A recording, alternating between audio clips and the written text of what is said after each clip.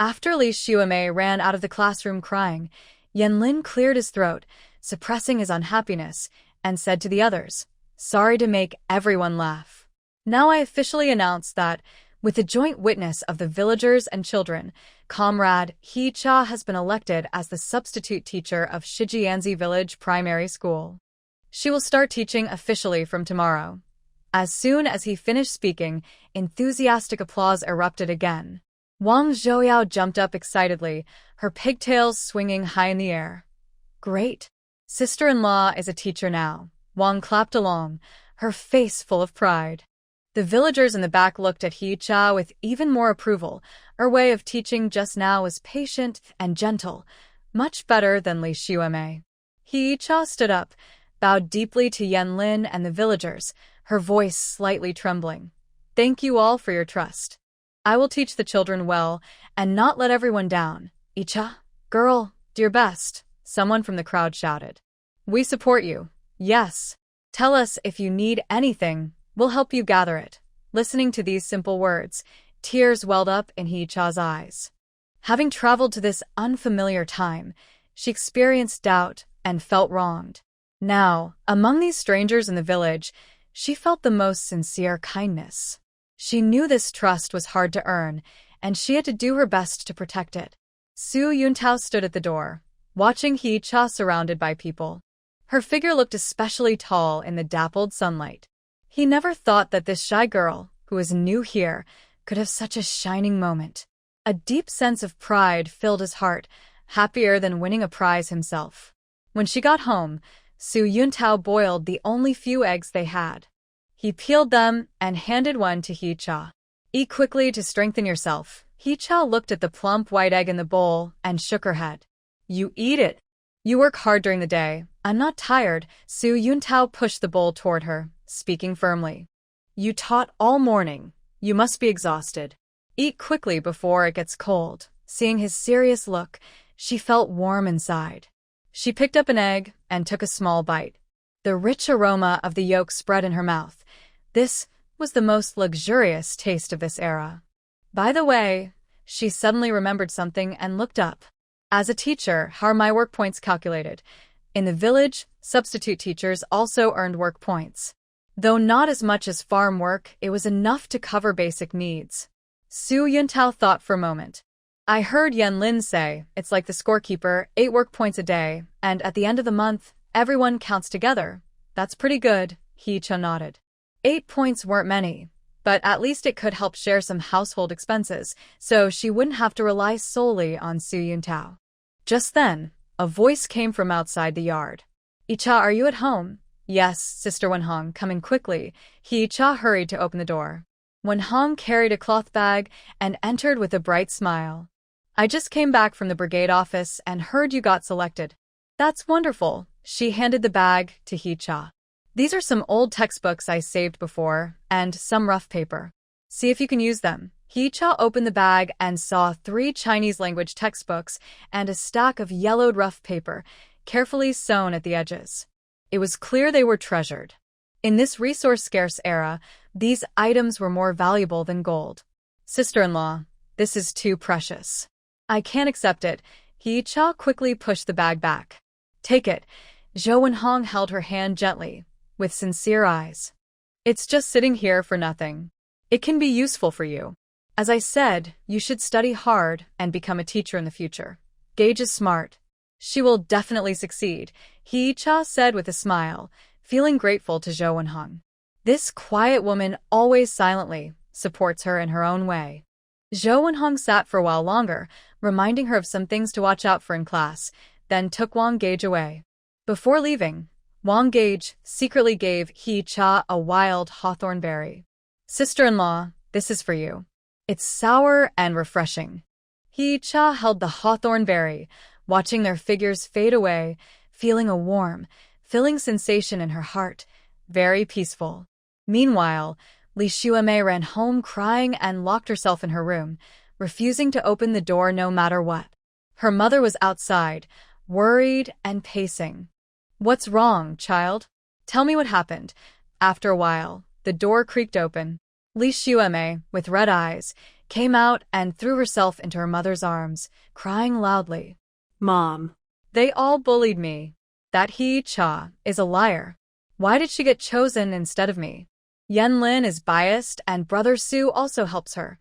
She exaggerated what happened in the classroom today, making herself look like a victim and calling Hee-cha a cunning fox spirit. Lee's mother frowned as she listened.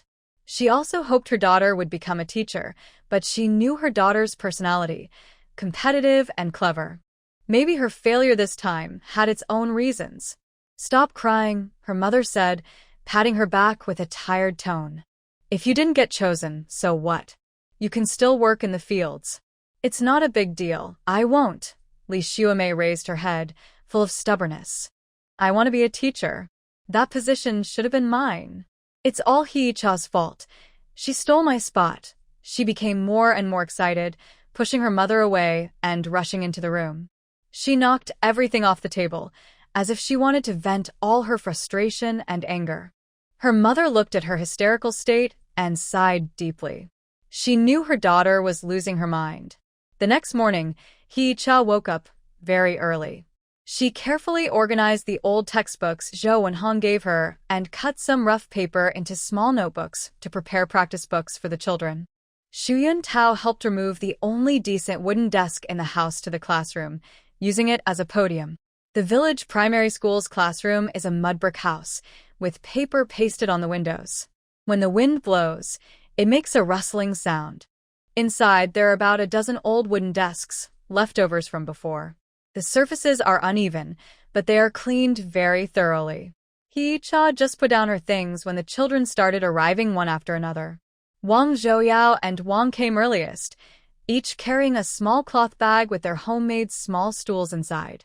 When they saw Hee-cha, their eyes lit up, and they rushed over like two happy little birds. Good morning, teacher. Their clear voices calling, teacher, made Hee-cha feel warm inside. She smiled and patted their heads. Sit down quickly. Class will start soon. Soon, more than 20 children had arrived. They wore patched clothes, with dirt on their faces, but their eyes sparkled with a desire to learn. Hee-cha looked at them and suddenly felt the heavy weight of her responsibilities. Before class, let's introduce ourselves, she said from the podium with a smile. My name is Hee-cha, and I will be your teacher from now on. You can tell me your names, okay? Okay, the children shouted in unison. My name is Wang Zhouyao. My name is Wang. My name is Yan Haochen. The children eagerly called out their names one after another, making the classroom lively like boiling water. Hee-cha listened patiently, remembering each name in her heart. She knew that remembering their names was the first step to respecting them. After the introductions, Hee-cha took out some chalk and wrote, "First lesson of the new term," on the blackboard. Instead of rushing to teach from the textbook, she asked, "Does everyone know why we go to school?" The children looked at each other, silent. After a while, Wang Zhouyao timidly raised her hand. My mom said, going to school can help us learn to read and write and we can become leaders. That's right, Hee-cha nodded approvingly.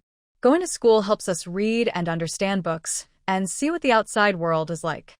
But more importantly, going to school helps us understand right from wrong and become good people. She paused, looking into the innocent eyes of the children and explained in simple words, it's like planting crops. First, you loosen the soil and add fertilizer, then good grains will grow. Going to school is like loosening the soil and fertilizing our minds, making us smarter so that in the future we can have the ability to leave the mountains and live a good life. The children nodded as if they understood but also longed for more. They didn't know what the outside world looked like, but they understood the words, good life. Hee-cha picked up the textbook and smiled, saying, today we won't learn poetry. First, let's learn to recognize words. Look at the blackboard and repeat after me. Person, person. The children repeated, their voices uneven but very serious. Sunlight shone through the window paper, casting mottled shadows on the blackboard.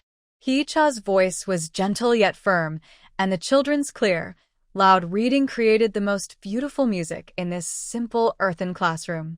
Suyentao finished his work and quietly stepped outside. He didn't go in but leaned against the wall, listening quietly. Hearing Hee-cha's gentle teaching and the children's innocent reading, A slight smile appeared on his face. The sunlight warmed him, just like his mood at that moment. He knew that from today, Hee-cha had a new role, and their lives would also bring new hope. In the evening, as soon as Hee-cha returned home, he heard that Lee Xiaomei had caused trouble in the village again. She ran to the village committee, claiming that Hee-cha became a teacher through unfair means and demanded a new selection by Yanlin. Yanlin was overwhelmed by her fuss and had no choice but to call the villagers' representatives, repeat the selection process in front of everyone, and clearly state that there would be no new selection. Seeing that arguing was useless, Lee Xiaomei cried and scolded her way home, locking herself in her room and never coming out. The villagers looked at her and shook their heads as they walked away. She's really too unreasonable, Hee-cha frowned slightly after hearing Xiantao. She didn't expect Lee Xiaomei to be so stubborn, even to the point of being unreasonable. Don't pay attention to her, Xiantao said as he brought dinner to the table. Yanlin already said it won't change. Her fussing is useless and only makes her look bad. Hee-cha nodded and said nothing more. She knew Lee Xiaomei was probably holding back anger and might cause more trouble. But she didn't have time to think about that now. She needed to prepare lessons carefully because she had to teach the children again tomorrow. After dinner, Hee-cha sat under the lamp preparing her lessons. Xiantao sat beside her silently, carefully carving soapstone. Moonlight shone through the window, casting a thin layer of silver frost on them. Yuntao, Hee-cha suddenly looked up at him. Thank you. Thank me for what? Xiantao paused his work, a bit confused. Thank you for always believing in me and supporting me. Hee-cha's voice was soft but sincere.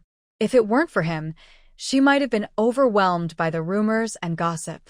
Xiantao's cheeks slightly reddened, and he looked down shyly, continuing to carve the stone. You're my wife. Who else would I trust but you? This simple sentence felt like a warm current flowing through Hee-cha's whole body. She looked at his serious side profile and suddenly had a thought. Perhaps, in this unfamiliar time, having him by her side made things not so hard to bear. She lowered her head and kept writing the words she planned to teach tomorrow on rough paper, but a small smile couldn't help but appear on her lips. Outside, the moonlight grew brighter, illuminating the humble little house and their hopeful future. The September wind carried the lingering heat of summer, sweeping across the drying field of the red flag production team, making the faded 5-star red flag at the corner of the wall flutter loudly. Hee-cha stood at the door of the classroom, which was a converted warehouse, her palms slightly sweaty, her fingers turning white as she clutched her lesson plan. Today was her first day as a teacher. Inside, 27 children sat, the oldest 13, the youngest just 6, all from the local production team. Hee-cha, don't be nervous. Zhou Wenhong came over carrying a stack of rough paper textbooks. Seeing her sweating slightly at the forehead, she handed her a blue cloth handkerchief. These kids are tough. Just speak loudly and keep them in order. I've managed tougher students at the textile factory. Hee-cha took the handkerchief and wiped her sweat, smiling. Red Sister Zhou, I'm just worried I won't do well. She had memorized her lesson plan late into the night, practicing under the oil lamp, thinking about where to emphasize her words and when to write on the blackboard. But standing at the door of this earthen house, her heart was pounding like a rabbit in her chest. The classroom door was made of old wooden planks. When she pushed it open, it creaked loudly, startling the lively noise inside. The 27 children all turned to look at her, their eyes filled with curiosity, fear, and a bit of mischievousness they couldn't hide. The boy with the bowl haircut in the front row was secretly drawing little figures in the dirt with a stick. When she saw him, he hurriedly shoved the stick under his bottom, his face turning bright red with embarrassment. Hee-cha took a deep breath and walked up to the platform built from earth. The platform was made overnight by the team's carpenter, with rough edges still showing. On top was a wooden board painted with ink, used as a blackboard, with a few cotton-wrapped sticks standing beside it as chalk. She placed her lesson plan on the platform. When her fingertips touched the rough wood, she overheard someone whispering below, "Is she the teacher who is chosen? I heard she's more educated than teacherly." Quiet. Hee-cha cleared her throat, her voice steadier than she expected. She straightened her back like her old school teachers and looked over each face. My name is Hee-cha. Starting today, I am your teacher. You need to listen carefully in class, raise your hand to speak, and don't run around. Do you all understand? The children looked at each other, silent. The boy hiding the stick suddenly stood up and shouted, "Why should we listen to you? Teacher Lee used to let us play freely." His name was Go Sheng, the most mischievous kid in the team. When Teacher Lee Shui Mei couldn't control the class, she just let them run around inside the classroom. Hee-cha didn't get angry. Instead, she smiled. Because I can teach you how to read and count, and I can tell you stories about Sun Wukong. She took out a drawing from her lesson folder. A picture of Sun Wukong she had sketched last night with burnt charcoal. Though simple, it vividly showed the fiery-eyed Monkey King. If you listen carefully, I'll give this drawing to whoever behaves well before school ends. Wow. It's Sun Wukong. A few children in the back immediately widened their eyes, and Go Sheng was even more stunned, staring intently at the picture. Hee-cha stuck the drawing on the blackboard and picked up a piece of chalk. Today, we'll learn 3 characters: person, hand, and foot. Look, the character for person looks like 2 people standing together, leaning on each other. As she spoke, she wrote on the blackboard, her wrist moving carefully and seriously. The mud brick house was very quiet, only her voice and the scratching sound of the chalk on wood, mixed with the occasional crowing of chickens and barking of dogs from outside, creating a peaceful, grounded feeling. At first, some children couldn't sit still. Some secretly peeled at the wall, others stared out the window at the sparrows, lost in thought. Hee-cha didn't scold them. When she reached the character for hand, she asked everyone to stretch out their hands, count their fingers, and teach them to use their hands to show 1, 2, 3. When talking about the character, foot, she took the children for 2 laps around the classroom, telling them, "Foot is just a foot, and you rely on it to travel the world." At first, Go Sheng was stubborn and didn't cooperate, but seeing other children raise their hands to answer questions, his eyes gradually showed envy. Hee-cha noticed this and specifically called him, "Go Sheng, try writing the character person." Go Sheng blushed, hesitated, and slowly walked to the podium. He picked up a piece of chalk, trembling badly, and wrote the character person crookedly, like a wilted bean sprout. Someone in the class giggled quietly, and his face turned even redder. His hand holding the chalk was shaking. Not bad. Hee-cha crouched down, holding his hand and helping him straighten the strokes. "See, this way, you stand firm. Just like standing straight, keep your back straight." Her fingertips were warm and a bit rough with chalk dust. Go Sheng suddenly felt less nervous. Following her gentle guidance, he slowly wrote a decent person character. Yes. That's it. Hee-cha released his hand and smiled at him. Go Sheng is very smart. He learns quickly. Go Sheng grinned, showing 2 newly replaced front teeth. When he ran back to his seat, his back was straight and proud. The lesson passed quickly without him noticing. Before class ended, Hee-cha gave the smallest girl a drawing of Sun Wukong and assigned homework. Use a branch at home to write the 3 characters they learned today on the ground. The children lined up to leave the classroom. As they passed by her, they all quietly said, "Goodbye, teacher," and even Go Sheng, blushing, called out in a muffled voice. Hee-cha watched their backs as they ran away, feeling warm inside. Just as she let out a sigh of relief, she heard soft footsteps behind her. She turned around and saw Su Yun-tao standing at the door, wearing a faded blue cloth jacket, holding a cloth bag. The setting sun shone behind him, casting a golden glow around him. "Why are you here?" Hee-cha was a bit surprised. He was supposed to be working in the fields today. Su Yun-tao stepped inside, his gaze falling on her chalk-dusted hand, and a gentle smile appeared on his face. "Just coming back from the fields, passing by, and thought I'd check on you." He opened his cloth bag, revealing 2 plain steamed buns and a small dish of pickles. "I know you didn't eat much this morning, so I brought something to fill your stomach." Hee-cha picked up a bun and took a small bite. The warm wheat aroma spread in her mouth. She looked at Su Yun-tao, who was lowering his head to look at the characters on the blackboard, his finger gently brushing the crooked person Go Sheng had written, and softly said, "You wrote it quite well." "Children are all quite well behaved," He Cha said, recalling the scene earlier and couldn't help but smile.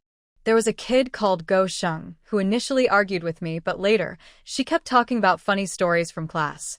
Su Yuntao stood nearby, listening, occasionally nodding, his gaze gentle and familiar as it rested on her face. Sunlight streamed through the window, casting small patches of light on his face. His long eyelashes drooped, creating a shadow over his eyes. "I just looked out the window for a while," Su Yuntao suddenly said. "You look very nice standing at the podium." Hee Cha's face turned bright red.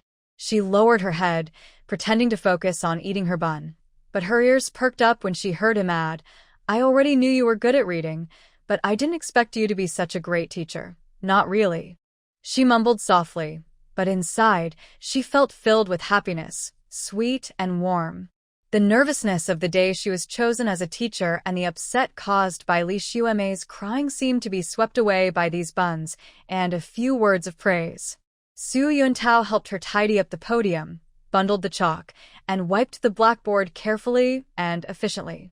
"The team said they'll pay you next month, 15 yuan and 30 jin of grain tickets," he said, sounding pleased. "Life will get a bit easier then." Hee Cha nodded, thinking about how she would use her salary to buy a new coat for Su Yuntao, whose sleeves were already worn out. They walked out of the classroom together. The setting sun stretched their shadows long, almost overlapping.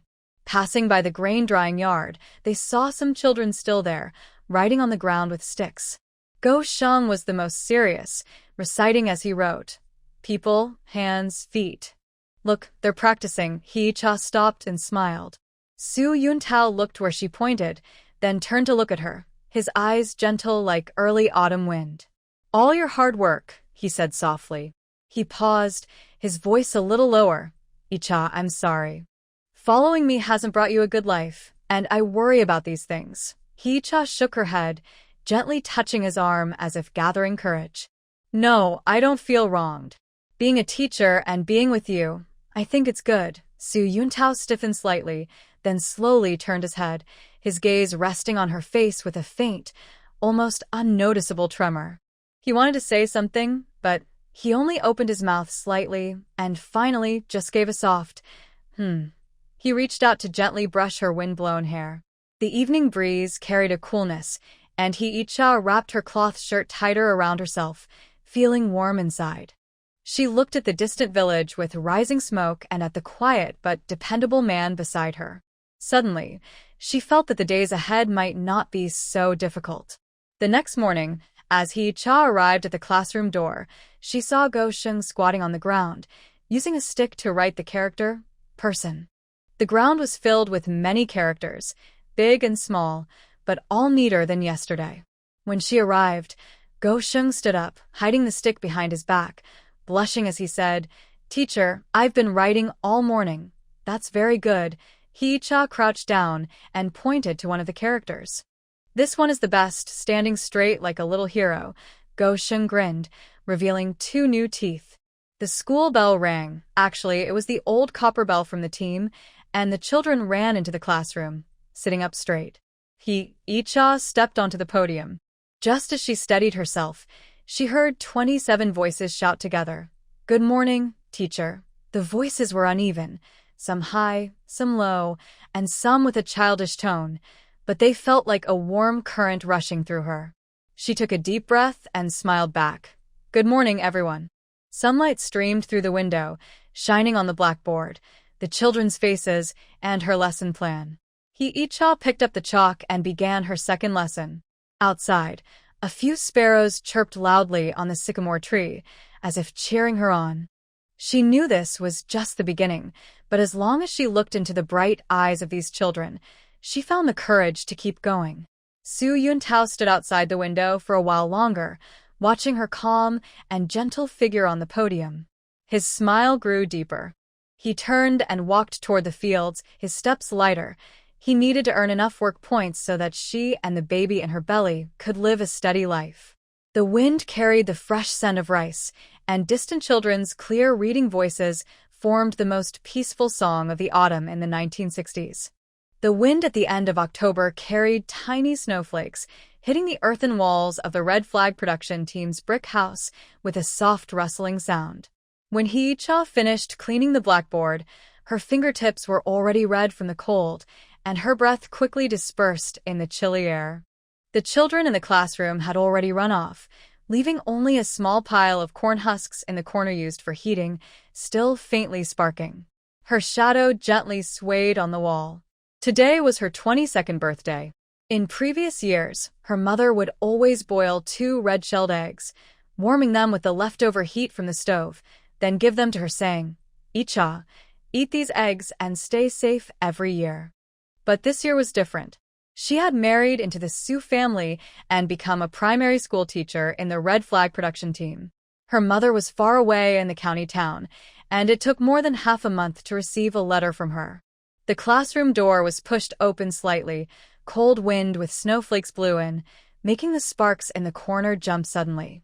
Hee-cha turned around and saw Soo Yuntao standing at the door, a thin layer of frost on his shoulders, holding a blue cloth bag. His fingers, red from the cold, clenched the bag tightly, causing it to crease. "Why are you here?" She put down the chalkboard eraser and quickly walked over, trying to brush the snow off his shoulder. "Didn't you say you were going to the commune to get fertilizer today? Why are you back so soon?" Soo Yuntao turned slightly to hide the bag behind him, a faint smile on his lips. "Finished unloading the truck early, so I came back." Snowflakes clung to his eyelashes, and his breath formed white mist as he spoke, brushing past his nose. "Class over?" "Yes, just finished sending the children home." Hee-cha noticed his hidden hand and looked at him curiously. "What are you holding?" Soo Yuntao didn't answer directly. Instead, he turned slightly to let her go ahead. "Let's go home first. It's cold outside." They walked side by side in the snow, leaving uneven footprints in the fresh snow. Soo Yuntao walked on the outer side, deliberately giving way to her. When they reached icy patches, he would quietly reach out to steady her. Ever since he found out she was pregnant, he had been like this. He didn't talk much, but was always thoughtful. Her heart beat faster for no clear reason. Over these days together, she had come to understand Soo Yuntao's personality. He wasn't someone who spoke sweet words, but whatever he said, he would definitely do. Like last time, when she mentioned the blackboard reflecting light, the next day he carried A to the back mountain and carved a flat blue stone to serve as a new blackboard. When she said the children lacked practice books, he used his evenings to dismantle old account books from the team, sewing them into small notebooks. The pages were rough, but much more durable than plain paper. "What are you thinking about?" Suddenly, Soo Yuntao lowered his head and asked her, noticing that the snow on her eyelashes had melted, leaving a small damp spot under her eyes. "I didn't think about anything." Hee-cha quickly looked away, staring at her shoes. These cloth shoes were still the ones her mother made for her at marriage. The toe had a small hole, patched up last night with uneven stitches, looking a bit shabby. It seemed Soo Yuntao saw through her thoughts. He paused, then said, "Next month after I get my salary, I'll make you a new pair of shoes with some cloth." "No need, no need." Hee-cha hurriedly waved her hand. "These shoes still wear well. Save some cloth coupons. There will be more places to spend money later." Soo Yuntao didn't reply, just tightened his grip on the cloth bag. He pushed open the squeaky wooden door of the Soo family's house. A faint smell of coal smoke hit her. Soo Yuntao had already heated the kong, a traditional bed, and on the kong table were 2 steamed buns, a small dish of salted vegetables, and a bowl of hot corn porridge. Simple dinner for both of them, as plain as can be. Just as Hee-cha was about to reach for the buns, Soo Yuntao held her hand. He placed the blue cloth bag on the table, untied the string, revealing what was inside, a piece of floral fabric. The fabric was about 3 feet long, with a soft moon-white background decorated with tiny pink and white flowers. The petals were edged with a light yellow border. Under the dim oil lamp, it looked like wild roses blooming across a spring hillside. In the dull gray and black of the 1960s, such bright floral fabric was rarer than the red sugar given out during New Year. Hee-cha's breath suddenly caught. She recognized this fabric. Last month, The supply and marketing cooperative brought in a batch of popular goods, including this rose fabric. The women and girls gathered around to look, and some even lined up at the end of the street. But when they heard it cost 3 feet of fabric coupons plus 5 yuan, they all shook their heads and walked away. Fabric coupons were precious. Every family saved them to make new clothes for their children. Who would trade so many coupons for a piece of pretty but useless fabric? Why you? What is this? Her fingers trembled badly. She wanted to touch it but was afraid, worried it was just a dream that would shatter if she did. Su Yuntao pushed the fabric toward her, his voice lower than usual, with a hint of nervousness she could barely notice. Today, I went to the commune and I happened to catch the supply and marketing cooperative clearing out stock, so I traded for this fabric. He paused, his rough thumb rubbing the pattern on the cloth. I think this color suits you. Make a new dress with it. It's cold now, and you should add some warmth. Cloth voucher. He Cha's voice was a bit hoarse. She knew that Su Yuntao only had 2 feet of cloth voucher, a benefit issued by the team some time ago. Where did you get that cloth voucher? Su Yuntao's ears turned slightly red as he avoided her gaze and looked at the bed table. I traded it with one accountant. I gave him 2 jean of fine grain tickets this month, and he gave me an extra foot of cloth voucher. Her heart felt like it was hit hard, and her eyes started to sting with heat. Everyone knew how precious grain was in the 1960s. Fine grain tickets were even rarer. Being able to exchange them for white flour was a treasure only used during festivals or special occasions. Su Yuntao had a bad stomach and often felt acid after eating coarse grains. She had seen him in the middle of the night, suffering and clutching his stomach in the corner of the bed, but even then, he never used his fine grain tickets, always saying he wanted to save them to help her recover her health.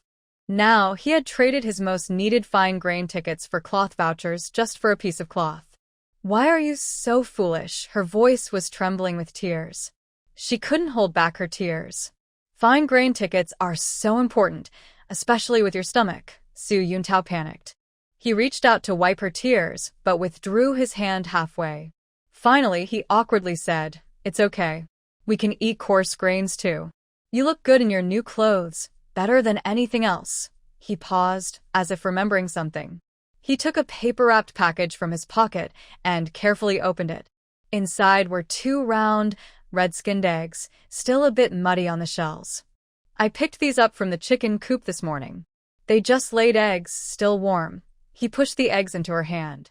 His calloused fingertips brushed her palm, carrying a warm, prickly feeling. Mother said, "Eat eggs on your birthday for peace every year." Holding the warm eggs, she looked at the moon-white floral cloth, tears falling more fiercely. She remembered the day she was elected as a teacher. Li Xueme was crying and throwing a tantrum in the grain field, calling her, using connections, and shameless. It was Su Yuntao who stepped forward and protected her, coldly telling Li Xueme the votes were cast by all the team members. If you're unhappy, go ask the team members. She remembered her first lesson. She was so nervous, she forgot her words. It was Su Yuntao standing outside the window, giving her a thumbs up. His encouraging look was more effective than any words. She remembered studying at night. When the oil lamp dimmed, he silently added more kerosene.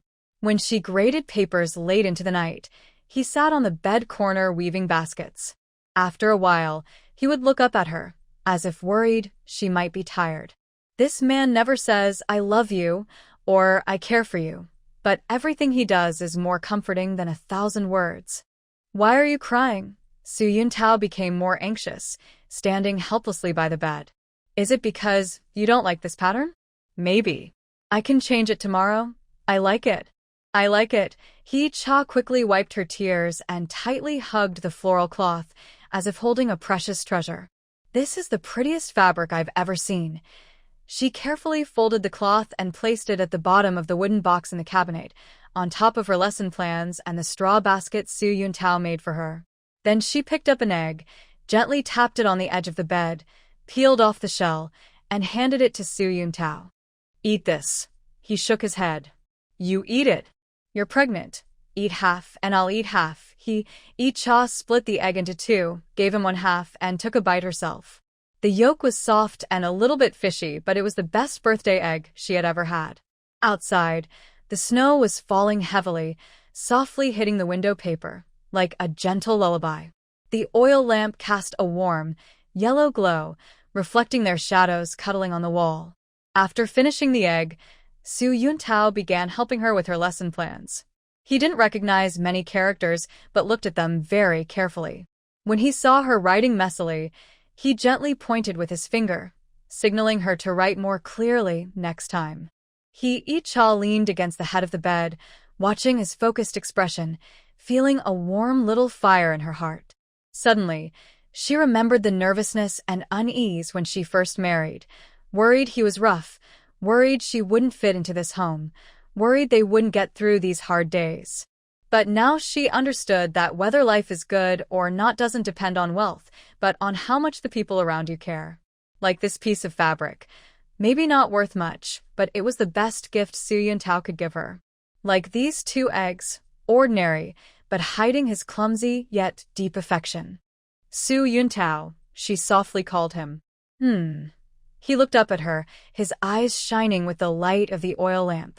Once I finish making this dress, I'll wear it for you. Hee-cha's cheeks flushed slightly, but she still looked into his eyes and spoke her heart. In spring, I'll wear it, along with the straw basket you made for me, and go dig wild vegetables by the field. Yuntao's mouth slowly curved into a faint smile, like the first rays of sunshine melting snow. Good. That night, Hee-cha slept very peacefully. She dreamed she was wearing a light blue floral shirt, standing on a field path full of wild roses. Yuntao was nearby, weaving a straw basket.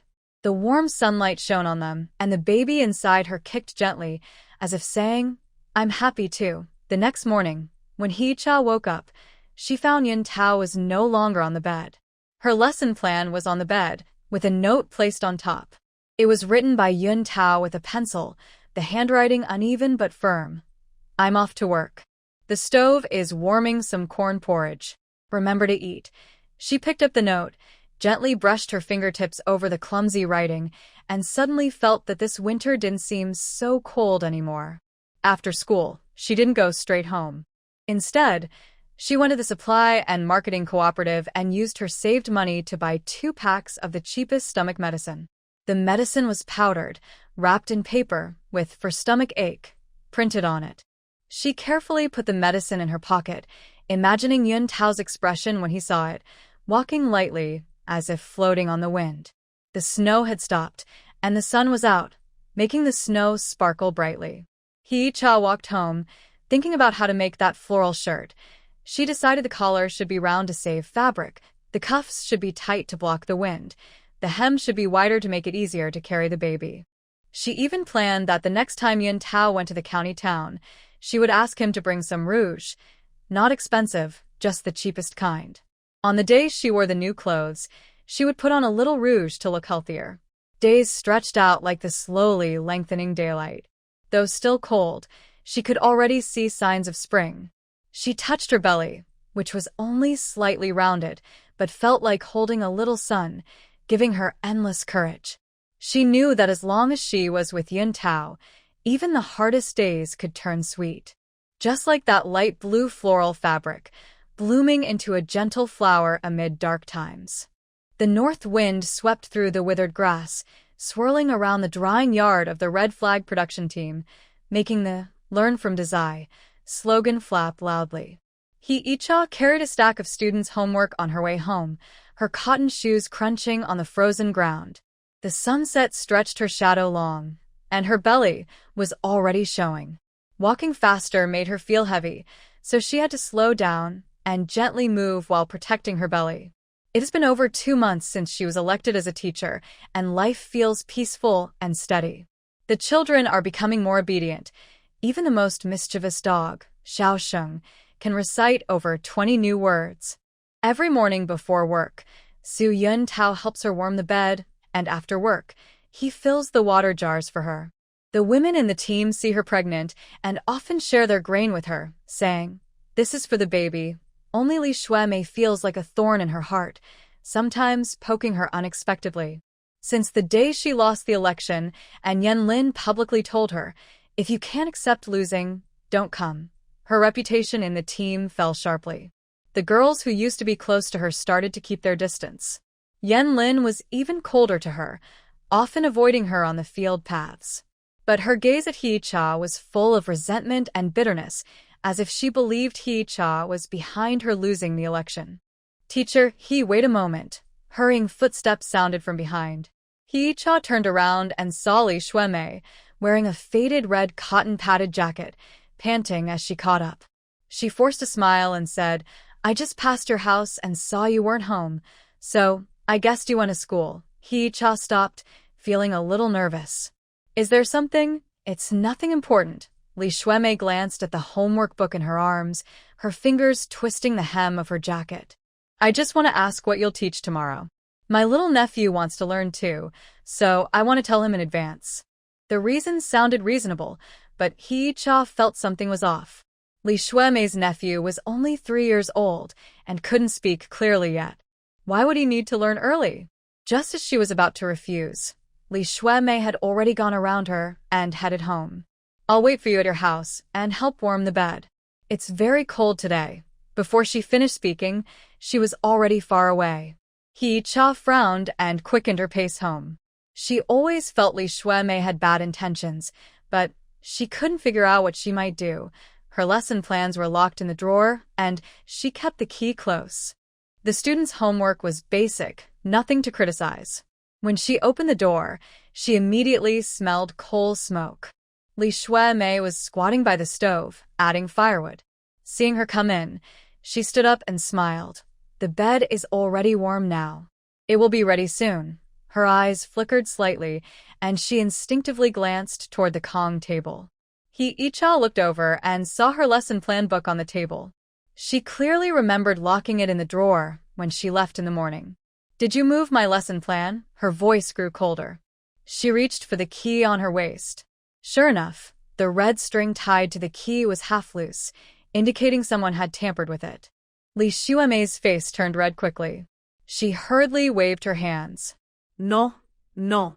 "I just saw it on the table and was worried the wind might it away, so I closed it." She spoke and started to retreat toward the door. "Since you're back, I'll go now. My little nephew is waiting for me." As she reached the door, Hee-cha called out, "Li Shuemei, are you planning to take my lesson plan to the team to complain?" Li Shuemei stopped in her tracks, suddenly turned around, and her smile disappeared. Instead, her face showed a fierce, desperate look. "So, what if I do?" She tilted her chin, her voice sharp. "Your lesson plan is just copied. Copied from the county elementary school textbooks. I saw through it long ago." Hee-cha was momentarily stunned, but then understood her plan. It turned out she wanted to steal the lesson plan and report her to the brigade, accusing her of plagiarism and unfit to be a teacher. In the 1960s countryside, plagiarism was a very serious crime, enough to get her removed from her teaching position or even branded as someone who took shortcuts, making it hard for her to regain respect in the team. "Did you open it and look?" Hee-cha asked calmly. Li Shuemei felt a bit intimidated by her gaze, but still forced herself to say, "So what if I did? Many parts inside are the same as the county elementary school textbooks. Do you dare say it's not copied?" She had indeed secretly looked inside. The handwriting was neat, and there were many small drawings explaining the words. A few pages looked familiar. She had seen similar ones at the county elementary school notice board when she visited relatives last year. "Take another look," Hee-cha said calmly. She walked over, picked up the lesson plan book, and flipped through it. She pointed to a blank space on one page, where a few lines of small writing in pencil read, "November 3rd, borrowed books from the commune, saw the county elementary school textbook Literacy Enlightenment, which explains heaven, earth, and people very well. We can borrow its metaphors and adapt them to our production team. For example, earth can be explained as the soil for planting crops, which is easier to understand." I turned a few more pages, and almost every blank space had similar notes. November 5th referenced Introduction to Arithmetic, changed the example apple sorting to sweet potato sorting to relate to daily life, and November 8th saw Zhou's accounting ledger, inspired to teach children about work points and rations. The handwriting varied from early to late, with different shades of pencil, clearly written over time. Li Shuemei's face suddenly turned very pale. Her lips trembled as she couldn't speak. She only saw that the content was similar but didn't notice the notes. These clearly said reference and adaptation. They weren't plagiarism. Instead, they showed how careful Hee-cha was. "Did you expect this all along?" she asked, trembling, with disbelief in her eyes. Hee-cha closed her lesson plan book and looked at her. "I didn't expect you to steal the lesson plan, but I know that doing good work takes effort.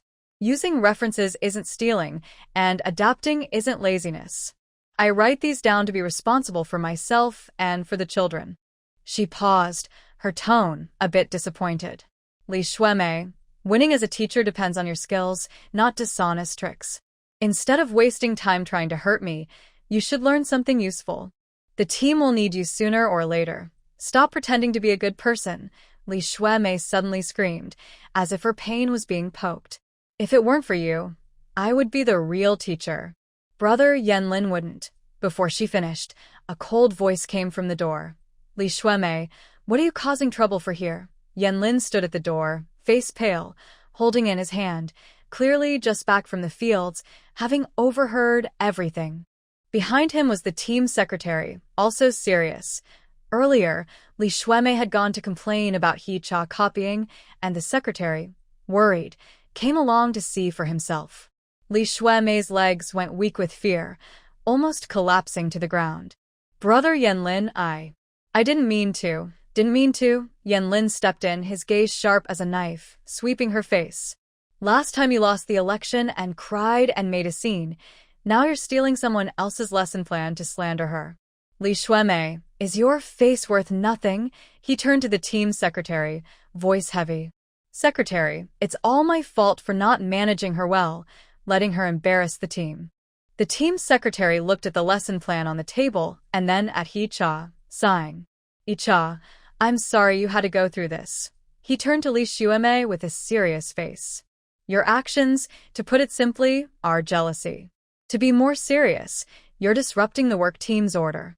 Since this is your first mistake, I'm punishing you to stand in the sun and shake the grains for 3 days. Reflect on what you did." "Secretary, Li Shuemei wanted to explain. "Shut up," Yanlin interrupted her sharply.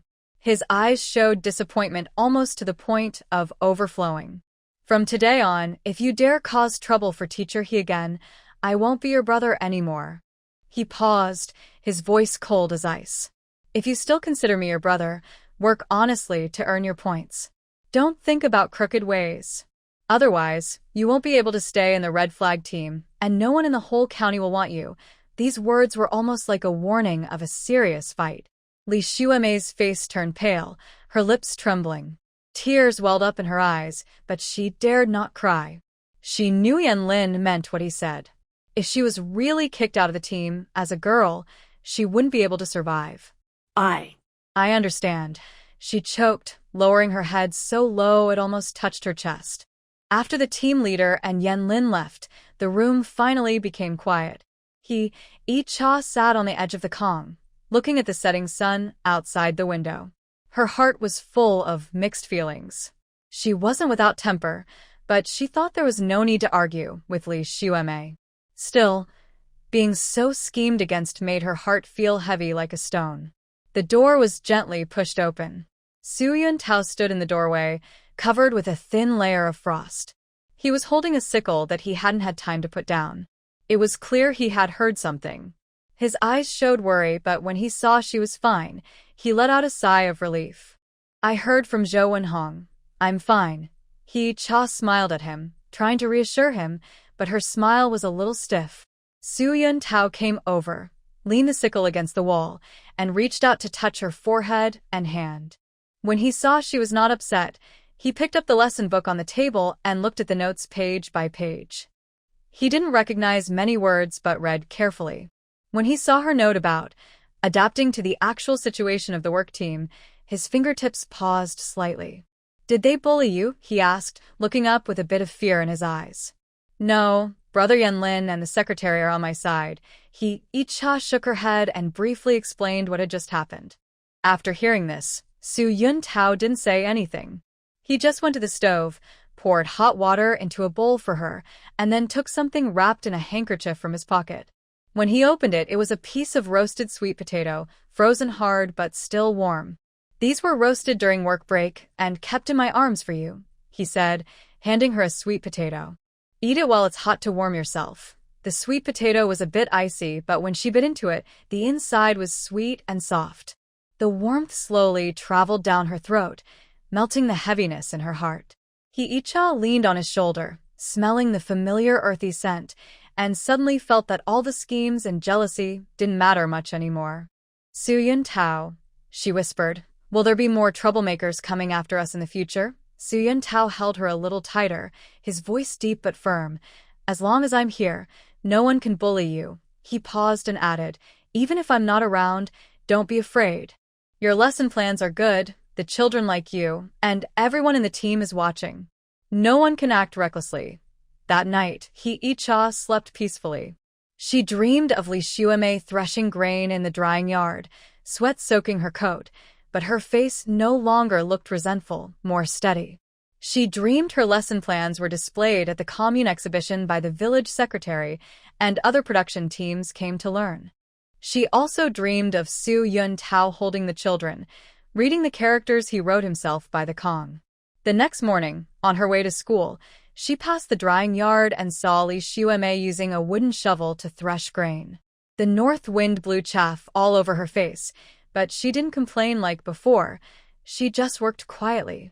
When she saw Hee-cha passing by, she looked up, lips moving as if to say something, but in the end, she just lowered her head and lifted the shovel higher. Hee-cha didn't greet her and simply walked on. She knew some things didn't need apologies, only actions to prove them.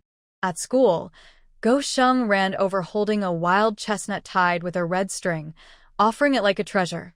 "Teacher, my mom said this is good for health, so I brought it for you." Other children also took things out of their pockets, half a steamed bun, a frozen pear, even a small clay fig, saying it was for the little brother to play with. Seeing the children's red, frozen faces, Hee-cha felt warm inside. She shared the wild chestnut with everyone and kept one for herself, slowly chewing it. It was sweet with a little bitterness, just like these days, somewhat tough, but hiding an unbreakable sweetness. After school in the afternoon, Zhou Wenhong came to see her, holding a thick piece of cloth used for shoe soles. "Icha, I see your cotton shoes are almost worn out. Here's some cloth to make a thicker sole so you'll stay warm in winter." She lowered her voice. "Don't take Li Xuemei's matter to heart." Yanlin harshly scolded her, promising she wouldn't dare do it again. "I understand," Hee-cha replied, neatly folding the cloth. "Actually, she's quite pitiful, just too proud. People who are pitiful often have faults," Zhou Wenhong said with a slight smile, unable to resist praising her. "But you're really impressive. You left notes on the lesson plan early on. If it were me, I might have been tricked by her." Hee-cha smiled softly. "It's not about being impressive, but about being careful in what I do. My father used to say, preparation leads to success, lack of preparation leads to failure. If I think everything through, I won't fear others finding fault." As the sunset set, their shadows stretched long. Hee-cha carried the cloth and walked home, her steps lighter. She knew that after Li Xuemei's last attempt failed, she probably wouldn't bother her again. She also understood this was just a small episode in her life. More challenges awaited her in the future. Because she had the care of Soo-yun Tao, the love of the children, the support of her team members, and the confidence from her carefully annotated lesson plan, filled not only with knowledge, but also with her seriousness about life and her trust in the future. The north wind still blew, but sunlight broke through the clouds, casting tiny golden glimmers on the snow, as if telling her, even in the coldest winter, spring will come with blooming flowers. The wind in December was sharp like a knife, blowing against the earthen walls of the Hongqi production team, making the ice on the eaves ring with a clear sound. Hee-cha was sitting on the Kong, sewing a small cotton-padded jacket for her unborn child. The needle and thread passed through thick cotton, leaving tiny stitches. On the Kong table was some red sugar bought just yesterday by Soo-yun Tao, issued with a ticket from the team. He was reluctant to eat it all, so he kept it for her. Outside the window, the sound of hooves echoed sharply in the quiet afternoon. Hee-cha looked up, feeling a strange tightness in her heart. People coming to the production team at this time were probably from the commune or county. She put down her sewing and was about to go to the window to look, when the gate at the yard opened with a loud voice. "Hee-cha, are you home?" "Officer Yu is here." Yu Gongjun was an officer from the commune, responsible for handling documents and archives. He rarely came to the production team. Hee-cha's heart skipped a beat. She slowly stood up, supporting herself on the edge of the Kong, instinctively holding her belly. Recently, Su Yuntao kept saying his heart was pounding fast. Could something be wrong? He was wearing a military green padded jacket, with a layer of white frost on the brim of his hat. His face carried a rare smile. "Comrade Hee-cha, good news." Hee-cha's heart beat faster. "Comrade Yu, is it? About Su Yuntao?" "It's not bad news, it's great news." Yu Gongjun waved his hand and sat down beside the bed. Zhou Wenheng quickly poured a cup of hot water and handed it over. He warmed his hands with the cup before saying seriously, "There are new developments in Su's case." "What did you say?" Hee-cha's voice suddenly rose, and the needle and thread in her hand dropped onto the bed. Su's case was a heavy burden on Yuntao's mind.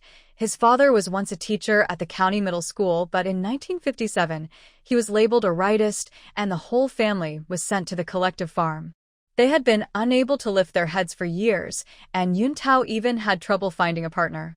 When she married in, her mother secretly wiped tears and said, "Hee-cha, I'm sorry you had to go through this.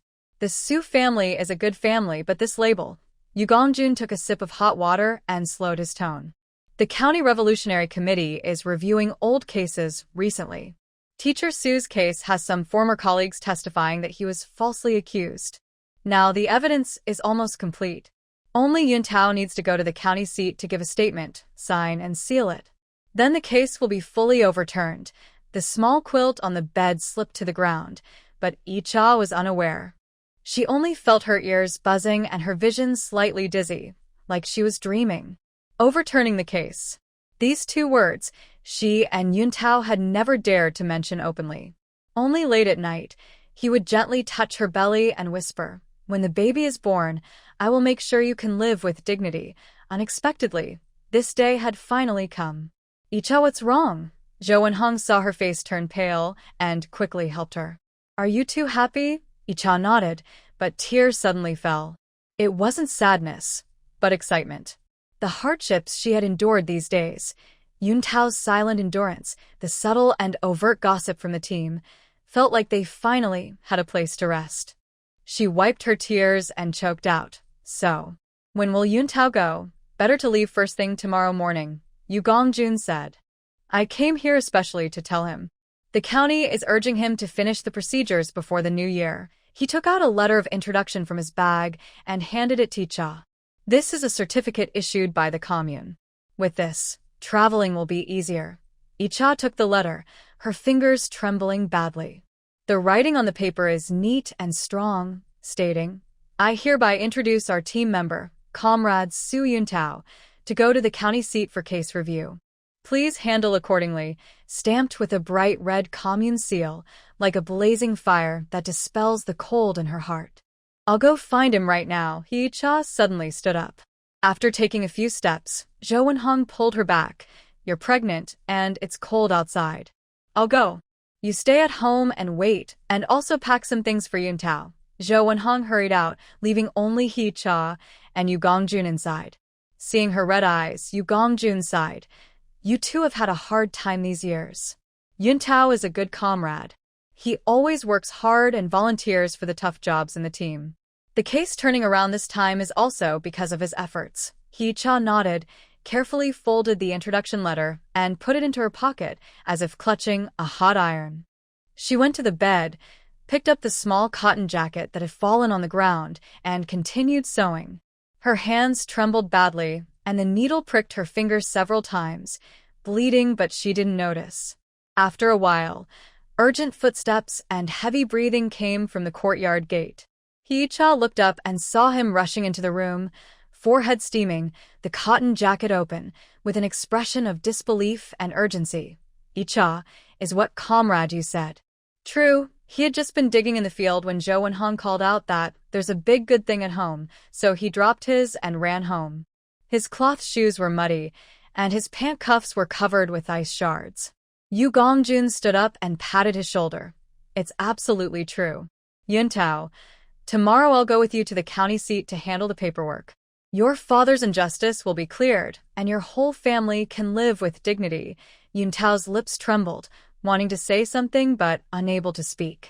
He walked to the bed, looked at the introduction letter in Hee-cha's hand, then at her red eyes, and suddenly reached out, holding her tightly.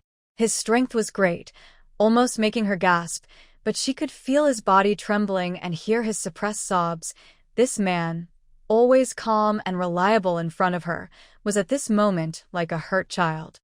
All right, you should be happy now, Yu Gongjun said with a smile, turning away. I'll go back to the commune first and come to pick you up early tomorrow. Comrade Icha, prepare some food for Yuntao on the way. It's cold in the county seat, wear more clothes. After seeing Yu Gongjun off, the room finally became quiet.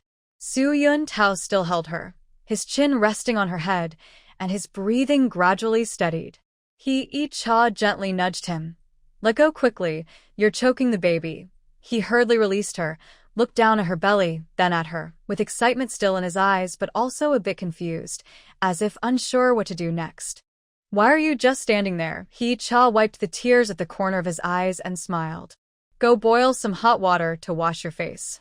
I'll pack your things. Su Yuntao responded with a soft, turned to the stove to boil water, but his steps were a little unsteady, almost tripping over the threshold. Icha watched his back, couldn't help but laugh, tears falling again. She opened the cabinet, found Su Yuntao's best blue cloth jacket, and took out the new cotton pants she had sewn, folded neatly. After thinking for a moment, she also put in the old cotton padded jacket left by Su Yuntao's father, a slightly worn dark blue padded jacket, with a torn collar she had secretly mended recently, thinking it might come in handy in the county. How long will the journey take? She asked. Deputy Yu said, riding a horse to the commune, then taking a tractor to the county about half a day, Su Yuntao said while wiping his face. I'll try to finish quickly and come back early. Don't rush. Do things carefully first. Icha wrapped the 2 steamed buns in cloth and took out a piece of brown sugar from the Kong table. Bring this along. It's cold on the road, and soaking it in water will warm you up. Su Yuntao looked at the brown sugar, frowned. You keep it to improve your health. I don't need it. I told you to take it, so take it. Icha shoved the cloth bag into his hand. I have food at home, and Aunt Jo and Hung will bring me more. When you get to the county, don't be stingy with money. Eat well. Don't freeze or go hungry. She kept talking, like an ordinary wife sending her husband off on a journey. Su Yuntao didn't interrupt her. He just looked at her with gentle eyes, as warm as spring water. After she finished, he softly said, I've packed your lesson plans and locked them in the drawer. If the student's homework isn't finished, I'll help you when I return. Got it. Do you think I'm still a 3-year-old? Icha teased, but her heart felt warm. That night, neither of them slept much. Su Yuntao filled the water jar at home, chopped firewood neatly, and even added more coal to the stove. Icha told him about school, saying that Go Sheng had misread words again and was punished to copy 5 times. She also mentioned a little girl who gave her a dried wild chrysanthemum, which smelled nice tucked inside her lesson plan. Listening to Su Yuntao, she nodded from time to time, but her eyes kept fixed on her belly, as if trying to remember what the baby looked like. Do you think if the case is overturned, we can move back to the county town? Icha softly asked. She actually liked the red flag team, but she knew that Su Yuntao was always thinking about the county town where his father taught and where their childhood home was. Depends on the situation, Su Yuntao said, holding her hand. If you don't want to leave, we can stay here. It doesn't matter where we are as long as we're together with you and the baby. Her heart settled. Yes, it doesn't matter where as long as the family is together. At dawn, Yu Gongjuan's horse hooves sounded outside the yard. Su Yuntao packed his bag on his back, and Icha saw him off at the door. Cold wind and snowflakes hit her face, making her feel sharp pain. When you get to the county town, send me a message, she said, holding his hand tightly, reluctant to let go. Okay, he nodded, pulling something from his pocket and giving it to her. It was a small wooden block tied with red string, with a crooked and character carved on it. I carved this last night. Wear it for safety. Cha held the wooden block in her hand. The wood's grain pressed against her palm, but it felt reassuring. She tiptoed and whispered in his ear, Su Yuntao, I'll wait for you to come back. His body stiffened, then suddenly he hugged her, kissed her on the forehead, and turned to leave without looking back. He was afraid that if he looked back, he wouldn't want to leave. Cha stood at the door, watching his figure disappear into the snow. She still held the character wooden block in her hand. The wind was still blowing, but her heart was not cold. She knew this time he wasn't going to suffer injustice. He was going to reclaim their dignity. She turned back into the house, tied the wooden block on her wrist, and went to the Kong bed. She picked up the small cotton jacket that was not yet sewn up. Sunlight shone through the window lattice, illuminating the jacket warmly. Baby, she gently stroked her belly.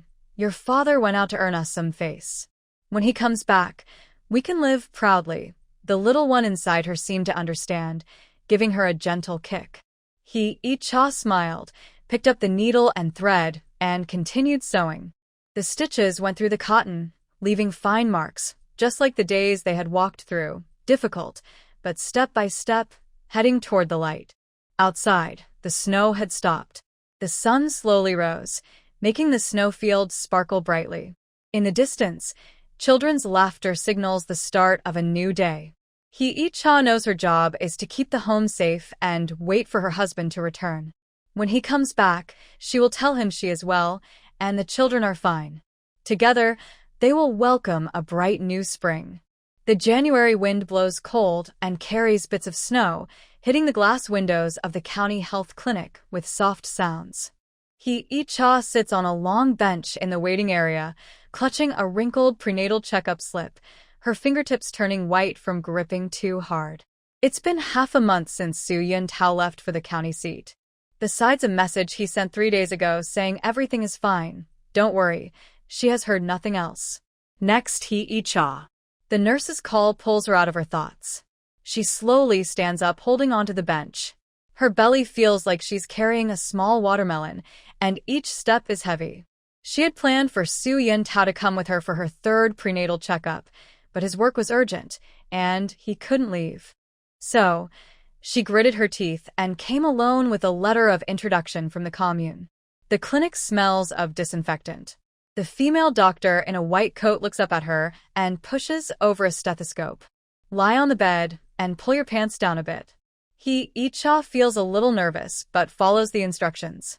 As the cold stethoscope touches her belly, the baby inside kicks suddenly, as if protesting.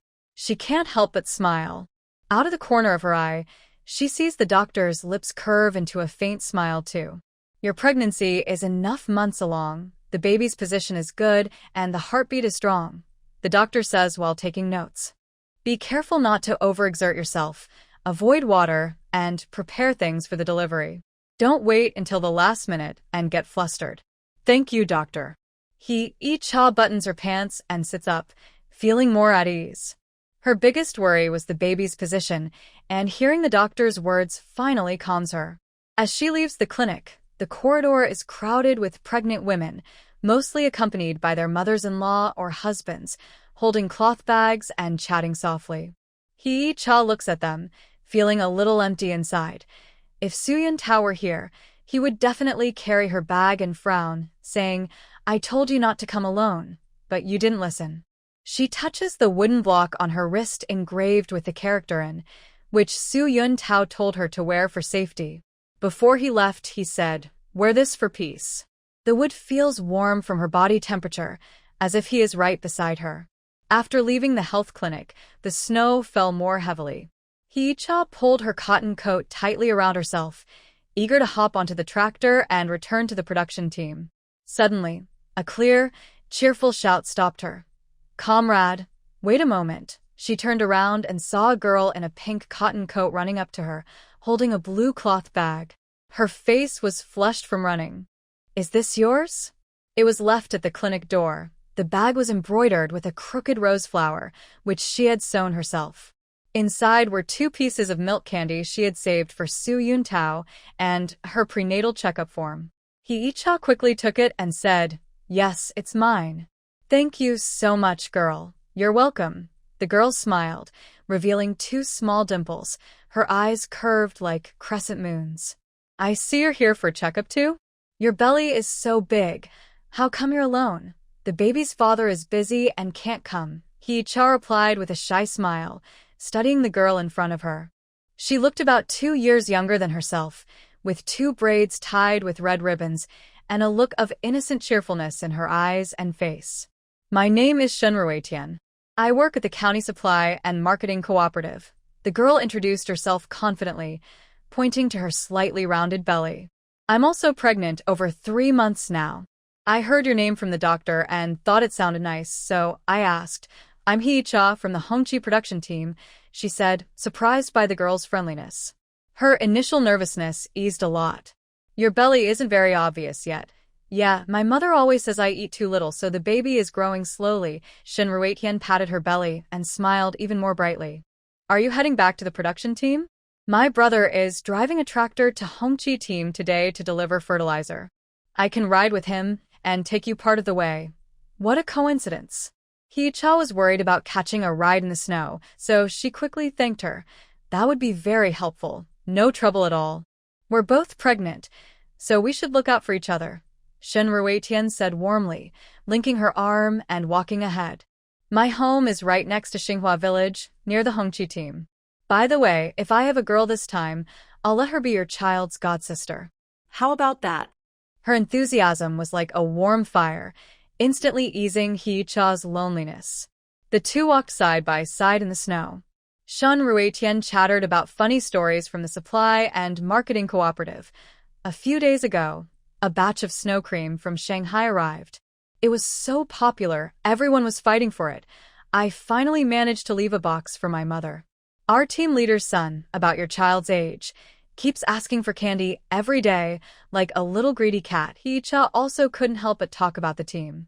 She said Go Sheng wrote the character, Tion, as "duh," and was punished to copy it 10 times. She mentioned Zhou Wenhong's wife always brought her boiled eggs, saying, "Eat more milk." She also said Su Yuntao was working on overturning a case in the county seat, and once it's done, he can be a proper person. "That's wonderful." Shenruetian's eyes lit up. "My father was also wrongfully accused before, but he was later exonerated. Now he works as a veterinarian at the commune.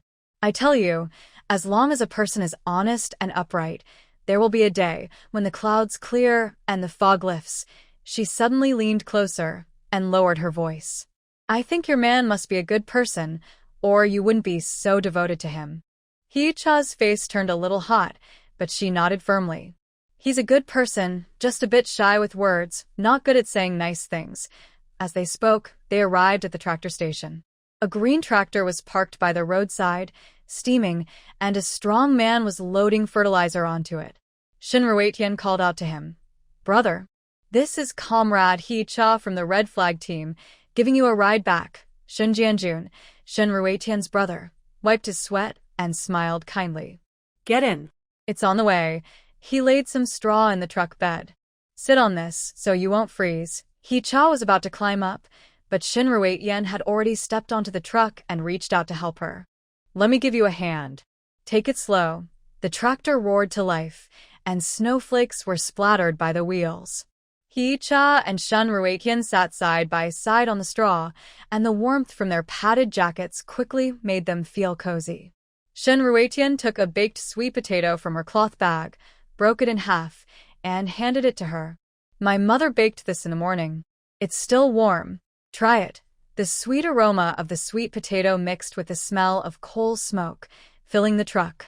Hee-cha took a bite and the soft, sticky sweet potato melted in her mouth, warming her heart. Suddenly, she remembered the sweet potato Su Yuntao baked for her before he left. It was so hot she kept inhaling sharply, but didn't want to let go. "How did you meet your man?" Shenruetian asked curiously. "Matchmaker introduced us." Hee-cha said shyly. The first time I saw him, I thought he was very dull, couldn't say a word. But then I saw him helping the team's 5 guarantee households fetch water, and I thought he was a good person, so I met my partner through a matchmaker too. Shin Ruetian clapped her hands happily, her eyes shining. He is a teacher at the county middle school, teaches math, just like your friend. He's a bit of a quiet type, but he writes very beautifully. Let me show you. She took out a small notebook from her padded coat pocket with Ruetian's personal note, written in neat, strong handwriting. Hee-cha looked at the words and remembered Xiantao's crooked pencil handwriting. She couldn't help but smile. Everyone has their own style. That's right. Shen Ruetian put the notebook away. Although he's not very talkative, he remembers I love candied hawthorn sticks. Every time he visits, he brings me 2 bunches. When he found out I was pregnant, he even gave me all his ration tickets, saying, "This is for my niece to nourish herself." They talked back and forth, from men to children, from daily chores to future plans. Though it was their first meeting, it felt like they had known each other for a long time. The tractor jolted over the snowy plains, and in the distance, the village appeared faintly through the snow mist. Smoke rose from chimneys like white ribbons drifting gently under the blue sky. As they approached the red flag team, Shin Ruetian suddenly took out a small cloth doll from her bag and handed it to Hee-cha. "This is for your child. I sewed it myself. The stitches are a bit crooked, so don't mind." The cloth doll was made of pink floral fabric, with black button eyes, a tilted head, and a silly smile. Hee-cha felt her heart warm. "How can I accept this?" "Take it." Shin Ruetian pressed her hand. "Just as a gift for my godson. When you have your baby, I'll come bring you some brown sugar. I know a nurse at the health clinic, and I'll ask her to save the best for you." She also pulled out a note from her pocket. "This is my address. If you need anything, just send someone to tell me, and I'll come right away." The tractor stopped at the village entrance. Hee-cha held the warm doll, looked at Shin Ruetian's smiling face, and her eyes welled up. "Ruetian, thank you." "No need to thank me. We're friends now." Shin Ruetian waved her hand. "Remember to write me letters." The tractor rumbled away. Hee-cha stood in the snow, watching it disappear at the end of the road, still clutching the warm doll. The snow kept falling, but she felt no cold. Instead, her heart was warm, like holding a little stove inside her. Just as she reached the door, she saw Zhou Wenhong standing there, rubbing her hands. Seeing her return, she hurried over. "Finally back. Are you freezing? I made sugar water for you. Come inside and warm up." "Red Sister Zhou, let me introduce you to a new friend." Hee-cha shared the story of Shin Ruetian and raised the cloth doll in her hand. "Look, she made this doll for the baby." Zhou Wenhong took the doll and praised, "This girl is really skillful. She seems honest and sincere. You're lucky too, meeting kind people when you go out." She helped brush off the snow from Hee-cha. "Come inside quickly. The stove is warm. By the way, comrade, you sent a message earlier. Xiantao's side will take a few more days to finish, so don't worry." "I understand." Hee-cha nodded, feeling more at ease. While drinking warm sugar water, she placed the doll on the bed and carefully tucked the address Shin Ruetian wrote into her lesson plan book. Suddenly, she felt that even if Xiantao wasn't nearby, it wouldn't be so hard. With neighbors like Zhou Wenhong to look after her, new friends like Shen Ruetian to care, and the lively baby in her belly to keep her company, she believed she could get through the days. Before sleeping at night, she touched her belly and talked to the baby. "Baby, today I met a kind auntie who even made you a doll. When your dad comes back, we'll invite her to our house for dinner, okay?" The little one kicked her belly as if agreeing. Hee-cha smiled, placed a wooden block engraved with a character, and by her pillow, and closed her eyes. In her dream, she saw Xiantao return, wearing a new blue cloth jacket, holding a notice of rectification, smiling brightly. Shin Ruetian holding her daughter, coming to meet her own child. The children from the team gathered around them, singing the songs she taught. The warm sunshine shone on her, like falling into a jar of honey, sweet and so delightful she didn't want to wake up. The next morning, when Hee-cha went to school, she deliberately brought the doll with her. The children gathered around, curious. Go Sheng scratched his head and said, "Teacher, this doll isn't as good-looking as the Sun Wukong I drew. Once you learn to sew, you can make one for your little brother," He-cha said with a smile, patting his head. The school bell rang, and the children sat back in their seats. Their clear voices reading aloud drifted through the window to the snowy fields. Standing on the podium, He-cha looked at their bright eyes, feeling full of hope. She knew that no matter what difficulties she faced, as long as her heart had light and hope, life would get better and better. Just like the warm winter sun, it would always break through the clouds and spread warmth to every corner. The autumn rain fell steadily for 3 days, soaking the dirt roads of Shinianzi village, making them look like soft steamed buns. Icha leaned on the doorframe to look outside. Water droplets from the eaves formed strings, hitting the blue stone slabs and splashing tiny water droplets. The wild chrysanthemums in the yard looked even brighter and yellower in the rain. She was over 7 months pregnant, carrying a round, heavy pumpkin inside her belly. She could only walk a few steps before feeling tired. On the day Su Yintao left, it was also rainy. He wore a faded blue cloth jacket and kept holding her hand, repeatedly saying, "Don't overexert yourself. If you need anything, ask Zhou Wenhong." Looking back now, he had arranged everything well. "Icha, are you at home?" Li Xuemei's voice came from outside the yard, a little shy and tentative. Icha paused. Since the last argument over grain distribution, Li Xuemei hadn't stepped into her house for over half a month. Rumor had it that she had been avoiding everyone in the village, no longer gossiping about neighbors like before. She lifted the cotton curtain and saw Li Xuemei standing in the rain, holding a willow basket with something covered by cloth inside, steaming with white mist. The rain had wet her hair, sticking to her face, but she looked more pleasing than usual. "Come in, it's pouring outside." Haicha moved aside to let her in and turned to get a cloth from the kitchen. In the past, she might have wondered if the visitor was just looking for trouble, but now, feeling the little one kicking gently inside her, her worries eased. After all, everyone makes mistakes sometimes. Li Xuemei placed her basket on the Kong table, lifted the cloth, revealing 6 hot, white steamed buns. They were soft and fluffy, with just the right amount of baking soda, looking delicious. "My husband went to the commune to buy supplies yesterday. The supply store just steamed some buns, so I grabbed 6, she said, rubbing her hands nervously. "I know you're craving food now, so I brought some for you." Icha felt warm inside. These days, white flour was precious. Most families only steamed buns during festivals or special occasions. She was about to thank her when she saw Li Xuemei blush and take a cloth bag from her pocket.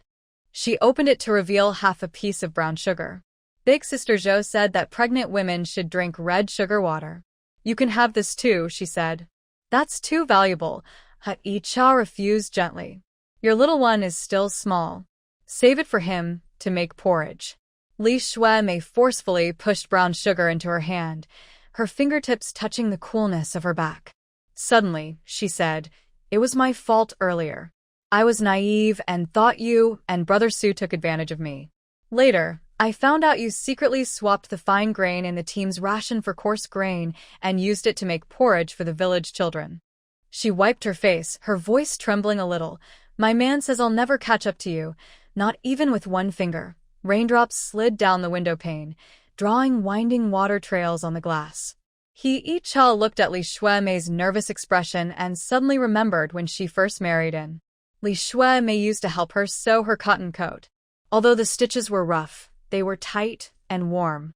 Back then, everyone in the village said Li Xuemei was good with her hands. Later, poverty made her more careful and cautious. "Don't mention the past," she said, putting the brown sugar into a drawer. She picked up a steamed bun from the basket and handed it over. "Try it? It looks delicious." Li Xuemei took it, broke off a small piece, and slowly chewed. Her eyes turned red again. "Icha, if you don't mind, I'll take care of your chores from now on. Fetching water, chopping firewood, sweeping the yard, I can do all of it." Just as Icha was about to wave her off, footsteps came from outside the yard. Wang Zhouyao, wearing a raincoat, stepped in carrying a bamboo basket filled with freshly dug carrots and cabbage, still covered in dirt. "Icha, my mother asked me to bring you some vegetables," she said cheerfully, carrying the basket to the kitchen. "I saw your water jar was almost empty, so I'll go fill it up later." Wang Zhou was known in the village for her honesty. 2 years ago, her husband injured his leg while building the reservoir, and she had to support the family alone.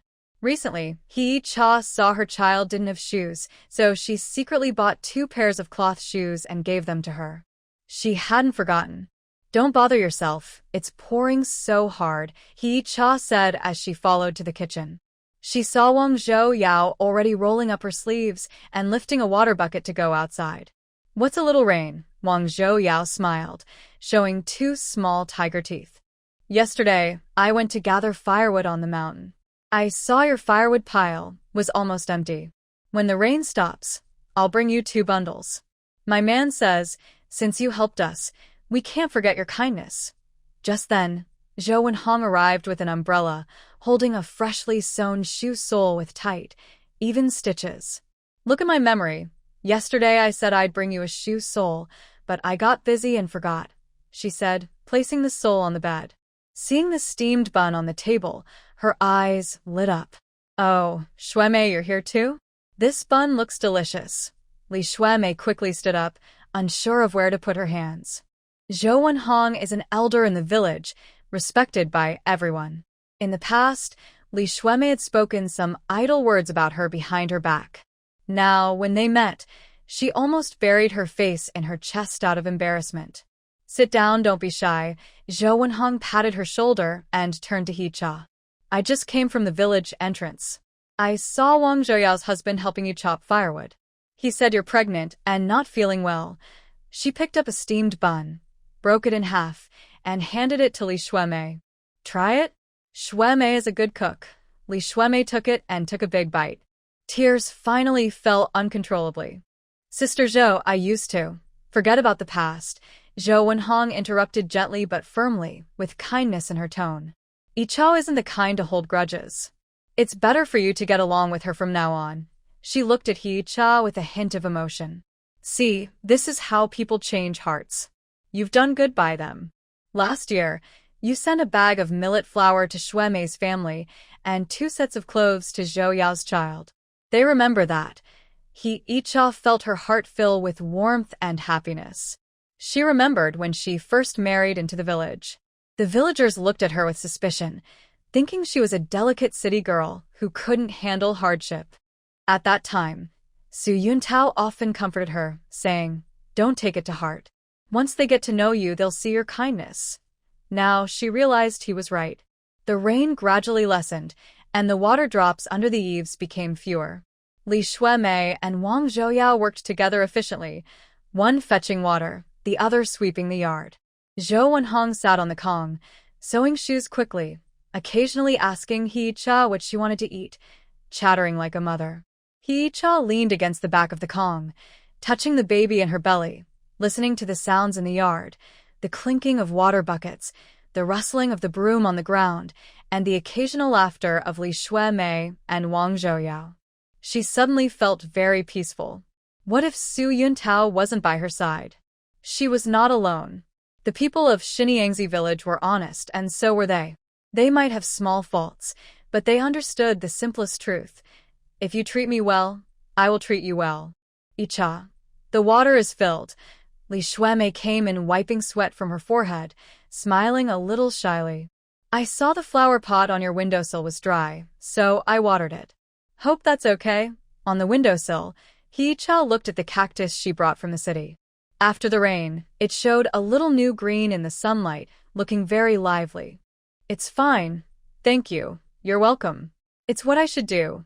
Wang Zhouya also came in, holding a handmade grass mat. I saw you said the edge of the bed was uncomfortable, so I made this grass mat.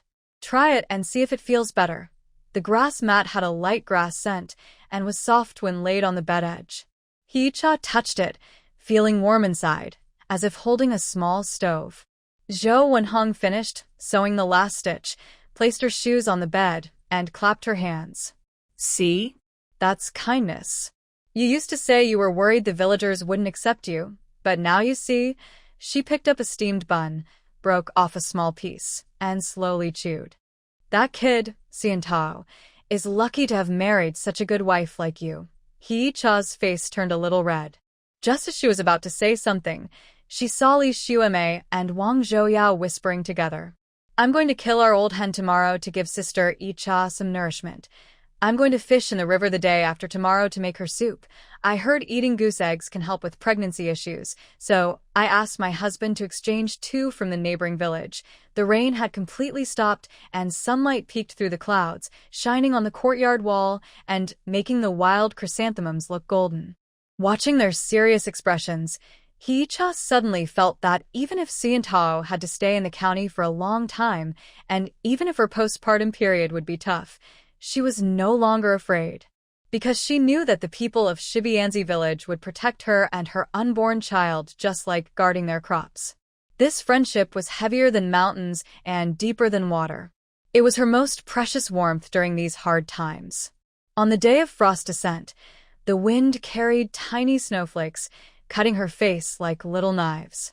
Icha sealed the window more tightly.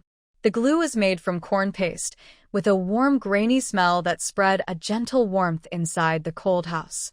On the wooden box at the head of the bed, there was a rough ceramic bowl with half a block of frozen sweet potato.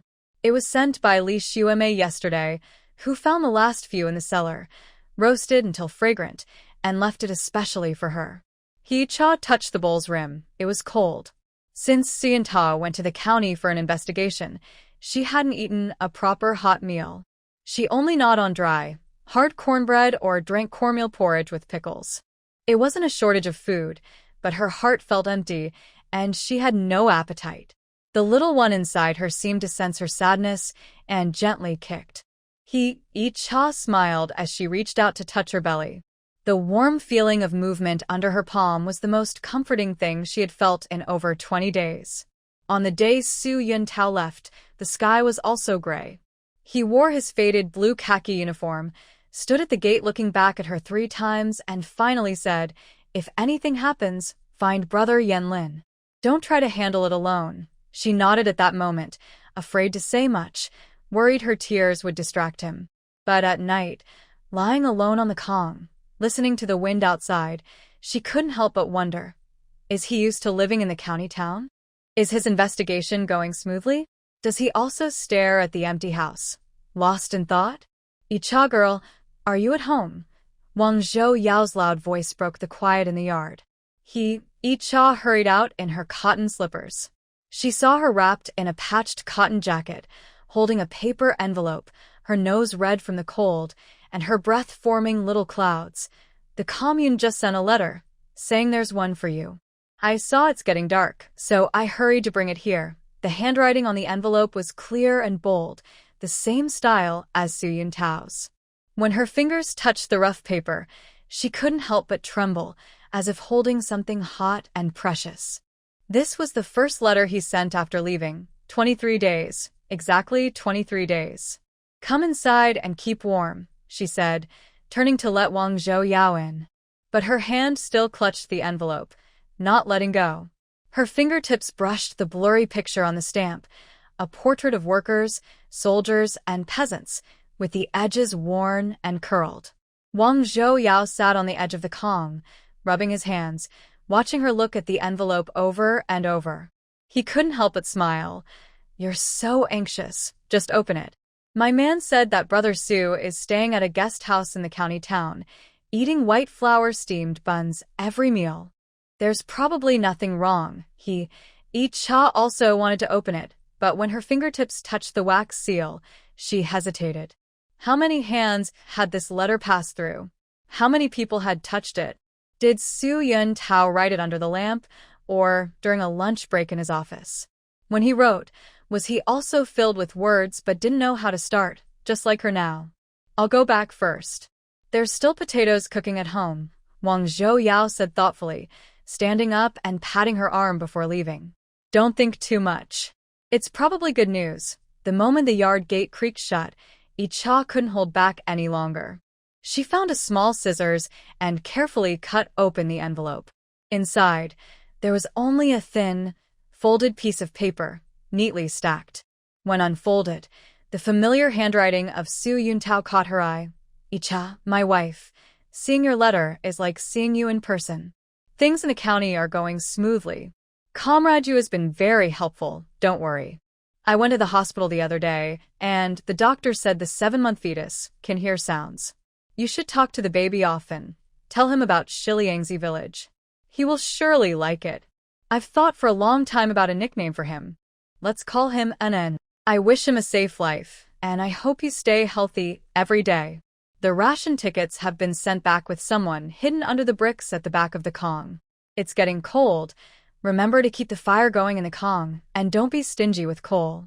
There are no fancy words, not even a single sentence of longing, but Yi Icha's tears are like broken beads, falling drop by drop onto the letter, blurring the words in, like a flower slowly blooming.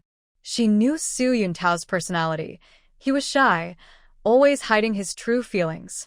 When they first met in the county, he saw her trembling from the cold and took off his cotton-padded jacket to give her, even though he was freezing and rubbing his hands.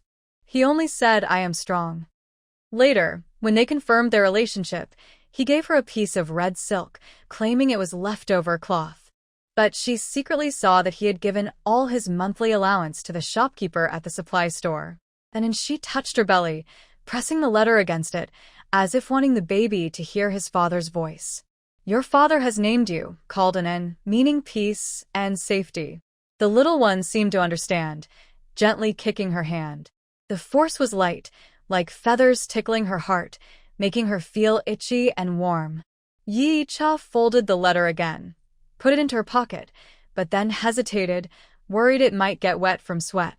She found a clean piece of blue cloth, carefully wrapped it, and hid it under her pillow, her safest place. There, she kept the only family photo she brought from the city and the dull steel pen Su Yuntao had given her. At dinner, she roasted a frozen sweet potato on the stove. The aroma gradually spread, sweet and fragrant.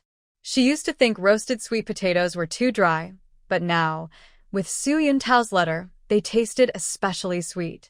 She took small bites, imagining how he was writing the letter in the county, frowning, carefully choosing each word. Or maybe, as he wrote, he thought of her, big belly and all. That night, lying on the Kong, she took out the letter again and looked at it by the moonlight.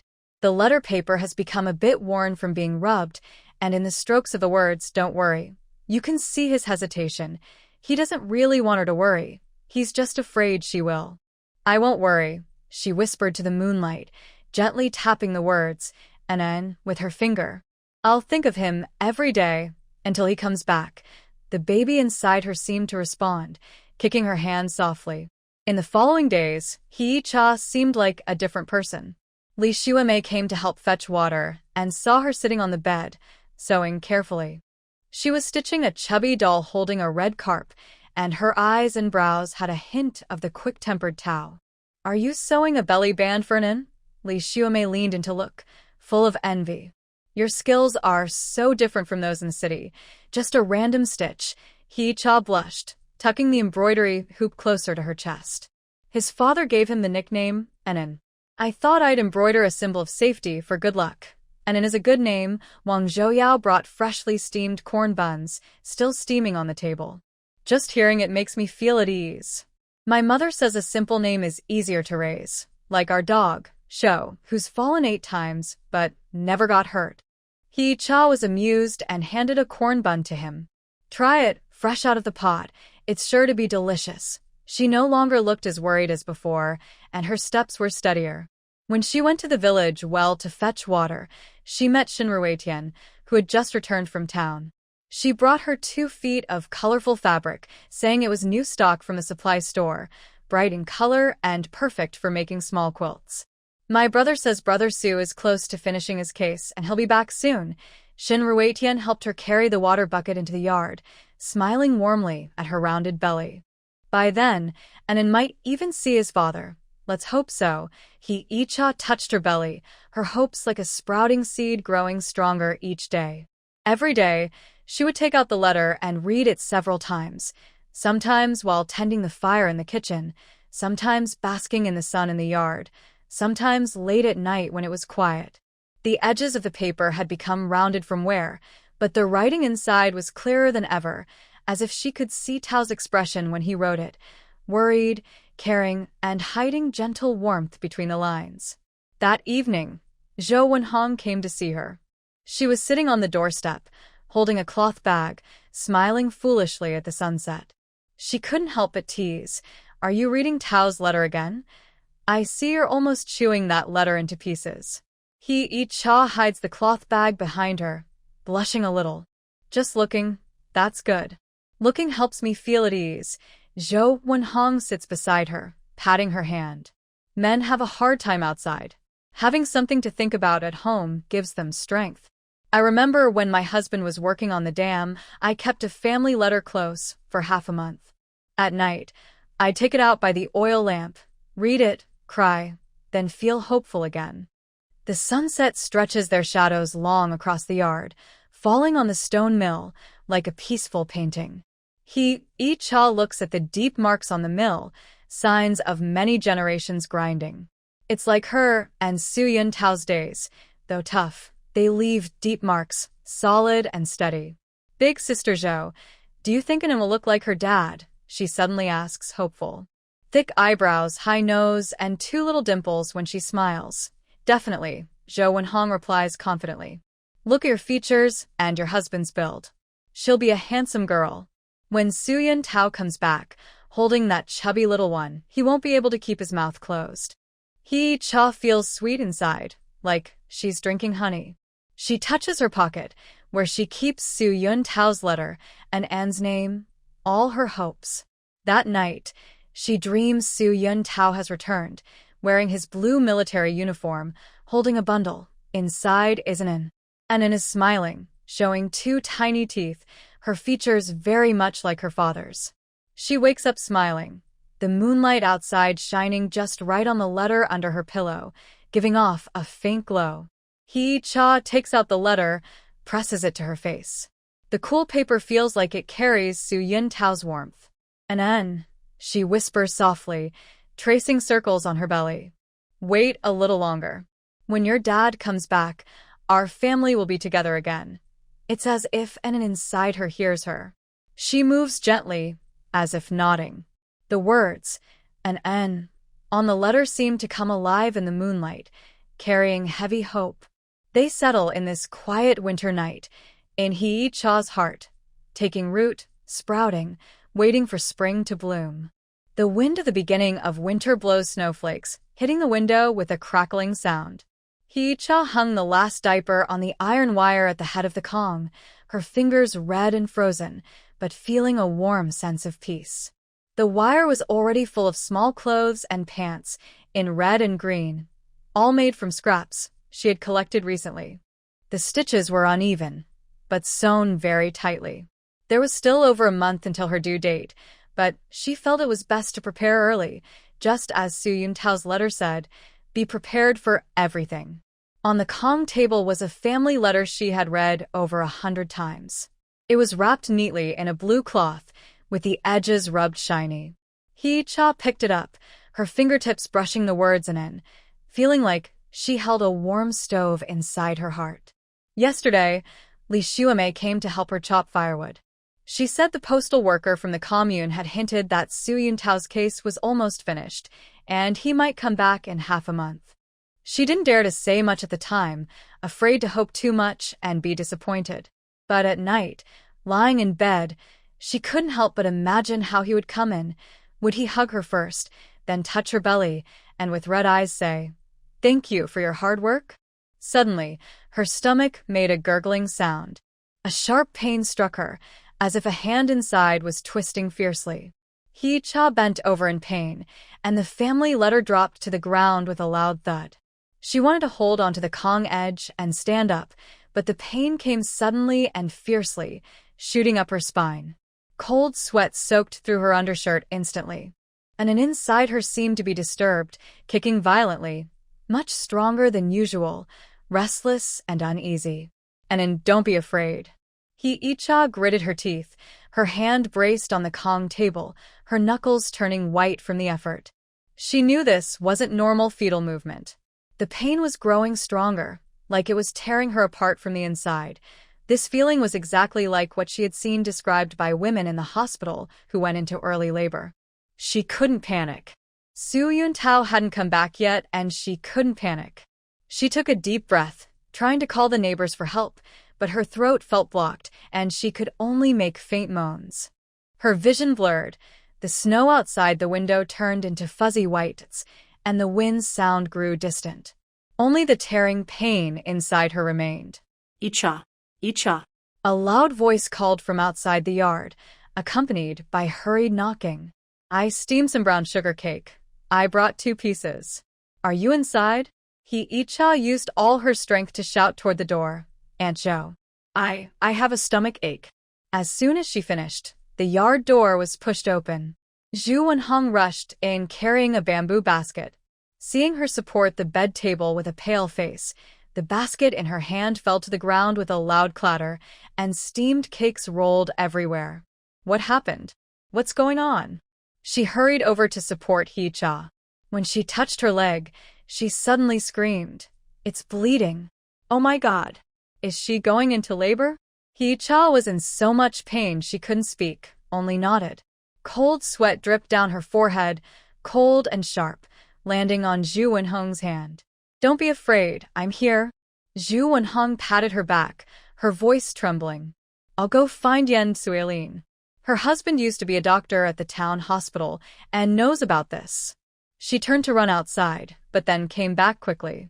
She took out a crumpled handkerchief from her pocket and handed it to Icha. Bite this. Don't bite your tongue. The handkerchief smelled faintly of soap, a scent Zhu Wenhong used herself. Its edges were embroidered with crooked little daisies. Icha bit down hard, trembling with pain. Her eyes fell on the blue cloth-wrapped letter on the ground, and suddenly her eyes filled with tears. Su Yuntao, come back soon. And I can't wait anymore. Just as Zhu Wenhong's footsteps disappeared at the alley entrance, Wang Gaigai pushed open the door. She had come to deliver some dried cabbage that had just been sun-dried. Seeing Icha curled up in pain by the bed, she threw down her basket and rushed over. Icha. What's wrong? It might be early labor. Icha's voice squeezed out from the handkerchief, weak and faint. Big sister Zhou went to find Yan Suilin. Early labor? Wang Gaigai's face turned pale instantly. She was 2 years younger than Icha and had just given birth to a girl last year. She knew how serious early labor could be. What should we do? The town hospital is over 20 miles away, and the weather is terrible. She rubbed her hands nervously and paced inside the room. Suddenly, she remembered something. I'll go boil hot water. My mother said you need hot water to deliver a baby. Soon, the sound of water splashing and fire crackling came from the kitchen. Icha lay on the bed, her pain coming and going. When it eased, she clutched the letter tightly, feeling the hardness of the paper inside the cloth bag, as if holding Su Yuntao's hand. When the pain struck again, she bit down on Zhu Wenhong's handkerchief, tears mixing with cold sweat streaming down her face. Her only thought was, hang on for Unan and for Su Yuntao. After an unknown amount of time, chaotic footsteps sounded outside the courtyard. Yan Suilin burst in carrying a medicine box. She had just returned from delivering a baby in a neighboring village. Her cotton pants were stained with mud, her hair messy, but her eyes were bright. Move aside. Let me see. She knelt by the Kong, reached out to touch Icha's belly, then lifted her eyelids. Her face grew more serious. The is open, the water has broken. We must go to the town hospital. The village's traditional methods can't handle this. There might be heavy bleeding. She didn't say the rest, but everyone understood. Wang Gaigai brought in hot water, her hand trembled, and the enamel basin almost fell to the ground. But in this heavy snow, how can we go? The tractor went to the commune yesterday to fetch fertilizer, and hasn't come back yet. Where's Brother Yanlin? Zhou Wenhong asked, panting. She had run too fast, her chest was heaving. Ask him to find a way. He used to work in the transport team. He must have a solution. I'm going to call him. Wang Gaigai wiped her face and rushed out. Her cotton shoes crunched in the snow, especially loud in the quiet village. Yen Chueyin opened her medicine box and took out a small bottle of brown medicine. Drink this first, it can ease the pain. She helped Hee-cha sit up, poured the medicine into her mouth.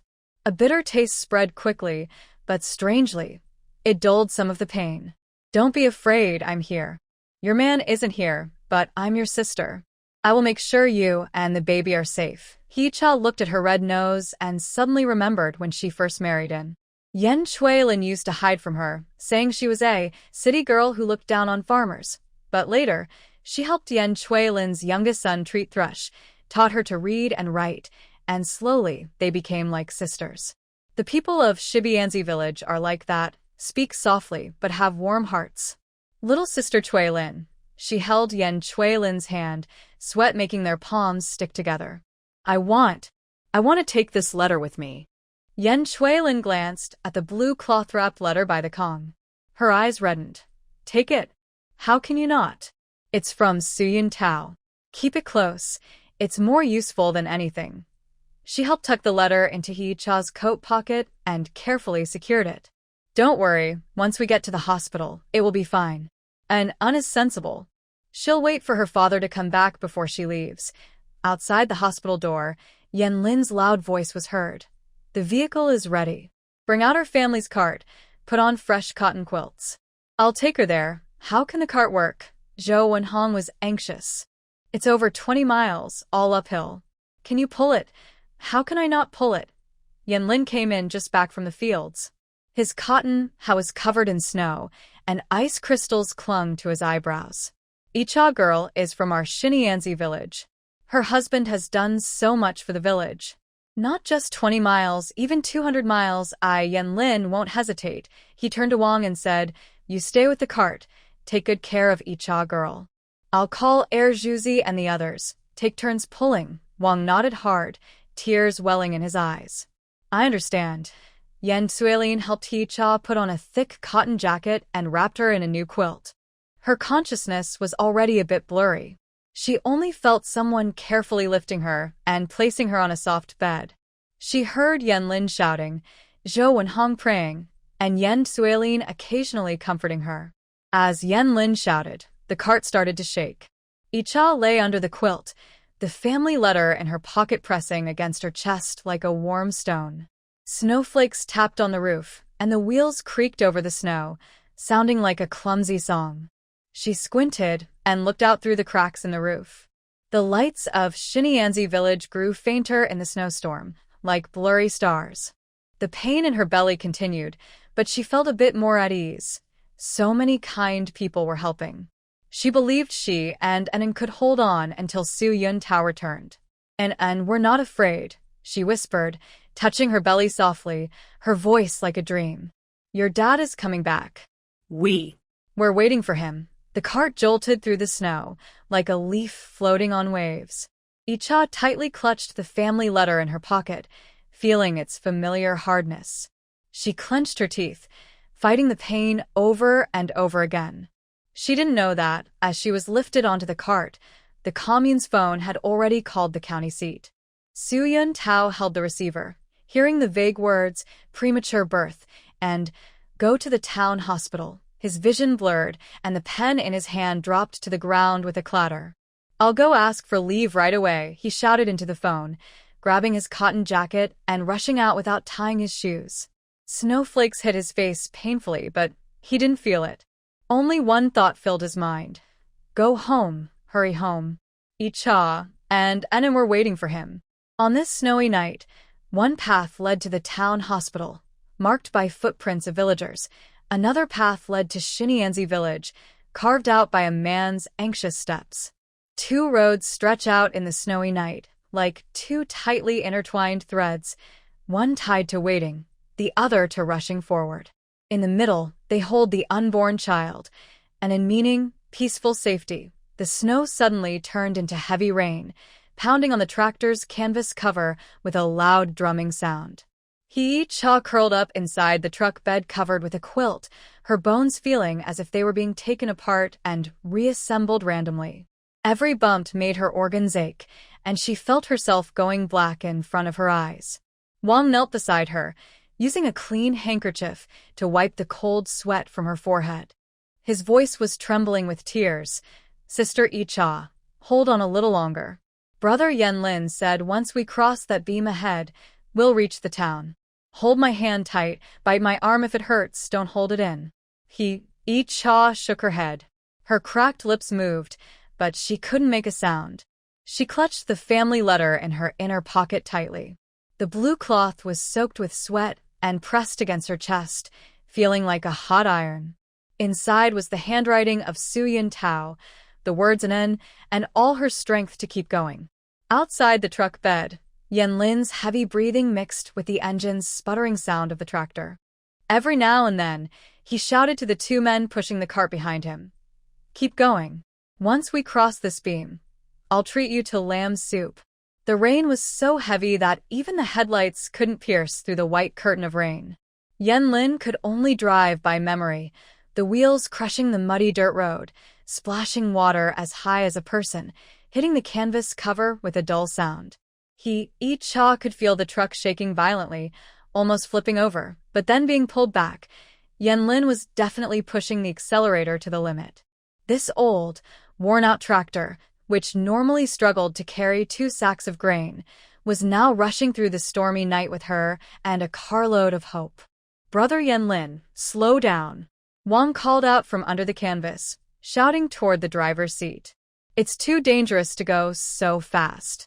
You can't slow down." Yanlin's voice, soaked with rain, came back with firm determination. "The woman is waiting for help. Every minute counts." Tears mixed with her sweat as Yicha's eyes filled with tears. She remembered when she first married. Yanlin used to avoid her, saying she was a city girl, not one of us. But now, this quiet farmer, risking the destruction of the vehicle and his life, was taking her to the hospital through the stormy night. The people of Xinjiangzi village are like this. They never speak sweet words, but their loyalty is deeply rooted in their hearts. The pain in her stomach struck again, more intense than ever before. Yicha suddenly curled up, letting out a suppressed cry of pain. Wang Gaigai quickly hugged her and nervously reached for her belly. "Anan, what's wrong? Are you uncomfortable?" "It's okay. Just contractions." Yicha managed to say a few words, her vision darkening more and more. Guy, do you think "I can hold on until Suyin Tao comes back?" "Yes." "Of course you can." Wang Gaigai nodded firmly, tears falling onto Yicha's hand, hot and urgent. "Brother Suyun is probably waiting for us at the hospital. He cares about you so much, he'll come back on time. Be good, and then wait for her dad to come before you go out." She spoke confidently, but inside she felt like she was holding a heavy stone. Before they left, Zhou Wenhong had secretly told her that women who go into early labor often suffer a lot, and she couldn't bear to think about what might happen next. She kept wiping Yicha's sweat and feeding her prepared red sugar water, even though Yicha was already too weak to drink much. Suddenly, the tractor braked sharply, almost throwing Yicha out. Wang Gaigai held her tightly. Just then Yanlin cursed loudly in front. The wheel is stuck in the mud." There were hurried footsteps and shouts outside the truck bed. Zhuji and others jumped down, braving the pouring rain to push the vehicle, shouting, "1, 2, 3. Push hard. Yicha, don't move, I'll go see what's wrong." Wang Gaigai was about to get up, but Yicha held her back. Her hands were cold, but her strength was surprisingly powerful. "Don't go. Let them save their energy." Yicha's voice was faint, but her eyes shone brightly. "I'm fine. I can hold on." The rain grew heavier, as if trying to drown the whole world. Yicha lay under a blanket, listening to the shouts of the men outside, the thunderous sound of rain hitting the canvas, and her increasingly rapid breathing. Suddenly, she felt very peaceful. What if Suyin Tao couldn't make it back? She had her family from Xinjiangzi village and the strong Anan in her belly. She wasn't fighting alone. After a while, the tractor suddenly moved. Yanlin excitedly shouted, "It's out. The car is out. Zhuji, you sit in the driver's seat and watch the road. I'll go push the car." The truck bed started moving again, slower than before but much steadier. Hee-cha's consciousness gradually blurred. The pain was still intense, but strangely, the tightness in her heart eased a little. It seemed like she saw Su Yuntao, wearing his blue military uniform, standing at the hospital entrance, holding a clean cotton coat, tiptoeing and looking down the road, with anxious eyes. "Yuntao," she whispered, a faint smile on her lips. "Ichajia, what did you say?" Wang leaned in close, his ear near her mouth. I said, Su Yuntao "Is definitely waiting for me." Wang's tears fell again, and he nodded hard. Yes. "He's definitely waiting for you." After some time, the tractor slowed down. Outside, Yanlin's voice came through. "We've arrived. The town hospital is here. Help Sister Icha get down." Just as Wang was about to lift the tarpaulin, a figure rushed toward the hospital entrance. It was dressed in a black raincoat, with wet hair and clothes, looking like they had just been pulled out of water. Who else could it be but Su Yuntao? "Icha," Su Yuntao's voice was hoarse. He rushed to the side of the truck bed, grabbing Icha's hand. His hand was cold, but trembling constantly. "I'm back. Sorry, I was late." Icha looked into his bloodshot eyes, saw the stubble on his chin, and the sweat stains faintly visible under his wet clothes. Suddenly, she cried. Not because of pain, but because of frustration, relief, and because the person she had been waiting for so long was finally standing in front of her at the most critical moment. "You're back. That's enough." Her voice was choked with tears, but she smiled. She took out the soaked family letter from her inner pocket and shoved it into his hand. "And it is waiting for you." Su Yuntao took the letter, clutching it tightly, as if holding the whole world. He didn't say much. Carefully, he lifted Icha out of the truck bed, gentle as if handling a fragile treasure. "Don't be afraid. I'm here." His voice was close to her ear, carrying the coolness of rain and his unique warmth. "I'll go in with you." The hospital lights shone brightly through the rain. Icha leaned into Su Yuntao's embrace, listening to his strong heartbeat and feeling his steady steps. Suddenly, the sharp pain didn't seem so unbearable. Inside the delivery room, the smell of disinfectant filled the air. The nurse took her and pushed the bed inside. Su Yuntao wanted to follow but was stopped outside. Family members wait outside. The nurse's voice was very strict. "I am her husband," Su Yuntao hurriedly said, trying to rush inside but was stopped. Icha reached out from the bed, smiled at him, and said, "I'm fine. You wait outside." Su Yuntao watched her being pushed into the delivery room, and the door slowly closed, separating two worlds. He leaned against the wall, feeling as if all his strength had been drained. He still tightly clutched the soaked family letter. Yanlin and Wang stood at the other end of the corridor, neither speaking, only the sound of rain outside kept going tirelessly. Time seemed to freeze. Su Yuntao didn't know how long he had been standing there. His legs felt numb, and the family letter in his hand was crumpled. He remembered the day he left home. Icha stood at the gate, looking at him with longing in her eyes, but she didn't shed a single tear. He thought of the cloth shoes she sent, with tight stitches and thick soles, saying they were good for walking mountain paths without hurting her feet. He remembered how he carefully wrote the family letter, repeatedly pondering over the word, "anen," worried it might sound unpleasant and upset the child. Suddenly, a loud cry of a baby broke the silence of the hospital like a thunderclap, piercing through the heavy gloom in Su Yuntao's heart. He suddenly straightened up, his heart pounding wildly, staring fixedly at the door of the delivery room. The door opened, and the nurse came out holding a swaddled baby, smiling. "Congratulations. Mother and baby are safe." It's a big, chubby boy, weighing about 7 pounds 3 ounces. Tears welled up in Su Yuntao's eyes instantly. He wanted to hold the baby, but his hands trembled so badly he didn't dare to reach out. The nurse gently placed the baby in his arms and said with a smile, "Is this your wife? She's amazing. She kept calling your name while giving birth." The tiny bundle in the swaddle had its eyes closed and furrowed its little brow, crying loudly like a newly hatched chick. Su Yuntao held him carefully, Feeling the small thing in his arms was soft as cotton but heavy as a stone, pressing down on his heart. It was warm and made him tremble all over. Is this Anin? Is this the child he had written about in his letters countless times? Is this the child Cha risked her life to give birth to? The mother is still inside for observation. She'll be out soon, the nurse said before turning back into the delivery room. Su Yuntao held the baby and stood in the corridor, staring at the closed door of the delivery room. Suddenly, he felt a lump in his throat. He remembered Cha's pale, painful face, her grip on the family letter, and her smile when she said, "It's good that you're back." His heart felt like it was filled with something aching and swelling, with a deep sense of gratitude. Thank you, Cha. Thank you for waiting for me to return. Thank you for giving birth to Anin, and thank you for showing me what a real home is. The rain was still falling, but the lights in the hospital corridor shone as brightly as the sun. Su Yuntao looked down at Anin in his arms. The little one had stopped crying and was looking at him with big, dark eyes that sparkled like stars, with pupils as black as ink, and seemed to reflect a bit of his own shadow. "Anin," he whispered softly, his voice gentle enough to seem to drip with warmth. "I'm Dad." The little one seemed to understand. She moved her small mouth and reached out her pink little hand to hold his finger.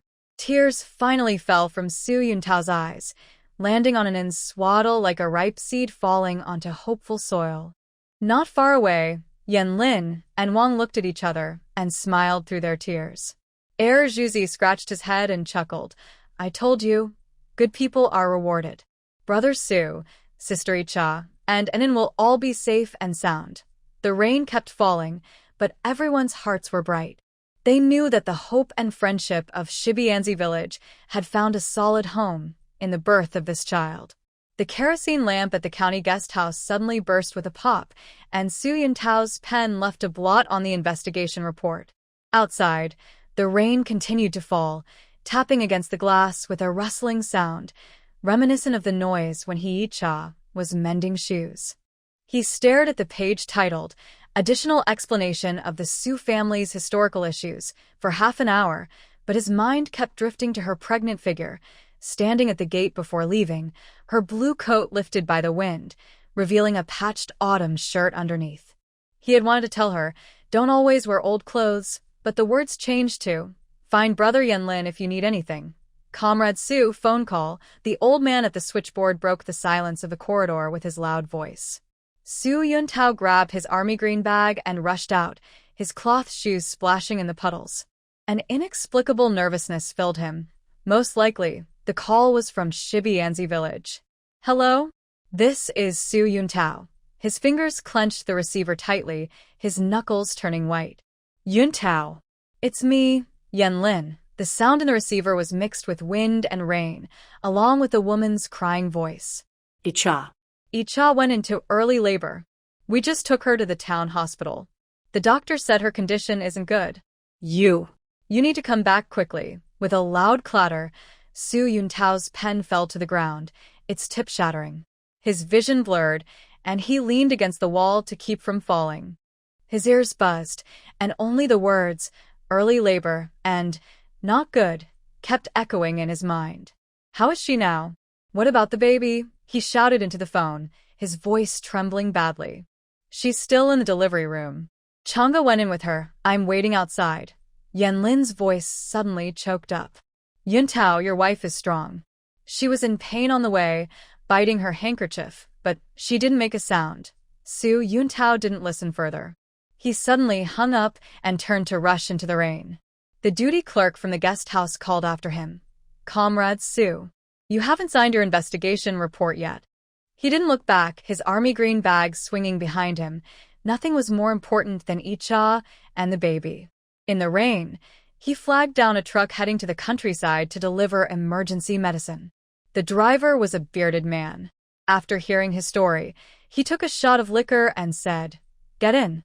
This old truck has no cover, so bear with it." Su Yuntao climbed onto the truck bed through the muddy ground. The cold rain soaked his blue khaki uniform instantly, making his teeth chatter, but he didn't notice. The truck jolted along the muddy dirt road.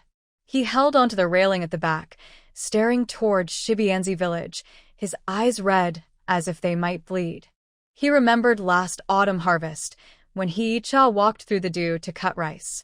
Her belly was already showing as she bent over.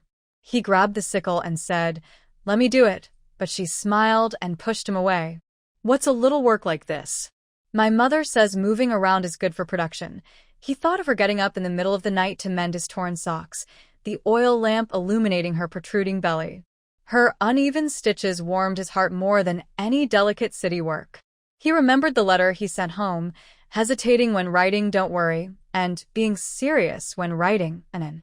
It turned out he wasn't worried. He was going crazy with his own thoughts. "Driver, can you go faster?" he shouted at the metal cab, his voice torn apart by the wind and rain. "Going faster will cause us to flip over," the driver shouted back, sticking his head out. "There's a black wind gap ahead. Last year, a tractor fell in there and they couldn't find the people or the vehicle." Su Yuntao didn't say anything else. He just stared straight ahead, his eyes fixed on the road. The wind at the Black Wind Pass howled like a beast, and the flying rain hurt his face, but he didn't feel it. His heart hurt even more, as if a dull knife was repeatedly cutting inside. He didn't even dare to think about what might happen if he couldn't make it in time. Finally, the truck got through the Black Wind Pass, and it was almost on. He could see the white walls of the town hospital from afar. Su Yuntao jumped out of the truck and ran toward the hospital. His cloth shoes sank into the mud, so he simply took them off and ran barefoot on the gravel road, not noticing the blood from his sore feet. Icha. "Where is Hee-cha?" "In the delivery room." He rushed into the hospital corridor, grabbing a nurse in a white coat and asking.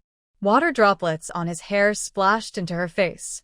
The nurse was startled and pointed down the corridor. "The one at the very end. She just went in a little while ago." Just as Su Yuntao reached the door of the delivery room, he heard Hee-cha's heart-wrenching screams inside. The sound was like a red-hot iron, burning painfully in his chest. He wanted to push the door open, but his hand stopped when it touched the door frame. He was a man, and going in wouldn't help, only making things worse. "Yicha, push hard." The doctor said she can see the baby's head. Wang's voice was trembling with tears. "Keep pushing, the mother. Hang in there a little longer." The doctor's voice responded. Su Yuntao slumped against the cold wall, sitting on the ground with his hands tangled in his wet hair. For the first time, he felt so useless. He couldn't even protect his woman and child. The smell of disinfectant in the corridor made his throat tighten. He remembered the boiled egg Hee-cha had given him before leaving, wrapped in a handkerchief 3 times, still warm when they reached the county town. He thought of returning his old clothes into a small quilt for an inn, saying, "It's just a piece of cloth." This girl from the city had suffered so much with him, never worn new clothes, never had a decent meal, pregnant, and still working in the fields. Now giving birth was so painful, and he couldn't even be there by her side. Suddenly, a loud cry of a baby broke the silence like a thunderclap. Su Yuntao suddenly looked up, tears flooding his eyes. He staggered to his feet and rushed to the door of the delivery room, pressing his ear against the door. It's a boy. A big, chubby boy. 7 pounds 6 ounces. The doctor's voice was full of joy. "Yicha, you're amazing," Wang cried happily. "The mother is a bit weak. Don't move her yet. Keep observing for half an hour." The door was pushed open, and the nurse carried a small bundle wrapped in red cloth. She stepped out and saw Su Yuntao, pausing briefly. "Are you the family member of the new mother?" "Yes. I am her husband." Su Yuntao's voice was hoarse, and his eyes fixed tightly on the bundle. His hands trembled like leaves in the autumn wind. "Congratulations, both mother and baby are safe." The nurse carefully placed the baby into his arms. "This little one has a loud voice. He'll probably be a strong kid when he grows up." The baby in the cloth had his eyes closed, frowning, with a tiny face that looked like a little mouse just out of the shell. But Su Yuntao looked at him and thought he was the most beautiful thing in the world. His nose like Icha, straight and proud, his chin like his, square, especially his little fists clenched tightly, full of strength. "Is this Anan? Is this the Anan he wrote about in his letters countless times?" Is this the child Icha risked everything to bring into the world? He reached out a finger, wanting to touch the baby's face, but hesitated, worried his rough hand might hurt him. After a long moment, he gently touched the tiny fist. The little one seemed to sense it, suddenly grabbing his finger with a little grip. The force was small but warm, making his heart tremble. "Papa's here," he whispered softly to the baby. Tears fell onto the red cloth, spreading into a small wet spot. The door of the delivery room opened again, and Hee-cha was pushed out. Her face was as pale as paper, lips cracked, her hair soaked with sweat and sticking to her forehead. Yet she was staring at him with wide eyes, a weak smile slowly forming at the corner of her mouth. Su Yuntao handed the baby to Wang Gai beside him, then hurried over to hold her hand outside the blanket. Her hand was cold, with traces of gripping tightly. Suddenly, he remembered something. He reached into her pocket and took out a soaked blue cloth bag. Inside was the letter he had written, its pages swollen from the moisture, but the writing still clear. "You're back," she said softly, like a feather, but with an unexplainable sense of peace. "I'm back," Su Yuntao choked, wanting to scold himself for coming too late, wanting to praise her bravery, wanting to tell her how scared he was. All words were stuck in his throat, finally turning into just, "Thank you for your hard work." Hee-cha shook her head, tears slipping down her cheeks and falling onto his hand, hot and trembling. "It's not hard. As long as you're back." She wasn't afraid of pain or hardship. She only feared he wouldn't be there. Now he has returned, standing in front of her, holding her hand. Even if all his bones felt like they were falling apart, he still felt at peace inside. Wang Gai hugged the baby and leaned in, her eyes red. "Sister Icha, look at it and so cute." "Brother Su, you chose a good name for the baby, safe and sound." Su Yuntao looked down at his wife and then at the baby in the blanket. Suddenly, he felt a lump in his throat. He had been through a lot in his life: despair when sent to Shidianzi village, nervousness when receiving the investigation notice, fear when learning about Icha's early delivery. But now, looking at the big and small ones in front of him, all those hardships felt worth it. "Where is Brother Yanlin?" Hee-cha softly asked, glancing down the corridor. "I asked him to go back and report first, so Zhou Dajie and the others wouldn't worry." Wang Gai helped her tuck in the blanket. "He said before he left, once you wake up, he'll kill the old hen at home to make soup for you." Hee-cha smiled, but tears streamed down her face more fiercely. The people of Shidianzi village never spoke flowery words, but their loyalty was carved deep in their bones. She thought of the brown sugar Li Xuemei brought, the water Wang Zhouyao helped her carry, the shoes Zhou Wenhong mended. Her heart felt warm. Su Yuntao moved a stool to sit by the bed, holding her hand the whole time, staring at her without blinking, as if afraid she would run away. Sunlight shone through the window, casting a golden edge on his damp hair, making him look a bit silly.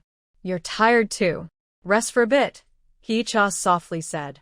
"I'm fine now." Su Yuntao shook his head and took out a paper-wrapped package from his bag. Inside was malted milk he bought in the county. "When the nurse says you can eat, I'll make this for you." He paused, his voice lowering. "Hija, I'm sorry." "I made you suffer this time."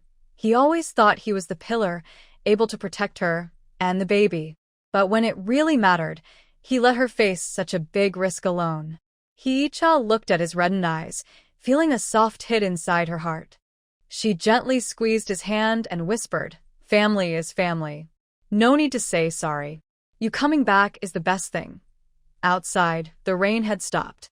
Sunlight broke through the clouds and shone on the ground, making the puddles sparkle. The delivery room was very quiet. Only Nin's faint murmurs and Su Yuntao's heavy breathing could be heard. Cloud Tao watched his wife's eyes slowly close and saw her peaceful smile. Suddenly, he felt very sure. No matter how many storms come in the future, as long as their family is together, they have nothing to fear. He gently kissed the back of Hee-cha's hand, clumsy but sincere. "Sleep now." "I will stay here with you, and this time, he would never leave again." The glass window of the town hospital was covered with a thin mist, softening the early winter sunlight. Cloud Tao sat on a small wooden stool beside the bed, staring intently at the tiny bundle in the blanket. His finger hovered in the air, hesitant to touch it, such a soft, pink little ball, as delicate as cotton thread. When the baby's eyes were closed, long eyelashes trembled slightly, and even breathing was as light as a feather, as if it might break if touched. "Is this Anan?" he whispered, his voice hoarse as if rubbed by sandpaper. Hee-Cha leaned against the head of the bed, her face still pale but with a faint smile. She had just finished in 4, and a small needle mark was visible on her hand, warmed by a soft towel Cloud Tao held over it. "Yes," the doctor said, "he weighs about 7 pounds 6 ounces. He's not small," she said, her voice still weak but full of hidden joy. "Look at his nose. Doesn't it look just like yours?" Cloud Tao moved closer, almost touching the blanket with his nose. The little baby seemed to be startled, frowning into a tiny crease, then making a soft yawn sound. He was so frightened he pulled back his neck, causing Hee-Cha to chuckle softly, which tugged at her abdominal wound, making her wince slightly. "Be careful not to move too much, or you might hurt yourself." Cloud Tao quickly reached out to support her shoulders. His rough palm made her neck itch. Only then did he notice her sweaty temples and cracked, dry lips. Though he hadn't seen the intense labor himself, he could guess from Wang's red eyes and Yanlin's heavy sighs. His chest felt tight, both sore and swollen. "Thank you for your hard work," he said softly, pressing his forehead gently against her hand. His voice trembled without him realizing. These 3 words had been stuck in his throat for a long time, since he received Yanlin's call, from the panic of running through the rain, to the despair, and finally the joy of hearing the baby cry. Now, they finally found their place, heavy and warm, resting in her palm.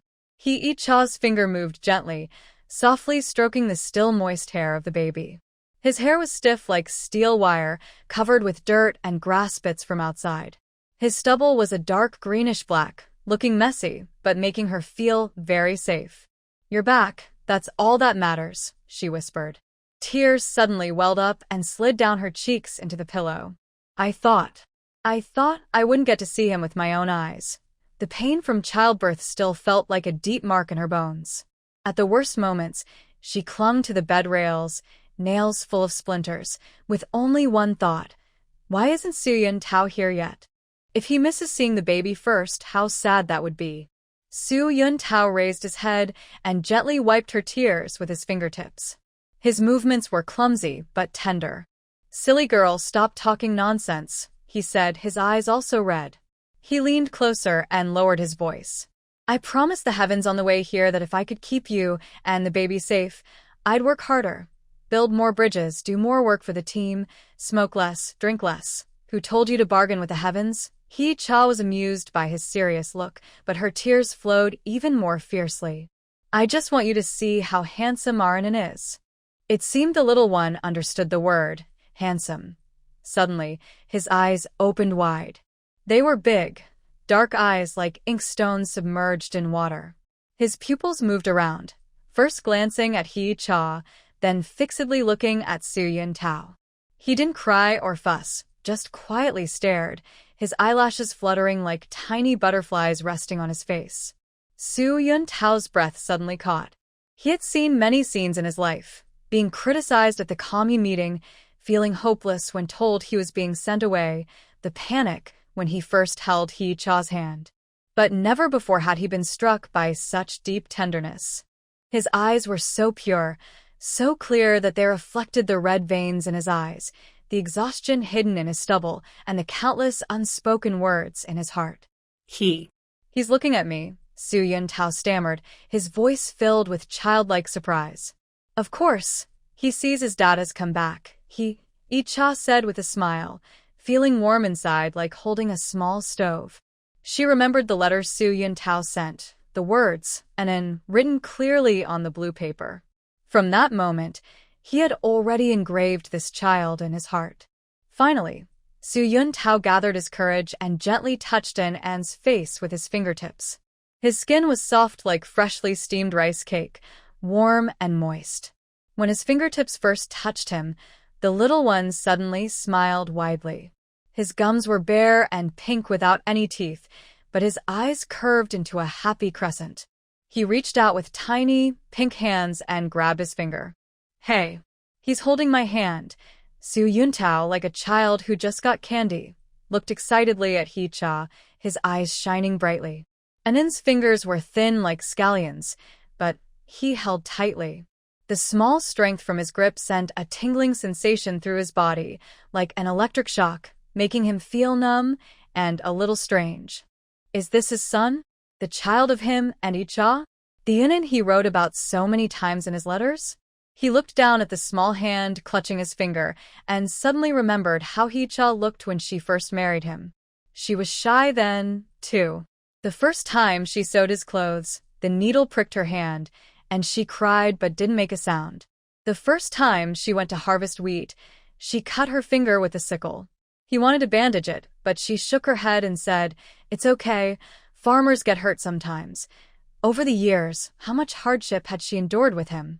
A girl from the city, living in a simple brick house with him, drinking corn porridge, wearing patched clothes, washing clothes in the river while pregnant, with cracks from frostbite on her hands. Su Yuntao's nose suddenly stung, and he tightly held Anin's small hand, as well as Hee-cha's hand that was outside the quilt. "Hee-cha," he looked into her eyes and said seriously, "From now on, I will treat you and Anin well. I won't let you suffer anymore." Hee-cha's heart skipped a beat. She had known Su Yuntao for a long time, heard him say, "Don't worry, and I'm here," but she had never heard such a serious promise before. His eyes had red veins, looked tired, but also held a tenderness she had never seen. Like winter sunlight, it slowly eased her worries. "I believe you." She gently held his hand again, feeling his steady warmth in her palm. "You've always been good to me." Wang Gaigai came in carrying a porcelain bowl filled with freshly cooked millet porridge, with a layer of yellow rice oil floating on top. "Hee-cha, it's time to eat," she said, placing the bowl on the bedside table. Seeing Su Yuntao holding Anin's hand, she couldn't help but smile. "Brother Su, you should learn to hold the baby properly. You can't just keep letting Hee-cha hold him." Su Yuntao blushed and awkwardly loosened his grip. He really doesn't know how to hold a child. Just now, Yanlin taught him before leaving, saying he should hold the child like holding a delicate object, one hand supporting the bottom, the other protecting the waist. But when the moment came, he was still afraid he might hurt the little one with his clumsy hands. I want to try learning," he said, scratching his head as he watched Wang Gaigai skillfully lift Anin from Hee-cha's arms, moving gently like handling cotton candy. "Gaigai, please teach me again." Wang Gaigai handed Anin to Su Yuntao and patiently helped him adjust his hold. "Yes, bend your arm a bit more, so his head rests in your armpit. That way, he'll be comfortable." "Oh, don't squeeze too hard. His bones are soft." Su Yuntao held his breath, his muscles tensing as if carrying a heavy load. The little one in his arms was heavier than he expected. The small, warm body pressed against his chest, and he could clearly feel the gentle heartbeat, creating a strange harmony with his own pounding heart. Anin was very well behaved in his arms, neither crying nor fussing. Instead, she rubbed her little face against his blue khaki uniform, even smudging mud on his collar that hadn't been washed clean.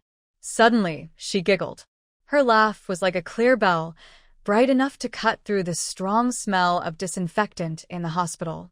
"Look, he's kissing you." Hee-cha leaned against the head of the bed, watching the father and child, a smile almost spilling from his eyes. Sunlight streamed through the window, casting a golden glow on Su Yuntao's back. Anin, dressed in a small red jacket she had sewn overnight, looked like a tiny burning flame, making everyone's heart feel warm. Su Yuntao looked down at the little one giggling in his arms and suddenly felt a lump in his throat. He remembered his childhood, how his father used to hold him under the old locust tree in the village, listening to stories. He remembered his father holding his hand before he died, saying, "Be a good person and take good care of your wife." He remembered being sent away and thinking he would never have a proper home in this life. "Anin, I am your dad," he said softly, gently touching her cheek with his rough fingertips. His voice was so tender it seemed to drip with warmth. "From now on, I will protect you and your mother. No one can hurt you," and seemed to understand. She grabbed the button on his shirt, pouted her little lips, then closed her eyes with a faint smile, as if she had just had a sweet dream. Wang Gaigai helped Hee-cha bring over some millet porridge and found a small spoon, feeding her spoonful by spoonful. "Brother Yanlin told me to say that everything at home is arranged.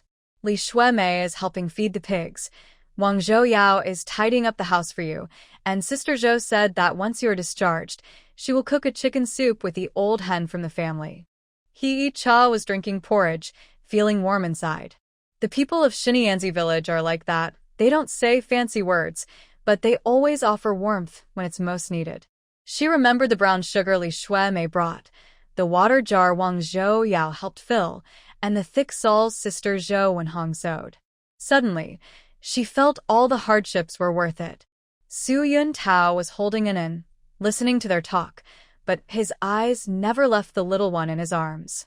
His fingers gently brushed the baby's soft hair on her forehead, as light as dandelion fluff. Suddenly, he had a thought. Once the case is over, he would take Hee-cha and An to the town for a family photo. He wanted to wear his best clothes, have Hee-cha braid her hair into 2 braids, and dress An in her new cotton jacket. The photo would hang in the main hall where everyone could see, showing that Su Yuntao has a good wife, a good son, and a complete family. "Oh, Yuntao," Hee-cha finished her porridge and remembered something. "Give me that family letter." I want to see it again. Yuntao finally remembered the letter soaked and swollen from the rain. He hurriedly took it out of his army green bag. The blue cloth was half-dried, still warm from his body. Hee-cha carefully unfolded it. Although the writing was a bit blurry, the words "Do not worry, the child's nickname is and were still clear, as if written yesterday." She touched the words, looked at it and sleeping peacefully in Yuntao's arms, and suddenly felt very safe. No matter how many storms come in the future, as long as their family of 3 is together and with the relatives of Xinyanzi village, there is no obstacle they cannot overcome. Yuntao looked at her gentle side profile, at the crumpled letter in her hand, and at his sleeping son. Suddenly, he felt full of strength. He gently leaned over and gave her a soft kiss on the forehead, as if treating a precious treasure. "When you're better, we'll go home," he said softly, with a rare firmness in his voice. "Back to our own home." Hee-cha's eyes turned red again, but she smiled and nodded. Outside, the sunlight was just right, shining on the letter, on An's little face, on their tightly held hands, warm and bright, like a sign of a new spring. The snow outside has not melted completely. The wind sneaking through the cracks in the mud wall brings a chill, but the room is warm from the coal stove.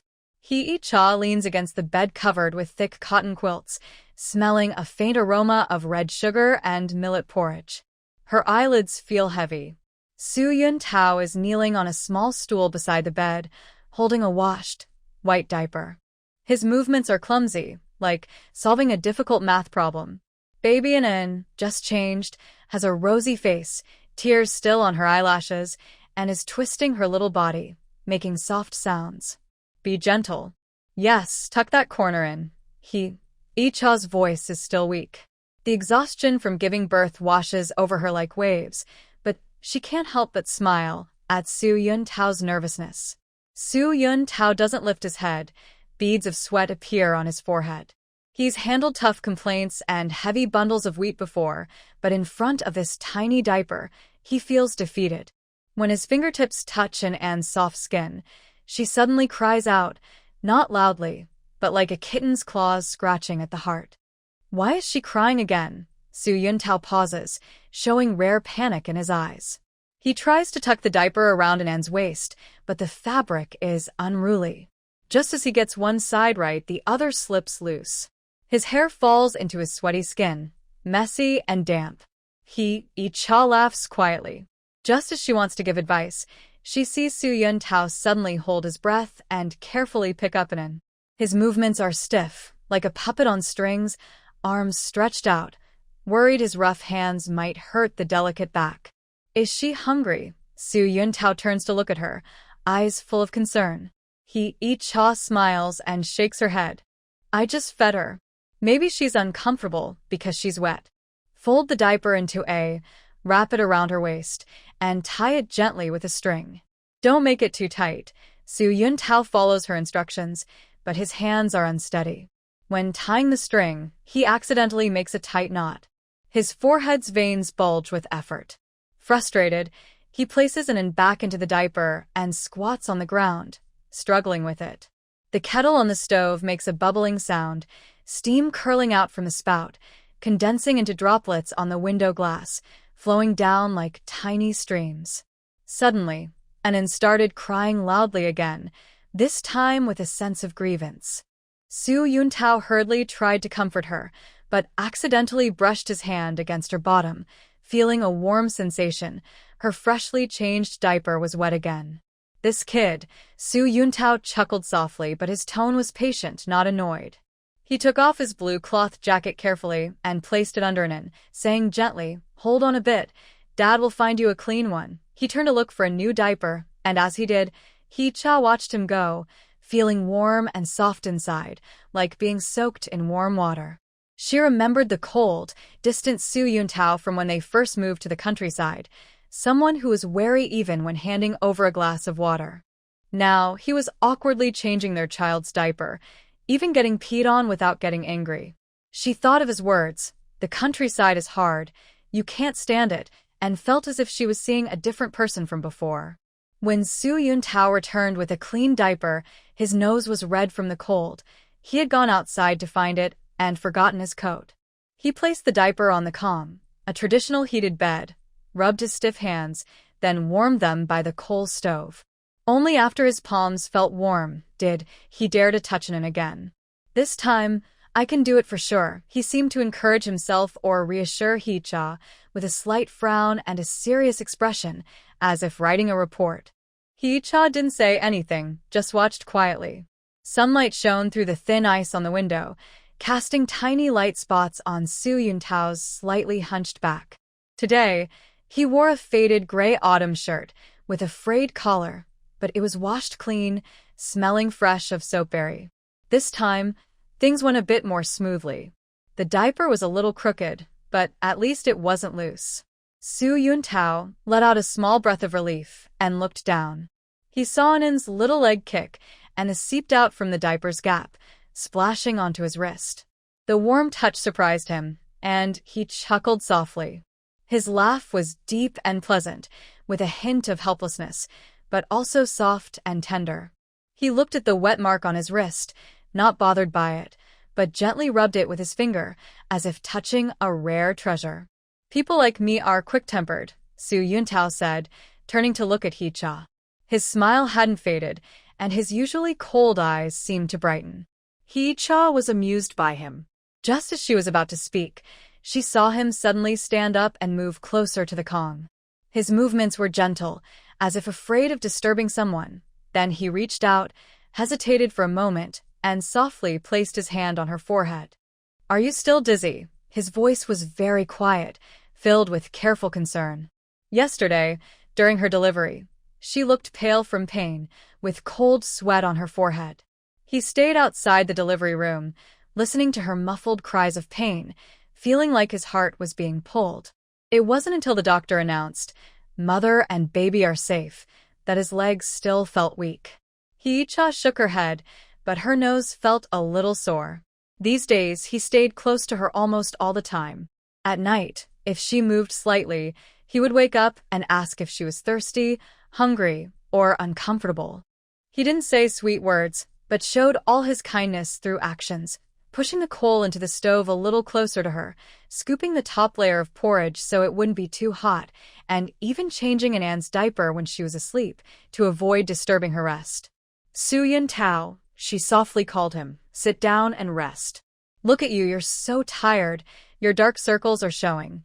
Yuntao responded with a, but didn't move. Instead, he picked up an apple from the basket by the bed. The apple was brought from the town by Zhou Wenhong, bright red and with a faint fruity smell. He found a small knife from the kitchen and clumsily peeled the apple, sometimes peeling too thick or too thin and breaking several pieces. Here, have some to regain your strength. He cut the peeled apple into small pieces, held them with a clean cloth, and offered them to her. The doctor said eating more fruit is good. Hee-Cha reached out to take it, but suddenly seemed to remember something, took the apple back, and turned to the coal stove. He placed the cloth with the apple pieces on the stove to warm it. It's cold. Warm it up before eating, he explained naturally, as if he'd done it many times before. Hee-Cha looked at his back and suddenly felt her eyes warm. This man, who once spoke coldly to her and was always guarded, now even thought about whether the apple was cold or not.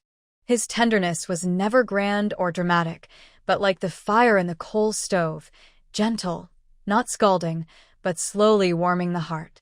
At that moment, a voice came from the other room. Yun Tao, is Icha awake? I've cooked chicken soup. Yun Tao answered with a sound, turned to go outside, but stopped at the door, looked back at it on the bed, and softly said, I'll bring the chicken soup. You rest for a while. Hee-Cha nodded, watching him quietly close the door gently. Sunlight shines through the window glass, falling on Anin's peaceful sleeping face. Her long eyelashes cast faint shadows under her eyelids. She reaches out and gently touches the soft cheek of the child, then turns her head toward the door, a small smile forming at the corner of her mouth. Soon, Su Yuntao comes in carrying a large ceramic bowl. The bowl is filled with oily soup, and a delicious aroma quickly fills the room. He places the bowl on a small table beside the bed, then finds a small spoon. He scoops some soup, blows on it to cool it down, tests the temperature, and then offers it to her. Drink slowly, be careful not to burn yourself. He opens his mouth to speak, but just after taking a sip, Su Yuntao suddenly makes a hiss sound. She looks down and notices a small red mark on the back of his hand, probably from not paying attention when testing the soup's temperature earlier. How could you be so careless? She scolds gently, reaching out to touch his hand. Su Yuntao pulls his hand back slightly and smiles casually. It's okay, my skin's tough. Hurry up and drink your soup. It tastes better when it's not cold. He scoops another spoonful of soup, blowing on it carefully this time. His lips are close to the spoon, and his long eyelashes hang down, casting a small shadow under his eyelids. Watching his serious side profile, Hee-Cha suddenly feels that every day during this postpartum period is like being wrapped in honey, so sweet that her heart trembles. Anin wakes up without making a fuss or crying. She just opens her big, dark eyes and looks at them curiously. Su Yuntao notices and puts down his spoon, gently pinching Anin's small face with tender care. What are you looking at? He asks softly, as if talking to a child. Seeing how your mother can eat so well and has made you chubby and healthy, Anin seems to understand, moving her little mouth and blowing a tiny bubble. Su Yuntao laughs. He turns to look at Hee-Cha, his eyes filled with gentle warmth that almost overflows. Outside the window, snow continues to fall. Inside, the coal stove crackles, and the child on the bed remains quietly sleeping. The people around him are smiling. Perhaps this is what peaceful days look like. Hee-Cha looks at him and suddenly feels that being in this story, meeting Su Yuntao, might be the best arrangement by fate. She scoops some chicken soup and offers it to Su Yuntao. You should drink some too. You've been busy and haven't had breakfast. Su Yuntao pauses for a moment, then opens his mouth and drinks the soup. The warmth of the chicken soup flows from the throat straight to the heart. He looks into Hee-Cha's smiling eyes and suddenly feels that all the past grievances and hardships have vanished at this moment. The days ahead are long, but as long as she is with him, along with the children and this family, he can face any difficult road with a smile. The January wind still carries a biting cold, swirling the leftover snow on the ground and making a rustling sound against the earthen walls. Li Xuemei stands at her home gate, gazing at the thin smoke rising from the chimney of the nearby house in the Su family. Her fingers unconsciously twist the patch on her apron. Inside, her mother, Wang Guiying, speaks with firm authority. Hurry up and get ready. If you delay, it will be dark. Li Xuemei takes a deep breath, her nose reddened and sore from the cold. As she turns to go inside, She bumps into her nephew Dan, who is holding a piece of leftover corn cake, mumbling, "Aunt, Sue's little kid is crying like a kitten. Eat your food," Lee Shuame softly scolds, but her eyes drift outside the window. Yesterday, she saw Su Yuntao carrying a baby bundle from the town at the village well. His cotton jacket's zipper was not fully closed, revealing a red cloth inside, an old village custom to wrap boys in red cloth to ward off evil. Zhou Wenhong was nearby, smiling with deep wrinkles on her face, handing out candies wrapped in coarse paper, fruit candies that, in these times, were considered precious. "Why are you staring blankly?" Wang Guiying pushes an old wooden box in front of her. "Your brother's borrowed donkey cart from the commune has been waiting for a long time." The box's corner thuds against the ground, making a dull sound.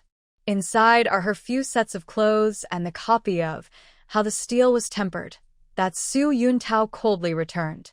Li Shueme squats down, her fingers brushing the burrs on the edge of the box lid. This box was her dowry, made by her father when she was 15, before he left. Now, she is about to leave the village she has lived in for over 20 years. She recalls when she first went to the countryside, Su Yuntao, dressed in a clean white shirt, standing by the grain-drying yard reading a newspaper. The sunlight shone on his straight nose, making her eyes dazzle. Back then, she always thought that a cultured young man from the city like him would surely notice her, a diligent local girl. "What are you still thinking about?" Wang Guiying stuffed a bundle of dried chili peppers into the box. News of the quick family justice has spread throughout the commune. People are about to return to the city to become officials. Even if you work until your hair turns white, you won't become part of the quick family. Li Shuame clenched her fists suddenly, nails digging into her palms. The day before yesterday, when Yu Gongjun came to the village, she was helping count tools in the warehouse. She clearly heard him patting Su Yuntao on the shoulder and saying, "The organization has already found out everything.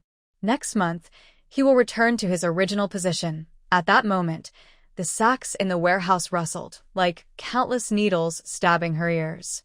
She remembered throwing small stones into He Cha's wash basin, the anonymous letter she received, and the burning pain on her face when Su Yuntao stopped her publicly. Suddenly, her throat felt tight. "I need to go to the outhouse." She left this sentence, pulled aside the door curtain, and rushed into the yard. The north wind whipped snowflakes into her face, making her eyes sting. From the west end of the village, she heard a commotion mixed with children's crying. She knew it was He Cha feeding in. Since Su Yuntao returned, the leaky earthen house always smelled sweet, like milk made from soybeans and brown sugar, which Yen Suelin said was hard to get from the county supply store. She walked along the wall toward the east end of the village. The frozen ground crunched under her feet.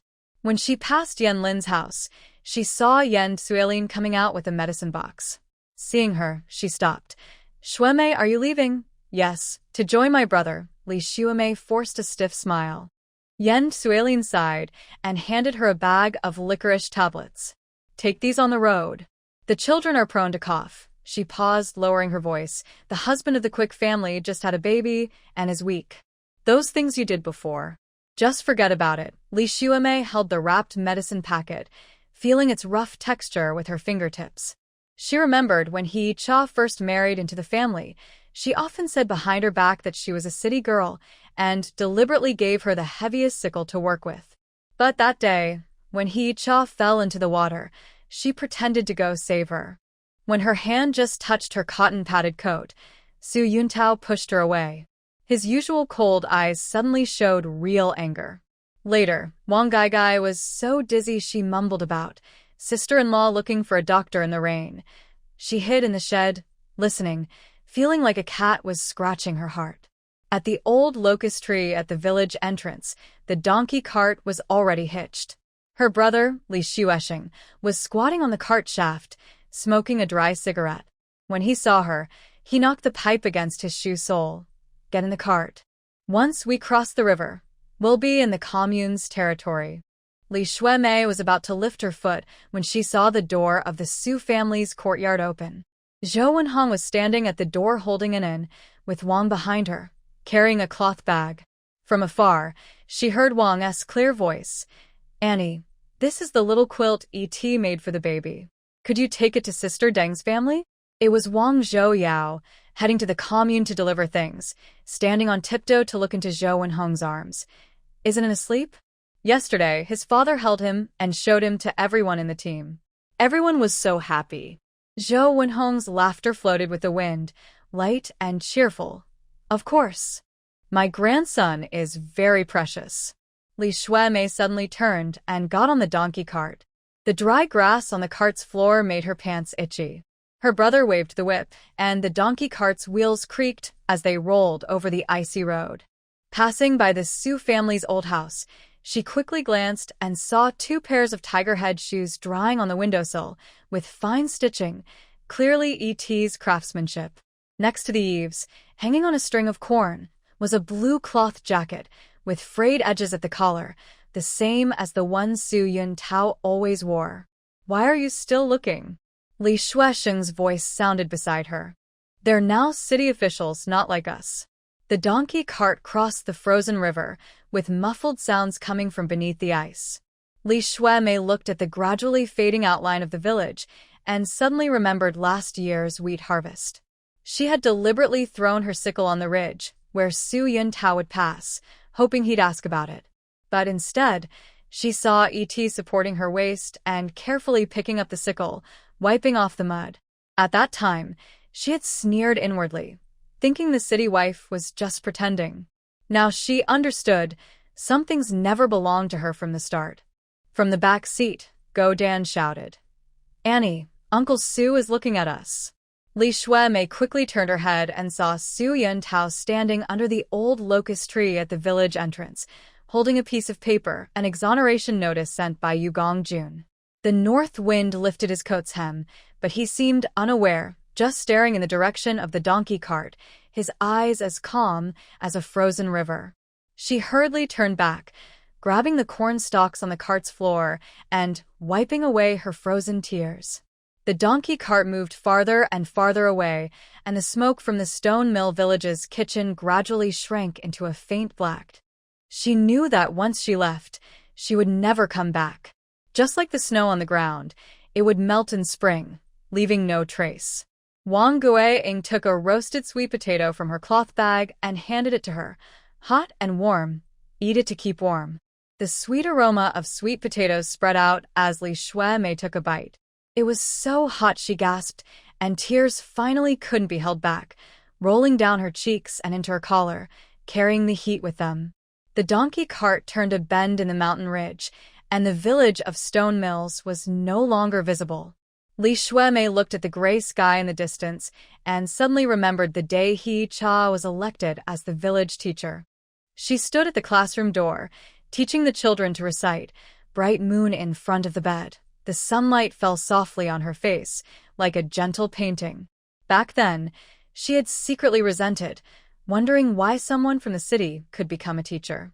Now she understood that some people, even if they fall into the mud, can stand up again with their own strength and find a bright path. The dog on the back seat was already asleep, with a bit of sweet potato residue on its mouth. Li Shuemei took off her padded jacket and gently covered him. The wind sneaked through the gaps in the cart's canopy, carrying the scent of distant wheat fields. She took a deep breath and felt the long block stone in her heart finally settle. Maybe going to the commune was a good idea. Her brother said they had opened a new garment factory there, looking for women who could sew. She had learned to mend shoes since she was a child, and perhaps she could find a new way forward there. As for Su Yuntao and the thoughts about Stone Mill Village, like the leftover snow in the tire tracks, they would eventually be covered by new footprints and fade away with time. The donkey cart jolted along the dirt road, and Li Shuemei watched the setting sun slowly sink in the sky. For the first time, she felt that leaving might not be a bad thing. At least she wouldn't have to see the tiger head shoes on Sue's windowsill anymore, nor hear He Cha's gentle laughter, nor lie awake at night thinking about her misplaced feelings, restless and unable to sleep. The wheel hit a bump on the uneven ground with a loud clang. Li Shuemei steadied herself on the cart's side, her fingertips tingling with cold from her frostbite, yet she felt unusually clear-headed. She knew that Li Shuemei from Stone Mill Village had been left behind in that snowy winter the moment she stepped onto this donkey cart. She would never return. Meanwhile, in the distant Su's humble house, Hee-cha was leaning against the Kong, watching Su Yun-tao clumsily change An's diaper. The man's large hand gently supported the tiny baby, his movements awkward but careful. Sunlight shone through the paper-covered window, casting a faint golden glow on his hair. "I think I saw Li Shuemei's donkey cart just now," Hee-cha softly said. Su Yun-tao nodded, tossing the used diaper into a basin. "Her mother said she's going to the commune to join her brother." He paused, lowered his head, and gently played with the child in his arms. "The village will be quieter from now on." Hee-cha smiled, reached out, and touched An's soft hair. The wind outside was still howling, but it didn't seem as cold. The coal fire in the hearth crackled, filling the room with warmth and hope for new life. Snow had frozen into clear ice crystals under the eaves, shining like transparent water crystals in the morning light. Hee-cha had just fed An and was resting against the bed when she heard rustling at the gate, as if someone was peeking inside. "Who is it?" she asked loudly, her voice a bit hoarse from postpartum. A shy female voice replied outside. "Sister He, it's me." Hee-cha sat up and saw Wang Zhou-yao holding a bamboo basket at the door, her nose red from the cold. The girl wore a faded floral cotton jacket, with snow still on her braids. She stepped forward and offered the basket, saying, "My mother asked me to bring some eggs." The basket was lined with clean corn leaves, holding a dozen round eggs, some with fresh chicken droppings on the shells.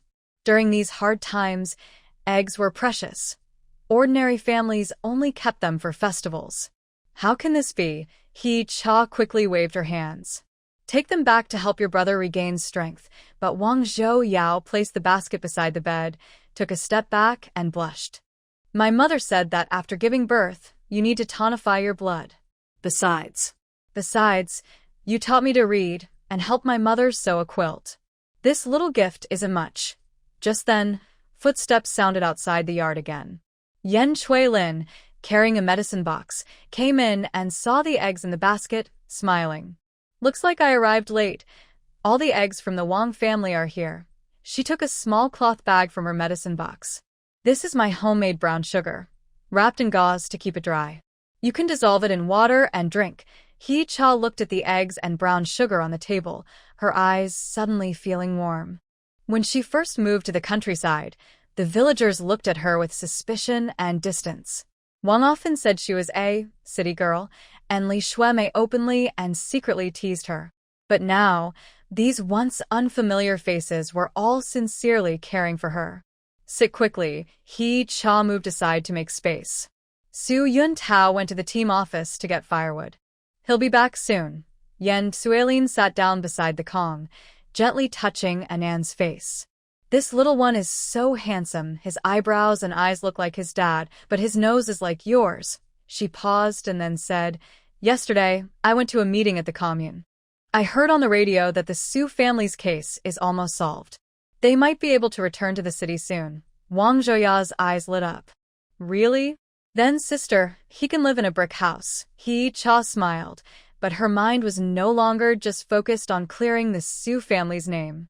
Living in Shibianzi village these days, she had grown used to the rhythm of working at sunrise and resting at sunset, waking up to the crowing of chickens, falling asleep to the smoke from cooking, and even the musty smell of the mud walls felt familiar. "It's not certain yet," she said softly. "Even if we do leave, it will have to wait until spring. It's too cold now, and the children can't handle the trouble." Yen Sueli nodded. "That's right. But still, you've really been through a lot, pregnant and helping with the team's work. Last time, Li Shiping was gossiping behind your back, saying you disliked the Su family because they were poor. I immediately defended you. Everyone knows you were pregnant, but still helping Aunt Li fetch water and making felt shoes for Grandma Zhang." Wang Zhouya also nodded, clutching her sleeve. "I also heard Aunt Li Shuemei talking badly about you, saying you weren't really carrying the Su family's child." But Brother Suda immediately scolded her, saying anyone who keeps talking nonsense will have their mouth torn apart. When mentioning Li Shuemei, the atmosphere in the room suddenly grew quiet. Yen Suelin sighed. She's also pitiful, just a bit twisted in her mind. I heard yesterday she moved away with her family to the commune. Maybe it's for the best.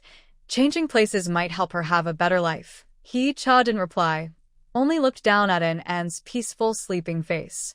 She knew well that everyone in the village had seen Li Shuemei's feelings for Su Yuntao, but no one had said anything. Now that she was gone, it was a relief for everyone. Outside the yard, Su Yuntao's voice came. He carried a bundle of firewood into the house and paused when he saw the people inside. Dr. Yen has arrived. Brother Su, Wang Zheya quickly stood up. My mother asked me to ask if your firewood is enough.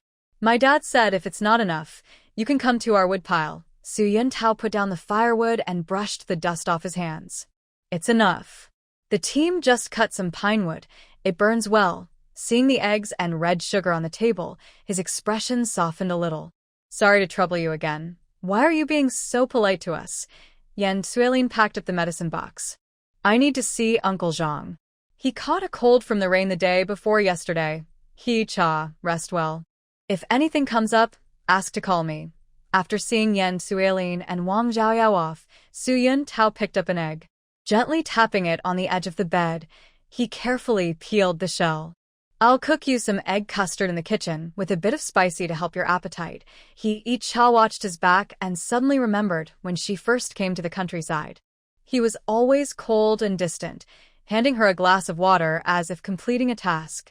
But now, this once indifferent man remembers her craving sour foods during morning sickness, quietly puts on a coat when she stays up late preparing lessons, and even clumsily learns how to change a baby's diaper.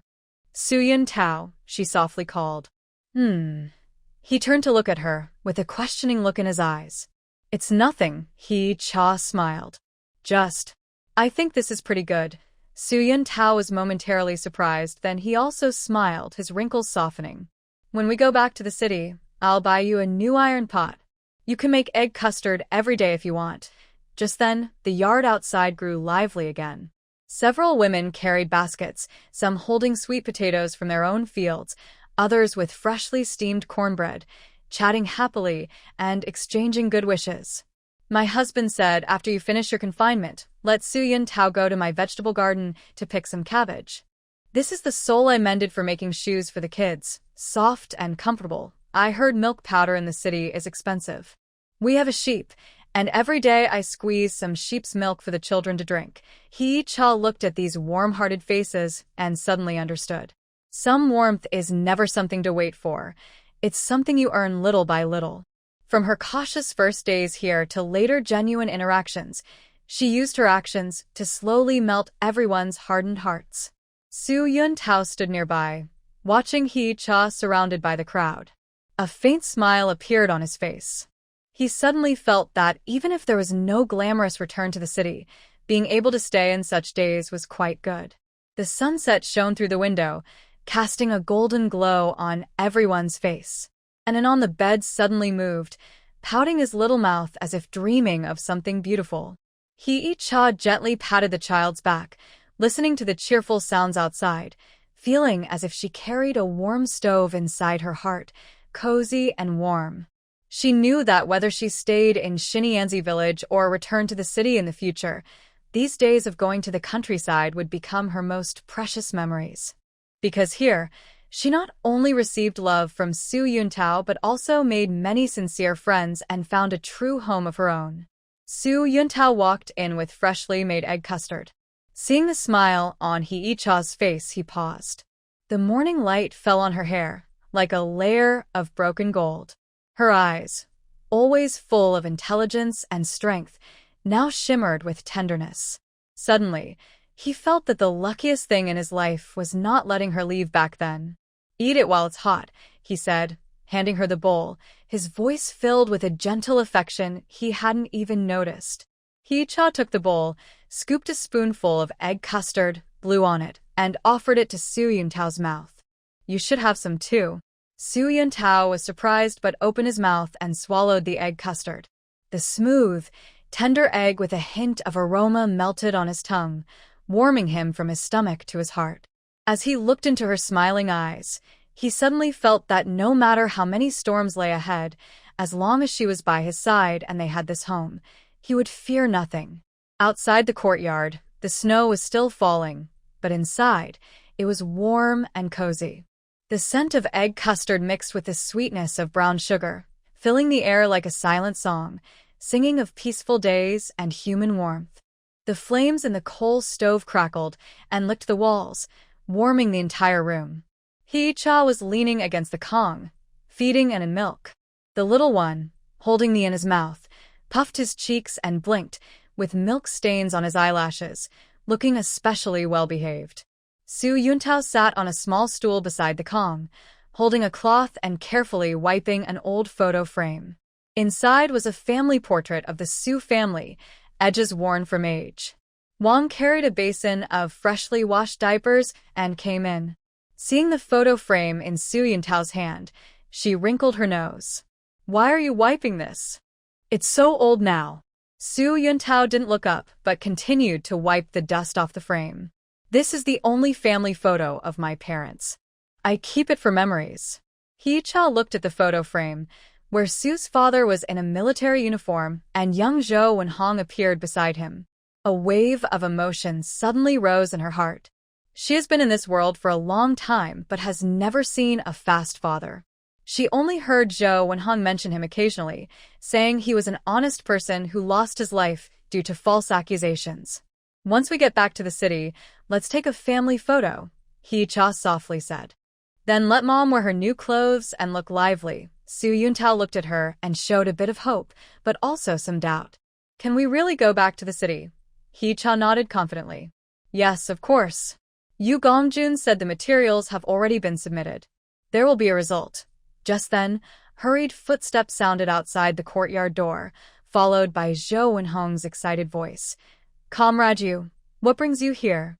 "Come inside, it's cold outside." Hee-cha and Su Yuntao exchanged surprised glances. Yu Gongjun coming now must mean good news. Su Yuntao quickly stood up, placed the photo frame on the bed, and hurried out. Hee-cha also wanted to get up, but was stopped by Wang Gai. "Sister-in-law, you just had the baby. Rest well. I'll go see him." Soon, Su Yuntao led Yu Gongjun into the room. Yu Gongjun wore a military green coat and a cotton hat, with some snow on the brim, and had a bright, uncontrollable smile. "Comrade Yu, please sit." Su Yuntao quickly moved a chair over and poured a cup of hot water, handing it to him. Yu Gongjun took the cup, sipped, then looked at Su Yuntao with excitement. "Yuntao, good news." "Big, great news." Su Yuntao's heart raced. He stared at Yu Gongjun tightly, sweating palms. "Comrade Yu, is it about my family's case? Is there a result?" Yu Gongjun nodded heavily. He took a document from his bag and handed it to Su Yuntao. "Look at this. It's a recent order from the higher authorities. Your father's wrongful accusations have been cleared. He was falsely accused. The organization has officially exonerated him and restored his reputation. You can go back to your original position next month." Su Yuntao tremblingly took the document, his fingers trembling with excitement. He stared at the words on it, reading, "exonerated," and "reputation restored." Tears suddenly fell like beads breaking from a string. He remembered the desperate and unwilling look in his father's eyes when he was taken away. He thought of his mother working hard for years to appeal, enduring scorn and hardship. He recalled the discrimination and unfair treatment he faced during his years in the countryside. All these feelings of frustration and pain turned into tears that flowed uncontrollably at this moment. Dad is finally proven innocent." Su Yuntao choked out, his voice full of excitement and joy. Zhou Wenhong also came over to look at the documents. As she read, tears started to fall. She wiped her eyes with her sleeve and held Yu Gongjun's hand, repeatedly saying, "Thank you, Comrade Yu. You are a great benefactor to our family." Yu Gongjun smiled and patted Zhou Wenhong's hand. "Aunt Zhou, you're too kind. This is what the organization should do. Uncle Su is a good comrade, and his innocence should be clear." Hee-cha watched the scene, her eyes also starting to fill with tears. She knew this day would come eventually, but she didn't expect it so soon. She looked at Su Yuntao, who was still reading the documents over and over, tears streaming down his face, yet he wore a bright smile. That's wonderful. We can finally go back to the city.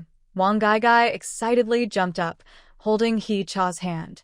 Sister-in-law, we can live in a brick house now, no more living in that broken earthen house. He Cha nodded with a smile, but her heart wasn't as excited as Wang Gaigai's. Having lived in Shibianzi village for so long, she had grown attached to this place, reluctant to leave the villagers, the peace, and the simple life. Yu Gongjun then mentioned some precautions for returning to the city and prepared to leave. I have other matters to attend to, so I won't stay long. You all should pack up quickly and go to your units on time next month. Su Yuntao hurriedly stood up to see him off. Comrade Yu, I'll see you out. No need, no need. Yu Gongjun waved his hand. You should celebrate with your family. After seeing Yu Gongjun off, Su Yuntao returned to the house, still clutching the document tightly. Zhou Wenhong had dried her tears and was pacing inside, muttering, I need to find those old clothes, wash and dry them, so we can take them to the city. And your dad's books.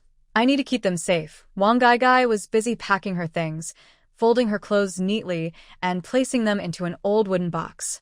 Su Yuntao walked to the edge of the Kong bed, sat beside He Cha, and handed her some documents. His voice was a little choked with emotion. He Cha, look, we can really go back to the city now. He Cha took the documents, looked at them carefully, then looked up at Su Yuntao with a smile and said, I knew it would happen someday. Su Yuntao hugged He Cha tightly, as if trying to merge her into his bones. His chin rested on her head as he hoarsely said, Thank you, He Cha. Thank you for staying with me and trusting me. He Cha leaned into his embrace, smelling the faint scent of soap on him, feeling warm inside. She gently patted his back. We are family. If I'm not with you, who else would be? Anin was awakened by their noise and started crying loudly. Su Yuntao quickly let go of He Cha, carefully picked up Anin, and clumsily comforted him. Be good, Anin, don't cry. Dad is here. Seeing how clumsy Su Yuntao was, He Cha couldn't help but laugh. This man, once cold and distant, had now become so gentle and caring. Maybe that's the magic of life. Zhou Wenhong watched this warm scene and showed a contented smile. She walked to the Kong, looked at Anin's rosy little face and said happily, This little guy is really a lucky star. Since he came, our family has had nothing but good things. Wang Gaigai also came over to see Anin, muttering, Yes, yes. When we go back to the city, I'll send Anin to the best kindergarten so he can get the best education. Su Yuntao held Anin and looked at his family, feeling an unprecedented happiness and satisfaction. He remembered when he first went to the countryside, full of confusion and despair about the future. It was He Cha's arrival, like a shining light, that brightened his life. She not only helped him through the hardest days but also gave him a lovely son. Now they could finally go back to the city, and everything was moving in a good direction. Mom, Gaigai, He Cha, Su Yuntao said seriously, When we get back to the city, I will work hard so you can live a good life. Zhou Wenhong's eyes welled up with tears and she nodded. Good child, Mom believes in you. He Cha also smiled and said, Let's work hard together. Life will get better and better. Wang Gaigai nodded strongly, her face full of hope for the future. The flames in the coal stove still burned brightly, casting a warm glow on everyone's face. Outside, the snow continued to fall, but inside the house, everyone felt warm and happy. They knew a new beginning was coming, and their future life would grow brighter, like the fire in the stove. Su Yuntao handed Anin to He Cha, then picked up the document and looked at it carefully again. Sunlight shone through the window, making the words, Restoration and Justice, stand out brightly. He took a deep breath, as if to release all the worries and unfairness of the past, and prepare for a fresh start. He Cha watched Su Yuntao's determined face, feeling full of confidence. She knew that no matter what difficulties they might face in the future, as long as their family stayed together, nothing could stop them. That night, the Su family stayed up late. Zhou Wenhong took out old clothes from the bottom of a box and washed them one by one. Wang Gaigai tidied up her belongings neatly and often asked Hee-cha what she planned to do after returning to the city. Su Yuntao sat under the lamp, looking at the restoration document with an uncontrollable smile. Sometimes, he would talk to Hee-cha about their plans for life after returning to the city. Hee-cha held Anan, who was already asleep, leaning on Su Yuntao's shoulder. Listening to the happy sounds of her family, she felt full of happiness. She knew this was just the beginning. There was a long road ahead, but she believed that as long as their family worked together, they could create a happy life of their own. Outside, the snow gradually stopped, and a bright moon hung in the sky, casting a cool light. Xinyanzi village was silent, except for the warm and joyful house of the Su family, as if promising a new tomorrow. At dawn, Xinyanzi village was still quiet, with only a few roosters crowing to break the silence. Inside the Su family's simple house, the lights were already on, and a thin layer of frost decorated the windows, reflecting the busy figures inside. Hee-cha held Anan, who was sleeping soundly, sitting by the kong, a traditional bed, watching Su Yuntao and Wang Gaigai pack their things. There wasn't much in the house, mostly old clothes and daily items, but packing always felt like an endless task, as if there were always more little things to gather. Su Yuntao turned an old wooden box upside down and carefully placed a few old books into a cloth bag. These books were keepsakes left by his father, brought along when they moved to the countryside. Wang Gaigai was nearby folding clothes, muttering constantly, "This shirt is too worn out to wear, better to throw it away." She then threw a patched cotton-padded jacket aside. Zhou Wenhong just walked in and saw the discarded jacket. She quickly picked it up and said, "Don't throw it away. It can still be patched and worn. Besides, it was your brother's before. Keep it as a memory."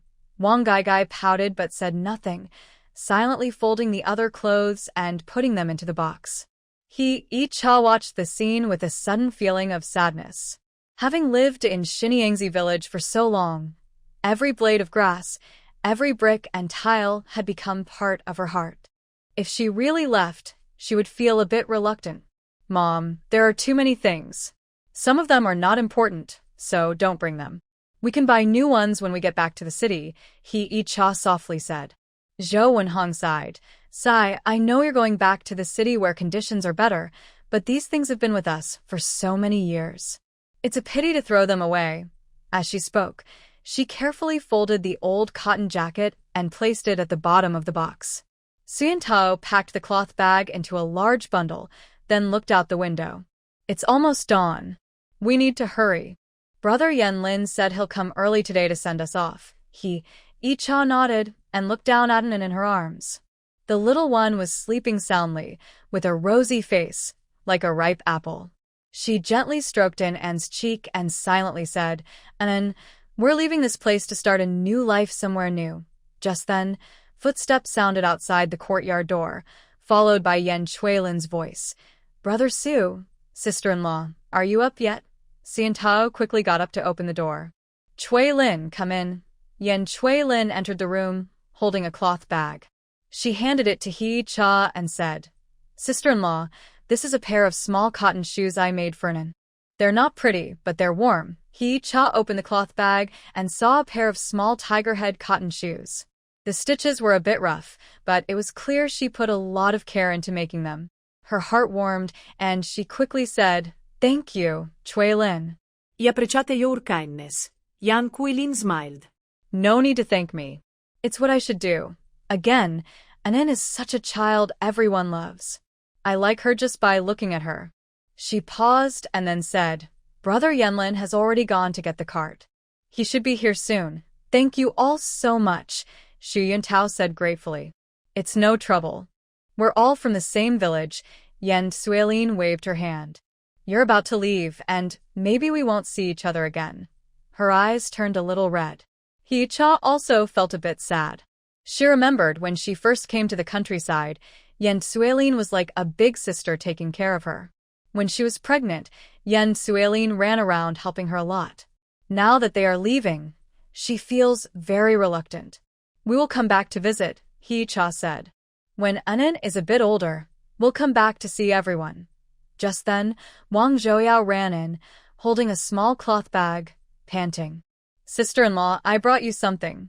He-cha took the cloth bag and opened it. Inside were some roasted peanuts with a light aroma. "You, child, why are you giving me something?" Wang Zhouyao blushed and said, "My mom asked me to bring this for you, to eat on the way." "Sister-in-law, after you leave, will I still see you?" He-cha patted Wang Zhouyao's head and smiled. "Of course. When you're on holiday, come to the city and visit us." Wang Zhouyao nodded eagerly, her eyes shining with hope. Soon, Yanlin arrived with a simple ox cart. It was just a wooden board on 2 wheels, covered with dry grass. Xu Yuntao and Yanlin moved their packed things onto the cart, while Zhou and Hong carefully wrapped it in and helped her onto the cart. He-cha was the last to get on. She looked back at the small, simple house where she had stayed so long, feeling many emotions. In this humble house, she had gone through the hardships of pregnancy, welcomed Enin into the world, and felt the warmth of her family and the kindness of neighbors. Here, she had experienced joy and tears and unforgettable memories. "Let's go," Xu Yuntao said softly, holding He-cha's hand. He-cha nodded and turned away from the house. The ox cart slowly started moving, making a creaking sound on the snow. The villagers stood by the roadside to see them off, some even pushing things into their hands. "Yuntao, when you get to the city, work hard and don't let our Xinyanzi village down," an old man called out. "Sister-in-law, when you have time, come back to visit us." Yan Suilin waved her hand, tears filling her eyes. Wang Zhouyao cried like a little child, shouting, "Sister-in-law, you must come back." He-cha also couldn't hold back her tears. She waved her hand and said, "Everyone, go back now. We will return someday." The ox cart slowly left Xinyanzi village, getting farther and farther away. The villagers' figures gradually disappeared from sight. He-cha looked back at the village growing smaller in the distance, feeling very reluctant. She knew that this departure might be the last time she saw her home, and Xinyanzi village would always stay in her memory. The ox cart moved slowly over the snow, leaving deep tracks in the white ground. Xu Yuntao sat beside He-cha, holding her hand tightly. He could feel her sadness and understood her feelings. Although the place was poor and backward, it had the purest village love and warmest kindness, making him reluctant to leave. "Don't be sad. "We will come back," Xu Yuntao softly said. He-cha nodded, wiped her tears, and smiled. "I'm fine, just a little homesick." She looked down at Enin in her arms. The little boy was still sleeping peacefully, unaware of everything. Zhou and Hong also sighed and said, "Yes, we've been here a long time. It's hard to leave, but going back to the city is good. Enin can grow up in a better environment, and your father's injustice can be cleared up." When mentioning Su Fu, everyone fell silent. Xu Yuntao clenched his fists tightly, secretly vowing to work hard so his family could live a good life and his father's spirit could rest in peace. The ox cart took about 2 hours to reach the town's bus station. Yanlin helped unload their things and bought tickets for them. "Yuntao, take good care of your family in the city. If you have any trouble, write to us." "Thank you, Brother Yanlin. We really appreciate your help these days," Xu Yuntao said gratefully. "No need to thank me. It's what I should do." Yanlin waved his hand. "Hurry and get on the bus so you won't miss the time." Yuntao nodded and led his family onto the bus. The vehicle slowly started moving. He-cha looked out the window at Yanlin's figure growing smaller in the distance, feeling very grateful. Xu Yuntao held He-cha's hand tightly, as if to give her endless strength. He looked at her tired face with feelings of guilt and gratitude. He felt sorry for being cold to her before and thankful for her constant support. He secretly promised to love her well, take good care of her and the children, and make sure they lived happily. Enin woke up without anyone noticing. Curious, he looked out the window and babbled something. He-cha played with Enin, smiling happily. Zhou and Hong and Wang were also chatting nearby, dreaming about life back in the city. After about half a day of driving, they finally reached the county town. They still needed to transfer to a train to go back to the city. Xu Yuntao found a place to put down their things, then went to buy train tickets. Hee-cha held an inn, while Zhou Wenhong and Wang sat nearby, waiting. Looking at the busy crowd in the county town, Hee-cha suddenly felt a little unfamiliar. She hadn't seen such lively scenes in a long time and felt a bit uneasy. Sister-in-law, look. There's a place selling sugar figs. Wang pointed to a small stall not far away. Hee-cha looked in the direction she was pointing and saw an old man shaping various small animals with sugar syrup, attracting many children to watch. Let your brother buy one for you later. Wang cheered happily. Great. Soon, Su Yuntao returned with the train tickets. Tickets are bought. The train leaves at 3 in the afternoon. We still have some time. Let's go get something to eat, Hee-cha suggested. Everyone agreed. Su Yuntao carried their things. Hee-cha held an inn and they found a small restaurant. The place wasn't crowded. They found a seat by the window and ordered a few simple dishes. The food was served quickly. Although it was just home-style cooking, it was delicious to them after eating coarse grains for so long. Anan seemed to smell the aroma and kept moving his little mouth. Hee-cha took out a bottle of milk and prepared some formula to feed him. Cloud Yuntao served food to Zhou Wenhong and Wang, then poured a bowl of soup for Hee-cha. Drink more soup to strengthen your body. Hee-cha smiled and took the bowl. You should eat more too. Seeing the happy family together, Hee-cha felt warm inside. She knew that no matter what difficulties lay ahead, as long as they were together, they could overcome anything. After dinner, they hurried to the train station. The station was busy with many people coming and going. They found a place to sit and waited for the train. Finally, the train arrived. Cloud Yuntao carried their belongings, Hee-cha held an inn, and they followed the crowd onto the train. The train slowly started moving, heading toward the distance. Hee-cha looked out the window at the gradually disappearing town, feeling full of hope. She knew a new life was waiting for her. She was ready to embrace her happy future.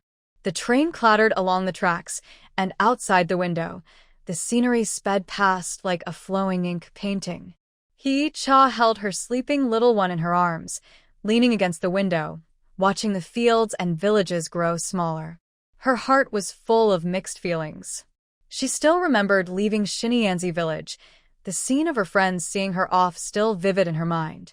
She gently stroked An's soft hair.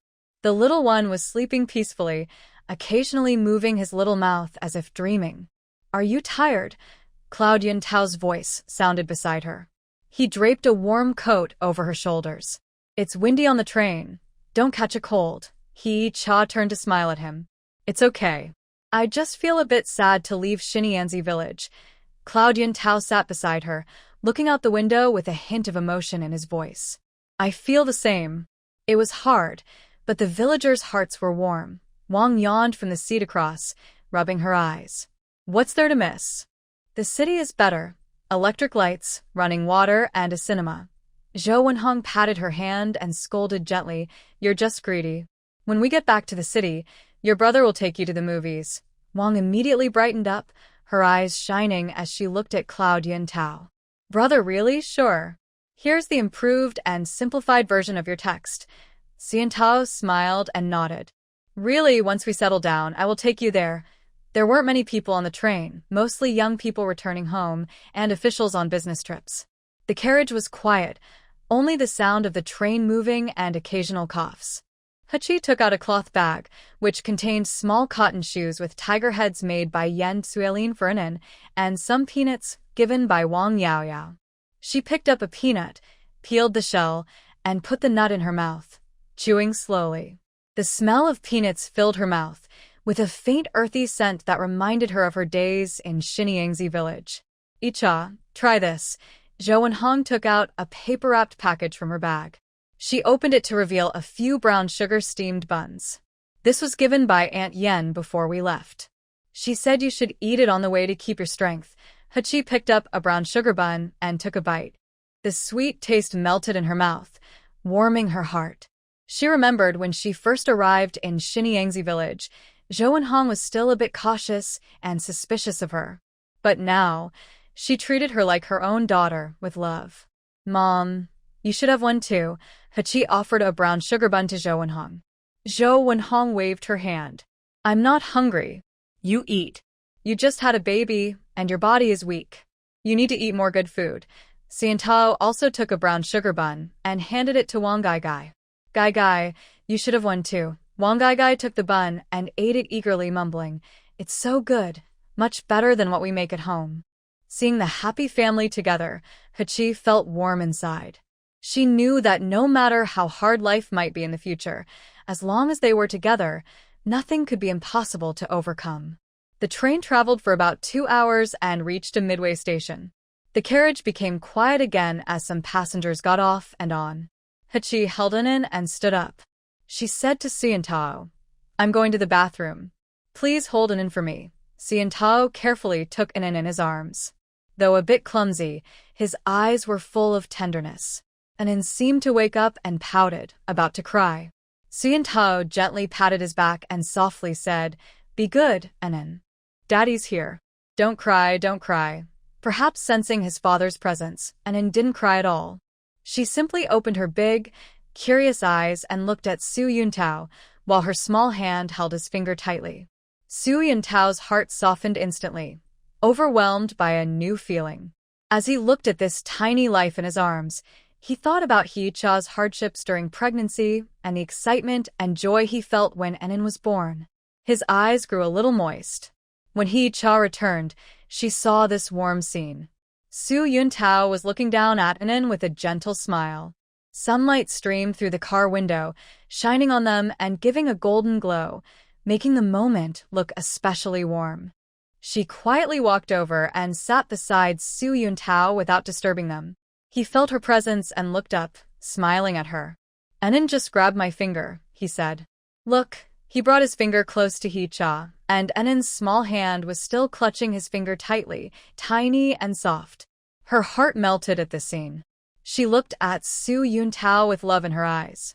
"He seems to like you a lot," she whispered. Su Yuntao smiled proudly.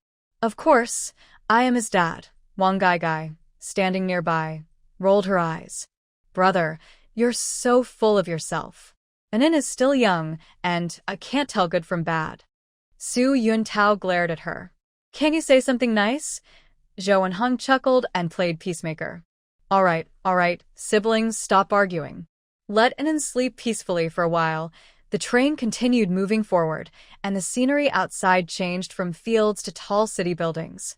Hee-cha felt both excited and nervous, unsure of what kind of life awaited them. "Look, a factory," Wang Gai Gai shouted excitedly, pointing outside. Hee-cha looked in the direction she indicated and saw tall factory buildings standing by the roadside, with thick black smoke billowing from the chimneys, like a giant black dragon twisting in the sky. It was her first time seeing a factory in this era, and her curiosity grew. Su Yuntao also looked at the factory with longing. "When I go back to work, I'll get a job at the factory. I'll work hard, so we can have a good life." When Hangzhou's eyes were a little moist, she looked at Xiantao with a slightly choked voice and said, "Good child, if your father could see you now, he would be very happy." When mentioning Sufu, the atmosphere in the carriage suddenly became a bit heavy. Hee-cha knew that Sufu's unfair treatment had been cleared, but he would never come back. She gently held Xiantao's hand, sending him strength. Xiantao felt her warmth, and he squeezed her hand back, smiling at her. "Don't worry, I'm fine." The train gradually entered the station. The announcer's sweet voice came over the loudspeaker. "Ladies and gentlemen, we have arrived at the final stop. Please take your belongings and disembark in order." The carriage became lively. People picked up their luggage, preparing to get off. Xiantao also stood up, took the bag on the luggage rack and said, "Mom, Icha, let's get off." Hee-cha carried Enin and followed Xiantao off the train. The platform was busy with many people. There were staff in uniforms maintaining order, travelers rushing with their luggage, and friends and family holding signs to pick up loved ones. "This is the city. It's so big." Wang looked at the scene in front of her, her eyes wide with amazement. When Hangzhou also looked around, her eyes filled with excitement and nervousness. "Yes, I haven't been back in so many years. It's changed a lot." Xiantao looked around and said to them, "Let's leave the station first, find a place to stay, and go to the office tomorrow to report." They followed the crowd out of the train station. Outside, the streets were busy with cars and bicycles. Horns blared and bicycle bells jingled, filling the city with noise. Hee-cha looked at everything in front of her, feeling both unfamiliar and familiar. She knew that from this moment, her life would turn a new page. "Brother, where are we going now?" Wang asked. Xian-tao thought for a moment and said, "First, let's check my old workplace to see if I can find a place to stay. If not, we'll find a hotel." They carried their luggage and slowly walked along the street. Tall buildings lined both sides, with bright curtains hanging in the windows. There were food stalls on the roadside, their aromas tempting, making Wang swallow her saliva. "Brother, I want to eat that." Wang pointed at a candied fruit vendor. Xian-tao smiled and shook his head. "Let's find a place to settle first, then I will buy you something after we are settled." Although Wang Gai was a bit disappointed, he nodded obediently and followed him quietly. After walking for about half an hour, they arrived in front of a grand-looking gate. A sign hung at the entrance with the words, "Red Star Machinery Factory." Xian-tao stopped and said to them, "This is where I used to work." He went to the guardhouse and explained the situation to the guard. The guard was an old man with white hair. He looked them over carefully, nodded, and said, "So you're Comrade Xian. I recognize you. Wait a moment, I'll call the boss." Soon, the old guard returned and told Xian-tao, "Comrade Xian, Director Li wants you to go in." After thanking him, Xian-tao led his family into the Red Star Machinery Factory. The factory area was large, with many tall workshops and office buildings. The flower beds along the road were neatly planted with holly, looking very tidy. They reached an office building.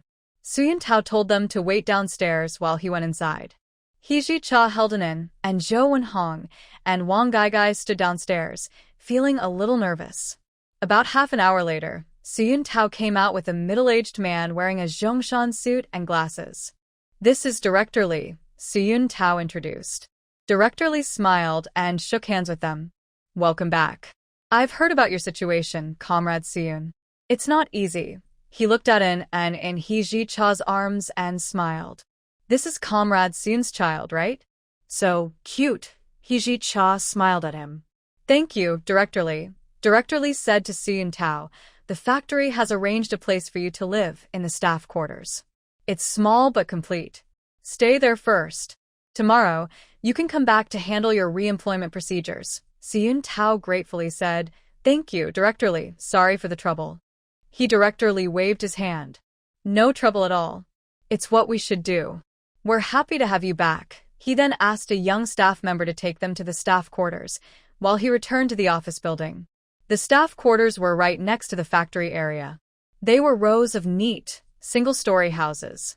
The workers took them to a small house, opened the door, and said, "Comrade Su, this is your new home. It has been cleaned, and some daily supplies are ready for you. Please make do for now." After thanking them, Xian-tao and his family entered the house.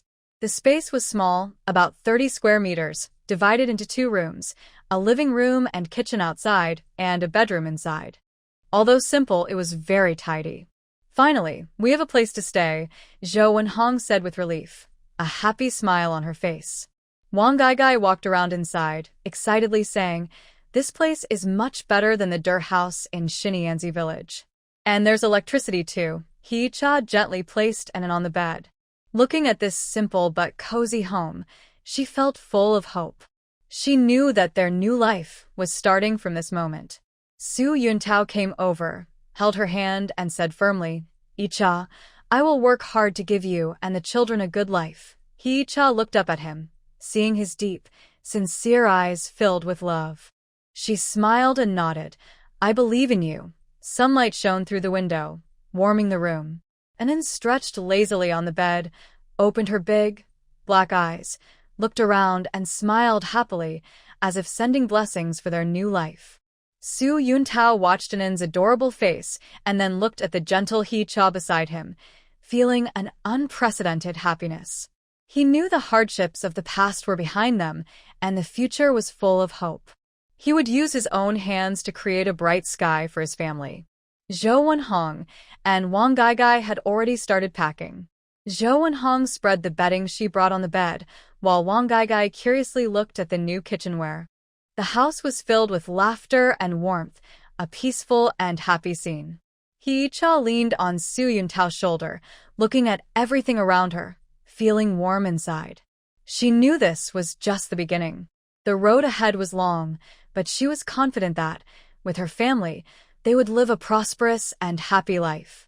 The train brought not only their people but also their dreams and hopes for the future. In this unfamiliar city, they would start a new life and write their own wonderful story. The small house in the family courtyard was tidy and clean. Zhou Wenhong was bending over, wiping the edge of the Kong, a traditional bed, while the red paint on the wooden table legs was mostly peeled off, revealing the light yellow wood grain underneath. Wang Gaigai was lying on the table, counting ration tickets brought from Shirtsuan village, when he suddenly looked up and asked, "Brother, when are we going to visit Grandpa?" Xian Tao had just finished unpacking his last bundle and paused at the question. Inside the bundle, a dark blue Zhongshan suit was visible, with a shiny collar worn from frequent use, the kind his father often wore when he was alive.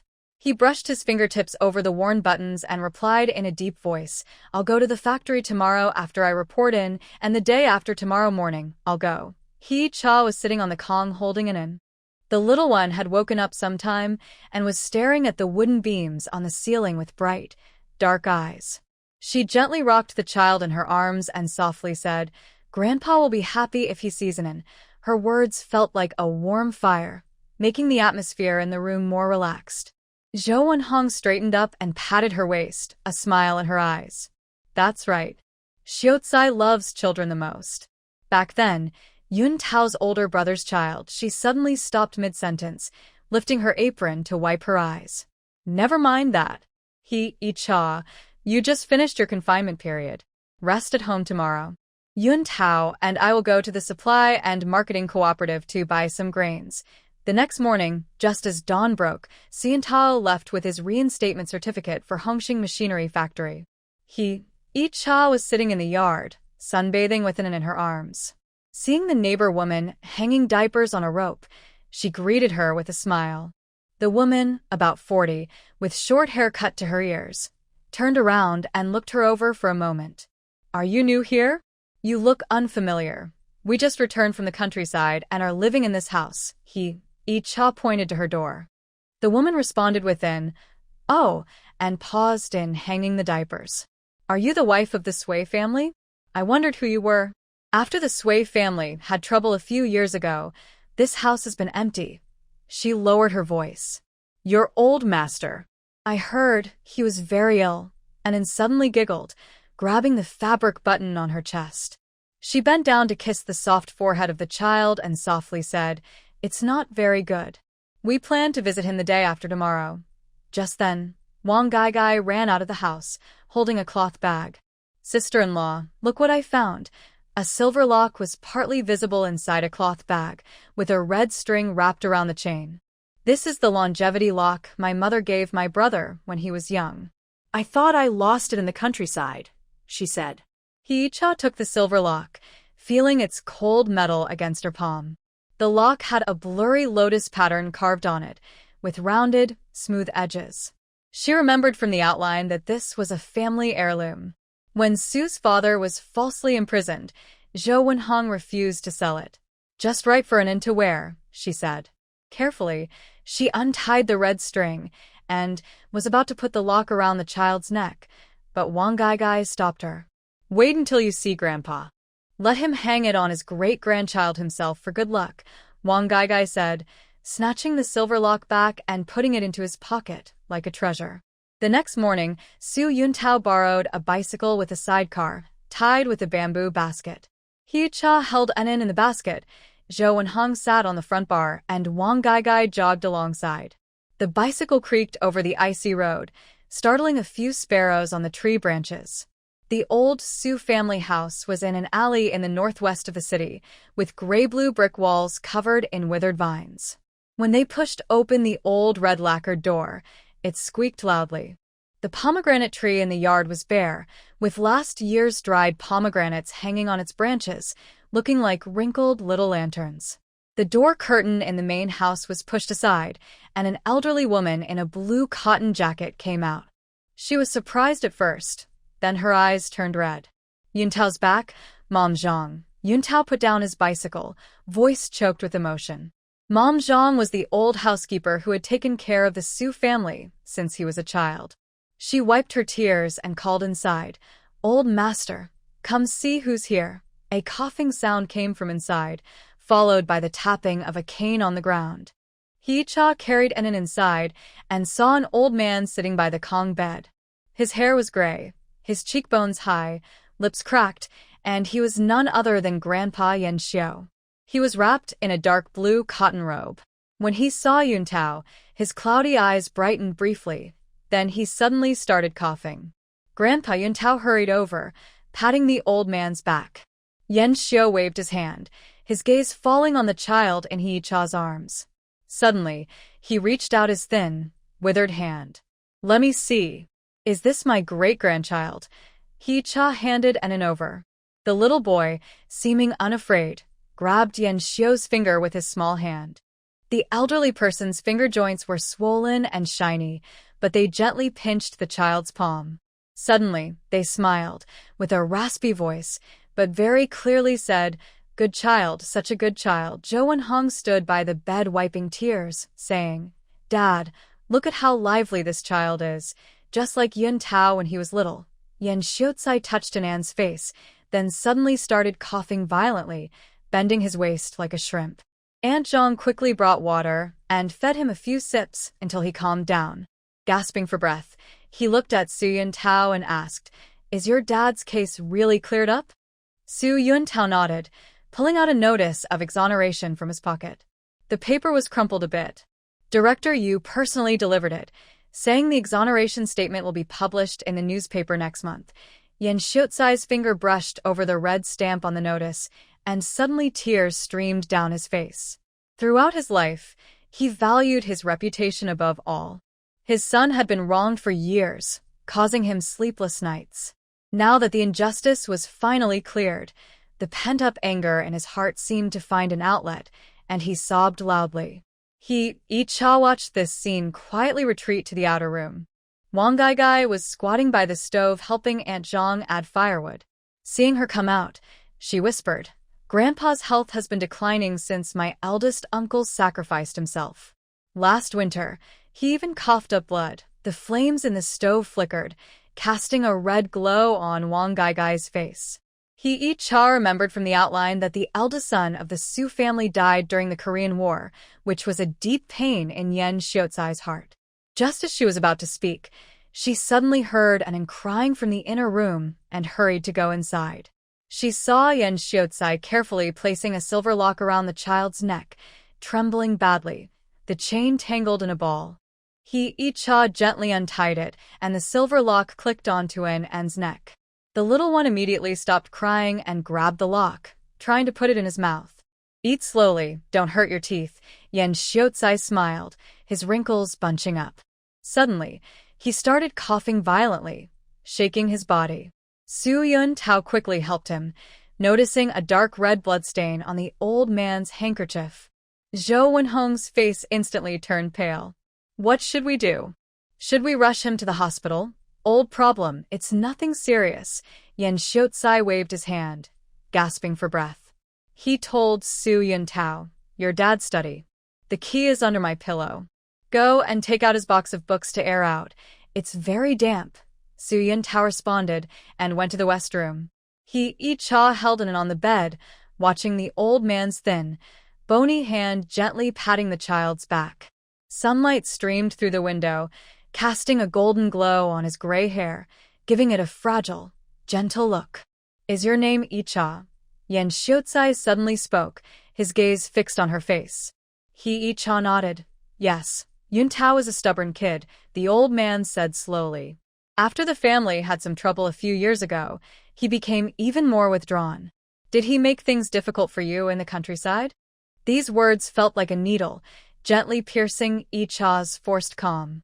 She remembered the cold night in Shibanzi village, how Yuntao clumsily warmed her feet, how he bravely protected her in the threshing yard, how he cried outside the delivery room, saying, "Thank you for your hard work." Those small moments of warmth made her throat tighten. "He treats me very well." Yen Xiaozai smiled, his eyes full of understanding.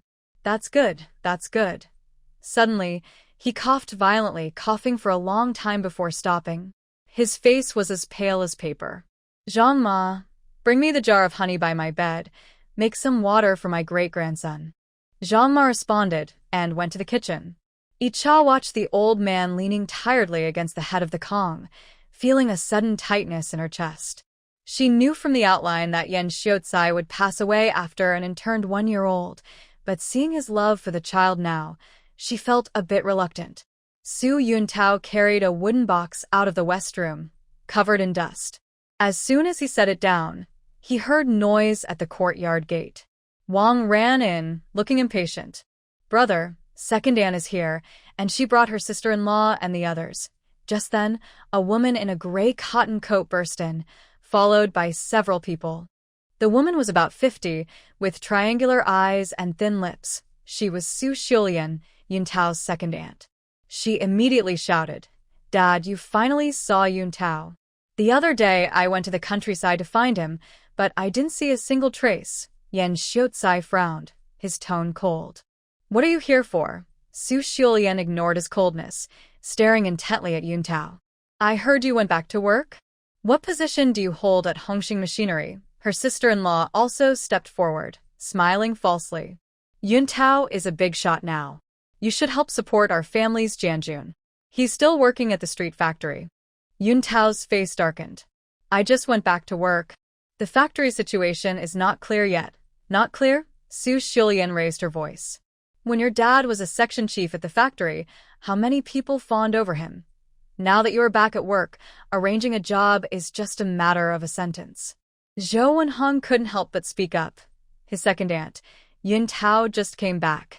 "We can talk about this later." "Sister-in-law, that's not right." Su Xuelian glared at her. "When your family had problems back then, we helped a lot.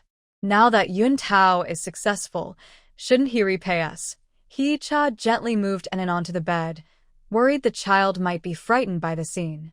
But Enin was not afraid. She grabbed Yen Xiaozai's beard and giggled happily. Suddenly, Yen Xiaozai struck his cane heavily, making the edge of the bed tremble. "Enough. Our Su family hasn't fallen so low that we need to flatter others to get by. Xuelian, if you're here to cause trouble, just leave now." Su Xuelian shrank back at her father's shout but still wasn't willing to give up. "Dad, I only did it for Jianjun. Get out." Yen Xiaozai trembled with anger, pointing at the door. "I don't have a daughter like you." Su Xuelian wanted to say more, but her sister-in-law pulled her arm.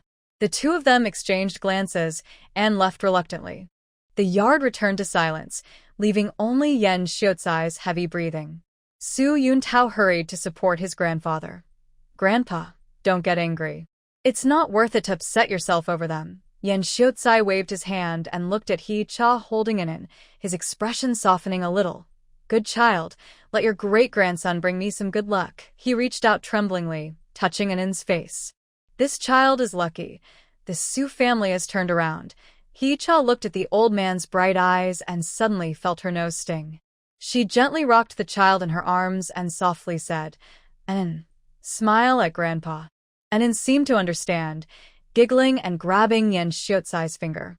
The old man's face showed a rare smile, and sunlight streamed through the window, casting dappled shadows on his face, creating a peaceful, timeless feeling. Mahjong brought in honey water and saw the scene, smiling. "Old master is much better today. Just now, he even said he wanted to make a peachwood sword for the great-grandson." Yes, a peachwood sword." Yen Xiaozai perked up. "I have an old piece of peachwood in my study, given by my master back then. It's very good for warding off evil. Yuntao, go get it for me." "I'll carve a sword for the little one," Su Yuntao responded, and went to the west room. Seeing the old man's hopeful eyes, He-cha suddenly felt much more at ease. No matter how many storms lie ahead, as long as the family stays together, they can overcome anything. As the sun set in the west, they prepared to return to the family compound. Yen Xiaozai insisted on seeing them to the gate. He stood on the steps, leaning on his cane, watching Su Yuntao push his bicycle away. When Hee-cha looked back, she saw the old man still standing there, his figure stretched long by the sunset, like a stubborn old locust tree. Anin was sleeping in the bamboo basket, and In-sua's faint glow shimmered in the dusk. Su Yuntao pedaled his bike and suddenly said, "I'm sorry if I made you feel upset earlier." Hee-cha shook her head and said, "It's okay." She looked at the blurry streetlights ahead and suddenly smiled. "When Anin is a bit older, we will come to visit Grandpa more often." Su Yuntao responded with a soft, and pedaled faster. As night deepened, lanterns in the alley lit up one after another, like strings of warm stars. Hee-cha held her sleeping child and listened to the sound of wheels rolling over the road. Suddenly, her heart filled with hope. The road back to the city might be full of thorns, but as long as she had him, the children, and family, she believed she could keep going. She remembered Su Yuntao saying on the tractor, "I will protect you all in the future," and his tearful face outside the delivery room. She also thought of his steady back at this moment. These small moments of warmth gathered into a river flowing gently in her heart. The bicycle turned a corner, and the lights of the family compound flickered in the night. Hee-cha softly hummed a childhood song she learned in Shirtsi village. Then, in her arms, mumbled and suckled her thumb, sleeping even more soundly. Su Yuntao looked back at her, a gentle smile on his lips, and pedaled his bike more steadily. The morning in the family compound was always awakened by the crowing of roosters. Just after Hee-cha put Anin to sleep, she heard a loud noise at the gate, like someone knocking over a mop leaning against the wall. She put on her padded coat and went to the window. She saw Wang bending down to pick up scattered coal pieces, her face red from the cold. "Why didn't you wear more clothes?" Hee-cha pushed open the door, holding a thick coat. Wang straightened up, her nose shining from the cold. "Good morning, sister-in-law. I thought I'd split the coal before dawn so I wouldn't delay things during the day." She took the coat and put it on, then lowered her voice. "Since coming back from Grandpa's yesterday, I've been feeling that second aunt's look wasn't right. Do you think she might cause trouble again?" Hee-cha remembered the resentful look that Su Xiaolian gave when she left, and gently shook her head. "When trouble comes, we'll face it.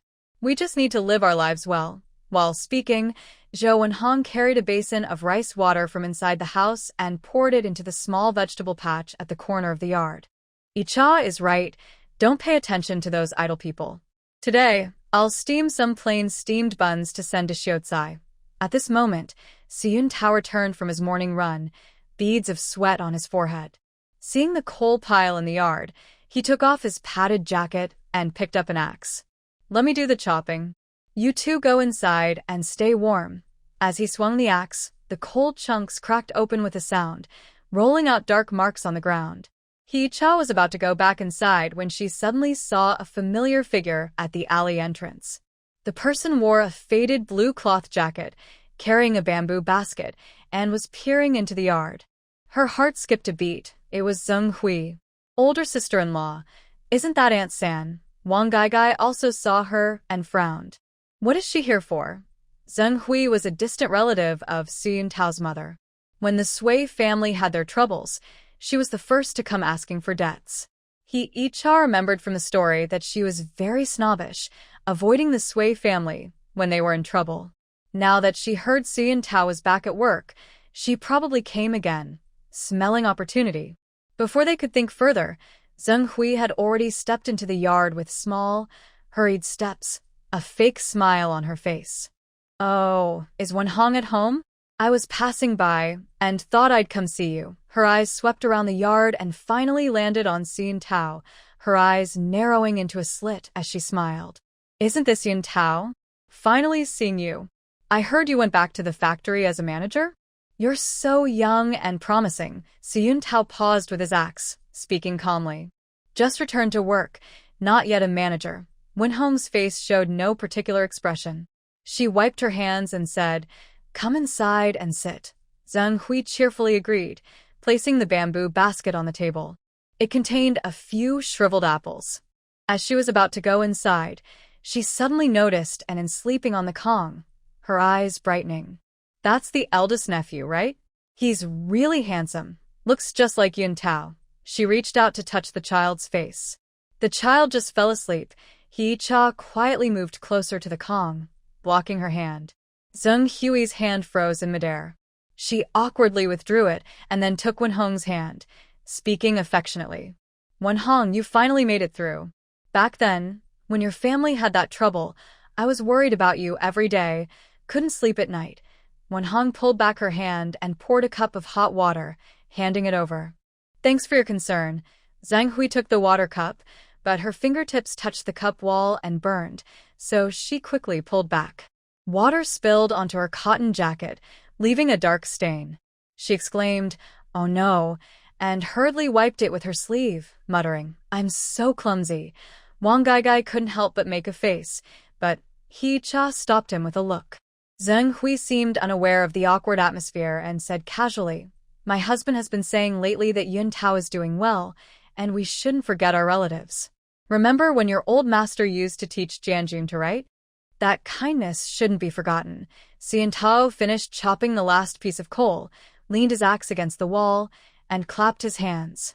"Auntie, you're here today not just to visit us, right?" Zheng Hui's smile froze for a moment, then she quickly put it back on.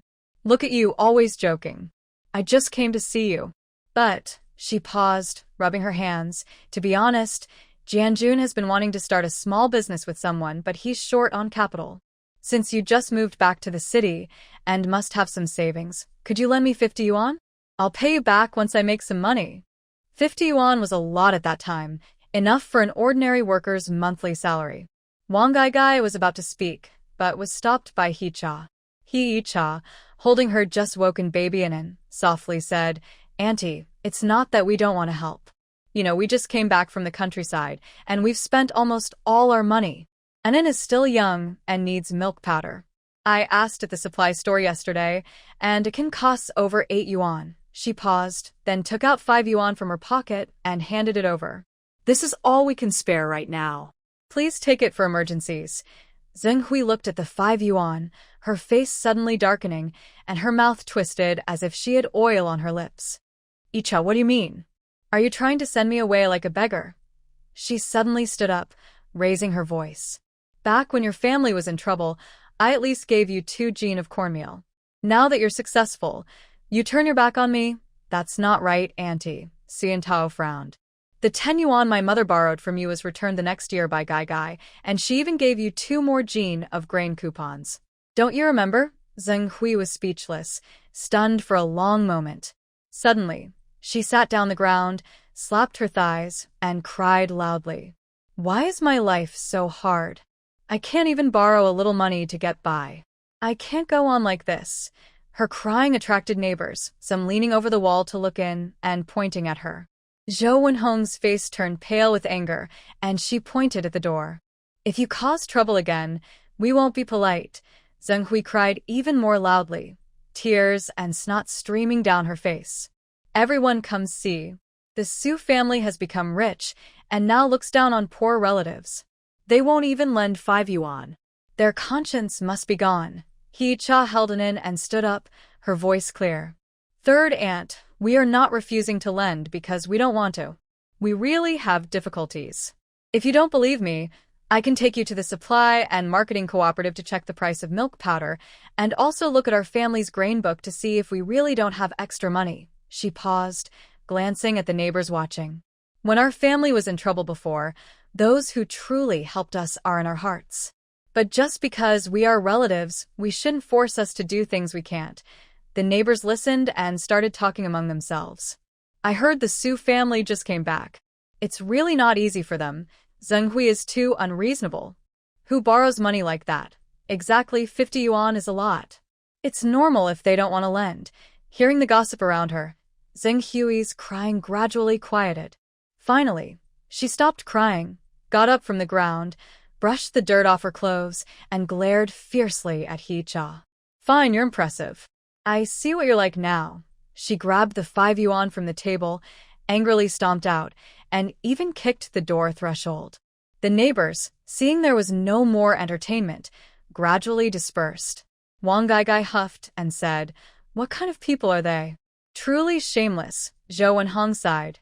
Forget it, don't bother with her. People like that, it's better to keep your distance in the future. Su Yuntao came over to He Cha, looking at Anan in her arms, and softly said, You've been wronged. He Cha shook her head and smiled. It's nothing.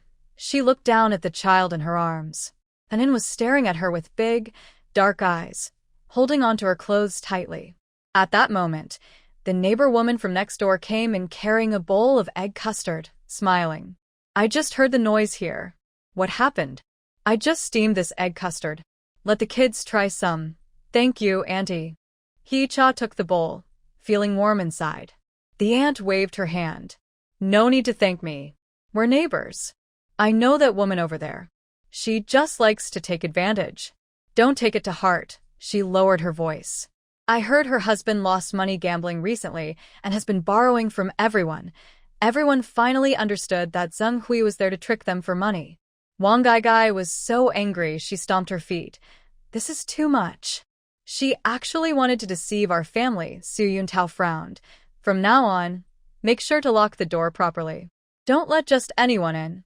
Just then, a messenger from Su Yuntao's workplace arrived and handed him a telegram. Su Yuntao opened it and his face changed slightly. The factory wants me to report tomorrow, and I need to go to the archives to check some documents. Zhou Wenhong quickly said, Then you should pack your things quickly.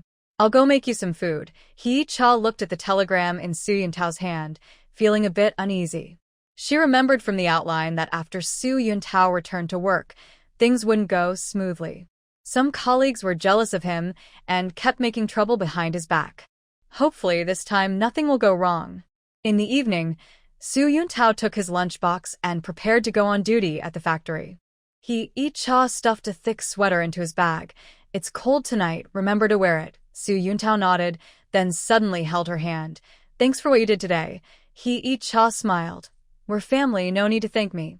Su Yuntao looked at her deeply and then turned to leave. As his figure disappeared at the alley entrance, He Cha felt a warm feeling rise in her heart. Since crossing into the story, they had been through so much. From initial suspicion to now supporting each other through thick and thin, their journey was tough, but filled with happiness. Sister-in-law, look at how timid Auntie was just now. It's so satisfying, Wang Gaigai said as she approached, holding a sweet potato and munching happily. He Cha pinched her nose. Eat your own. Be careful not to choke. Zhou Wenhong came out of the kitchen with freshly steamed buns, steam rising and the aroma filling the small yard. She looked at He Cha with a full smile. He Cha, with you here, I feel much more at ease. He Cha felt warm inside. Just as she was about to speak, she suddenly heard Anan crying. She hurried back to comfort him, seeing the little one reaching out his small hand to grab the oil lamp on the table, almost knocking it over. You naughty kid, so careless. He Cha picked up Anan, kissed his face, and thought to herself that the days ahead would still be long.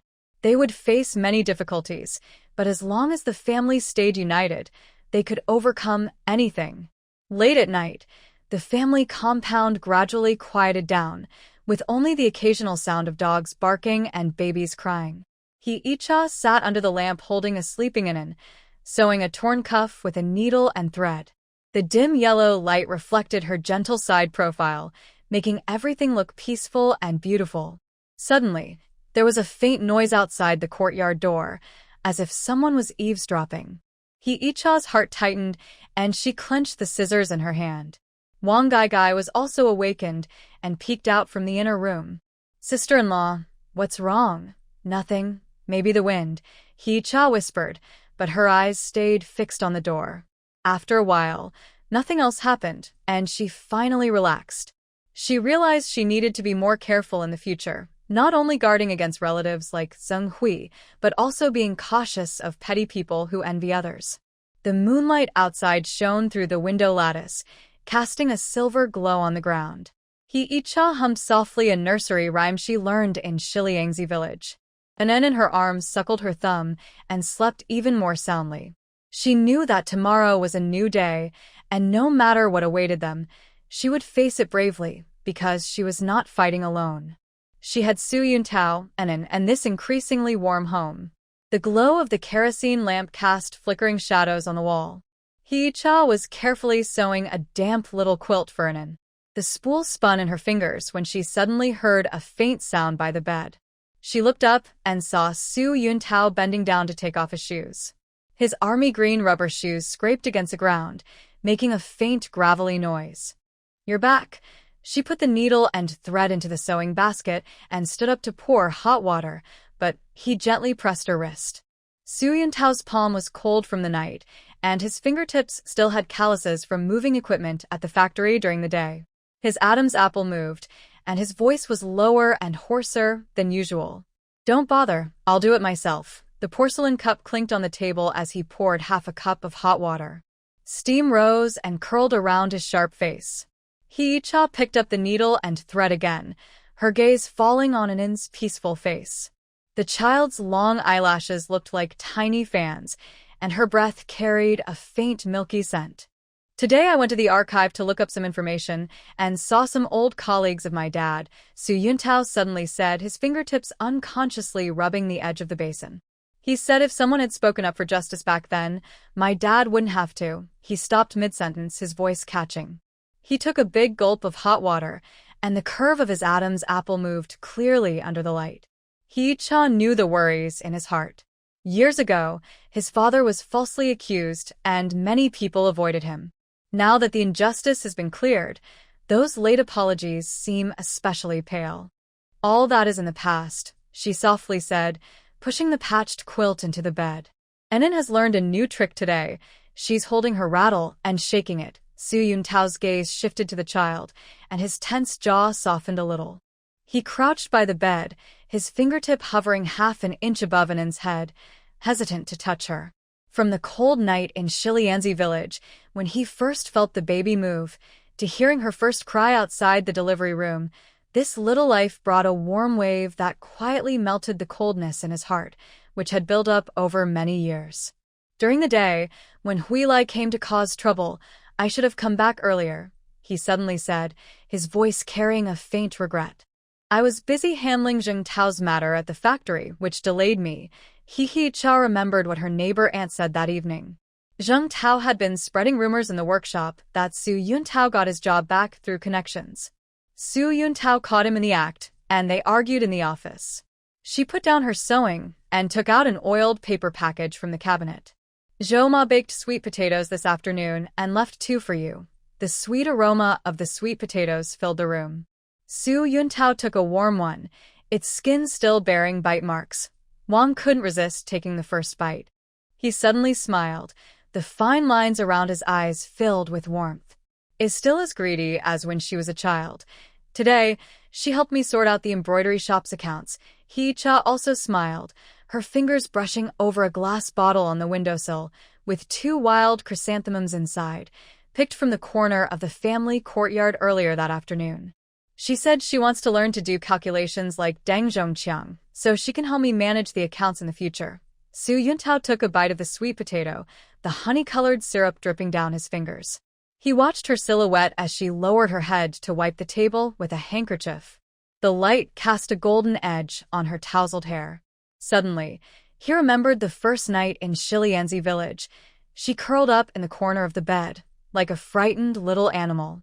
At that time, he always felt that this suddenly gentle wife was hiding something, until she braved the rain to find a doctor for, until she grabbed the sickle to help him harvest wheat, until she brought him a bowl of hot porridge, her nose red from the cold, almost touching the edge of the bowl. "In Shilianzi village," he suddenly said, turning the sweet potato in his hand, "one night I was writing a complaint, and you added shreds to the porridge you brought." Hee-cha paused, looking up at him. "My stomach coldness problem. Even my mother can't remember it." His gaze was deep, like ink submerged in water. "That day, I should have known you were different from before." The kerosene lamp flickered, sparking a small flame, and the room was so quiet that you could hear the wind and falling leaves outside. Hee-cha's heartbeat suddenly sped up, and the handkerchief she clenched was wrinkled from her grip. She knew what Su Yuntao was referring to. The original owner never cared about such trivial matters and even mocked him as picky and stingy back then. She wanted to say something, but was gently interrupted. Su Yuntao put down the half-eaten sweet potato and suddenly reached out to hold her in his arms. His movements were gentle, cautious, as if afraid of breaking something precious. Cha pressed her forehead against the button on his chest, hearing his steady heartbeat, which was more reassuring than the drumbeats in the threshing yard. I was wrong before, he said, his chin resting on her head, his voice thick with nasal tone. I always treated you like an outsider, spoke coldly to you. The rough cloth of his clothes brushed her cheek, carrying a faint scent of soapberry. Her eyes suddenly filled with tears. The grievances she suffered in the countryside, the restless nights of tossing and turning, all these suddenly seemed insignificant in this delayed apology. She reached out and grabbed the back of his shirt, the fabric wrinkling in her grasp, mirroring her turbulent feelings. That day at the stone mill, when the water in Shurdian village overflowed, she mumbled into his chest, I thought you wouldn't believe me. Su Yuntao's arms tightened around her as if to embed her into his bones. You're my wife. Who else would I believe if not you? He paused, his voice so low it was almost a whisper. When Li Shuemei moved to the county town, she sent someone to say sorry to you. Suddenly, she smiled, tears streaming down her cheeks, falling onto his shirt and leaving small dark spots. She remembered the girl who always tried to get close to Su Yuntao, the bowl of calming pregnancy medicine she brought and the sour tone at the threshing yard. All those subtle competitions had long been swept away by the sound of the tractor wheels returning to the city, fading into nothing. On Anan's 100th day, Su Yuntao's fingertips gently brushed her hair. Grandpa put the family silver lock on you. I thought then, I must protect both of you for the rest of my life. On the Kong, Anan mumbled in his sleep, turning over and grabbing the braid hanging beside her. She was about to free herself from Su Yuntao's embrace, but was held tighter in his arms. Cha. His voice trembled softly in her ear, carrying a seriousness she had never heard before. It was my fault before, and I made you suffer too much. From now on, let me love you, okay? Suddenly, the moonlight outside brightened a little, shining through the window onto their clasped hands. Cha's tears finally couldn't be held back, falling like broken beads onto Su Yuntao's hand, hot and trembling.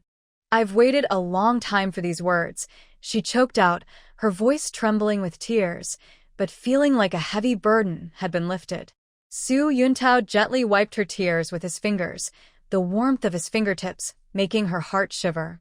He leaned down and placed a light kiss on her forehead, treating her like a precious treasure with careful reverence. In the glow of the kerosene lamp, their shadows cuddled on the wall, as if trying to make up for the warmth they had missed over the past 2 years. After a while, Cha suddenly remembered something. She rummaged through the cabinet and took out a cloth bag. Today I went to the supply and marketing cooperative, saw some yarn, and knitted you a scarf. The dark blue yarn shimmered softly in the lamplight, with uneven stitches and a few obvious mistakes. Su Yuntao took it, his fingertips brushing over the crooked stitches. Suddenly, he remembered the cold night in Shijianzi village, when she sat under the lamp, sewing up his torn cuffs. Looks good. He wrapped the scarf around his neck twice, the length just right. It's warmer than my mom's knitting. Cha blushed from his compliment. She turned to pack away her sewing kit, but was gently embraced from behind. Su Yuntao rested his chin on her shoulder, his warm breath falling into her neck. Tomorrow, I'll take a day off and go to the park with you and Anan. I heard the chrysanthemums in the west of the city are blooming beautifully. We need to get up early. Anan wakes up early, she said with a smile, lightly tracing circles on his hand. He replied, tightening his hold. From now on, every day off, I'll be with you both. The moonlight shifted from the window to the edge of the bed. Anan turned over and pouted. Cha looked at the child and suddenly felt Su Yuntao hold her wrist. His palm was warm, filled with unwavering determination. Cha. He looked into her eyes, which held a whole starry sky. Thank you for not leaving. She suddenly remembered the snowy night when she first arrived, and the divorce letter left by the original owner, still hidden at the bottom of the box. If she had truly left that day, there would be no cold night porridge in Shijinzi village, no selfless protection at the threshing ground, and no warmth of their embrace at this moment. "Because I am part of the family," she said with a smile. Tears still shimmered in her eyes, bright like stars. Su Yuntao gently kissed the corner of her eye, no longer cautious or tentative. Filled with deep feelings that had been suppressed for 2 years, they intertwined passionately, as if trying to imprint each other's breath into their bones. The kerosene lamp flickered and went out, dimming the room's light. Only the moonlight shone through the window, casting a gentle silver glow over their intertwined shadows. Later in the night, Hee-cha was awakened by the cold. She found herself curled up in Su Yuntao's arms, his strong arms holding her waist like a solid mountain. Outside, the watchman's bell rang 3 clear strokes, especially loud in the quiet night. She looked up at his peaceful face, his eyelashes casting faint shadows under his eyes. Suddenly, she felt that all the hardships and grievances she had endured over the past 2 years now made sense. Su Yuntao seemed to sense her movement. Unconsciously, he tightened his hold and pulled her closer, mumbling something in his sleep. He said vaguely, "Icha, don't go." Her heart warmed, and she snuggled into his embrace, her nose pressed against his warm collarbone. Softly, she said, "I won't go. I'm right here." The moonlight gradually shifted west, and the cold in the room was warmed away by their bodies. And in dreaming, mumbled and grasped Su Yuntao's finger resting on the bed. This small family, weathered by many storms, finally found peace and happiness on this quiet night. As dawn approached, Su Yuntao suddenly woke up. Seeing Hee-cha still sleeping peacefully, he let out a breath of relief, but also felt a surge of fear. He remembered countless nights in Shijinzi village, always worried she would leave him like the original owner, leaving a divorce letter and disappearing without a word. Only now, feeling her warm breath in his arms, did he truly believe she wanted to spend her life with him. He leaned down and gently kissed her hair, as softly as a breeze brushing over a lake. Outside, the sky was beginning to brighten with the first light, and a new day was about to begin. Their new life was just starting. Hee-cha seemed to sense something, curling her lips in her sleep, like a small animal finally at peace, sleeping soundly in his arms. Sunlight filters through the window paper, casting a golden glow on the hands clasped together. The cold December wind whipped snowflakes against the metal gate of the city machinery factory, making a loud, clang sound as if someone is pounding on the door with their fists. Su Yuntao stands outside the guardhouse, his army green padded coat covered with a layer of frost. His eyelashes beneath the hat brim are coated with ice, but the light in his eyes cannot be hidden. It's a bright spark that has been suppressed for too long and is finally about to break free.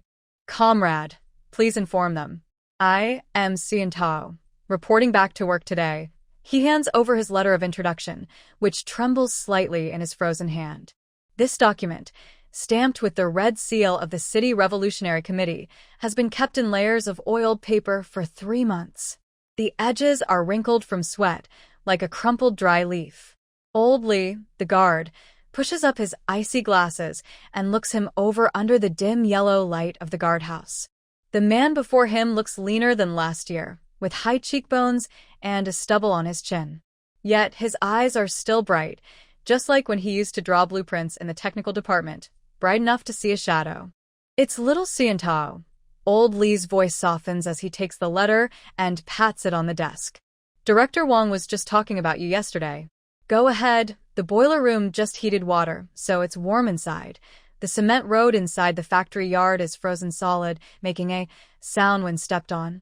Su Yuntao looks at the familiar red brick factory buildings, where white smoke curls from the chimney in the north wind. The clanging sounds from the workshop make him feel grounded, more than any music could. He remembers 3 years ago, when he was sent to the farm during winter. Back then, he watched the city machinery factory sign grow smaller and smaller through the rear window of the truck until it disappeared into a black. Yuntao, a man in blue work clothes, comes out of the tool shed, holding a wrench. He pauses when he sees him, then a smile spreads across his face.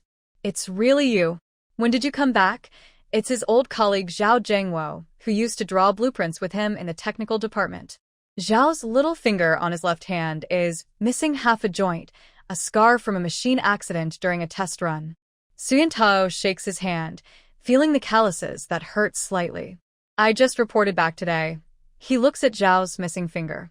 Your hand. Are you okay? I'm fine now, Zhao Jingwo says, hanging the wrench at his waist and pulling him toward the office building. Come on. I'll take you to see Director Wang. By the way, are you still in the technical department? Currently, Corey is under Zheng Tao's responsibility, and he. Halfway through speaking, he was suddenly interrupted by a rush of hurried footsteps. Isn't that Su Yintao? What a surprise. Zheng Tao, dressed in a faded Zhongshan suit with the cuffs rolled up high to reveal a Shanghai brand watch, rare in the factory, stood at the stairway, blocking the way. I heard you're feeding pigs on the farm? That job's good. No need to think, just strength is enough. Su Yintao clenched his fists inside his padded coat pocket, nails digging into his palm. He recognized Zheng Tao. Back in the technical department, Zheng often copied his drawings and secretly changed some data to claim them as his own. He never thought that after 3 years, Zheng would become the head of the department. Chief Zheng, you're joking. Su Yintao's voice was cold, like a frozen river. I'm here to report in. Please let me pass. Zheng Tao took a half step aside but deliberately bumped into Su Yintao with his shoulder. What's the rush? Director Wang is holding an early meeting. He looked up and down at Su Yintao's coat, then smirked. Yintao, you came back but didn't change into decent clothes? This coat is almost worn out, almost showing cotton. Don't let people think our factory is unfair to re-employed staff. Zhao Zhengwo quickly stepped in to smooth things over. Chief Zheng, Yintao just got back and hasn't had time to change. He's skilled. His design drawings for the lathe are still in use. Bragging about past glories isn't impressive, Zheng Tao snorted, turning to walk toward his office. His leather shoes clacked on the cement floor with a thud sound. Been on the farm so long, you probably can't even recognize a vernier caliper anymore. Su Yintao watched his back, his eyes beneath the hat brim cold as ice. Zhao Zhengwo tugged at his arm. Don't take it to heart. He's like that. He can't stand others being better than him. He lowered his voice. Since you left, he only got his position by giving gifts to the factory director. No one in the department respects him. The factory director's office was at the far east end of the second floor. The sign above the door read, Director's Office, but the paint was peeling off. Su Yintao knocked, and a loud voice came from inside. Come in. Director Wang was leaning over a desk, looking at a blueprint. His reading glasses slid down his nose. When he saw Su Yintao, he quickly took off his glasses. Yintao, we've been waiting for you to come back. He shook Su Yintao's hand with enough strength to crush a walnut. I've been thinking about your energy-saving lathe improvement plan. The factory really needs skilled people like you right now. Speed Yintao placed the letter of introduction on the table and said, Director, I am back and will follow the organization's arrangements. Good. You have awareness. Director Wang took out an appointment letter from the drawer, written with a brush, stating, Appoint Su Yintao as Deputy Section Chief of the Technical Department to assist Comrade Zheng Tao in work. He sighed. It's a bit unfair to you. For now, be Deputy Section Chief. Once you make some achievements, I will promote you. He paused. Zheng Tao is not very skilled technically, but he has seniority. Please be patient. Yintao took the appointment letter and paused at the words, Deputy Section Chief. He didn't care about the rank but wanted to pick up his drawing pen quickly. Still, thinking about working with Zheng Tao made him feel uneasy. Don't worry, Director. I will work hard. When he returned to the technical department, everyone in the office stopped what they were doing. On a drawing table made of 3 wooden desks, there was an assembly drawing of a lathe machine. Zheng Tao was standing nearby, pointing and giving instructions. The gear module here needs to be changed. Calculate it as 3.5 according to my suggestion, and it will be correct. Yintao glanced at the drawing and frowned. It can't be changed. This model of lathe has limited load capacity. Exceeding a module of 3.2 will cause gear failure. Zheng Tao's face instantly turned red. What do you know? I've tested 3.5 before, and it's fine. You tested a light-duty lathe. This is a heavy-duty one, Yintao said, walking to the table and drawing a line on the blueprint with a pencil. The gear width needs to be increased by 2 centimeters to match a 3.5 module. Otherwise, it's a risk. His line was straight and precise, as if measured with a ruler. The office was silent. Everyone knew Yun Tao was right. Zheng Tao's face alternated between red and white. He grabbed a triangle ruler and slapped it on the table. Am I the section chief, or are you? Do it my way. Yun Tao didn't argue further. He quietly moved to an empty desk by the window. The desk was dusty, and in the corner, there were some discarded drawings, clearly unused. He took out a metal lunchbox from his canvas bag, containing pumpkin seeds fried with salt by he. They were salty and flavorful. She had stuffed them into his pocket in the morning, saying, "Eat these when you're free at the factory and don't argue with others." After wiping the desk clean, Zheng Tao threw a stack of drawings at him. Organize these and file them. They must be done before the end of the shift. The drawings were nearly half a meter high, old blueprints from decades ago. The paper was fragile like cookies, crumbling with the slightest touch. Zhao Zhengwo wanted to help but was glared back by Zheng Tao. "Zhengwo, have you finished your work?" Speed Yun Tao stopped Zhao Zhengwo and picked up the drawings to look through them. These old drawings contained many treasures, including a structure diagram of imported lathes from the Republic of China period and assembly diagrams drawn by Soviet experts in the 1950s. He became more and more absorbed, not noticing Zheng Tao making eyes at him from behind. At noon, when going to the cafeteria for food, the head cook saw Speed Yun Tao and gave him an extra half-spoon of braised pork. "Little Speed, you're back? You used to love my braised pork the most, so I cooked a bit longer today." Just as Yun Tao was about to thank him, Zheng Tao came over. "Head cook, why give him extra? We all have fixed portions." He pointed at Yun Tao's lunchbox. "Re-employed staff get special treatment? I think someone pulled strings." The head cook stabbed a spoon into the pot. "Zheng section chief, speak with some decency." Little Speed worked so hard to meet the deadline, staying awake 3 days and nights, even fainted in the workshop. "What's wrong with eating a bit more meat?" Zheng Tao left angrily. Yun Tao scooped half of the braised pork into a nearby apprentice's box. "You're young, growing, eat more." In the afternoon, while organizing drawings, Yun Tao found a design diagram of a milling machine from 1958. There was a clear mistake on it. If made according to the diagram, it would definitely cause an accident. He hurried to find Zheng Tao but saw him secretly stuffing copper wire into his bag, wire used for motor coils, not cheap on the market. "Section Chief Zheng, this drawing has a problem." Yun Tao placed the drawing on the table, pretending not to see the copper wire in his bag. Zheng Tao quickly zipped up his bag. "What problem?" "I think it's fine." He glanced at the drawing. "This is an old diagram, no one uses it anymore, so forget about it. There are semi-finished products made according to this diagram in the warehouse," Yun Tao said seriously. "If assembled, it could cause safety accidents." Zheng Tao waved impatiently. I know. You finish organizing your drawings and mind your own business." Yun Tao didn't insist further. He returned to his seat but couldn't calm his mind. He knew Zheng Tao was deliberately ignoring the safety. This person only cared about personal gain and didn't care about the factory's safety.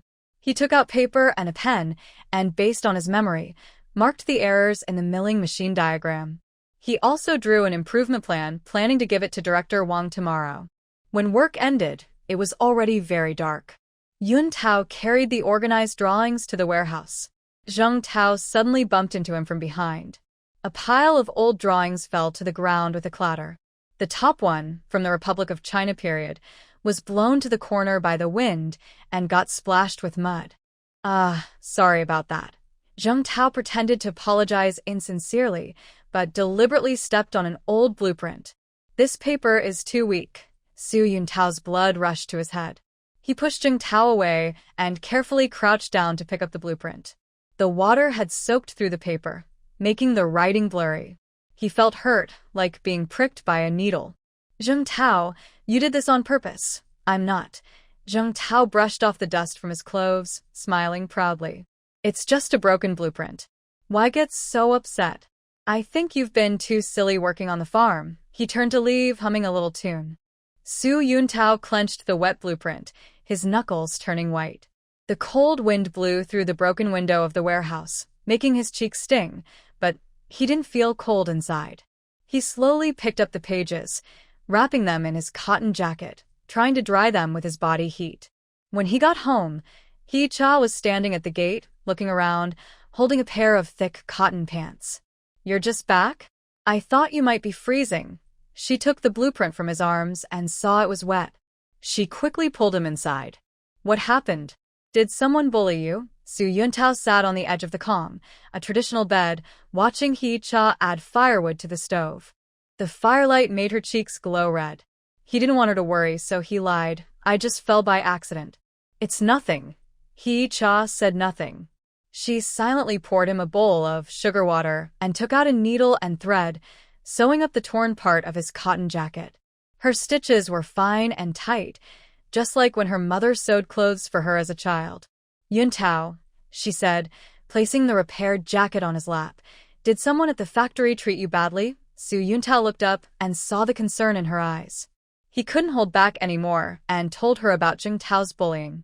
Hee-cha listened quietly, occasionally adding a sweet potato to his bowl. "Don't be upset with him. We earn our living by our skills. No matter how much he tries to trouble you, he can't take away your talent." She pointed to an on the Kong, who was clutching a cloth tiger and happily chewing. "Look at an N. If someone tries to take his tiger, he cries loudly. We shouldn't be like that." Su Yuntao was amused, and most of his anger faded. He took out some pumpkin seeds he hadn't finished eating at noon and poured some into Hee-cha's hand. "You're a great cook. Zhao Zhengwo even asked me where I bought these. Since you like them, I'll make more tomorrow and give some to Master Zhao too." Hee-cha peeled a seed and fed it to him. "We don't cause trouble, but we shouldn't be afraid of it either. If he causes trouble again, we'll talk to the factory manager. There is always a reasonable way to handle things." At night, Xiantao lay on his bed, listening to the wind outside. He no longer felt the irritation from the evening. He thought of Hee-cha's words, like warm water slowly soothing his feelings of frustration. He remembered Factory Director Wang talking about energy-saving lathes and the old machines in the warehouse waiting to be improved. Suddenly, he felt motivated. The next morning, Xiantao handed the improved milling machine drawings he had sketched overnight to Factory Director Wang. Director Wang looked at the drawings with excitement, patting his shoulder and saying, "Good job.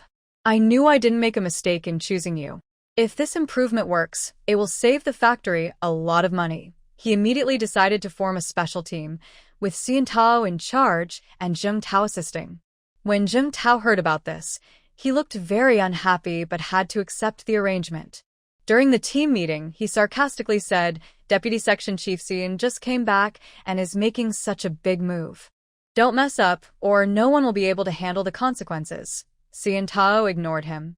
He pointed to the drawings and said, "This plan requires recasting the gears. I've already contacted the casting workshop and the molds will be ready this afternoon." He looked around and asked, "2 people are needed to help me draw the parts. Who wants to join?" Zhao Zhengwo raised his hand first. "I'll do it." Soon after, 2 young technicians also stood up. Zheng Tao saw no one paying attention to him and angrily stormed out. Xiantao, however, was unaffected. He discussed the details with Zhao Zhengwo and others.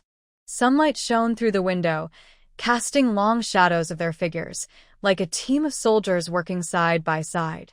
On the way to the cafeteria at noon, Zhao Zhengwo secretly handed Xiantao a plain steamed bun. "My mom steamed this for me. Try it," he whispered. Zheng Tao just went to the factory director's office. "I don't know what he said." "Be careful." Xiantao took a bite of the bun. The smell of wheat and flour spread in his mouth. "It's okay. We do things honestly and properly. I'm not afraid of what he says," he thought. He knew Zheng Tao's troublemaking was like winter snow, scary to look at but unable to stop the arrival of spring. In the afternoon, good news came from the casting workshop. The mold was successfully tested, and the gear's precision was better than expected. Xiantao held the newly cast gear, looked at it again and again in the sunlight. The teeth were sharp and clear, shining with a bluish-gray light, like a fine piece of art. Zheng Tao was standing at the door without him noticing, looking at the gear with a hint of jealousy in his eyes. he said. It's just good luck. We don't know if it will work when installed on the machine. Speed Yun Tao handed the gear to the nearby technician. Try installing it, and you'll see if it works. He looked at Zheng Tao calmly and said, Section Chief Zheng, if you're free, come take a look and give some advice. Zheng Tao snorted, turned around, and left. He paused at the workshop door, looked back at the milling machine being assembled, and twitched the muscles around his mouth, lost in thought. At sunset, the milling machine was finally assembled. When Speed Yun Tao pressed the start button, the machine made a steady humming sound. It was quieter than before, faster by nearly twice, and used 30% less energy. Everyone in the workshop cheered. Even the usually quiet old fitter clapped. Speed Yun Tao stood beside the machine, sweat running down his face, but he felt more confident than ever.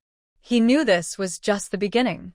There would be more obstacles like Zheng Tao ahead, but as long as he could draw precise lines with his drawing pen, his determination wouldn't fade. On the way home, Speed Yun Tao bought 2 pounds of meat, planning to make dumplings for He Cha and Enan. The north wind was still blowing, but it didn't feel so cold. The sunset painted the sky red like a fire, lighting his path home. He could almost see He Cha standing at the gate, holding Enan, waiting for him. The warm glow from the window looked like a hug, welcoming him home. The snow in January melted slowly. The remaining snow at the base of the wall froze into ice blocks, crushed into tiny shards by passing footsteps. He Cha held in and stood in front of the department store window. Frost covered the glass, but she used her finger to wipe a clear spot and looked inside. There was a blue work uniform hanging. She had sewn it herself after Speed Yun Tao returned to work, using fabric she bought and learned from neighbor Aunt Zhang. The stitches were even better than those in the store. Hey, isn't that Speed's wife? A sharp voice came from behind. He Cha turned around and saw Aunt Lu from the next alley, carrying a basket of vegetables. The basket had frozen cabbage with ice crystals. I heard your man got his job back? That's really good luck. No more eating hardtack at the farm. He Cha moved Enan aside to avoid the smell of coal smoke on Aunt Lu. That's right. Sister Lu's eyes scanned her up and down, as if inspecting a piece of goods. Your man is now a deputy section chief. Why don't they arrange an easier job for you? You're always at home taking care of the kids. Such talent wasted. Her words were sharp, and her tone dragged on. But I guess it's also because you're uneducated. Going to the factory would only cause trouble. It's better to stay at home and enjoy life with your man. Enan was startled by her loud voice and pouted, about to cry. Hajia quickly patted his back to comfort him. Don't be afraid, Enan. We're going home now. She didn't respond to Sister Lu's words and turned to leave. Her cotton shoes crunched on the icy ground, making a squeaking sound, as if she was holding back her strength. Back home, the clothesline in the yard hung Yun Tao's old cotton jacket, which she had washed in the morning. The cotton was fluffy and swayed gently in the wind. She placed Enan on the Kong, heated bed, and covered him with a small tiger embroidered quilt. She had sewn it recently, with tight stitches, and the tiger's eyes were made of black thread, shining brightly. On the stove, warm millet porridge was kept, cooked extra in the morning for Yun Tao to eat at noon. He Cha sat on a small stool, looking at the wall with a literacy poster, her fingertips slowly tracing the words, worker and farmer. She hadn't read many books, only learned a few characters with a private teacher when she was young. After marrying Yun Tao, she focused on taking care of her family and never thought much about education. But today, Sister Lu's words felt like a needle pricking her heart, causing a dull pain. Rely on men to get ahead, she whispered to her reflection in the window glass. The frost patterns on the glass reflected her blurry image, with a stubborn look in her eyes. He Cha, why should I depend on others? In the afternoon, Yun Tao came home for dinner. He saw she wasn't serving hot dishes as usual, just sitting on the edge of the Kong, lost in thought, clutching a worn-out women's literacy textbook. What's wrong? And in causing trouble, he asked, placing his lunchbox on the table. Inside were hot meat buns from the cafeteria. Hajia shook her head and pushed the book toward him. Yun Tao, I want to attend night school. Yun Tao was stunned, nearly dropping his bun. Night school? You want to study? Yes, she nodded, her eyes shining like stars. Aunt Zhang told me that the city has started a women's night school. They teach literacy, arithmetic, and sewing skills. It runs from 7 to 9 at night, so it won't interfere with taking care of Anan. She clenched her sleeve, her voice a little tight. I need to learn something too. I can't spend my whole life not knowing anything, waiting to be looked down on. Yun Tao looked at her reddened eyes and suddenly remembered hearing Lu's wife complain this morning at work. Deputy Section Chief Su's wife only got her job back by relying on her husband. If it were me, I could also be a relaxed housewife. At the time, he didn't pay attention, but now he understood how much those words hurt Hee-cha. He pushed a bun into her hand. All right, I support you. Tomorrow, I'll go register you. He peeled open a bun and took out the meat filling. Look, Anan is almost teething. Once you finish school, you can teach him to read and write better than I can as a father. Hee-cha bit into the bun, and suddenly tears fell, not out of sadness, but because the heavy weight in her heart finally lifted. Yun Tao didn't say much. He just silently handed her a tissue. His support in his eyes was more comforting than any words. The next day after registering, Hee-cha carried a canvas bag and went to night school. The classroom was an abandoned warehouse with dozens of long wooden tables. The blackboard was written with ink, and coal was piled in the corner for winter, but it couldn't stop the warmth inside. Those were the energy and determination of over 30 women, like dry wood ready to ignite. The teacher was a woman named Chun, with short hair cut to her ears. She spoke softly and gently, writing neat characters on the blackboard. Today, we learn the 2 characters labor. Labor is the most honorable. Hee-cha sat in the last row, next to a girl wearing a floral cotton-padded jacket, with her red yarn tied in her braid.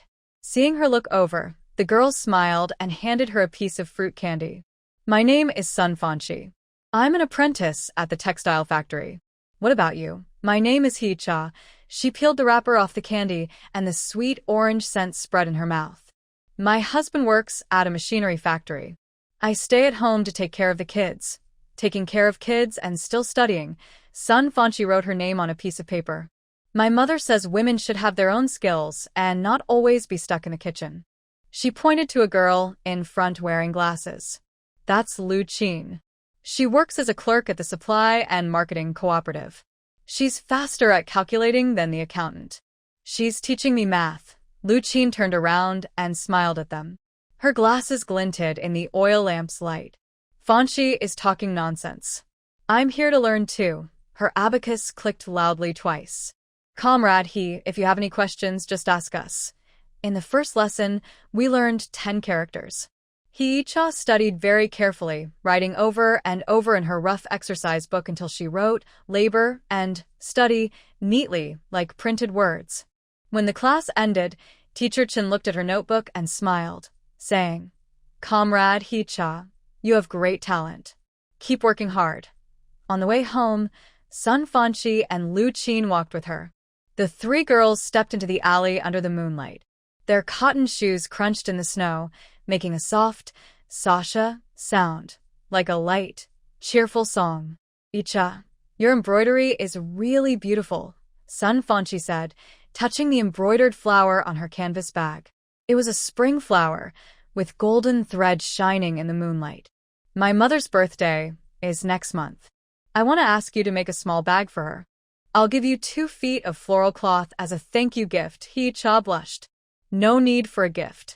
I'll just make it for you, she said. She learned embroidery from her grandmother since she was young. Her embroidered dragon and phoenix design was famous in her hometown. Lu Qin pushed up her glasses. I heard that the Foreign Trade Bureau now accepts embroidered items to export abroad. A decent pillowcase can be exchanged for 3 jin of food coupons. She poked Sun Fanchi. Fanchi, aren't you interested in learning? Let Hee-cha teach you. Maybe we can earn money with our skills in the future. Hee-cha's heart moved, but she didn't speak. Right now, she just wanted to study hard, softening those words that mocked her as uncultured, with ink and patience. In the days that followed, Hee-cha's life became like a clock wound tight. In the morning, she made breakfast for Su Yun Tao and Anan, then washed clothes, bought vegetables, and took care of the children. In the afternoon, while in a nap, she practiced writing in her exercise book. At night, after settling in, she carried a steamed bun and went to night school. When she returned, it was often nearly 10 o'clock. Su Yuntao was always waiting at the alley entrance, holding a kerosene lamp. The warm, yellow glow circled a cozy spot in the snow. One snowy night, the road was hard to walk. When Hee-cha arrived at night school, she was covered in snow, looking like a snowman. Sun Fanshi quickly pulled her near the coal stove to warm herself. Lu Qin brought her a cup of hot water. "So much snow. Why did you still come?" she asked. "Teacher Chen said you could ask for leave." Hee-cha rubbed her red, frozen hands, and her white breath dispersed in the light. "I can't miss class.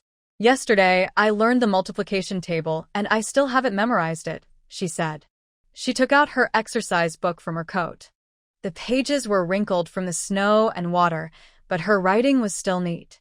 Teacher Chen looked at her with admiration. "Everyone should learn from Comrade Hee-cha. This kind of hard work is more important than knowing many characters." That night, Teacher Chen specially taught her for an extra half hour, explaining the division method very clearly. Only when she nodded and said, "I understand," did he stop. Gossip in the alley gradually decreased. When Aunt Lu saw Hee-cha again, she wanted to say something, but saw her holding a book called Arithmetic Exercise Book, discussing a word problem with Lu Qin. The words numerator and denominator slipped out of her mouth, making Aunt Lu stare in surprise. She wanted to say more but swallowed her words. Su Yuntao watched her change and felt happier than when he got promoted. She no longer kept things inside but told him, "Today I learned a new character," or "Fanshi taught me how to look up words in the dictionary." Her eyes shone brighter and brighter, like stars washed by rain. One evening, when Hee-cha returned home, she held a certificate. It was from the night school, called Active Learner, printed on red paper with gold lettering, looking very festive. She tried to stick it on the wall but couldn't reach.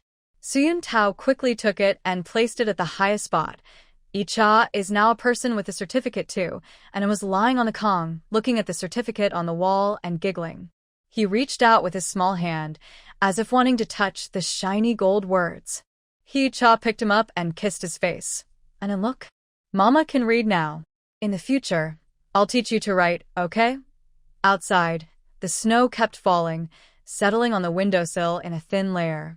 The kerosene lamp inside burned steadily, illuminating the certificate on the wall, the drawings in Su Yuntao's plans, Hee-cha's open exercise book, and little cloth tiger in Anne's hands.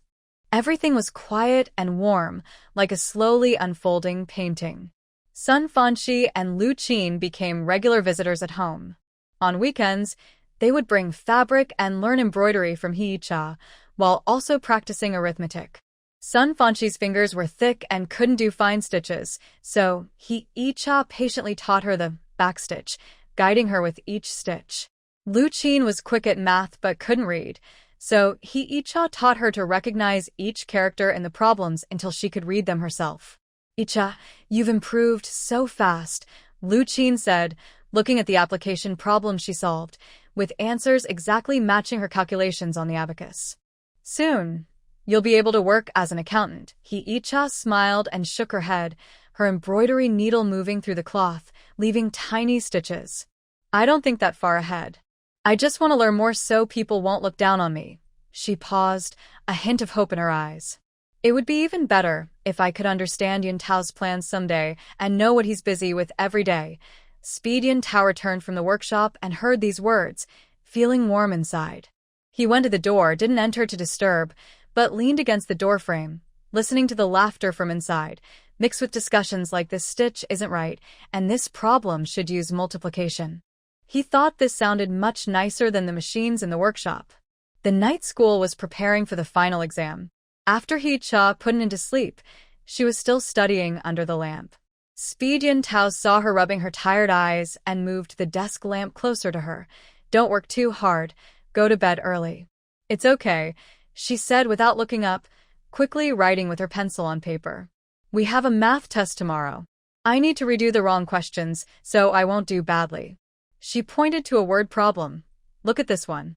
It says, a factory has 50 machines, each saving 2 units of electricity daily.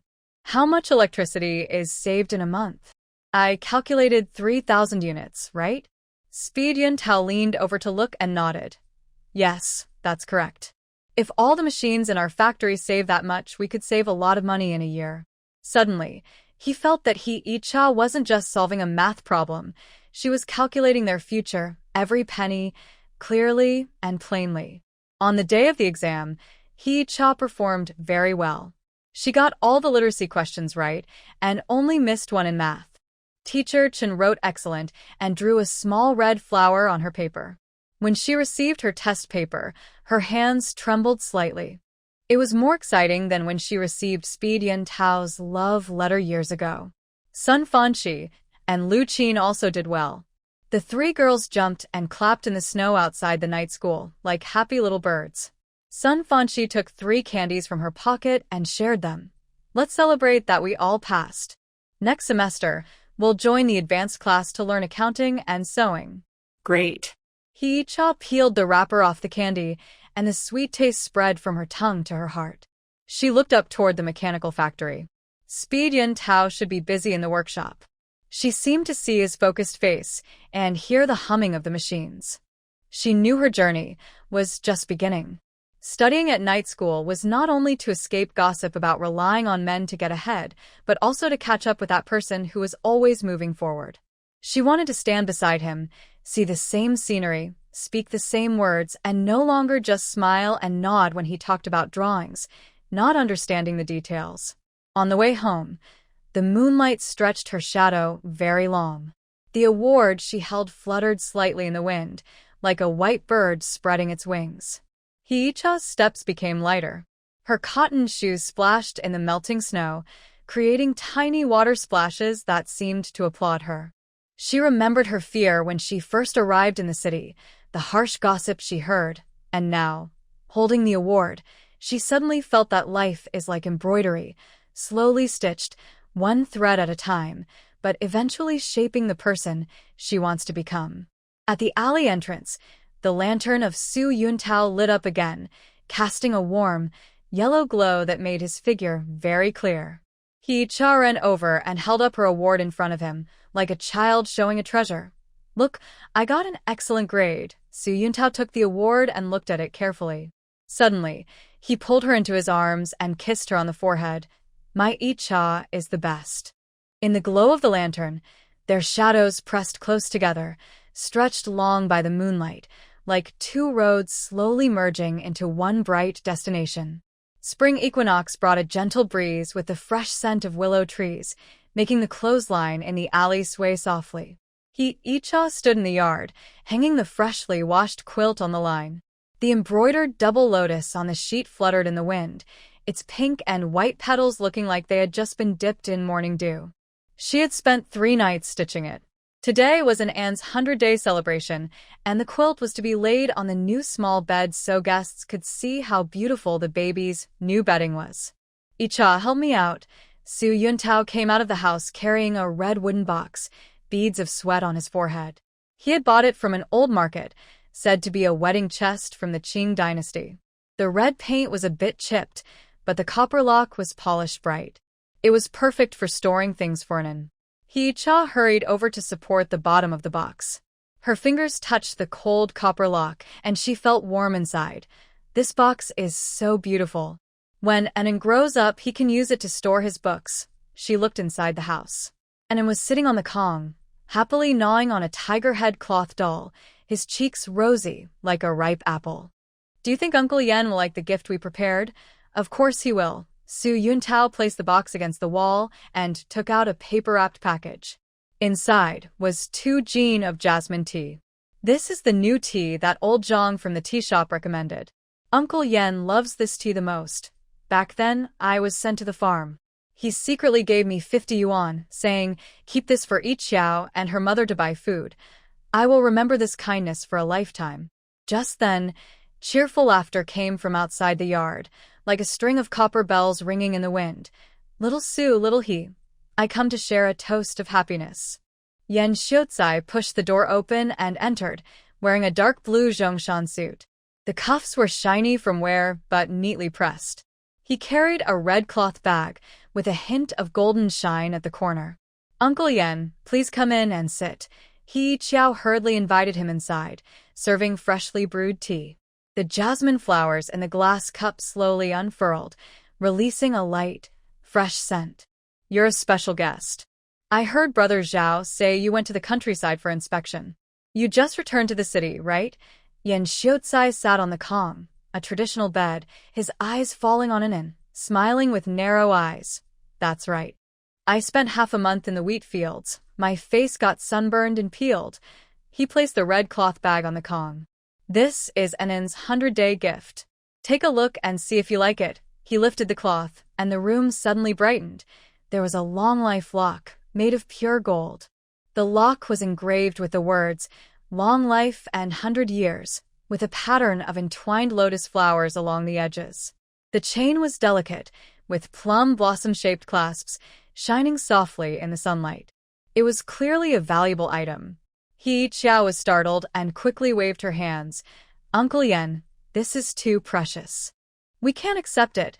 She knew Yan Xiaocai was a senior researcher at the City Agricultural Science Institute. His salary was decent, but this gold lock was worth at least half a year's wages. How could they let him give such a costly gift? Why not accept it? Yan Xiaocai put the long-life lock around Nin's neck. It fit perfectly, and the gold chain made the child's skin look even whiter. "This lock was my wife's dowry.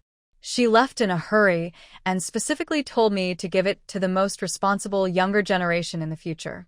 I think Anan, with his honest eyes like his father and resilient nature like his mother, deserves this lock." Su Yuntao's eyes welled up with tears. He remembered how, during the struggle sessions, Yan Xiaocai stood up and said, "Su Yuntao is a good technician. His lathe improvement plan can save the country a lot of steel." He recalled the letter he received at the farm, with a ration coupon still warm from Yan Xiaocai's touch inside the envelope. He clenched Yan Xiaocai's hand, his throat tightening, and after a long moment, managed to say, "Uncle, this gift is too generous, too heavy." Yan Xiaocai patted his hand gently, the calluses on his palm feeling solid and reassuring. "I have no children or grandchildren. I've always regarded you as my own son. Anan is my dear grandson. Giving him a longevity lock is only right," he said softly, gently squeezing Anan's tiny hand. The little one giggled and grabbed the golden lock, trying to put it in his mouth. "This child really knows what's good." Yan Xiaocai laughed even more happily. He took a small notebook from his pocket. "By the way, Sue, about that dense rice planting plan I mentioned last time, I've organized some data. Could you take a look and see if there are any problems? You've worked on a farm, so you have more experience than this old man." Su Yuntao took the notebook. The handwriting was strong and neat, with detailed diagrams on every page. The spacing between rows and plants was clearly marked, along with notes comparing yields from test fields. The more he read, the more focused he became. His finger stopped at the line that said increase by 300 plants per acre. "Uncle, I think this part could be adjusted. The soil in the north isn't as rich as in the south. If we plant too densely, the crops might fall over." The two men leaned under the lamp, discussing agricultural data, while He Cha was busy in the kitchen. On the table was freshly chopped meat filling, pork belly bought that morning, perfectly balanced with fat and lean. Next to it were soaked wood ear mushrooms and daylilies, finely chopped and ready to mix in. In a small bowl sat egg yolks, saved especially to make a soft, silky egg custard for Nan. Neighbors from the alley began to arrive. Aunt Zhang came in carrying a bowl of fried meatballs, the smell of oil filling the courtyard.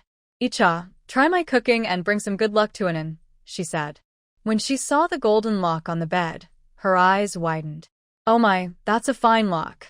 Uncle Yen really cares about your family."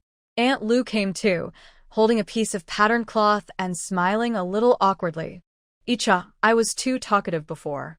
Please don't take it to heart. This cloth is for Anan's little jacket. It's bright and cheerful." She had once gossiped that Icha relied on a man to get ahead, and somehow the rumor reached Yan Xiaocai. The old man had scolded her at the market, saying, Women should support each other, not gossip. Today, she came to make amends. Hee-cha accepted the cloth. It was a piece of soft, rose-red corduroy, thick and warm. Thank you, Aunt Lu. This color is lovely. Anin will look so lively in it. She didn't mention the past, just smiled and slipped a piece of candy into Aunt Lu's hand. Try it, it's fruit candy from the supply store. The room slowly filled with people. Zhao Zhengwo arrived with his wife and child. The child held a tin frog toy that jumped high when wound up, making Anin clap his hands in delight. LV Qin and Sun Fanqi also arrived. Sun Fanqi knitted a small hat for Anin, with tiny rabbits embroidered on the blue fabric. LV Qin brought an abacus, saying it was to help develop arithmetic skills from a young age, which made everyone laugh. At mealtime, the Kong table was too small, so they set up a wooden table outside in the yard, covered it with red paper, and it looked quite proper. Su Yuntao poured wine for Yen Xiaocai. It was homemade white liquor, very strong but with a rich grain aroma. Uncle, I toast you. Thank you for taking care of me all these years. Yen Xiaocai raised his glass but didn't drink right away. Instead, he dabbed a little wine on Anin's mouth. The little one pouted and made a funny face, making everyone laugh. This is called sharing good luck. One day, Anin will be able to drink a little too. He took a sip of wine and wiped his mouth. Xiao Su, I heard your improvements to the milling machine at the factory were very successful. Director Wang even praised you yesterday, saying you're a talented engineer. Su Yuntao was about to be modest, but Yen Xiaocai waved his hand. Don't give me that false modesty. I knew you were practical when you designed that energy-saving lathe. Now that you're back at work, you must do your best. Don't let anyone say, farmers who go back to the city can't do well. He pointed to the longevity lock on Anin's neck. This lock isn't just for safety. It also hopes he'll grow up to be responsible and brave, just like you too. Hee-cha served Yen Xiaocai a piece of braised pork, tender and falling apart in his mouth. Don't worry, uncle. Yun Tao is working hard at the factory. He keeps talking about the drawings, saying he wants to save some steel for the factory. She looked at Su Yun Tao with a sweet smile. Recently, I took an evening class exam and was named an active learner. Soon, I can help him with calculations too. Good. Good. Yen Xiaocai said happily, tapping his chopsticks on the table. That's the way to live. When husband and wife work together, even dirt can turn into gold. He turned to LV Qin and Sun Fanqi. You two should learn more from Xiaohe. Young women should have this drive. Don't just think that marrying well is enough. If you have skills, you can stand tall. Sun Fanqi blushed and scooped rice from her bowl. Uncle Yen, you're right. Yi-cha is teaching me embroidery. She said once I get good at it, she'll help me get orders from the Foreign Trade Bureau. LV Qin adjusted her glasses and added, Yi-cha is learning arithmetic very fast now. Last time, I tested her multiplication within 100, and she calculated it more accurately than I did with the abacus. Everyone was talking excitedly, and Yi-cha's face turned red like the tablecloth, but she felt happy inside. She remembered when she first married Su Yuntao, someone said she, a rural girl, wasn't suitable for a city technician. She thought about those farm years, watching others wear good shirts while she wore patched rough cloth clothes. Now, looking at the smiling faces around the table, the child in her arms, and the heavy gold lock on her neck, she suddenly felt that life was like cooking porridge, slowly simmered, and eventually it would taste sweet. After a few drinks, Yen Xiaocai took out a leather notebook and handed it to Su Yuntao. This is a new technology book on mechanical manufacturing I brought from Beijing. It has many advanced ideas from abroad. Take a look and see if it can help improve the factory's equipment. He lowered his voice. I heard Jing Tao has been causing trouble behind the scenes lately. Don't worry about him. We speak with our skills. No matter what he does, it won't matter. Su Yuntao took the notebook, which had gold characters on the cover and smelled of ink. Thank you, uncle. I will read it carefully. He knew Yen Xiaocai was well-informed and probably already heard about Jing Tao submitting fake data on the project. This was a reminder for him to be more careful. As the banquet was ending, Yen Xiaocai specifically called Yi-cha aside and took a small cloth bag from his pocket. This is for you. Don't let little Sue know. Inside was a basic accounting book with the words, "To Comrade Icha" from Yen Shiotsai, written on the title page in bold, strong handwriting. I heard from Fanchi that you're attending night school. This book might come in handy. Women, having knowledge in their hands, makes them less anxious. Hee-cha held the book, her fingertips lightly touching the title page, and her eyes suddenly welled up. Uncle, don't thank me. Yen Shiotsai patted her shoulder gently, his gaze warm like spring sunshine. I believe in you, not just because you're little Sue's wife, but because you have a fighting spirit inside. Study hard. You'll have a bright future. After seeing off the last guest, it was already dark outside. Hee-cha tidied up the dishes, while Su Yuntao was changing An's diaper. The little one yawned and tried to put the long life lock in his mouth, but Su Yuntao gently pulled it away. You can't eat this. It's Grandpa Yan's gift. The moonlight shone through the window, illuminating the red cloth bag on the Kong bed. The reflection of the gold lock flickered on the wall, creating tiny, shimmering spots. Hee-cha watched Su Yuntao comforting the child's back. His shoulders had grown broader than before, able to carry the weight of a family. Look again at the book in your hand, Basics of Accounting. The gold lettering on the cover shines under the moonlight, like a seed slowly beginning to sprout. Yuntao, she softly said, placing the book into the drawer. Tomorrow, I want to go to Xinhua bookstore to buy another book, Introduction to Abacus. Lu Qin said that learning the abacus can make calculations twice as fast. Yuntao turned to look at her, a smile like melted honey in his eyes. Sure, I'll go with you. Also, I'll buy a rattle for Anan. Today, he was so amazed by the toys at Brother Zhao's house. It seemed Anan understood, and suddenly made two small sounds, reaching up with his tiny hands as if grabbing invisible good days.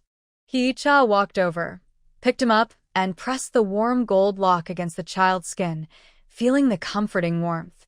She leaned down and kissed his forehead, then looked at the man beside her, feeling safe, as if holding a warm jade. Outside, the wind was still blowing, but it was no longer as cold as winter, carrying a gentle touch of spring.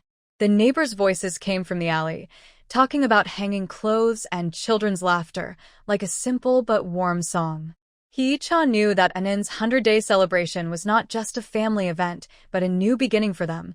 Those hardships and tiredness were like seeds in the soil, quietly taking root and sprouting with the spring breeze, waiting to bloom into a full tree of flowers. Yuntao carefully took off the small longevity lock and placed it into a redwood box, locking it with a copper lock. Tomorrow, I'll make a small wooden stand to lift this box higher so it won't get damp. He looked at Hee-cha, his eyes shining brighter than the copper lock. Icha, do you think our future days will be like the words on this lock, long-lasting and safe? Hee-cha leaned on his shoulder, listening to Anan's steady breathing, and nodded. The moonlight fell on them, casting their shadows together like a warm silhouette, gently imprinted on this spring equinox night. She knew the answer was yes, because in their hands, they held hard work, hope, and each other. There was no obstacle they couldn't overcome, no bright day they couldn't reach. The rain during Guyu was so fine, like cotton threads, weaving diagonally on the glass windows of the women's night school in the city, blurring into a misty water stain. Hee-cha sat by the window, her pencil moving quickly across her exercise book. Just after finishing a math problem, she heard a voice outside selling flowers. Jasmine flowers, dewy jasmine flowers. Her pencil paused for a moment. She remembered in the morning, when she left home, Su Yuntao had slipped a small metal box into her canvas bag. Inside were freshly picked jasmine petals from last night.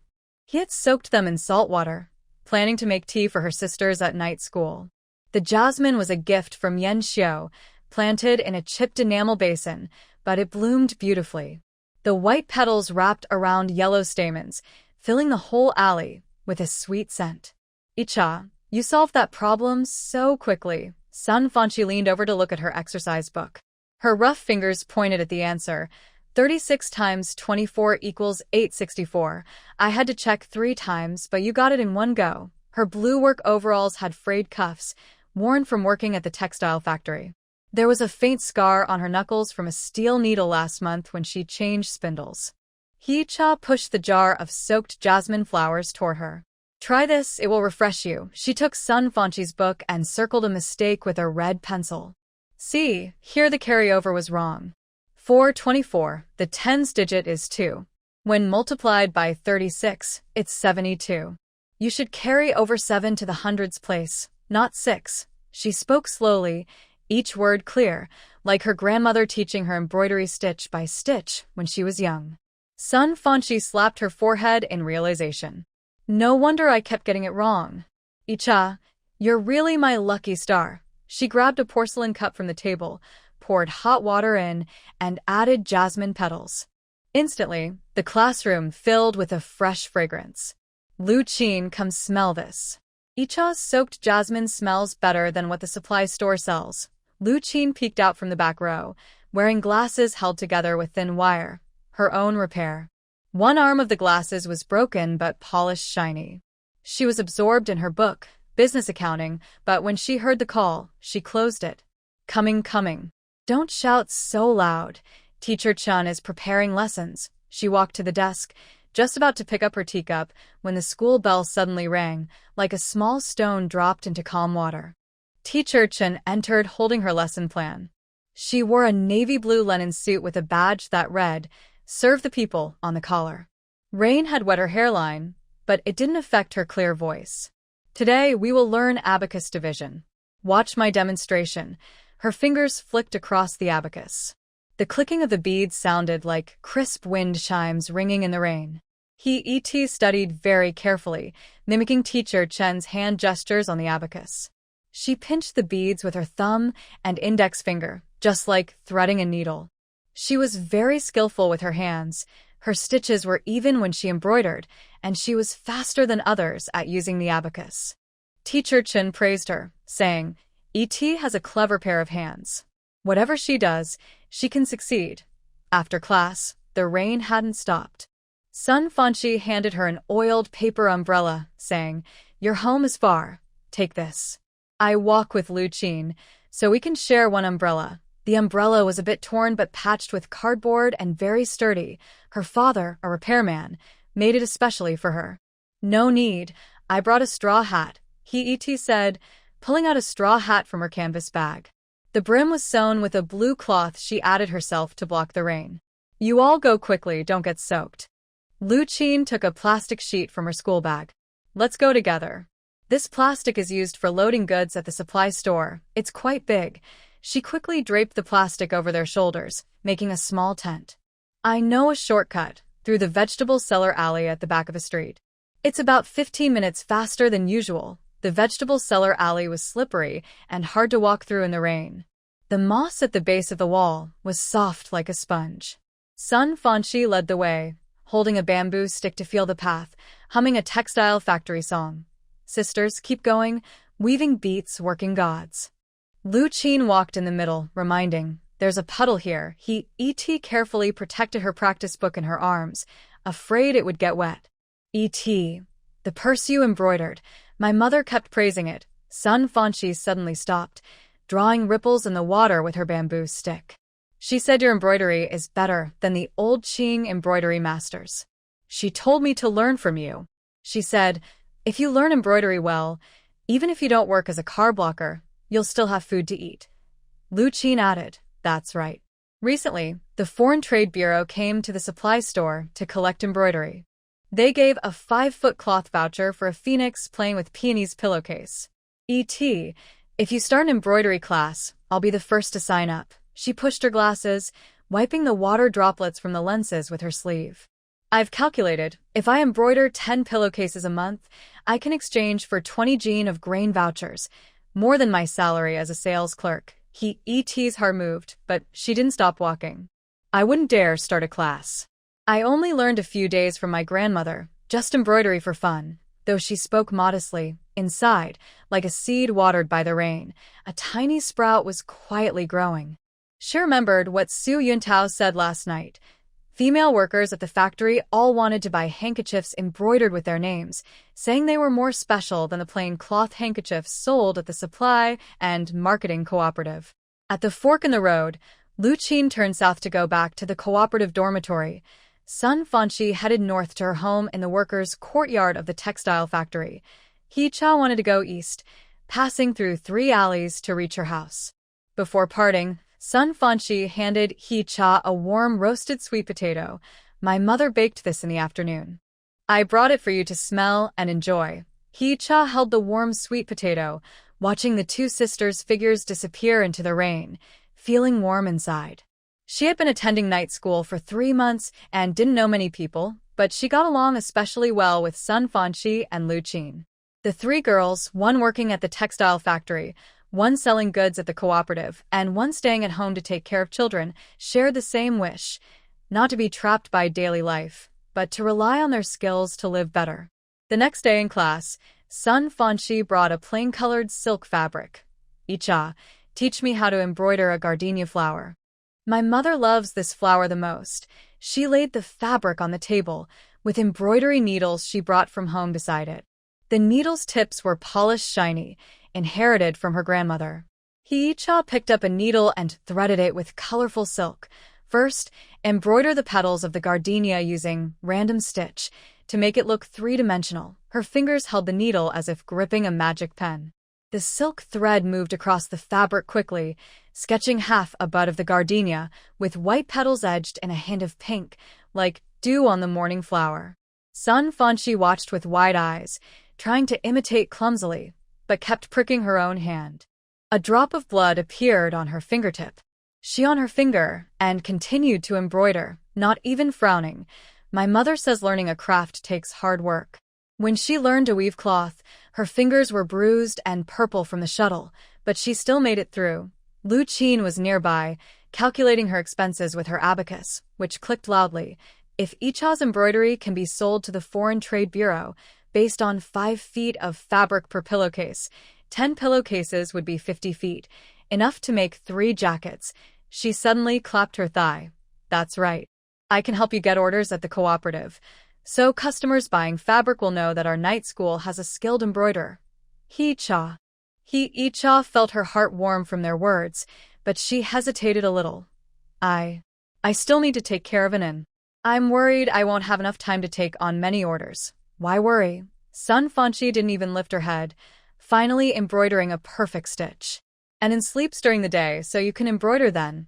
At night after he's asleep, you can still work. When I block the car, even if my fingers get pricked and hurt, I don't dare to stop. What's a little pain compared to this? Lu Qin pushed up her glasses, which reflected the light. I help you keep track of the accounts, how much work you've done, how many tickets you've paid for. Every detail is clear. Icha, this isn't a small matter. It's how women earn their own money. We have to try. Teacher Chun, who had been standing behind them for some time, holding a book titled Chinese Embroidery Techniques, said, I heard everything. She placed the book on the table. This book is from my youth. It has techniques for Sioux embroidery and Hunan embroidery. Icha, you can look at it. Maybe it will be useful. She looked at the 3 girls with admiration. Women can hold up half the sky. It's not just a slogan. We need to show it in real actions. That night, after Icha lulled and into sleep, she sat under the lamp flipping through Chinese embroidery techniques. The pictures of embroidered works in the book made her eyes shine, especially the one called 100 Birds Paying Homage to the Phoenix. The phoenix's tail feathers used panning gold embroidery, shining brightly like real gold. When Su Yuntao came back and saw she was still awake, he thought she was working on math homework. When he got closer, he realized she was reading an embroidery book. Want to learn new patterns? He took out an oiled paper package from his pocket. Inside was a piece of black silk. Today I went to deliver drawings to the factory director. Passing by a silk shop, I saw this fabric and bought it for you. Want to try embroidering a phoenix? He didn't understand embroidery, but he remembered Icha saying that embroidery on real silk looks shiny. Icha touched the cool, smooth silk, her eyes a little moist. How did you know I wanted this? Because I noticed you've been talking about embroidery a lot lately. Su Yuntao helped her turn on the lamp, casting a warm yellow glow on the silk, making it shimmer faintly. If you're too busy, just take fewer jobs. Don't overwork yourself. If needed, I can help soothe and at night, so you can focus on embroidery. In the days that followed, Hee-cha's life became like a clock wound tight. When Enon was awake, she held her child, teaching him to read and playing games. When Enon slept, she quickly picked up her needle and thread. Her canvas bag was always filled with half-finished embroidery projects, and she embroidered wherever she went. Sun Fanchi introduced her to sisters from the textile factory, who wanted embroidered handkerchiefs, pillowcases, and baby bibs. Lu Qin placed a small wooden box labeled Embroidery Collection at the Supply and Marketing Cooperative, receiving 2 or 3 pieces every day. One afternoon, Hee-cha was embroidering a pillowcase with a design of a carp leaping over the dragon gate. Sun Fanchi hurried in, panting, holding a note. Hee-cha. Wang from the Foreign Trade Bureau came to see her embroidery. He wants to order 50 embroidered pouches to be delivered before the Dragon Boat Festival. Each one will be paid with half a jin of grain coupons. Hee-cha almost dropped her needle. 50 pouches, each paid with half a jin of grain coupons, equals 25 jin, enough for the whole family to eat for a month. She looked at Sun Fanchi's flushed face, knowing she had run here. Sweat was dripping down her forehead and cheeks, falling onto the pillowcase and spreading into a small water stain. But I can't finish them alone. Hee-cha's voice trembled, not from fear, but from excitement. I'll help you. Sun Fanchi picked up the needle and thread on the table. Although her embroidery wasn't perfect, she was very serious. I won't sleep tonight. I'll help you sew. Lu Qin also arrived, holding a ledger. Eve calculated. 450 pouches, each embroidered with 2 fish. Hee-cha, you can do the fish heads and tails, and Fanchi can do the bodies. We'll split the work and definitely finish on time. She slapped the ledger onto the table. I've already asked for leave from the Supply and Marketing Cooperative. I'll help you these days. The 3 girls immediately started working. Hee-cha cleared a big Kong, heated bed, covered it with clean white cloth, and laid out colorful silk threads and embroidery hoops. Sun Fanchi brought a desk lamp from the textile factory, an old one discarded by the factory, but she fixed it so it still worked. Lu Qin brought her father's small stool, saying, "Sit comfortably while you sew." Every day after work, Su Yuntao would see the 3 girls sitting on the Kong, surrounded by spools of silk and embroidering. He didn't say anything. He quietly lit the fire, cooked meals, bathed in, and brought food to the Kong. Watching them discuss whether to use gold or silver thread for the fish scales, he couldn't help but smile. One night, Hee-cha was awakened by thunder outside the window. She saw Sun Fanchi still embroidering under the lamp, her head bobbing slightly, like a small pigeon taking a nap. She quietly put her old cotton-padded coat on her, but Sun Fanchi was startled awake. I'm not sleeping. I'm thinking about how to make the fish scales look real. Go to sleep for a while. I'll watch over you and wake you up later, Hee-cha said, pushing her gently onto the Kong. But Sun Fanchi shook her head and sat up, rubbing her eyes. No, I can't. My mother said, I must keep my promises. I can't delay. She picked up the needle and thread, her fingers a little stiff, but she still stitched steadily. My dad always says children from poor families have no strong backing, so we just live by faith. Lu Qin also woke up, took out a piece of candy, and gave it to Sun Fanchi. Hold this in your mouth to stay alert. This is some fruit candy I saved. It's sweet. She pushed up her glasses, which sparkled under the light. I just finished counting. We've embroidered 27 bags. 2 more nights and we'll be done. Keep going. The sound of rain, thunder, and the rustling of needle and thread through fabric blended into a special night song inside the small room. Hee-cha looked at her 2 sisters, feeling a warm fullness in her heart. She remembered how nervous she was when she first started night school, the gossip about relying on men to get ahead, and now, holding her embroidery needle, surrounded by good friends and 50 bags slowly taking shape under the lamp. She suddenly understood that life isn't meant to be lived for others, but for oneself. Like this embroidery, stitch by stitch, when you work steadily, it naturally looks beautiful. 3 days before the Dragon Boat Festival, the 50 bags were finally finished. Each bag was shaped like a carp, with colorful threads embroidered to show scales, gold thread outlining the tail, and black beads for the eyes, making them look lively enough to jump off the fabric and swim into water. Lu Qin packed the bags into a cardboard box from the supply and sales office, tying it neatly with red string. I'll deliver it to the Foreign Trade Bureau early tomorrow. No worries about delays. She took out her account book and, under the note, He-cha, Sun Fanshi, Lu Qin completed the first batch of orders, drew a small 5-pointed star. Sun Fanshi touched the gold thread on the bag, her eyes shining. Once I get the ration tickets, I'll buy some red sugar for my mom.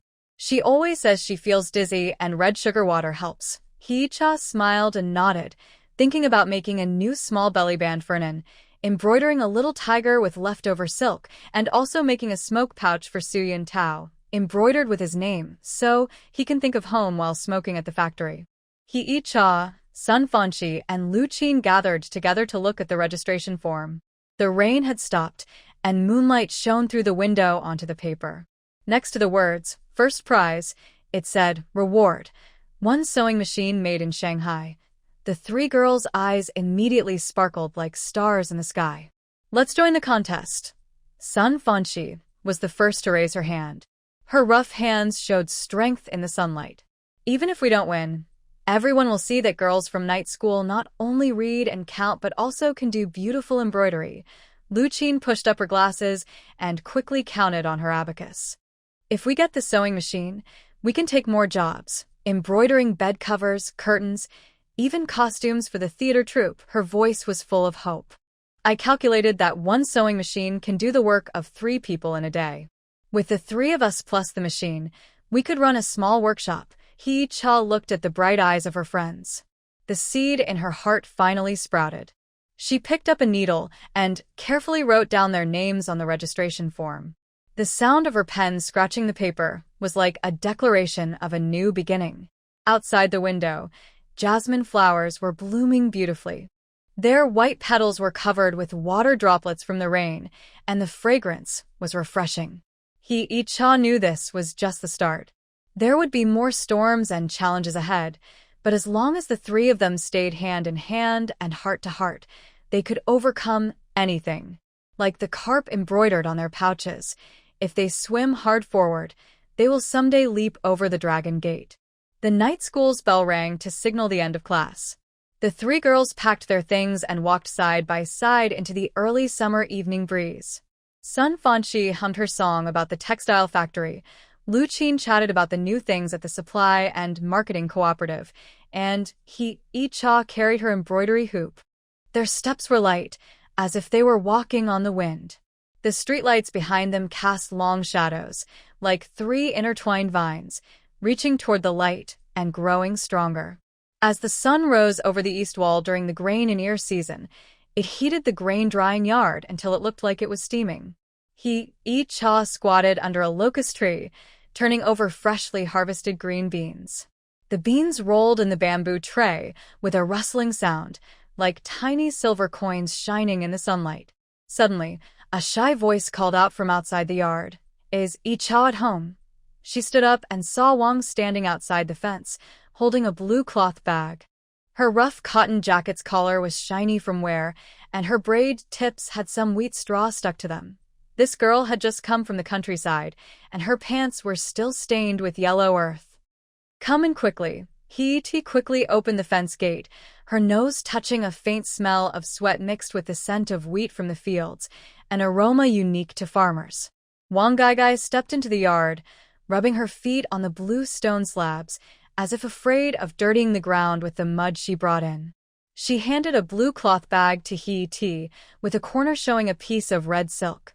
"Sister E.T., my mother asked me to bring Anne's tiger head shoes. They have 7 layers of sole, very sturdy." He-cha took the cloth bag, feeling the raised stitches on the shoe surface, dense like a small fishing net. "This craftsmanship takes many nights to finish. Your mother is so thoughtful. Come inside and have some water." She pulled Wang Gai toward the house, noticing the torn sleeve of the girl's shirt, revealing a darkened arm exposed to the sun, which made her feel a little sad. Wang Gai was a distant relative from Su-yin Tao's hometown. Her parents died early, and she lived with her grandmother in the countryside, farming a few small fields. Last year, when Su Yuntao returned to the city, the old lady held his hand, tears in her eyes. Gai is a hard-working girl. You see, if there are any jobs in the city, find her a way out so she doesn't have to spend her life digging in the dirt. Sister I want to ask if factories in the city are still hiring. Wang Gai sat on the edge of the kong, a traditional bed, nervously twisting the corner of her clothes, her braid with wheat stalks falling onto her patched dress. My grandma said if I can become a worker in the city, I won't have to look at the faces of the landlord's children anymore. Her voice trembled, but her eyes shone like a lit oil lamp, full of determination. ET was about to reply when Su Yuntao pushed the door open, carrying a tin lunchbox. Gai is here? Perfect.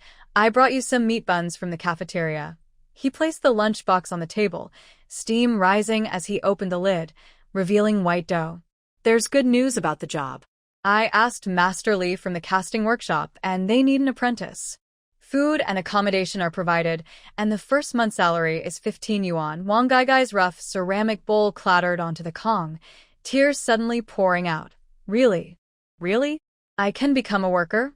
She stood up suddenly, hitting her knees on the table, hurting so much she grimaced but didn't bother to rub it. If my grandma finds out, she'll definitely burn incense for our ancestors.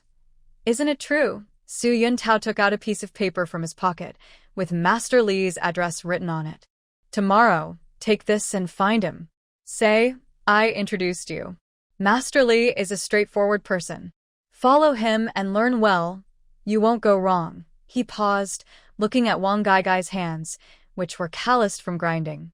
The casting workshop is tiring. Swinging the big hammer and moving molten iron are hard work. If you're afraid, I'm not afraid. Wang Gai wiped away her tears, her voice bright like a copper bell. I carried 100 pounds of wheat bundles in the countryside. I fished ice chunks out of the river to wash clothes. I've endured all kinds of hardships. She clenched her fists, her knuckles turning white. As long as I can be a worker, I can do anything. He-Ti-Cha looked at her determined eyes and remembered how he felt when he first came to the city, full of stubborn spirit too. She took out an old blue work jacket belonging to Yuntao, which was almost new. Wear this first. Tomorrow, you should look proper at the factory. I'll sew a cloth bag for your lunchbox. She picked a sturdy piece of canvas from her sewing basket, cut out 2 pieces with scissors, and sewed them together with tight, straight stitches. Wang Gai watched her sewing, then suddenly knelt down with a thud, her forehead hitting the edge of the kong. Icha Jie, Yuntao Go, I will never forget your kindness in my life. Tears fell onto the blue brick floor, leaving small wet spots. My grandma said people should remember kindness and repay it. When I get my first paycheck, I'll buy milk powder for Anan. Yuntao quickly pulled her up. Silly girl, what are you saying? We're family. He took 5 yuan from a drawer and pressed it into her hand. Keep this. Buy a pair of safety shoes. The floor in the casting workshop is full of iron. Don't cut your feet. Early the next morning, just before dawn, Wang Gai left the house wearing her new sewn bag and holding the 5 yuan. He-Ti-Cha stood at the gate watching her walk away. The girl moved straight and tall, her blue work outfit like a small sail in the morning fog, heading toward the factory. The big iron gate of the casting workshop was taller than the village shrine. Rusty iron bars climbed with rust, but they couldn't block the sound inside, clanging like countless small gongs ringing at once. Wang Gai stood outside the gate with a note in her hand, sweat making the paper wrinkled until she saw a man in a blue work uniform wave at her. Master Lee. He was of medium height, missing a little finger on his left hand, burned off by molten iron when he was young. Are you Yuantao's niece? Master Lee's voice was rough like sandpaper on iron. Follow me, first to get your safety gear. He led Wang Gai through the casting area. The iron sand on the ground hurt her feet, and the glow from the furnace made the ceiling glow red, like a giant oven. Here are your helmet, gloves, and goggles. Master Lee placed the pile of items in front of her, and with a loud bang, the metal cabinet closed. Casting has 3 main steps: melting iron, sand casting, and cleaning the sand. You start with cleaning the sand, which means knocking off the sand from the cast. It's simple but tiring. He pointed to an older worker covered in black dust. Follow Master Zhang to learn. He's quick-tempered, but skilled. Be friendly with him. Wang Gaigai wrapped herself in protective gear, looking like a little robot. I understand, Master Li. She walked up to Master Zhang and bowed deeply. Master Zhang, my name is Wang Gaigai. Please teach me in the future. Master Zhang was hitting the casting with a big hammer, sparks flying onto his safety glasses, making a sizzling sound. He glanced at Wang Gaigai and set down his hammer on the anvil. What are you doing here, little girl? For cleaning sand, you need an 18-pound hammer. Do you think you can handle that? Wang Gaigai didn't reply. She grabbed a hammer from the ground and started swinging. The wind from the hammer hit her face, making it sting. Her first strike missed, shaking her arm. The second hit the edge of the casting, causing a small piece of metal to fall off. On the third try, she succeeded. The sand cracked open with a loud bang. She kept hitting, sweat running down her forehead and dripping onto the metal plate, leaving small white marks. Master Zhang watched for a while, then suddenly knocked some ash from his pipe. Not bad, you've got some strength. He picked up a casting and pointed. Watch carefully. The sand here needs to be knocked at an angle, or the edges will break off. At noon, during lunch in the workshop, Wang Gaigai took out a steamed bun her friend he had prepared for her and ate it with pickles. A young worker teased her. Little girl, working in the city isn't easy, right? Maybe you should go back to the countryside and marry a farmer. Having kids and taking care of them would be easier.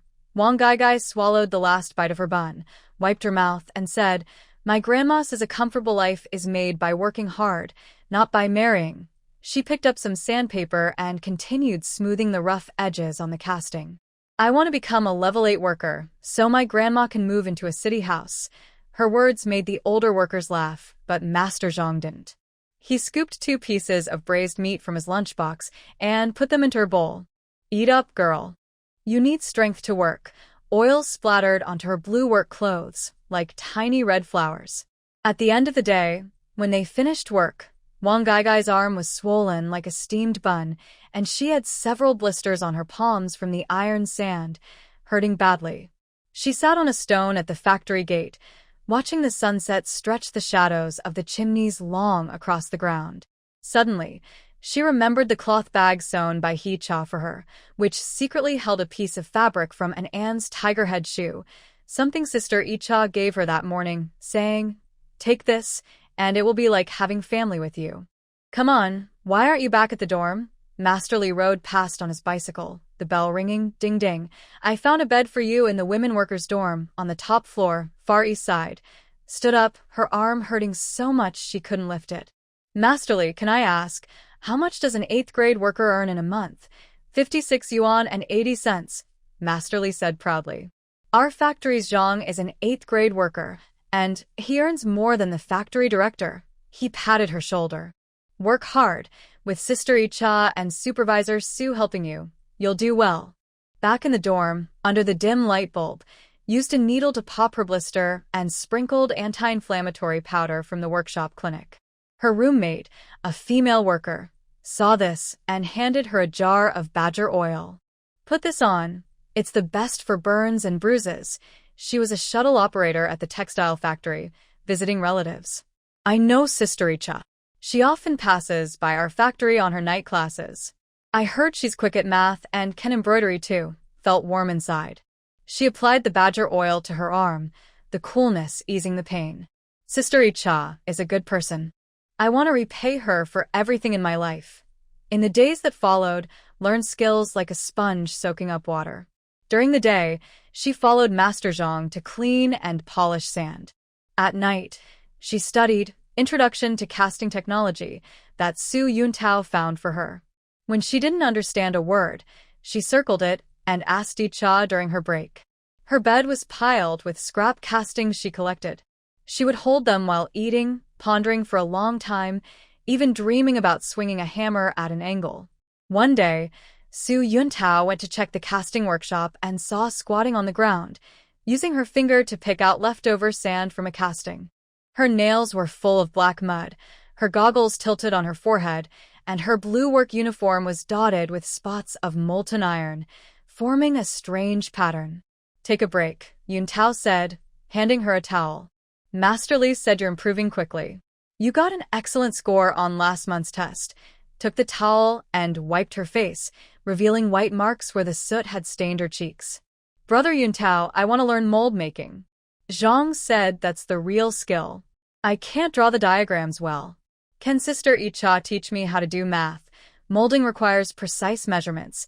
Even a 1 millimeter difference is not acceptable. Su Yuntao looked into her eyes and remembered how he was when he first started working at the factory. He wanted to learn everything and do well at everything. All right, wait until the weekend when you go home. Let Icha help you improve. He took out an abacus from his pocket. Here, take this. Icha has used it before, and now she's good at it. When she went home on the weekend, Wang Gaigai changed into a clean shirt, but the worn spots on her cuffs were still visible. When Icha saw her, she quickly handed her a plain steamed bun. Eat quickly. I saved this for you, with some pickled vegetables. Seeing the bandage on the girl's hand, she hurried to get some red medicine. How did you get hurt again? I told you to wear gloves. I wanted to learn quickly, so I didn't think about it, Wang Gaigai mumbled around the bun. Icha, I want to learn math. When I make molds, I need to calculate the taper, but I always get it wrong. Icha was rocking and into sleep. She sat on a small stool in the yard and used the moonlight to teach her. Taper is the difference between the big end and the small end, divided by the length, then multiplied by 20. She drew a cone on the ground with a stick and marked the measurements. Look, this big end has a diameter of 5 centimeters, the small end 3 centimeters, and the length is 10 centimeters. The taper is open parenthesis 5 minus 3 close parenthesis divided by 10 times 20 is equal to 4. Isn't that right? Wang Gaigai squatted on the ground, following the drawing with her finger and muttering, 5 minus 3 is 2, divided by 10 is 0.2, times 20 is 4. Suddenly, she clapped her hands. I got it. Icha, you explain it better than the workshop technician. Icha smiled and took out a book titled Speedy Abacus Method. Here, take this. Lu Qin gave it to me. It's the fastest way to calculate taper with an abacus. She pointed to an example in the book. Look at this problem. It's similar to the measurements you use for making molds. Practice with it and you'll definitely learn. Wang Gaigai hugged the book tightly, as if holding a treasure. Icha, I got my paycheck. I want to buy you a piece of colorful cloth to make a shirt. The new fabric from the supply store, red with small flowers, is really pretty. Don't buy me anything. Icha helped her rebraid her loose hair. Save your money to send back to your mother, or buy a technical book. That's better than anything. She looked at the girl's dark face and remembered how clumsy she was when she first learned math. Gaigai, don't rush. Every skill takes time to learn. Just like when you're mending shoes, sewing stitch by stitch. That's how you make them strong. Wang Gaigai nodded and kept her words in her heart. After returning to her dormitory, she wrapped the book, Abacus Speed Reading Method, in a layer of craft paper and placed it under her pillow. Every night before sleeping, she would flip through 2 pages. When she encountered a problem she couldn't solve, she remembered Sister Icha's words, take it step by step, which made her feel more confident. 3 months later, the casting workshop needed to produce a batch of precise castings and required new molds. Master Zhang placed the drawings in front of Wang Gaigai and asked, Girl, this is for you. Do you dare to take it on? The drawings were filled with detailed cone angles, making it dizzying just to look at them. Wang Gaigai took a deep breath, picked up her abacus, and started calculating. The sound of the beads clicking was clear and sharp in the quiet workshop. She calculated quickly and accurately, and even Master Zhang nodded in approval. Good job, girl. It's clear Sister Icha's teaching paid off. On the day the mold was finished, Wang Gaigai hugged the casting and cried. It was the first precise mold she made with her own hands, with perfect dimensions and a smooth surface better than that of experienced workers. Master Li measured it repeatedly with a caliper and laughed happily. Great. Great. Our casting workshop has a talented girl now. He immediately decided to give Wang Gaigai a raise, promoting her from apprentice to full worker. When she received her first full month's salary, Wang Gaigai didn't buy anything for herself. Instead, She went to the post office to send 10 yuan to her grandmother in the countryside. She also bought 2 jin of fruit candies, which she kept in the cloth bag sewn by Hee-cha. She ran all the way to Sui's house. Icha's sister. Yuntao brother. I've been promoted. She pushed open the fence gate, and the candy wrappers fluttered in the wind like little flags. I'm now a full worker, earning 28 yuan. Hee-cha was hanging out the quilt in the yard. When she heard the voice, she turned around and saw the bright light in the girl's eyes, brighter than the sunshine.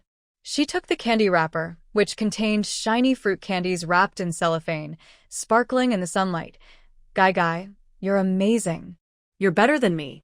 I still make mistakes when I do math. Yuntao came out of the house holding a book titled Mechanical Drawing. Here, this is for you. Once you learn this, you can draw your own blueprints. Master Li said the workshop plans to train you as a technician. Wang Gai took the book, gently stroked the cover with her fingertips, and suddenly knelt down with a loud thump. This time, Yuntao didn't pull her up. She watched as the girl bowed deeply 3 times, her forehead hitting the blue stone slab with a muffled sound. Icha's sister, Yuntao brother, I will never forget your kindness in my life. Wang Gai's tears fell onto the pages, leaving small wet marks. My grandma said, one should remember to repay kindness. If your family needs help in the future, I'll be there anytime. When Enan grows up, I'll save money for his college tuition so he can go to university. Hee-cha quickly helped her up, her eyes slightly moist. Silly child. Why are you saying these things? As long as you're doing well, we're happy. She pointed to the jasmine flower in the corner of the yard. Look at this flower. When it first arrived last year, it was drooping, but now it's blooming so beautifully. People are the same. If they are willing to take root, they can thrive anywhere. Wang Gai looked at the jasmine, its white petals shining in the sunlight, with a lovely fragrance that filled the air. She knew she was like this flower, once struggling on the poor land in the countryside. It was Sister Icha and Brother Yuntao who gave her sunlight and water, helping her take root and bloom in the city soil. In the evening, on her way back to the factory, Wang Gai carried a bun given to her by Hee-cha and new blueprints from Yuntao.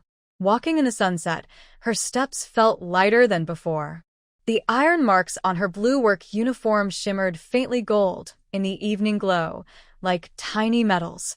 The workshop's furnace was already burning, lighting up half the sky. Wang Gai stood in front of the furnace, watching the iron slowly solidify in the sand mold. Suddenly, she understood that she was forging not just parts, but her own life. The sweat she shed and the injuries she suffered were like the molten steel shaping her future. As long as she put her heart into it, she could create the shape she wanted. She picked up an 18-pound hammer and swung it steadily at the sand on the casting.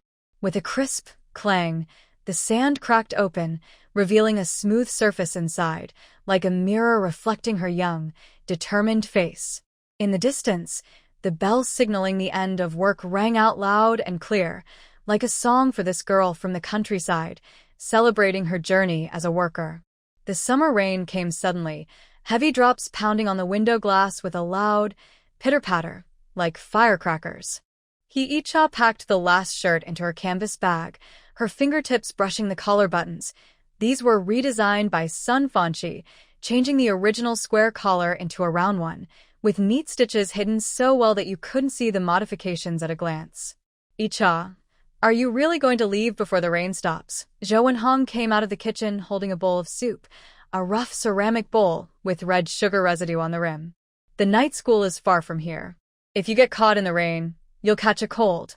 She placed the bowl on the Kong table and casually picked up the small undershirt Hee-cha had just sewn, embroidered with a chubby little pig. The stitches were uneven but full of charm. Anin will look good in this. Your sewing skills are getting better and better. Hee-cha took the soup, feeling warm inside as it flowed down her throat. She held the strap of her canvas bag, her knuckles turning white. If I had said this half a year ago, Zhou Wenhong would never have spoken. Zhou Wenhong is Su Yuntao's distant cousin. Her husband died in a factory accident 3 years ago. She lives next door to Su's family with her 5-year-old son. When Hee-cha first moved to the city, her cousin often stood at the gate, sighing and saying things like, "Rural wives are rough," or "City work is not for her." Her gaze was like a scale, making people feel uncomfortable. One night, Hee Chao was late for night school and asked Zhou Wenhong to watch in for a while. When she returned, she saw the child crying on the bed with cookie crumbs on his mouth. Zhou Wenhong sat on the doorstep mending shoes, not looking up, and said, "This child is shy. He won't eat cookies I give him. Rural children are easier to take care of." Her tone was full of dislike, like a sharp needle, making Hee Chao feel upset. "Cousin, I'm leaving," Hee Chao said, placing the bowl of soup on the table. The brown sugar at the bottom looked like a heavy secret. She glanced at Anan on the bed. The little boy was hugging Zhou Wenhong's arm and biting it. His saliva made her cousin's blue cloth shirt wet. Surprisingly, Zhou Wenhong didn't frown or pull away like usual. Instead, she smiled and patted the child's bottom. This change started last month. That day, Hee Chao received a Learning Enthusiast award at night school. Lu Qin and Sun Fanqi accompanied her home and happened to see Zhou Wenhong chatting with Lu Sa at the alley entrance. Sun Fanqi loudly said, "Yi Chao, you should frame this award. You're improving fast at night school." Lu Qin chimed in, "That's right. She now calculates orders better than me," the shop assistant. Last time, the Foreign Trade Bureau's order was exactly right, not a penny off. Zhou Wenhong looked at the award in Hee Chao's hand, then at the two well-dressed, quick-talking girls. Her lips moved, but she didn't turn and walk away like usual. After Hee Chao and the others entered the yard, Lu Sa said with a pout, "What active learner?" "It's just because of Section Chief Su's face." But Zhou Wenhong suddenly said, "I think Yi Chao really works hard.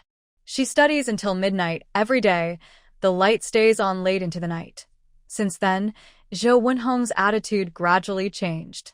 She would help Hee Chao fold her washed clothes, hold Nin when he cried, and once, when Hee Chao was tired from embroidery, she even brought a bowl of boiled mung bean soup, saying, "Relax, your eyes are red." The rain was easing. Hee Chao pushed open the yard door, but was stopped by Zhou Wenhong. "Wait." My older cousin took out a black umbrella from the house.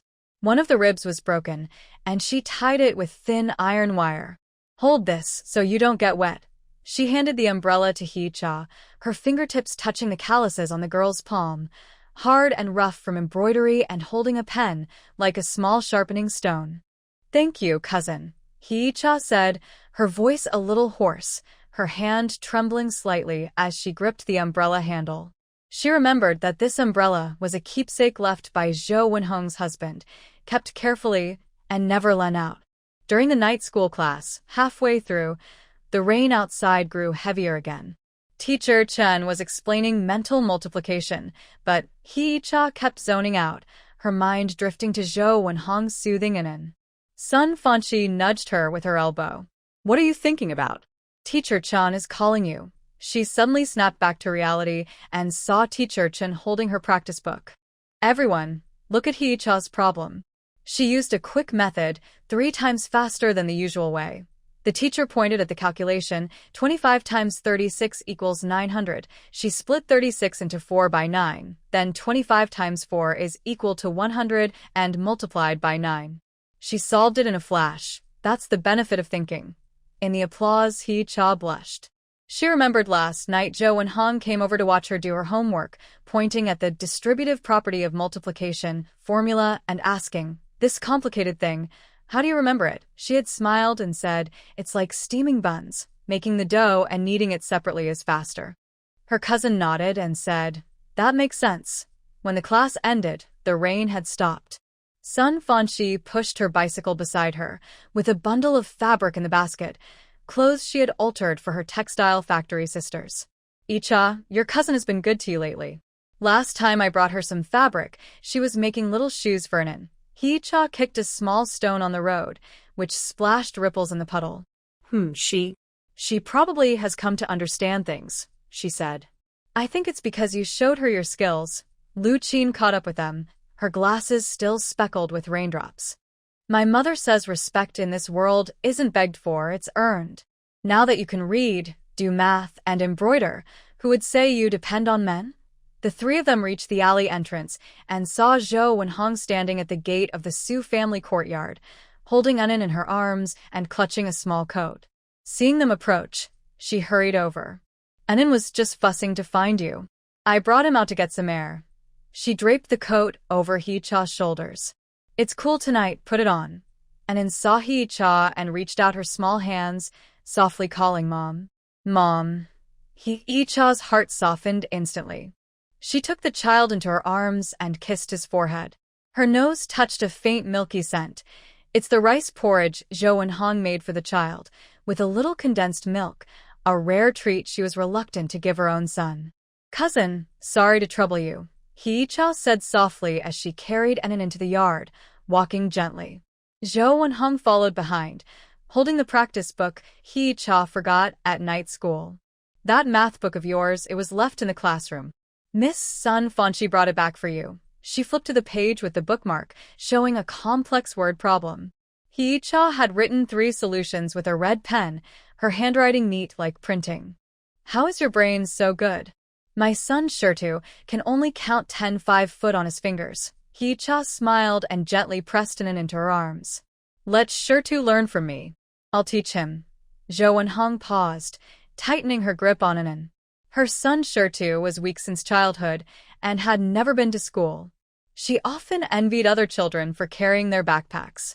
She opened her mouth to say, "That's great," but the words changed to, "Maybe later. Don't delay your class." That night, Hee-cha was embroidering a pillowcase ordered by the Foreign Trade Bureau under the lamp. The tail feathers of a phoenix needed to be embroidered with gold thread, each stitch tight and precise. When Su Yuntao returned, he saw Zhou Wenhong still in the yard, helping to gather the wet firewood from the rain. Cousin, it's so late, you haven't gone to bed. Su Yuntao leaned his bicycle against the wall, the bell ringing softly. Zhou Wenhong straightened up and brushed off the dust from her hands. I saw your firewood pile was wet, so I helped move it to prevent mold. She looked at Yuntao, hesitating before she finally said, Yuntao, Hee-cha is really a good girl. Yuntao smiled. You just realized that now. I was confused before, Zhou Wenhong said with a muffled voice. I always thought she was from the countryside, and not good enough for you. But look at her. She came to the city without complaining. She takes care of her child, goes to school, and even earned a prize. She paused, her eyes turning red. After my husband passed away, I felt like the sky was falling. It was Hee-cha who made me realize that no matter how hard life gets, we have to keep going. Yuntao handed her a plain steamed bun. Shirtu hasn't eaten yet, right? Here, he watched her figure disappear into the neighboring yard, feeling a warm, comforting sensation inside, like something soft and gentle had been pressed against his heart. The next morning, just after Hee-cha finished feeding Anan, Zhou Wenhong pushed aside the curtain and came in, carrying a wooden tray with 3 bowls of egg custard. The custard was soft like tofu pudding, sprinkled with tiny shrimp flakes. This is for steaming for Anan. I added a bit more shrimp flakes to help with calcium, she said, pushing one bowl toward Hee-cha. You should eat too. Studying takes brain power. Hee-cha looked at the bowl of egg custard and suddenly remembered that when she first moved to the city, her steamed egg custard was always too old. Zhou Wenhong saw it and said with a pout, You can't even steam egg custard properly. How can you be a good wife? Now, this bowl of custard was so tender it reflected like a mirror, showing the quiet changes over time. Cousin, why did you suddenly? Hee-cha didn't finish her sentence, but Zhou Wenhong interrupted her. I was wrong before. Her sister's voice sounded a bit strained. She wiped her hands on an apron. I couldn't stand seeing you do better than me. I always felt like you took away my dignity that should have been mine. But I've come to understand now. Your dignity is what you earned. She looked at the wall with the educational posters. Hee-cha, go ahead and attend night school peacefully. I'll take care of Anan. Hee-cha was stunned, and the spoon in her hand clattered into the bowl. Don't think I don't believe you, Zhou Wenhong said, lifting Anan and kissing his face. Our stone can help take care of the kids too. The 2 little ones playing together makes things easier. You focus on studying and becoming a learned person so that Anan can benefit too. She paused, a shy look in her eyes. If you don't mind, I'd like to learn some characters too. I can't be blind forever. Tears suddenly welled up in Hee-cha's eyes, not out of sadness, but because a long-held burden in her heart finally lifted. She quickly wiped her face and smiled. Why would I mind? I'd be happy. I have that women's literacy textbook right here, just for you. From that day on, a new scene appeared in the Su family's yard. In the morning, before Hee-cha went to night school, she would leave Enon with Zhou Wenhong. Her sister would push an old bamboo cart, taking an un and stone to the park to enjoy the sun. The cart always carried an old, worn-out literacy book, and while the children napped, Zhou Wenhong would ask Hee-cha, "What does this character mean?" In the evening, when Hee-cha returned from school, she would always see Zhou Wenhong helping her with embroidery. Her sister's stitches weren't as fine as hers, but she was very careful. If she made a mistake, she would undo it and redo it, never rushing. Once, Sun Fanchi came to deliver fabric and saw Zhou Wenhong sewing a quilt for Enon. Her stitches were neater than those sold at the supply store. She couldn't help teasing, "Sister Zhou, your sewing skills are almost as good as Yechai's." Zhou Wenhong's face turned red instantly. She fidgeted with her thread and said, just sewing casually, "I can't compare to Yechai." Though she was modest, a small smile played on her lips, like a flower quietly blooming. Yen Xiaozai came to visit Enon and saw Zhou Wenhong helping Yechai with her foreign trade order calculations. She was pounding the abacus loudly. He nodded in approval, saying, "Good. This is how women should support each other and improve together." He pointed at the ledger on the table. "Your calculations are clear, much better than my confused son." Zhou Wenhong felt shy from the compliment. She pushed the ledger toward Yechai and said, "It's all thanks to Yechai's good teaching." She explained, rounding much clearer than my husband did when he was alive. Siyun Tao watched this peaceful scene and felt happier than when he got promoted. He secretly told Yechai, "I knew my cousin wasn't a bad person, just had a hurdle in her heart." Yechai smiled and nodded, remembering the cloth shoes Zhou Wenhong made for her yesterday. They were sewn tightly, even more durable than her own. Her cousin had stayed up 3 nights to sew them, saying, "You go to night school every day, you need comfortable shoes." One night, during a heavy rainstorm, Yechai was awakened by thunder. She saw a light still on in the outside room. She put on her coat and went out. She found her cousin Zhou Wenhong sitting under the lamp, holding a book called Introduction to Abacus. Her abacus was clattering unevenly, but she was very focused. Seeing Yechai, her cousin smiled shyly. "Can't sleep. Practicing abacus. I still feel clumsy. I'll teach you," Yechai said, sitting beside her and holding her hand to move the beads. Division starts from the higher digits, like cutting a watermelon, first big pieces, then smaller ones. Outside, thunder roared loudly, and inside, the sound of the abacus crackled sharply.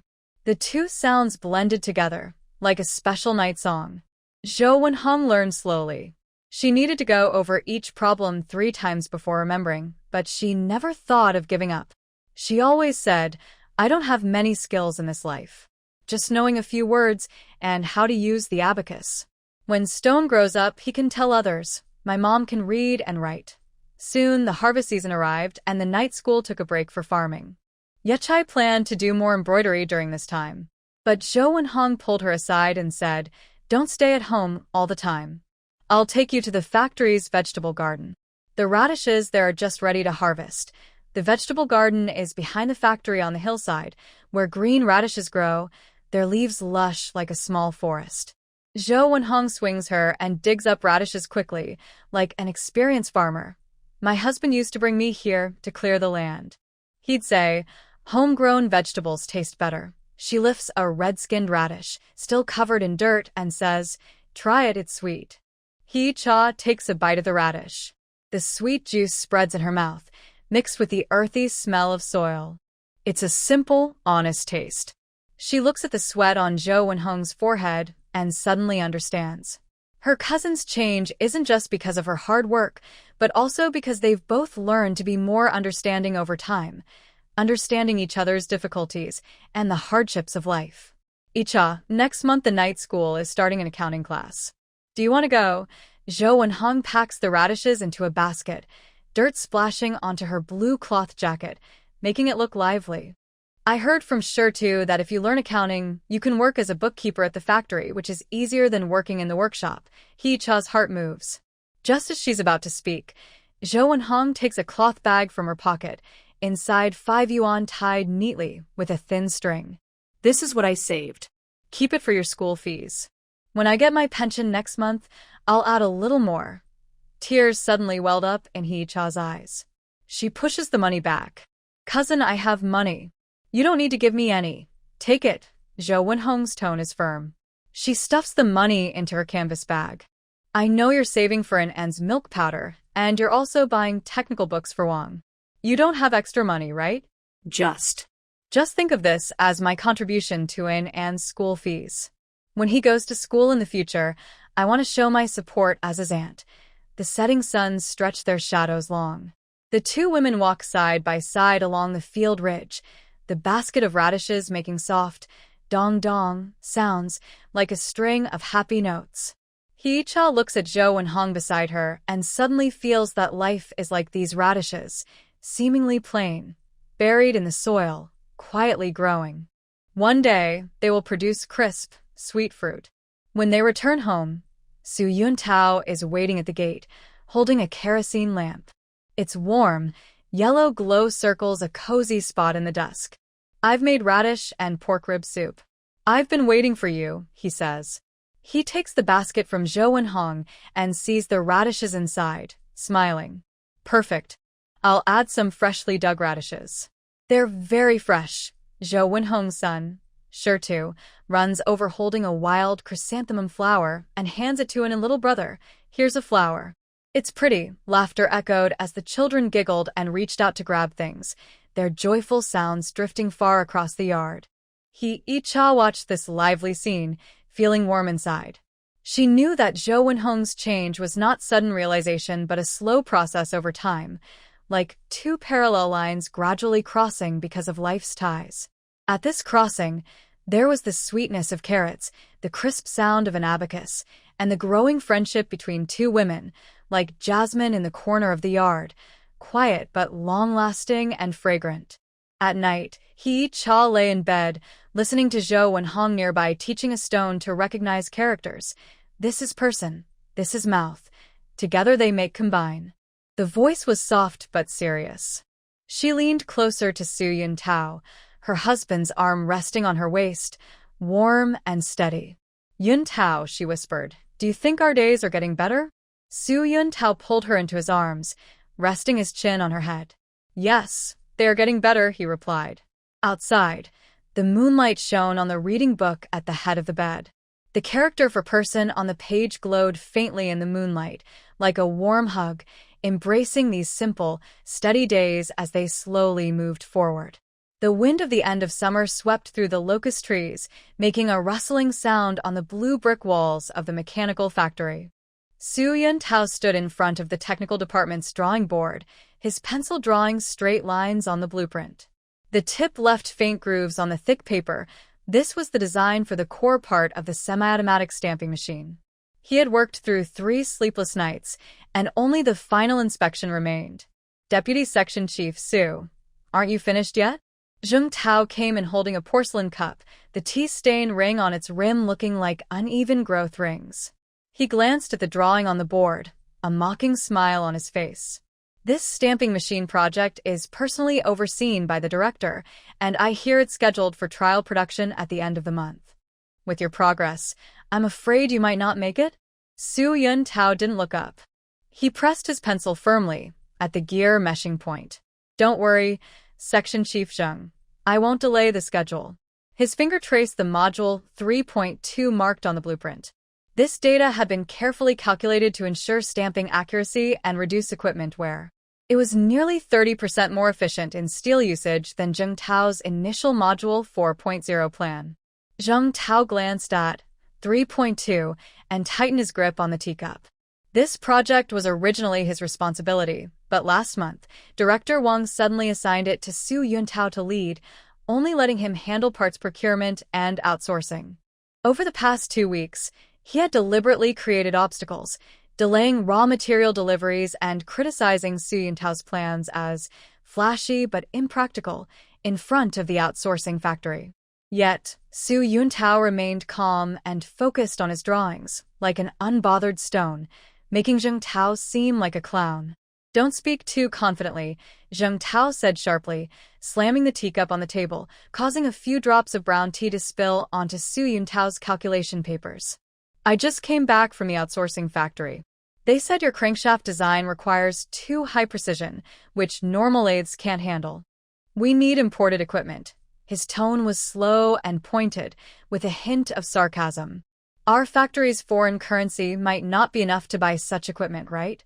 Su Yuntao finally looked up, his eyes sharp as steel. "I've already discussed with Master Li from the casting workshop. They can improve accuracy using jigs on standard lathes. No need for imported machines." He picked up a yellowed calculation sheet filled with dense formulas. "Here are the specific parameters. The error can be controlled within 0.02 millimeters, meeting national standards." Zheng Tao's face turned pale, his fingers white as he clenched the teacup.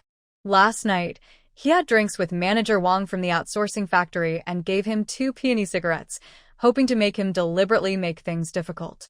He didn't expect Su Yuntao to have prepared a backup plan. "Since you've arranged everything, I won't interfere anymore," he said coldly, turning to leave. His leather shoes squeaked sharply on the cement floor, like an annoyed cat. Su Yuntao watched his back, frowning. Zhao Zhengwo stepped closer and lowered his voice. "Yuntao, Zheng Tao just went to the warehouse. He's been staring at that batch of spring steel you asked for, and his expression isn't right." He glanced out the window. Zheng Tao was standing at the warehouse door talking to the clerk, gesturing animatedly, as if giving important instructions. "Got it," Su Yuntao replied, carefully folding the drawings and slipping them into a brown paper bag. "I'll check the jig dimensions with Master Li in the casting workshop. Keep an eye on things here." He grabbed his canvas bag, which contained a boiled egg that he had prepared for her that morning. It was still warm. Since Zhou Wenhong had volunteered to help take care of Anin, she had more time to work on her calculations, and even her breakfast had become more delicate. The egg was wrapped in a small cloth bag embroidered with the character An, to prevent scalding her hand. The foundry workshop's furnace was burning brightly, with red-hot steel slowly solidifying in the sand mold, making Master Li's face look like an old piece of cured meat. He took the drawings handed over by Su Yuntao, squinted at them for a while, then suddenly patted his thigh. "Good. The jig design is clever and uses less material than I expected." He pointed at the drawings with his charcoal-stained finger. "Let's make it according to this. We can have the sample ready in 3 days." Just as Su Yuntao was about to speak, the workshop's loudspeaker suddenly crackled to life, and Director Wang's clear voice rang out. "All departments, please note. There will be a stamping machine project coordination meeting at 3 p.m. in the conference room. Su Yuntao and Zheng Tao, please be on time." When they returned to the technical department, Zheng Tao was throwing a stack of purchase orders onto the table, papers scattering everywhere like a flock of broken-winged birds. "Deputy Section Chief Su is finally back," he said with a fake smile. "The subcontractor just delivered the first batch of crankshafts. Can you go check them? We don't want any issues during testing and blame it on someone else." Su Yuntao picked up the purchase orders. The top ones, material, column listed, no. 45 steel, but the drawings specified 40 CR alloy steel. The former was not hard enough and would break under long-term stamping loads, practically a danger to life. His hand clenched tightly, his knuckles turning white. "Section Chief Zheng, this steel model is wrong." "Oh? Really?" Zheng Tao pretended to be surprised as he leaned over to look, a smug smile hidden in the wrinkles at the corner of his eyes. "Maybe the subcontractor made a mistake. I'll talk to them later." He casually shoved the purchase order into a drawer. "Let's just use it for now. It's only for testing. Nothing serious will happen." "This is not a small matter." Su Yuntao's voice suddenly rose sharply, making the metal box on the windowsill jump with a loud clang. "The crankshaft of the stamping machine is a key part. Using number 45 steel is like a ticking time bomb. Last month's stamping accident at the textile factory was because they used poor quality steel. Don't you remember?" Zheng Tao's face instantly turned pale, then flushed red again. Su Yuntao, stop spreading rumors. It's just some steel. If there's a problem, I'll take responsibility. He pushed Su Yuntao away forcefully, opened the drawer, and locked the purchase order inside. The key jingled as it swung in his pocket. Meeting time is up. We'll discuss everything there. At the coordination meeting, after Director Wang finished outlining the schedule for trial production, Zheng Tao hurried to speak. Director, I think Deputy Section Chief Su's design is a bit too conservative. He pulled out a revised draft from his briefcase, with several parts circled in red. The power here can be increased by 30%, which would significantly improve production efficiency. Quickly, Su Yuntao objected. No. The motor's power doesn't match the weight of the machine. Forcing it to speed up could cause deformation and safety risks. You just fear taking responsibility. Zheng Tao slammed the table and stood up, his blue jacket's buttons popping open. The energy-saving lathe you designed back then, wasn't it tested only after 7 revisions? I think you've just been afraid on the farm and lack any courage to take risks. The meeting room suddenly fell silent. Everyone knew that the farm was a sensitive topic for Su Yuntao. Director Wang frowned and said, Zheng Tao, watch your words. He turned to Su Yuntao. Yuntao, your plan is safe, but what about efficiency? Director, Su Yuntao took out a sheet of calculations filled with detailed force analysis diagrams. I calculated that with the current power, we can produce 800 parts a day, which fully meets the assembly workshop's needs. If we force the speed up, the equipment's lifespan will be cut in half, which isn't cost-effective in the long run. He paused and looked at Zheng Tao. More importantly, safety comes first. Director Wang looked at the data on the calculation sheet and then at Zheng Tao's draft, which only had suggestions for changes, but no solid reasoning. He lightly tapped the table and said, let's go with Su Yuntao's plan. Safety can't be compromised. Zheng Tao, you are responsible for the outsourced parts. They must be purchased strictly according to the drawings. I'll have quality control rechecked tomorrow. Zheng Tao's face turned pale and then flushed. He muttered, got it. But inside, he felt like he had a venomous scorpion stinging him, making him restless. When the meeting ended, it was already dark. Su Yuntao left the office building and realized it was drizzling. He hadn't brought an umbrella, so he covered his head with a paper bag and ran home, careful not to get the drawings wet. They represented half a month's effort and the safety of dozens of workers. Under the locust tree at the alley entrance, a familiar figure was waiting with an umbrella, the blue cloth shirt looking peaceful in the rain. Yuntao, he Cha tiptoed and waved, holding a thermos bottle on the umbrella handle. I figured you'd be back, so I brought hot porridge for you. Su Yuntao took the thermos, feeling the warmth on his fingertips.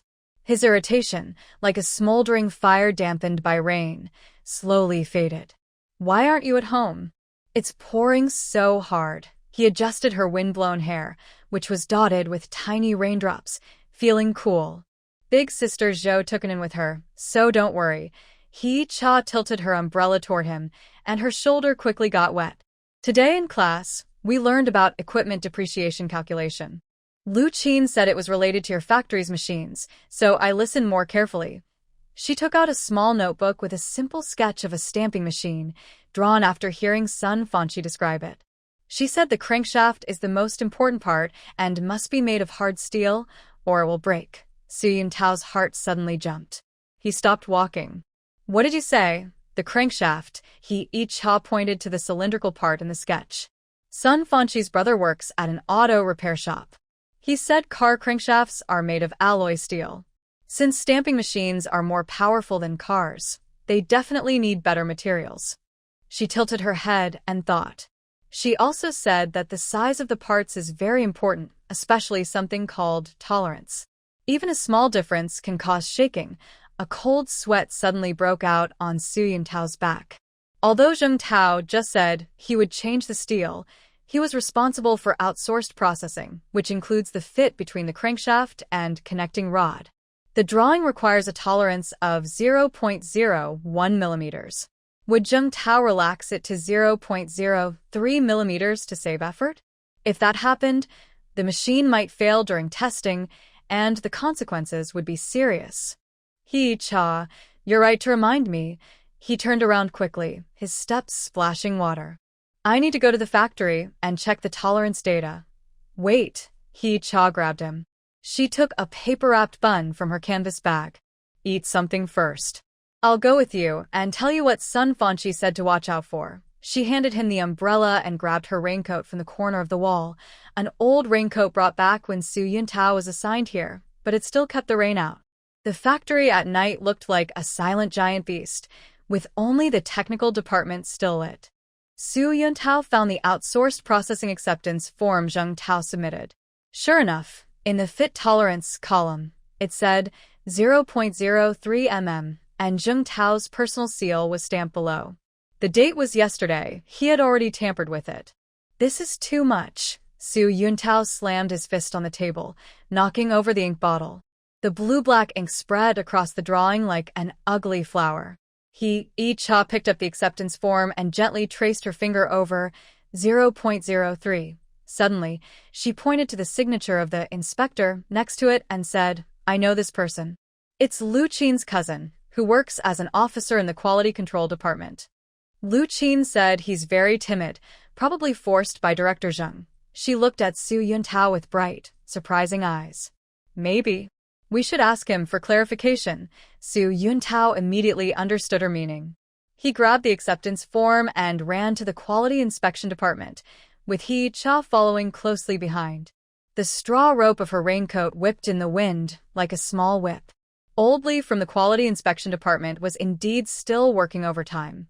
When he saw the acceptance form in Su Yuntao's hand, his face turned pale instantly, and he stammered, unable to speak clearly. Officer Lee, who changed this official report, Su Yuntao's voice was very serious, like a heavy stone pressing down. If there's an accident, no one can take responsibility. Old Lee's sweat dripped down his cheeks. Finally, he managed to say, It was Director Zheng who asked me to change it. He said, Deputy Section Chief Su is too strict and a slight relaxation wouldn't matter. He took out the original testing record from the drawer, clearly showing actual tolerance 0.04 millimeters, failed. I'll issue a new report right away. Holding the new testing report, Su Yuntao headed straight to Director Wang's house. After hearing the full story, the old director was so angry he smashed a porcelain cup. This Zheng Tao only cares about personal grudges, not safety. He immediately signed the report and instructed the dispatch room to notify the external factory to rework overnight. All losses would be borne by Zheng Tao personally. When they left the director's house, the rain had stopped. The moon peeked out from between the clouds, stretching their shadows long on the ground. Su Yuntao held Hee-cha's hand. Her fingertips, cold from clutching the oil paper package all along, felt firm and unwavering. Today, I really owe you, he said softly, a wave of fear washing over him. If Hee-cha hadn't casually mentioned it, he might have only focused on the steel model and ignored the tolerance issue. If an accident had happened during testing, the consequences would have been terrible. Sun Fanchi said it well. Hee-cha kicked a small stone by the roadside. The moonlight cast a gentle glow on her face. But I also helped a bit, so my night school wasn't wasted. She looked up at him, her eyes shining with a mischievous light. See? My relying on men to get ahead plan might actually work. Su Yuntao was amused by her and pulled her into his arms. It's because I rely on you, he said. He leaned down and kissed her forehead. His nose bumped into a faint scent of soapberry, the smell of the soap she used, given by Zhou Wenhong. From now on, I'll tell you more about factory matters so you can be a half technician too. When they got home, Zhou Wenhong was still mending shoes under the lamp. Seeing them return, she quickly brought out some tea warming on the stove. I heard from Stone that you went to the factory. Drink some to warm up. She looked at the blueprints in Su Yuntao's hands. Is the project going smoothly? No big problems. Nothing serious, thanks to Yi-cha's reminder.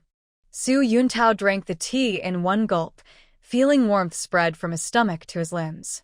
Zhou Wenhong's gaze fell on Yi-cha, full of praise. Yi-cha is now quite capable in our neighborhood. She can read and understand technology. Stone keeps saying he wants to learn math from Yi-cha. She handed over the stitched shoe sole. Look at these stitches. Are they better than before? I learned embroidery from you. They say it's good for practicing hand strength, so you can do calculations faster. Icha looked at the fine stitches on the shoe sole, feeling her heart fill with warmth. She remembered how Zhou Wenheng looked at her when she first arrived in the city, the gossip about her being a country girl, and now, holding the hot tea, the new shoe sole on the table, and the gentle look in the man beside her.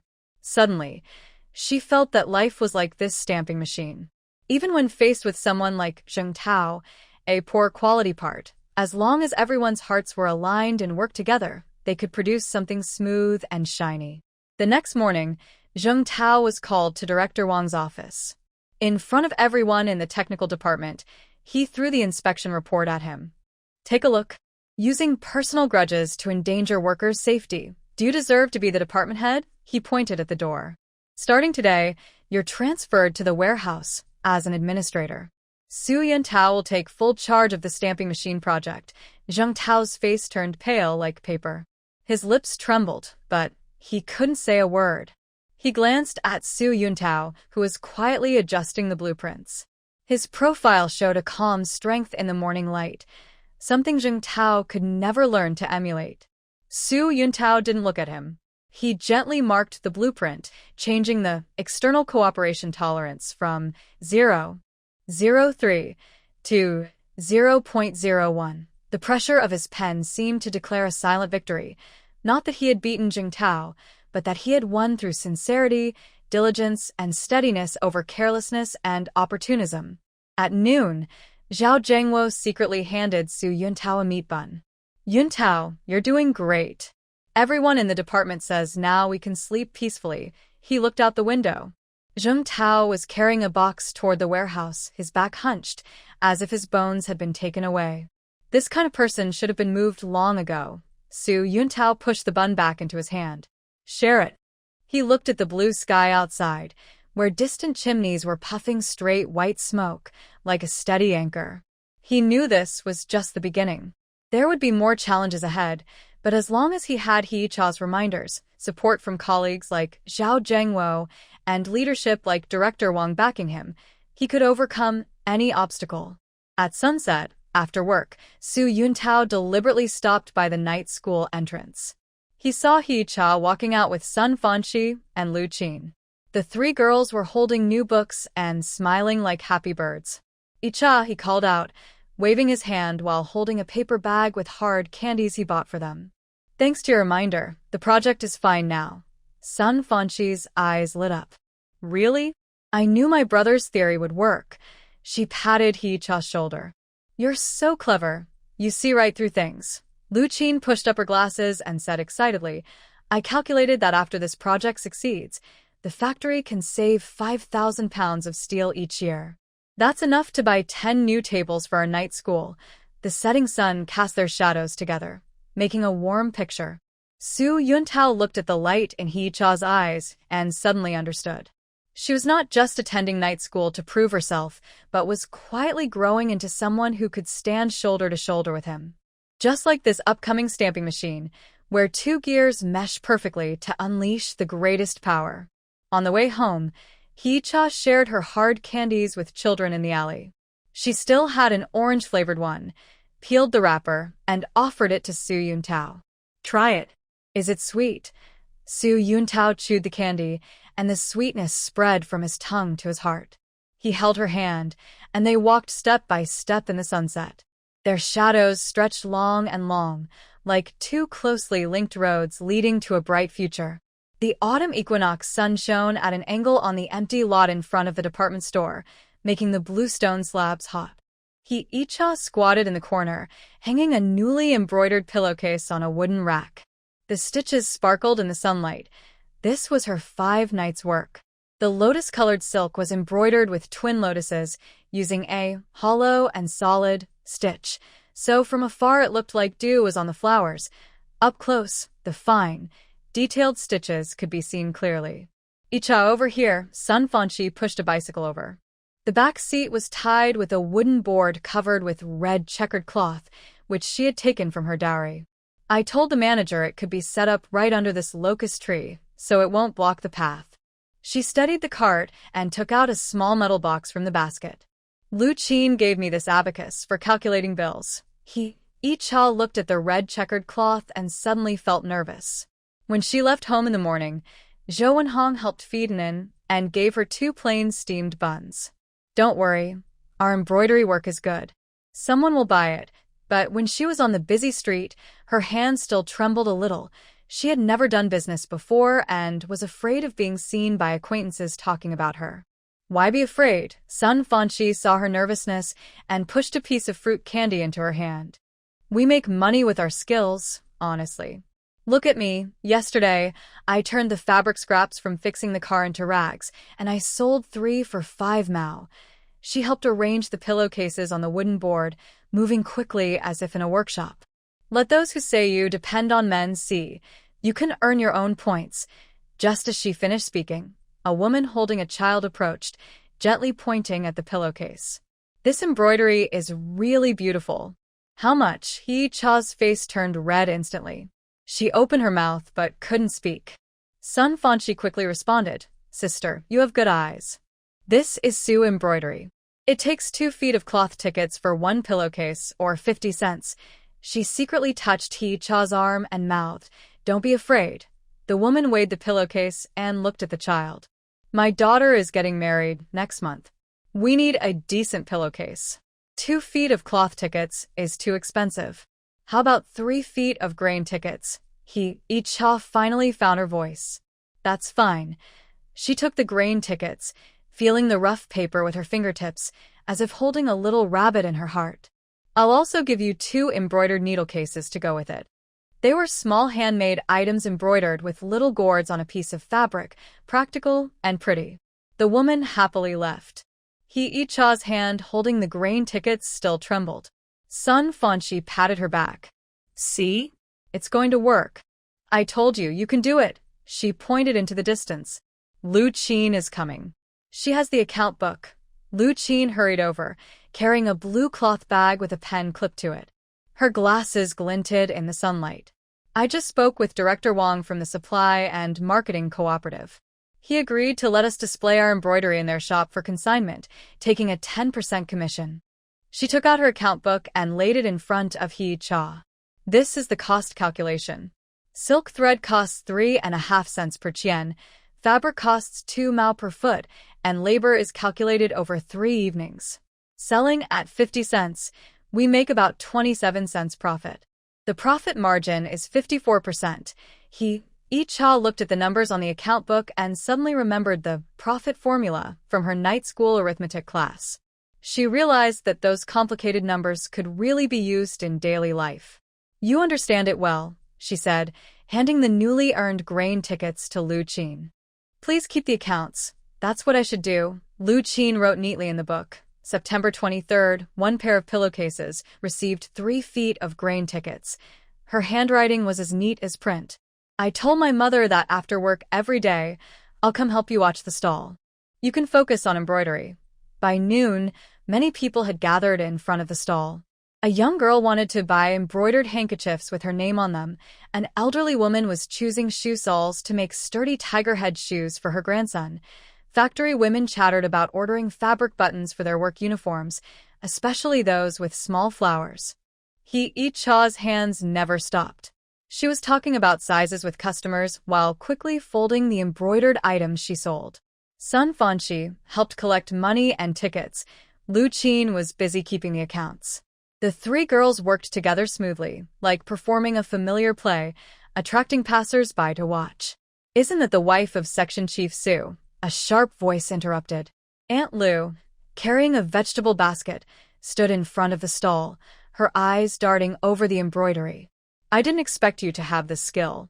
But honestly, if Section Chief Su hadn't been reinstated, when would you have time to embroider? Sun Fanqi was about to reply, but Yicha held her back. She looked up at Aunt Lu, her eyes no longer shy. If Aunt Lu likes it, I can embroider a tobacco pouch for you, no tickets needed. She picked up a piece of dark cloth. Just a fortune character, it will look nice. Aunt Lu was surprised by her words and hesitated, then walked away in annoyance. Lu Qin watched her back and muttered, Some people just can't stand seeing others do well. But Hee-cha smiled and picked up her needle and thread. Don't be upset with her. My grandma said, people's hearts are like rough cloth. They need time to be worn soft and fine. When that happens, it looks good. Her needle moved swiftly over the cloth, quickly outlining a chubby, cheerful, fortune character. Hearing this, Sun Fanchi and Lu Qin both smiled. The three girls sat under a locust tree, sunlight filtering through the leaves, shining on them like a layer of gold dust. Hee-cha suddenly felt that this was more satisfying than receiving a certificate at night school. Those moments sewn into fabric with needle and thread had finally turned into tangible grain tickets and money, heavy and warm in her hands. At dusk, when closing up, the metal box was already full of tickets and certificates. 5-foot cloth tickets, 7 jean grain tickets, and a coin worth 2 mao 3 fun. Sun Fanchi counted the tickets with a big smile, almost unable to close her mouth. Our business is better than the cooperative side job. Lu Qin checked her ledger and found the net profit was actually 8 mao 5, equal to half a day's wage. Tomorrow, I will bring some handkerchiefs. Hee-cha packed her things into a canvas bag, her fingertips stained with a bit of thread color. Last night at night school, Teacher Chen said her daughter wants embroidered handkerchiefs with plum blossoms. She looked toward the machinery factory, where the sunset stretched the shadows of the chimneys long. Suyentao should be off work soon. Just then, she saw a familiar figure walking toward her, dressed in her blue work clothes, carrying an iron lunchbox. Yuntao, Sun Fanchi waved her hand and held up the money box high. Look, Icha earned more than your daily wage. Suyentao hurried over, took the canvas bag from Hee-cha, and it felt heavy. He opened the lunchbox, revealing 2 hot meat buns. Just bought from the cafeteria. Eat while it's hot. He looked at the embroidery left on the wooden board, a sweet smile in his eyes. My Icha is getting more and more capable. Hee-cha bit her bun and suddenly remembered that this morning he had slipped a piece of new silk fabric into her bag. The cooperative bought a batch of Hangzhou silk, suitable for embroidery of peonies. She had scolded him for spending money recklessly then, but now she understood. He had been hoping she could do what she loved. I'll help close up. Suyentao took the wooden board off his bicycle, moving quickly as if disassembling parts in a workshop. He folded the pillowcase neatly and carefully placed the tickets into the metal box, not missing a single thread. Passing workers saw this and joked, Chief Siyun is acting as a mover now. Suyentao wasn't annoyed. He smiled and said, my wife is more capable than me, so I have to do my best. His words made everyone laugh, but Hee-cha's face turned red. She quietly pinched him, feeling a sweet warmth inside. On the way home, Suyentao pushed his bicycle, and Hee-cha sat behind, holding the metal box like it was a treasure. The evening breeze carried the smell of roasted sweet potatoes from old Zhang's stall at the alley entrance, so tempting and sweet. Buy a sweet potato. Suyentao stopped his bike and took out 2 cents. Let him try it. Hee-cha looked at his back and suddenly felt that this was more reassuring than the golden lock Yin Xiao had given her. This man who can design precise machines in the factory would squat on the street helping her pack up, remember to buy roasted sweet potatoes for the children, and carefully keep the torn fabric pieces she embroidered, saying, save these for an to make small sachets. When she returned home, Zhou Wenhong was waiting in the yard holding an who was clutching a rattle and shaking it with a dong-dong sound. Finally back, Anin is already asking for her mom, she said. She took the canvas bag from Suyentao and saw the tickets inside, her eyes brightening. Wow, so many. Icha, your skill is amazing. Hee-cha held Anin and kissed his face. The little boy immediately grabbed a thread from her clothes and put it in his mouth. Suyentao quickly pulled the thread away. Be careful, you might hurt your mouth. He took out a piece of silk cloth from his bag. Icha, try embroidering peonies with this tomorrow. I saw in the Trade Bureau's sample book that this flower is very popular. Zhou Wenhong leaned over to look. This fabric is really smooth. You need a fine needle, right? She remembered her own shoe soles, which had stitches as thick as rope, and couldn't help but exclaim, only Icha has patience. If it were me, I'd give up after 2 stitches. Hee-cha smiled and pushed some ration tickets into her hand. Take these, big sister. Tomorrow, buy some red sugar for Stone to help him get stronger. She knew Zhou Wenhong's days were tough, and her son Stone often complained of dizziness, probably from lack of nutrition. Zhou Wenhong's eyes turned red. She pushed the ration tickets back. Keep them yourself. And still needs milk powder. The two women kept arguing back and forth. Su Yuntao watched nearby, feeling warm inside. In the following days, He Yicha's small business grew busier. On Sun Fanqi's advice, she added many new products: embroidered tiger head hats for children, longevity characters on handkerchiefs for the elderly, and embroidered tobacco pouches for factory workers with "safe production" written on them, which became very popular. Every evening after work, Su Yuntao would help at her stall. He made her a wooden stand with a drawer, where he kept an abacus and account books. He also changed the back seat of his bicycle into a movable shelf to hold more embroidery items. Once, when it rained, he took off his work clothes to cover her embroidery, getting soaked himself, but smiling happily. "Our treasures can't get wet," he said. Teacher Chen from the night school also came to support her. He ordered a set of pine and crane longevity door curtains as a gift for the retired principal. Watching He Yicha sew with quick, precise stitches, she sighed. People used to say women can hold up half the sky. Now, looking at you all, it's clear you're holding up more than half. Wang Gaigai also arrived, wearing a new blue work uniform and holding a cloth bag. "Sister Yicha, I got my paycheck. I bought 2 cans of malted milk for Fernan." She looked at the embroidery on the stall, her eyes shining. "I also want to learn embroidery. When I master it, we can work together selling crafts. How about that?" He Yicha held her hand and pointed to a plain piece of cloth. "I'll teach you now. We'll start with the simplest flat stitch. Just like learning to operate a lathe, you need to practice steady first." She patiently guided Wang Gaigai on how to start the stitch. The sunlight fell on the 2 young women's hands, making them look like they were coated in gold. Lu Qin was counting money nearby, her pen scratching on the ledger. "I calculated that this month, we've earned 15 yuan, plus 32 yards of fabric tickets, and..." She suddenly clapped her thigh. "Oh." "The officer from the Foreign Trade Bureau said they want to cooperate with us long-term. They want a batch of embroidered handkerchiefs to export, and they're offering 20% more than market price." Sun Fanqi jumped with excitement, nearly knocking over a spool of thread. "Great. That means we're earning foreign exchange for the country." She grabbed He Yicha's hand. "I told you, your skills should be promoted and shared." He Yicha looked at the bright eyes of her friends, feeling as if her heart was filled with something warm. She remembered when she first came to the city, holding the 5 yuan from Su Yuntao outside the department store, too stingy to buy even a bar of soap. She thought about the gossip that women relied on men to get ahead, which hurt her deeply. Now, her savings in the tin box were growing, her friends were becoming closer, and even Zhou Wenhong had learned to embroider simple patterns, saying she wanted to save tuition for sure too. One evening after closing the stall, passing by the cinema just as the show ended, He Yicha saw Lu Sa talking to someone. "Su's wife is really capable. She makes money selling crafts herself.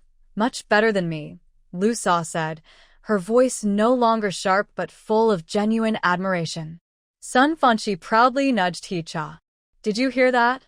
No one's gossiping about you now." He Yicha smiled and looked up at the moon. It doesn't really matter whether they talk or not. She remembered the words from her night school textbook. Labor is the most glorious, not just to tell others but to do for oneself. Su Yuntao pulled her closer to his side, avoiding a passing bicycle. "Tomorrow I have a day off. I'll take you and into the park." He took a small box from his pocket. "This is for you, as a reward." Inside the box was a silver ring engraved with a tiny plum blossom, simple yet delicate. He's tears suddenly fell, not out of sadness but because her heart, filled with a sense of stability, could no longer hold anything else. "Why spend this money?" she scolded, but she clenched the ring tightly in her hand. "It's worth it." Su Yuntao helped her put the ring on, fitting perfectly. "My wife earned her dignity with her own hands.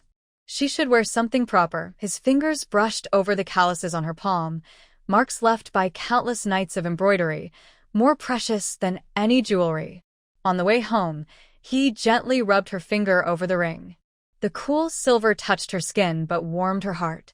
She looked at Su Yuntao's back, his shadows stretched long under the street lamp, broad and solid like a mountain. She knew this wasn't just her achievement.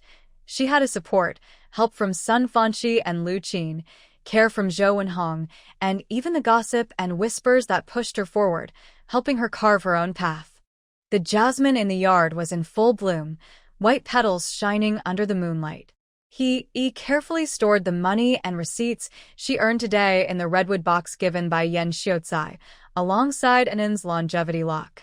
She looked at the copper lock on the box and suddenly remembered Yan Xiaocai's words at the 100-day banquet. Like your parents, you have a sense of responsibility. Responsibility isn't just about enduring storms. It's about earning a livelihood, using your hands, your mind, your sweat, to stitch your life into the shape you want. Even if the stitches are crooked, they are still your masterpiece. Su Yuntao finished his bath and saw she was still reading the account book under the lamp. He walked over and turned up the light a bit. Don't keep counting. Go to bed early. He picked up a half-embroidered handkerchief with only half a peony stitched on it. Finish it tomorrow. It's not a big deal. He put down the account book and leaned on his shoulder.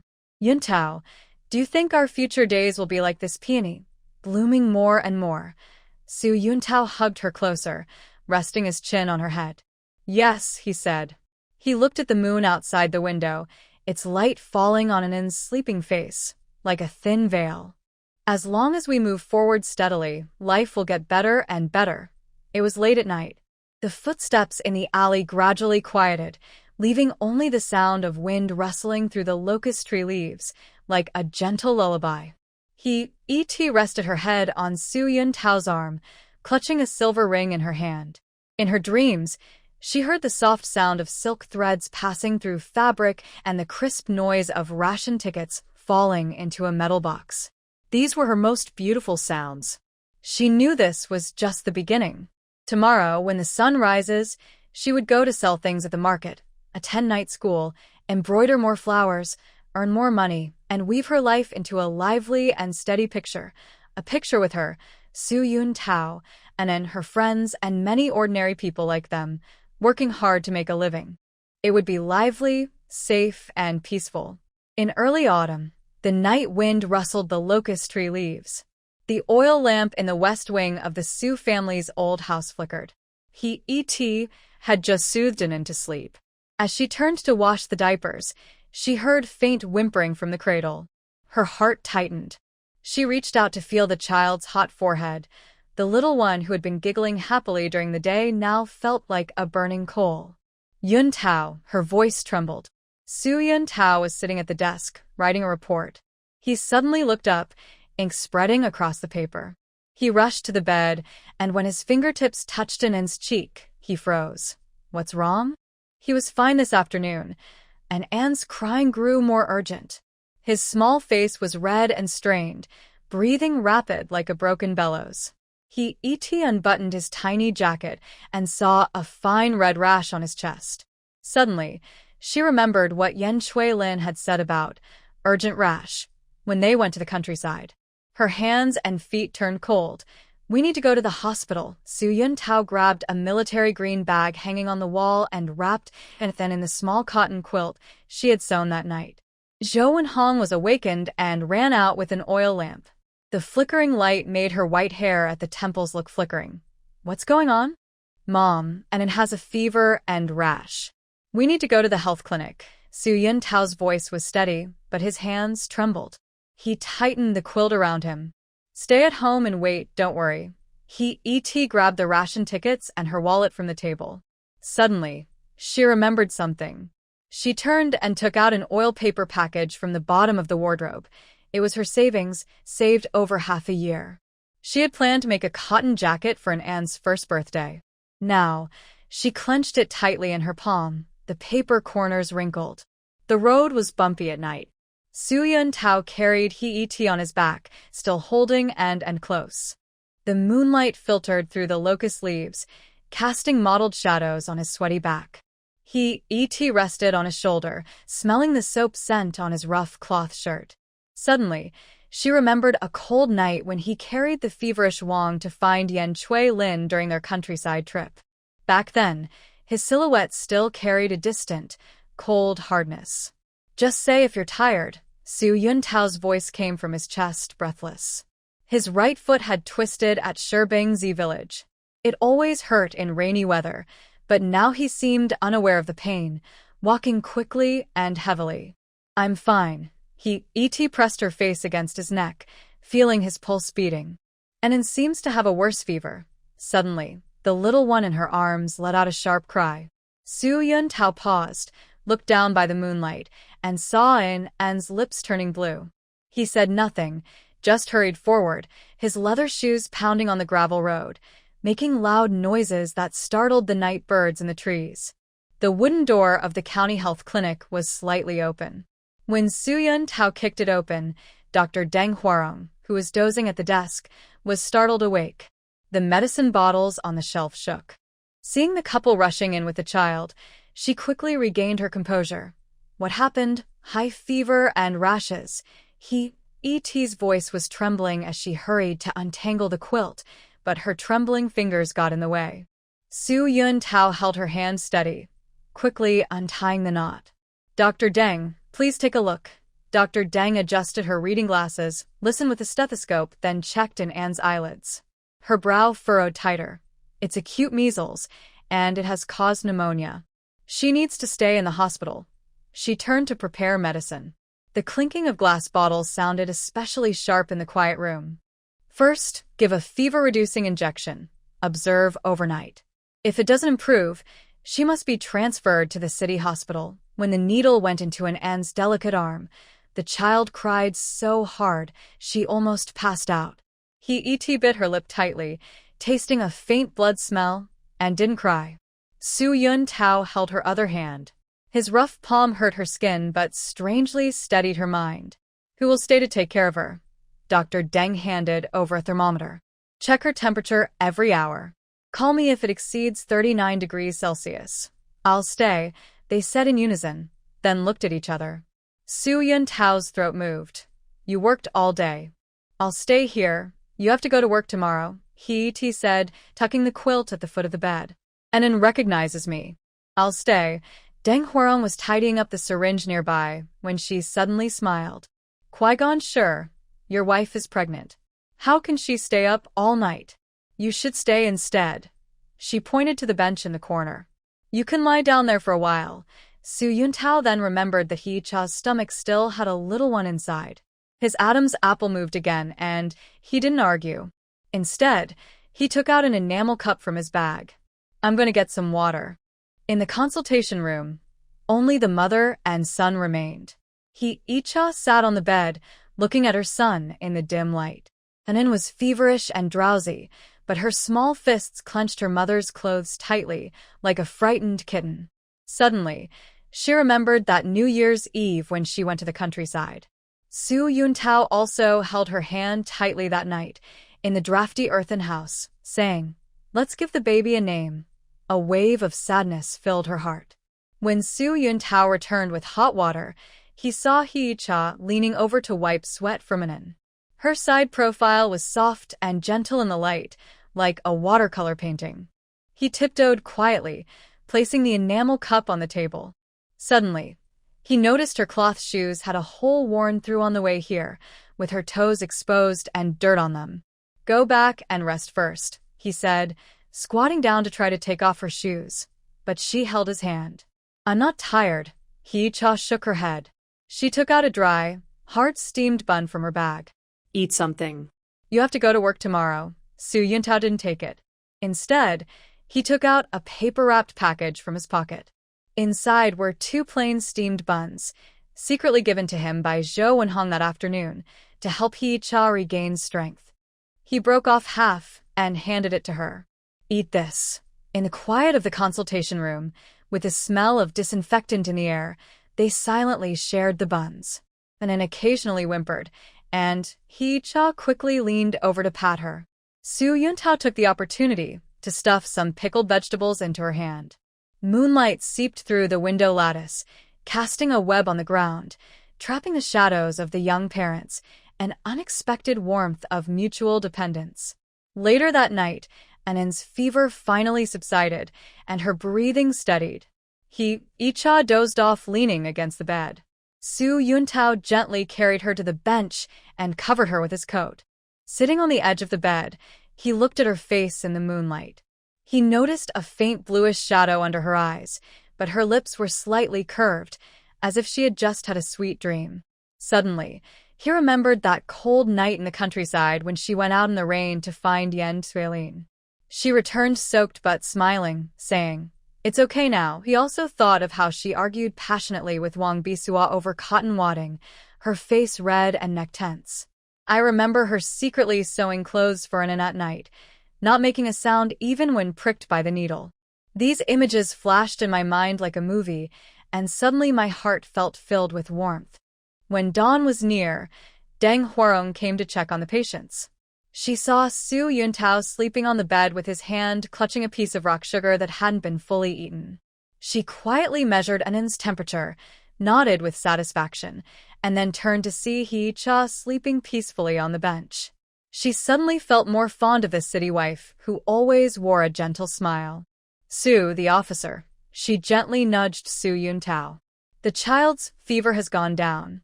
"It's okay now." Su Yuntao suddenly woke up, first checking Anan's forehead. Seeing the temperature was normal, he let out a long breath. He looked at He-cha sleeping on the bench, then quietly followed Deng Huarong out of the clinic. "Dr. Deng, thank you." "Thank me? It's you and your wife that really impress me," Deng Huarong said while wiping her stethoscope. "Many couples argue over their children, but you two haven't even lost your temper all night." She suddenly lowered her voice. "Su, your wife is really a good person. Take good care of her." Su Yuntao's face warmed slightly. He nodded without speaking, but inside, he felt a warm sensation like something was gently burning him. By dawn, He-cha woke up and found herself lying on the bench, covered with Su Yuntao's coat. Su Yuntao was sitting on the bed's edge, changing Anan's diaper, clumsy but careful. Sunlight shone through the window, casting a golden glow on him, giving him an indescribable, gentle look. "You're awake." Su Yuntao looked up at her, his eyes red but his smile gentle. "Anan is much better." Dr. Deng said she just needs to be observed for a while before going home. He-cha walked to the bed, looked at Anan's pink little face, and suddenly felt her nose sting. Su Yuntao held her hand, the warmth from his palm passing through her skin, steadying her.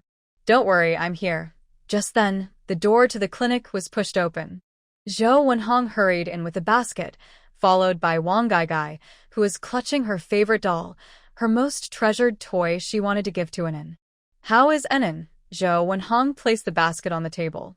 Inside were eggs, red sugar, and millet, things she had saved up for a long time. She touched Anan's small face, her eyes red. "It scared Grandma to death." "It's okay now, Mom." "Don't worry." He-cha helped Zhou Wenhong sit down. "Why are you here?" "Isn't supposed to be at work?" "I asked my boss for leave," said Wang Gaigai, placing the doll beside Anan's pillow. "Sister, you and brother-in-law haven't slept all night. Go home and rest. I'll stay here and watch over her." Xian Tao looked at his watch and realized it was time to go to work. He told Deng Huarong a few things, then reminded Wang Gaigai to call his office if anything came up. He then took He-cha's hand and started to leave. When they stepped out of the clinic, the sun was shining warmly. He-cha suddenly remembered something. She took the paper-wrapped package from her pocket and handed the remaining money to Xian Tao. "Keep this. You might need it." Xian Tao didn't take it. He pushed her hand back. "You keep it. Buy some good food to nourish yourself." Suddenly, he remembered something else. He squatted down and carried her on his back. "Let's go. I'll carry you home." He-cha leaned on his back, smelling his faint sweat, and suddenly smiled. "Xian Tao, you've never carried me like this before. It was my fault before," Xian Tao said softly, sincerely. "From now on, I'll carry you every day." Sunlight filtered through the leaves, casting dappled shadows on his shoulders. He-cha pressed her face against his neck, listening to his steady heartbeat. She suddenly felt that no matter how hard life was, as long as he was by her side, She could face anything. When they got home, Zhou and Hong had already cooked millet porridge and boiled 2 eggs. As He-Cha sat down, she heard Wang Zhouyao's voice at the door. "Icha, how is it in?" Wang Zhouyao entered carrying a cloth bag, which contained her mother's freshly made corn cakes. "My mom said these are easy to digest, so I brought them for Nin." She saw the eggs on the table and brightened her eyes, then quickly lowered her head. "I just came to check on her, and will leave if there's nothing else." "Stay and eat," He-Cha said, holding her hand. "It's a good chance to try the millet porridge my mother-in-law made." Wang Zhouyao blushed and sat down, sipping her porridge slowly, but kept glancing at Xiantao. He felt a bit uncomfortable under her gaze, and stood up. "I'm going to the office. I'll come back at noon to switch with you." He-Cha saw him off at the door, watching his figure disappear around the corner. Her heart felt full.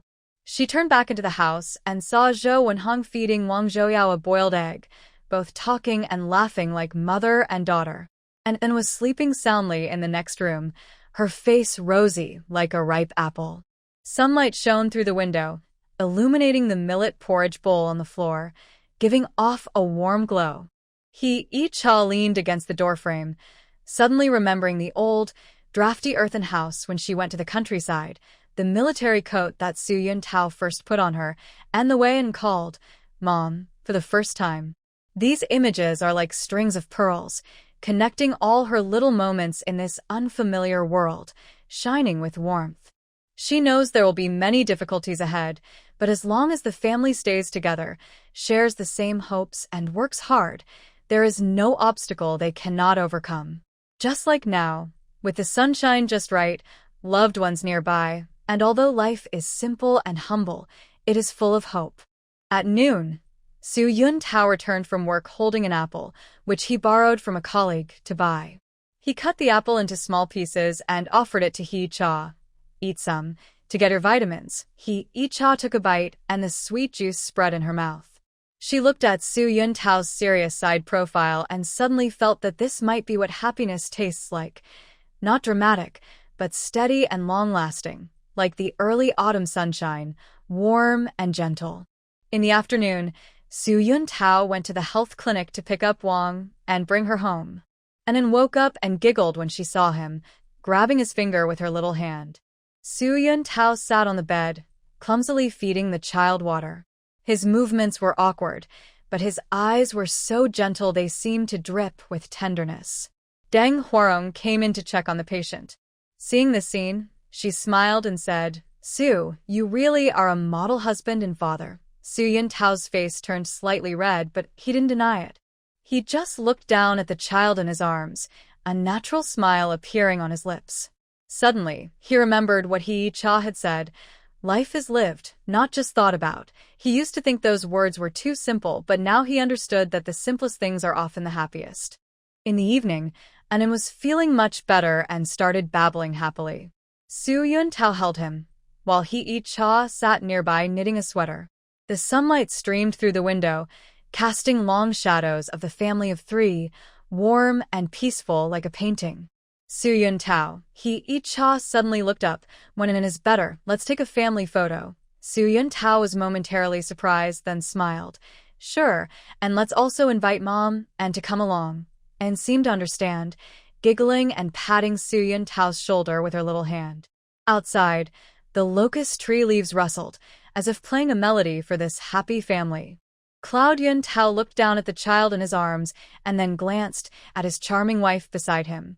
Suddenly, he felt that all the hardships and frustrations he had endured before were worth it. It was late at night, and Anan was already asleep. Xiantao helped He-Cha tuck in the blanket and suddenly said, "Icha, thank you." Icha blinked and asked, "Thank me for what?" "Thank you for staying." "Thank you." Xiantao's voice choked up a little. "Thank you for giving me a home." Icha's eyes suddenly welled with tears. She turned around and hugged him tightly. "Xiantao, we are a family." The moonlight shone through the window, illuminating the two people embracing gently and peacefully. On this early autumn night, there were no grand promises, only quiet warmth, like warm water slowly nourishing two once distant hearts, allowing them to snuggle close in the river of time and never part again. Morning fog had not yet lifted when Hee-cha had already stoked the coal stove until it was blazing. The aluminum lunchbox sizzled on the stove, containing millet porridge for Nen, with a layer of golden rice oil floating on top. Just as she ladled the porridge into a rough ceramic bowl, she heard a cough from the east room. Yen Xiao-kai's old illness had flared up again. "Grandma, I'll go," Wang said, tying a blue cloth apron and rushing out of the kitchen, clutching a piece of unneeded dough. Since coming to the city, she had been eager to take care of her grandfather, as if trying to make up for the filial piety she couldn't fully show when she was in the countryside. Yi-cha nodded and handed her warm honey water. "Remember to let Grandpa drink slowly. Don't burn himself." As Wang lifted the curtain, she saw Cloud Yun-tao helping Yen Xiao-kai sit up. The old man wore a dark blue traditional jacket, his thin, veined hands clutching a bound book tightly. When he heard footsteps, his cloudy eyes brightened. "Come see the new characters Grandpa wrote." On the bed, there was a yellowed piece of xian paper with 5 characters. "Family harmony brings prosperity." The brush strokes trembled slightly, but showed stubborn determination. Leaned in, almost touching the ink. "Grandpa, you wrote it so well." Even more spirited than the couplets sold at the supply store. Yen Xiao-kai was amused and coughed twice. "You have a sweet tongue." He then turned to Cloud Yun-tao, his eyes suddenly serious. "Jing Chun, sit down. Grandpa has something to say to you." Cloud Yun-tao had just settled into his position at the office, still carrying the scent of leather from his briefcase. He sat down beside the bed, his back straight without thinking. Since he was a child, he had always stood tall in front of his grandfather, like a stiff, white poplar tree. "Do you know why I always write these 5 words? Yen Xiao-tsai tapped the rice paper with his dry finger. "Your father sacrificed himself on the battlefield, and before he died, he hoped our family would be safe. But look at you all, first sent to the countryside unjustly, then causing chaos when you returned." Suyun Tao's throat moved. He remembered when he first returned to the city, relatives crowded at the door demanding money, and his mother, Zhou Wenhong, crying anxiously while he just sat quietly smoking. At that time, Hee-cha was holding her crying baby in, yet she forced a smile and poured water for everyone. "Once Yun-tao gets his job back, he'll pay everyone back. Yi-cha is a good girl," Yen Xiao-tsai suddenly said, glancing at the potted rose cuttings on the windowsill. "She went to the countryside with you while pregnant, never complained about the hardship. That night when Enin was sick, she stayed in the clinic corridor, even wearing out her shoes by morning. Grandpa saw all of this." Suyun Tao's fingers clenched tightly. He remembered what Deng Huarong said that night and the worn-out cloth shoes of Yi-cha. His chest felt stung, numb and sour at the same time. "You're stubborn and always hold yourself aloof," Yen Xiao-tsai sighed, reaching under the bed and pulling out a tin box. "This was left by your grandmother. She took it when she traveled to Manchuria with me." "Take it for Yi-cha." The red paint on the tin box had long peeled off. Inside, a piece of blue-printed cloth lined the box, with 2 silver bracelets shaped like loaches lying in the center, their joints polished shiny. Suyun Tao recognized them. They were his grandmother's dowry, something his grandfather never let anyone touch. "Grandpa, this is too precious. Just take it if I give it to you," Yen Xiao-tsai said, pressing the box into his hand. "Women are not easy to deal with. You need to care for her. Don't be like your father. He never said a kind word to me in his life, and he'll regret it even after he's gone." His fingertips touched the cold silver bracelet. Suddenly, he remembered that cold night when Yi-cha went to find a doctor in the rain, her hair covered with ice, yet she smiled and said, "It's okay now." His throat tightened, and he nodded heavily. At that moment, Yi-cha came in carrying a bowl of steamed egg custard sprinkled with chopped green onions. She saw the silver bracelet on the table and paused. "Grandpa, what is this?" "It's for you." Yen Xiao-tsai beckoned her with a gentle look, as soft as cotton. "Come here, I have something to tell you too." Yi-cha placed the bowl in the corner of the Kong table and was about to sit down when an old man grabbed her hand. His palm was rough like sandpaper but warm and reassuring. "Yi-cha, Jingchen looks tough, but he's really thoughtful. When his father sacrificed himself, he was only 10 years old. He carried his brother to the river to fish. Even when his lips turned purple from the cold, he never made a sound. She then realized that Su Yuntao had an older brother who had passed away early. The man who always seemed calm and reliable in front of her was hiding many hidden pains. He's kind to others and never says much. Yan Xiaotsai gently patted her hand. Like that year when you were pregnant with Enan, he went to pick sour jujubes on the mountain at midnight. He fell and his leg was full of blood, but he still insisted it was just a scrape from a stone. Icha suddenly looked up at Su Yuntao. He was turning his face away to look out the window, but his ears were red. The man who always said, "The children come first," had already been loving her in his own quiet way. Jingchen is stubborn, so please be patient. The old man's voice grew softer. What the Su family owes you, this old bone, will pay it back for them. If he dares to bully you, I'll break his leg. Icha's eyes suddenly filled with tears. The frustration from her past life, the hardships during her rural days, and the difficulties after returning to the city all melted into hot tears streaming down her face. She choked and nodded. "Grandpa, don't worry. We're doing well." Su Yuntao handed her a handkerchief. When his fingertips accidentally touched her cheek, he quickly withdrew, as if burned. Wang Gaigai was secretly laughing nearby, kneading the dough into lumps. At breakfast, Yan Xiaotsai insisted on sitting in the main hall's grand chair. Zhou Wenhong brought freshly baked scallion pancakes, but he pushed one toward Icha.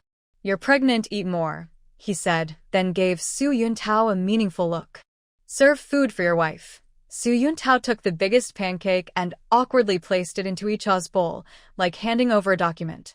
She took a bite, and the aroma of scallions mixed with the flour filled her mouth, tasting even better than city restaurant food. And then sat in her walker, holding a piece of cookie to feed Yan Xiaotsai. The old man opened his toothless mouth and chewed happily, smiling like a child. "Aranin is so obedient, better than your dad." Su Yuntao almost spat out the porridge he had just drunk, causing everyone to laugh. Sunlight streamed through the window, casting a golden web on the floor, capturing the laughter of 3 generations, warm and cozy. In the afternoon, Su Yuntao went to work at the office. While Icha was tidying up the dishes, she noticed a cloth bag on the stove. When I opened it, I saw an old cotton-padded jacket with tight stitches and a small plum blossom embroidered on the collar. "This is your grandma's handiwork," Zhou Wenhong said, suddenly standing at the door holding a knitting needle. When she was young, she always said that a woman's life is like embroidery. Every stitch must be made with care. Icha touched the soft cotton inside the jacket and suddenly understood. Zhou Wenhong had never said she loved her openly, but she always tucked her in at night, silently brewed tea when she was pregnant and feeling sick, and stayed at the clinic door when she was unwell. "Mom, thank you," she said, turning to bow to Zhou Wenhong, but she was pulled back by her hand. "Why thank us, family?" Zhou Wenhong said, blushing a little.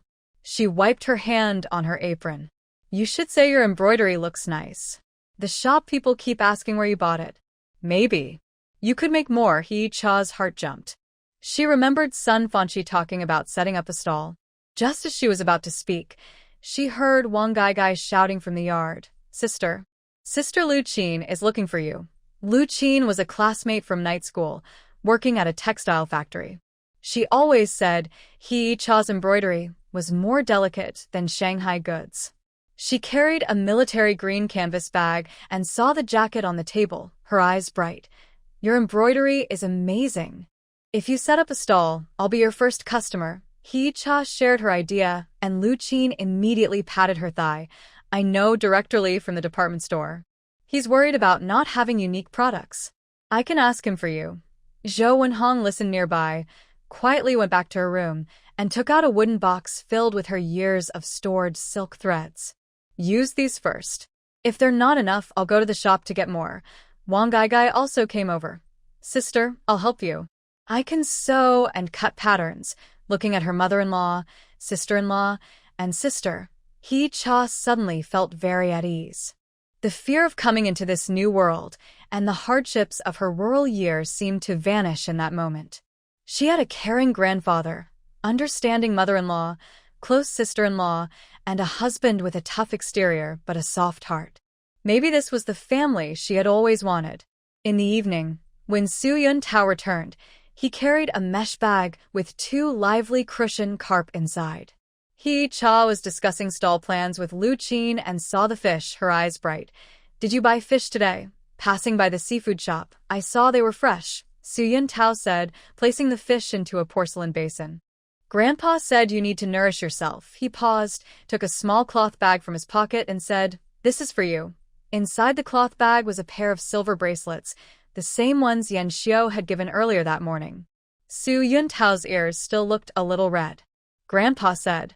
"He said these can ward off evil." He Cha put the bracelets on her wrist, the silver rings making a clear, ringing sound. Suddenly, she tiptoed and kissed Su Yuntao on the cheek, then smiled as if she had stolen a piece of candy and ran away. "Thank you, Grandpa." Su Yuntao was stunned, still holding the cloth bag. Lu Qin and Wang teased him from the side. His face turned bright red.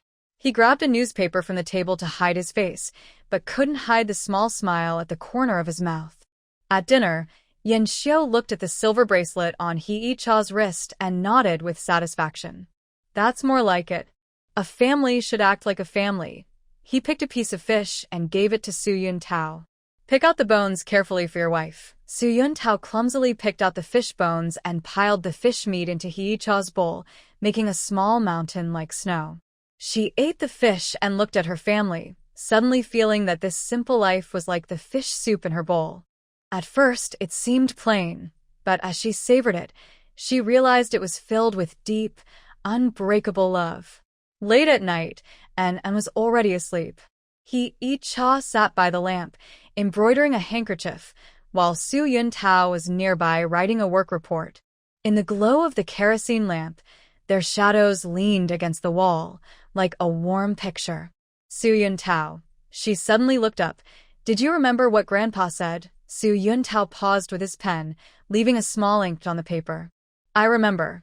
"Then you're not allowed to argue with me anymore." He Cha raised her wrist, the silver bracelet jingling.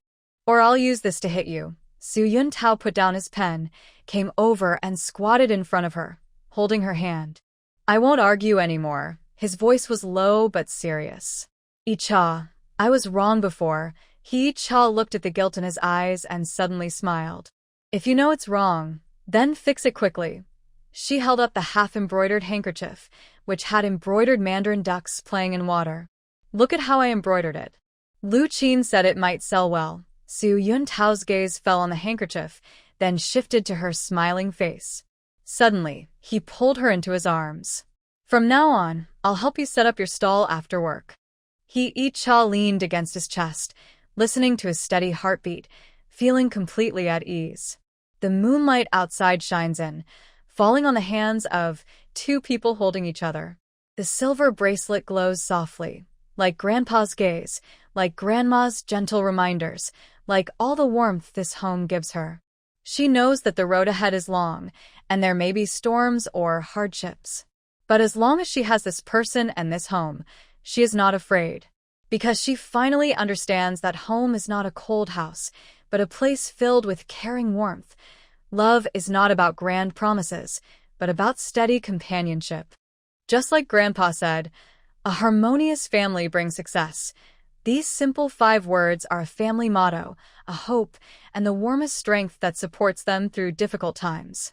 As the autumn sun just crests the top of the department store, He-cha has already set up her embroidery stall under the old locust tree at the street corner. The blue cloth stall displays over 10 handkerchiefs, featuring waterfall and peony patterns, with stitches so fine they look like sprinkled silver. Sun Fanchi helps her place a wooden sign reading Ichao embroidery on the bamboo basket, smiling as he looks into the distance. The quick-drying service said they should be done early today, so they should be here soon, right? Icha pinches a silver needle with her fingertips, working on finishing the edges of a newly embroidered pillowcase. Hearing this, her thread almost knots in frustration. "Don't talk nonsense, he's very busy." Despite her words, her eyes unconsciously glance toward the government compound. This is her third month setting up the stall.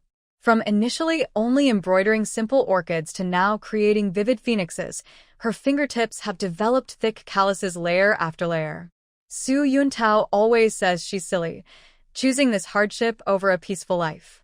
But every time he finishes work and comes to help her pack up or carry the bamboo frame, her heart warms more than any praise, hidden in the pride in his eyes. Oh, isn't this the city girl from the Su family? A sharp voice like glass scraping makes her tense. Hee-cha looks up and sees Wang Tong, the boss's wife from Skillful Hands Embroidery, standing with her hands on her hips, flanked by two sharp-eyed women. Wang Tong is the owner of the embroidery shop across the street. She had asked her for embroidery tips not long ago. Now, her face is full of unhidden disdain. Hee-cha puts down her needle and thread, gently pressing her fingertips on the blue cloth. Is there something, Sister Wang? Wang Tong's gaze, like a dusty chicken feather, scans the stall. Finally, it lands on a square handkerchief embroidered with double lotus flowers. Okay, such crooked stitches, and you dare to sell this? She reached out to grab, her nails painted with cheap red polish, leaving faint scratches on the plain fabric. Stop, Hee-cha suddenly held her wrist. Whether my embroidery is good or not, it's up to the buyer to judge. You have no right to criticize. I think you're feeling guilty. Wang Tong quickly pulled back her hand and deliberately knocked over the basket of spools. Colorful threads spilled everywhere. Some even fell into the muddy water by the roadside. The Su family just got cleared, and now they're taking over public space to do business. They're so shameless. A few onlookers gathered around. Old Zhang, who sold sugar paintings, tried to advise. Wang Madam were neighbors. Neighbors, Wang Tong sneered, pointing at Hee-cha's nose. What kind of neighbor is she? She used to be a guilty family member in the countryside. Now she's flaunting her husband's reinstatement. Does she think no one remembers her past? What about the past? Hee-cha stood up. Her belly was already showing, making movement a bit difficult, but she held herself straight. In the past, I was in Shidianzi village, harvesting wheat and fetching water, earning my living with my own hands. Now I embroider and sell for a fair price. I do everything openly. As for you, Sister Wang, not long ago you asked me for peony embroidery patterns, then suddenly came to smash my stall. Is that what you call rules? Wang Tong's face turned red with anger. The thin woman behind her jumped out. Stop spreading lies. Sister Wang was just warning you. Don't sit on the public land and do nothing. This stall is approved by the Commerce Office with proper documents. Hee-cha bent down to pick up the spool from the muddy water. Just as her fingers touched the cool fabric, a hand grabbed hers. Looking up, she saw Su Yuntao standing in front of her. His military green officer's uniform was still speckled with chalk dust. He must have run over, beads of sweat on his forehead, but his eyes were cold as ice. What's going on? Wang Tong saw him arrive and became even more aggressive. Officer Su, you're just in time. Your wife is occupying public space to do business and even accused me of stealing her embroidery pattern. You have to judge this fairly. Su Yuntao ignored her. He crouched down first to help Hee-cha pick up the spool. His long, strong fingers handled the tiny spool gently, carefully untangling the muddy silk threads. He looked at her with the newly white hair at his temples and suddenly remembered that cold night when they went to the countryside. He had silently taken her sickle and helped her harvest half an acre of wheat. I trust my wife's character. Speed Yuntao placed the spool into a bamboo basket. When he stood up, his gaze swept over Wang Tong with undeniable authority. Speak nicely. Don't cause trouble here. Cause trouble? Wang Tong looked like she heard a big joke. She sat on the ground and started patting her thigh. Everyone look. Speed Yuntao is bullying people. Not only is he stealing business from his wife, but he's also letting her slander others. Ordinary folks like us can't live anymore. As she made a fuss, more and more onlookers gathered. Even the clerks inside the department store peeked out. Hee-cha's face turned pale. She clutched Yuntao's sleeve, trembling slightly. Don't get angry with her. Let's pack up and leave. But Yun Tao didn't move. He only protected her behind him, speaking calmly, like a frozen river. Wang Tong, you say Yi Cha is taking up space and slandering you. Do you have any proof? Proof? Wang Tong got up from the ground, pointing at Yi Cha's stall. Her embroidery is exactly the same as mine. That's proof. She must have peeked at my design. Yi Cha was so angry she trembled. I've never been to your shop. Who knows if you went there secretly at night? Wang Tong raised her chin. Otherwise, how do you explain that your phoenix is exactly the same as mine? Yun Tao suddenly smiled, but his smile didn't reach his eyes. The phoenix in Madame Wang's shop has 12 feathers on its wings and a tail split into 5 parts, right? Wang Tong was stunned and nodded instinctively. So what? Then look at my wife's. Yun Tao picked up the pillowcase Yi Cha just embroidered. Her phoenix has 13 feathers on its wings and a tail split into 7 parts. She designed it based on the 100 birds chart, with special details everywhere. He paused, scanning the crowd. My wife works late into the night preparing lessons. She embroidered during lunch breaks and before bed. Each piece has her unique mark. He pointed to the corner of a mandarin duck pillowcase, where a tiny T character was embroidered with gold thread. It was hard to see without careful inspection. That's her name and her confidence. Unlike some people who only copy others and can't even imitate the surface, a low murmur spread through the crowd.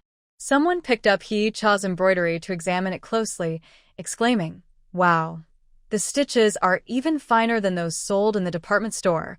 Wang Tong's face alternated between red and white. She pointed at Yun Tao, speechless. You're biased towards her. I'm biased towards her. Cloud Yun Tao gently placed the pillowcase back on the table, treating it as if it were a rare treasure. She is my wife. If I don't protect her, who will I protect? But I protect reason, not unreasonable behavior. He looked at Wang Tong with suddenly sharp eyes.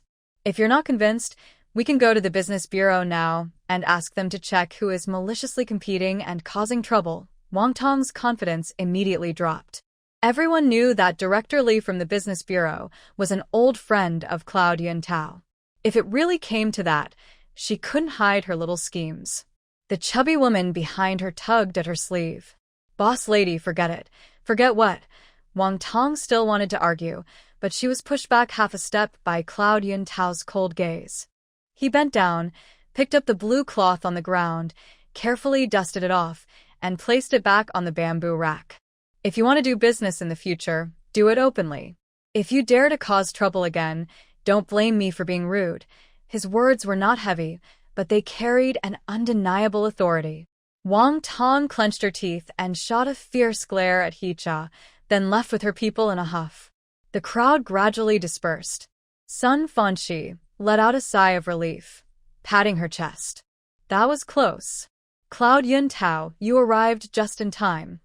Cloud Yun Tao didn't say anything. He just picked up a clean handkerchief and gently wiped the mud off Yi Cha's fingers. Her fingertips were a bit swollen, probably from the thread spool earlier. His movements were very gentle, as if he was wiping something fragile and precious. His eyes showed a deep tenderness that couldn't be hidden. Does it hurt? He asked softly. Yi Cha shook her head, but suddenly her nose felt sore. She hadn't cried when Wang Tong threw a tantrum, nor when people pointed fingers at her. But now, wrapped in his warm palm, tears like broken beads started falling uncontrollably. Why are you crying? Cloud Yun Tao was panicked. He clumsily wiped her face with his sleeve, but made her cheeks even redder. I was late and made you upset. I'm not upset. Yi Cha sniffed and looked at the sweat on his temple. I just think it's really good to have you here. Cloud Yun Tao paused, and his ears turned slightly red. He turned around silently, helping her pack up the stall carefully. He folded the embroidery with care and placed it into the bamboo basket.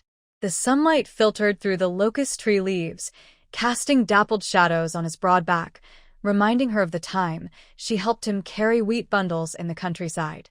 But now, the distant feeling in that back had been replaced by warmth and affection. After packing up, Cloud Yun Tao carried the bamboo rack on his back. He let Yi Cha hold his sleeve and walk slowly together. Passing by the supply and marketing cooperative, he suddenly stopped and said, "Wait for me." Icha thought he was going to buy cigarettes, but soon he ran inside and came out holding a paper-wrapped package. Inside were 2 sesame candies still warm. "You looked pale earlier. Have something sweet." She bit into the candy, the sweet aroma spreading from her tongue to her heart. She remembered when she first set up her stall, he always said, "Showing your face like this isn't proper." But when she was questioned by the city management, he silently took out his work ID to explain.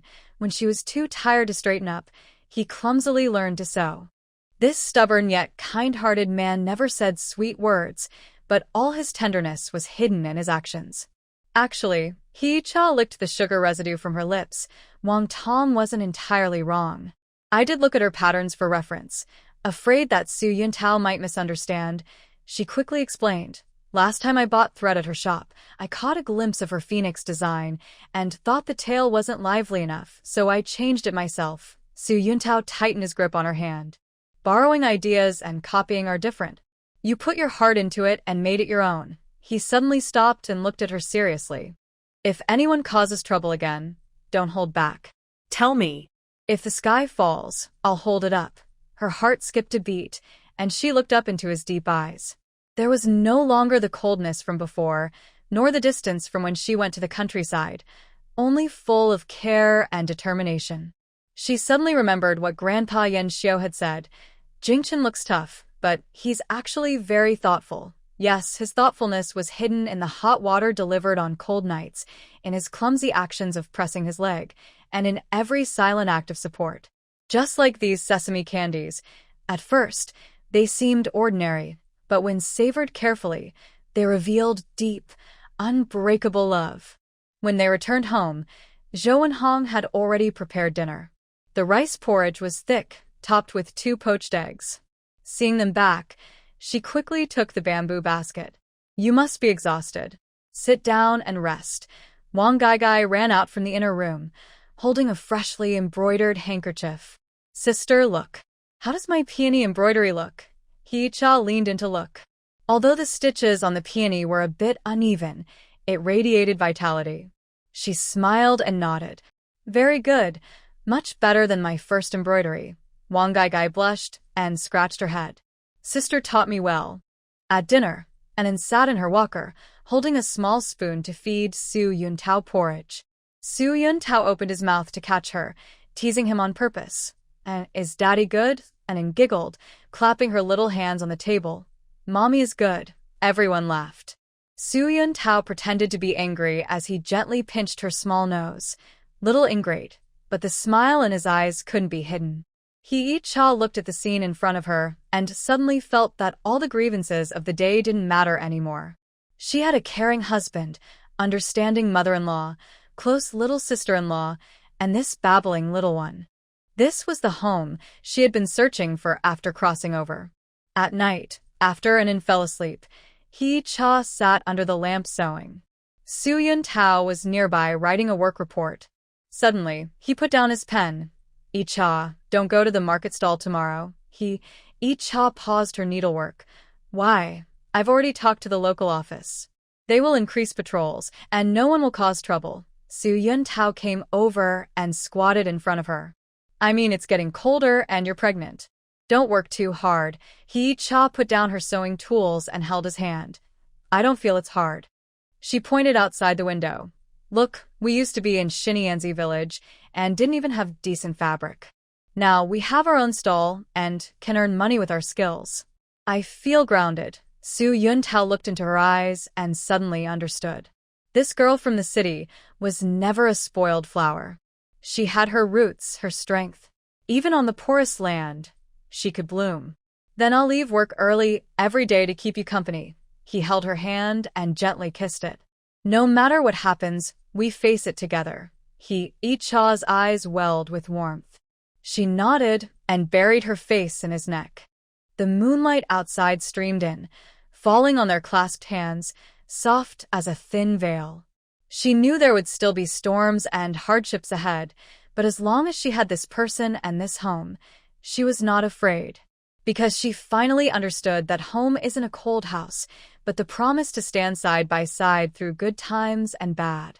Love isn't grand vows, but the quiet care hidden in everyday life. Just like now, his embrace is warm, and her heart is at peace. That's enough. Wang Tong was so angry at Su Yuntao's words, "If you dare cause trouble again, don't blame me for being rude," that her face turned pale, but she refused to give up.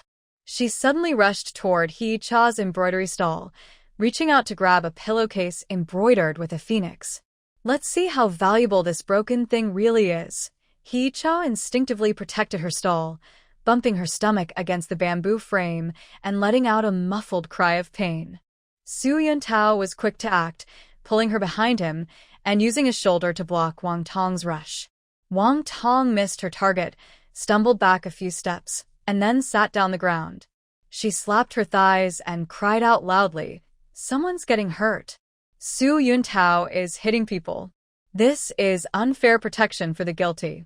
Her outburst drew the crowd back, and their pointing and whispering felt like tiny needles stabbing at He Cha's heart. Old Zhang, who sold sugar paintings, was so anxious he kept rubbing his hands. "Mrs. Wang, that's enough. Su Yuntao isn't that kind of person. Not that kind of person." Wang Tong suddenly raised her voice, tears and snot covering her face. "His wife stole my business, and he even helped her attack me. Look at my arm." She rolled up her sleeve, revealing a cut she got while chopping vegetables yesterday. "He did this." He Cha was both angry and worried. She was about to speak and defend herself, but Su Yuntao held her hand. His warm, strong palm made her feel calm instantly. He took a small notebook from his pocket, an official work manual, and flipped to a blank page. Then he pulled out a water pen from his chest pocket and said to the crowd, "Please bear witness. Mrs. Wang is maliciously damaging others' property and trying to hurt someone. I am calling the police now." Hearing this, not only Wang Tong but even He Cha was stunned. In this small town, neighbors often argued, but calling the police so easily was unusual. Wang Tong, like a cat with its tail stepped on, suddenly jumped up from the ground. "Su Yuntao, who are you trying to scare? It's just a broken job. Do you really think you're some big official?" Su Yuntao ignored her shouting and walked straight to a nearby public phone booth.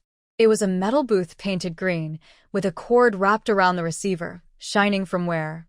He dialed the police station, speaking clearly and calmly. "Hello, this is Su Yuntao from the government. There is a troublemaker at the corner of the department store street.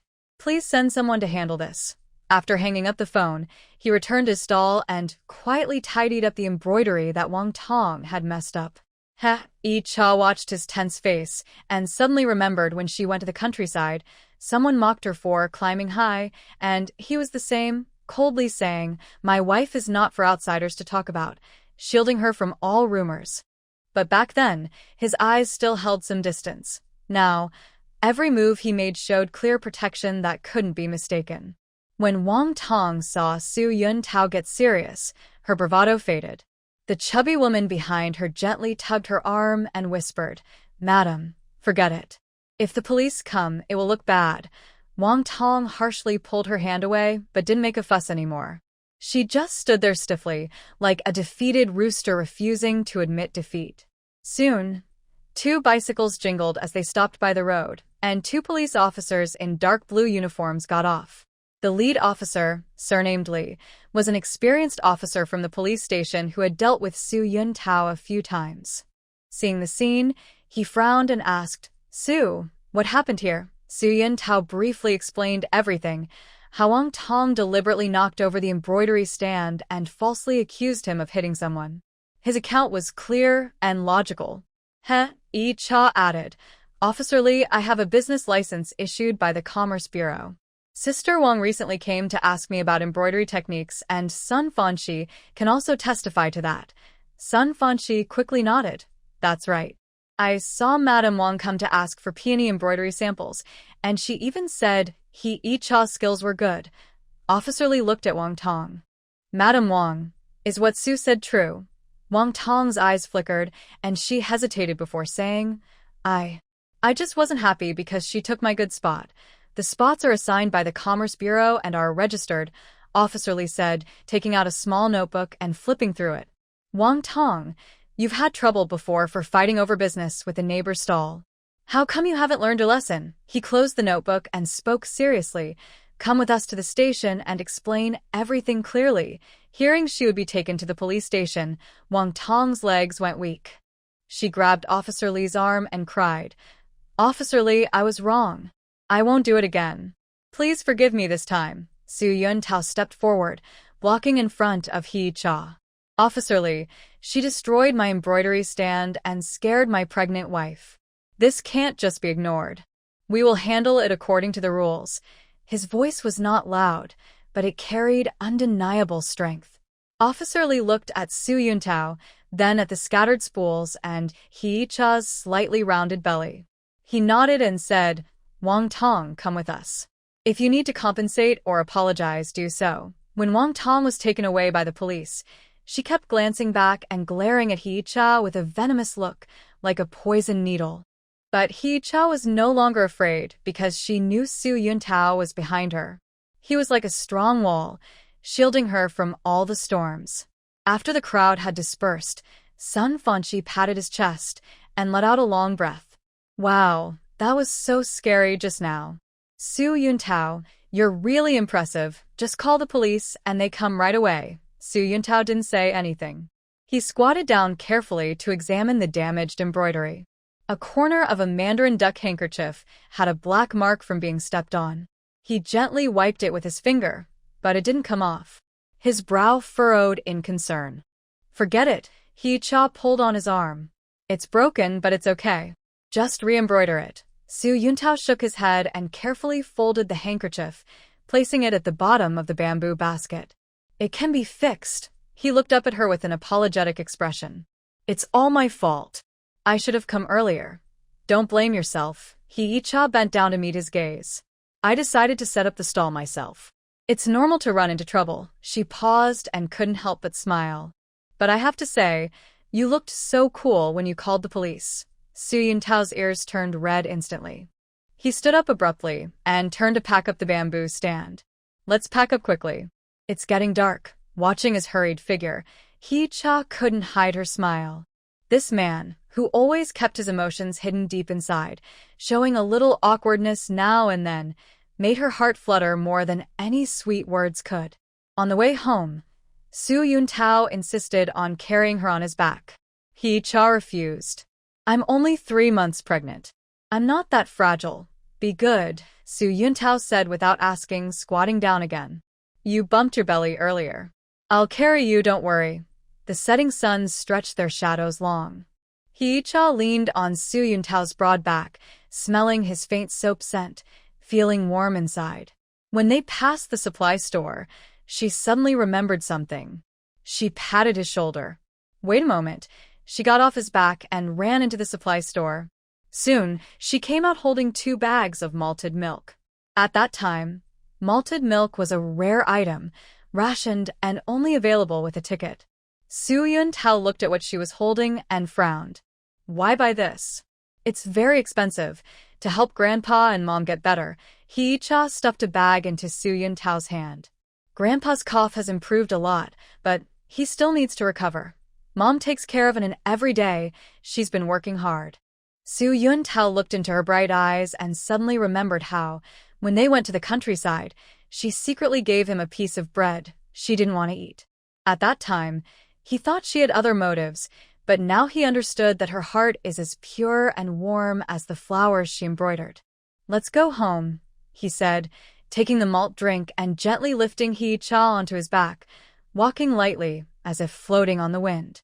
When they got home, Zhou Wenhong was outside in the yard, sunbathing with and saw them and wobbled over, hugging Su Yuntao's leg. Daddy. Hug. Su Yuntao lifted an over his head, making the little one giggle happily. Zhou Wenhong saw He Cha's face looked a bit off and also noticed the malt drink in Su Yuntao's hand. She became nervous. What's wrong? Did something happen? He Cha was about to speak, but Su Yuntao spoke first. Nothing, just met someone unreasonable, but it's been sorted out.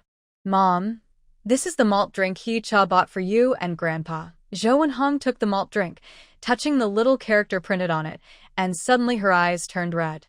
She had lived most of her life, but this was the first time she received such a precious gift from her daughter-in-law. She used to think that daughters-in-law from the city were delicate and difficult, but now she realized that this girl's heart is more thoughtful than anyone's. Don't buy these things in the future. It's a waste of money, Zhou Wenhong scolded gently, but she held the malt drink tightly. I'll go make you some egg custard to help you recover. Wang ran out of the house, holding a small piece of clothing she had just finished. Sister, look. I made a new cotton jacket for an isn't it pretty? Seeing Hee-cha's face wasn't looking good and glancing at Su Yuntao, she asked, Did someone bully you? Hee-cha smiled and shook her head. No, I'm just a little tired. But Wang didn't believe her and grabbed Su Yuntao's arm to ask, Brother-in-law, what's really wrong? Did Wang Tong come to cause trouble again? I've never liked her. Su Yuntao briefly explained what had happened. Wang was furious. That's too much. Tomorrow I'll go to the market with you. Let's see if she dares to come again. No need. Hee-cha held her back. It's already been taken care of. The police have come. Wang Gaigai finally relaxed and started to defend Hee-cha. She's just jealous because you're good at embroidery. When I practice more, I'll embroider with you too, and we'll take all her business. Seeing Wang Gaigai's angry look, Hee-cha felt warm inside. From that little girl who always argued with her when they first moved to the countryside, to now her little sister-in-law who always defends her, she had watched Wang Gaigai change. At dinner, Yan Xiaokai had a little wine and looked happy. He looked at the delicious food on the table, then at Su Yuntao and Hee-cha sitting together. He couldn't help but feel emotional. It's really good, so good. Su Yuntao picked a piece of braised pork for Hee-cha. Eat more. Then he poured a glass of wine for Yan Xiaokai. Grandpa, we will get better and better in the future. Yan Xiaokai nodded and took a sip of wine.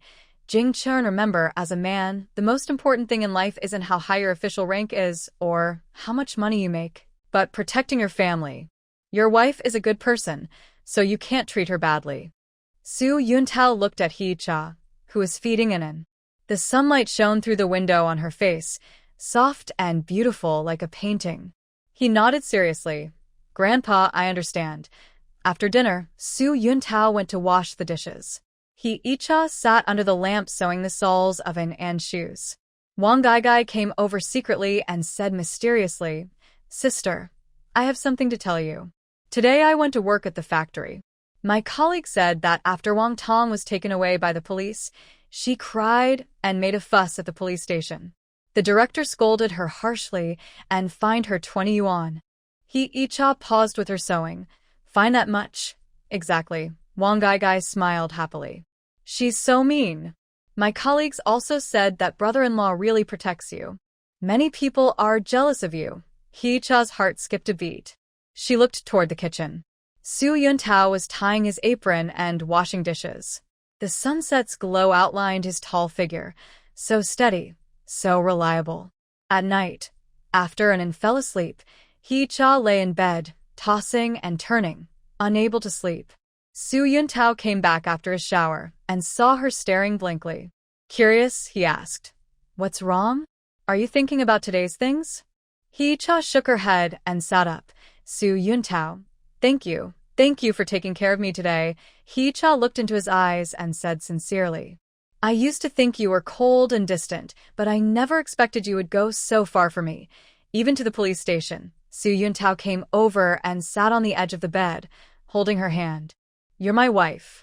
Who else should I protect if not you? He paused, his voice soft and gentle. I wasn't good enough before. I was cold to you and made you suffer a lot. That won't happen anymore.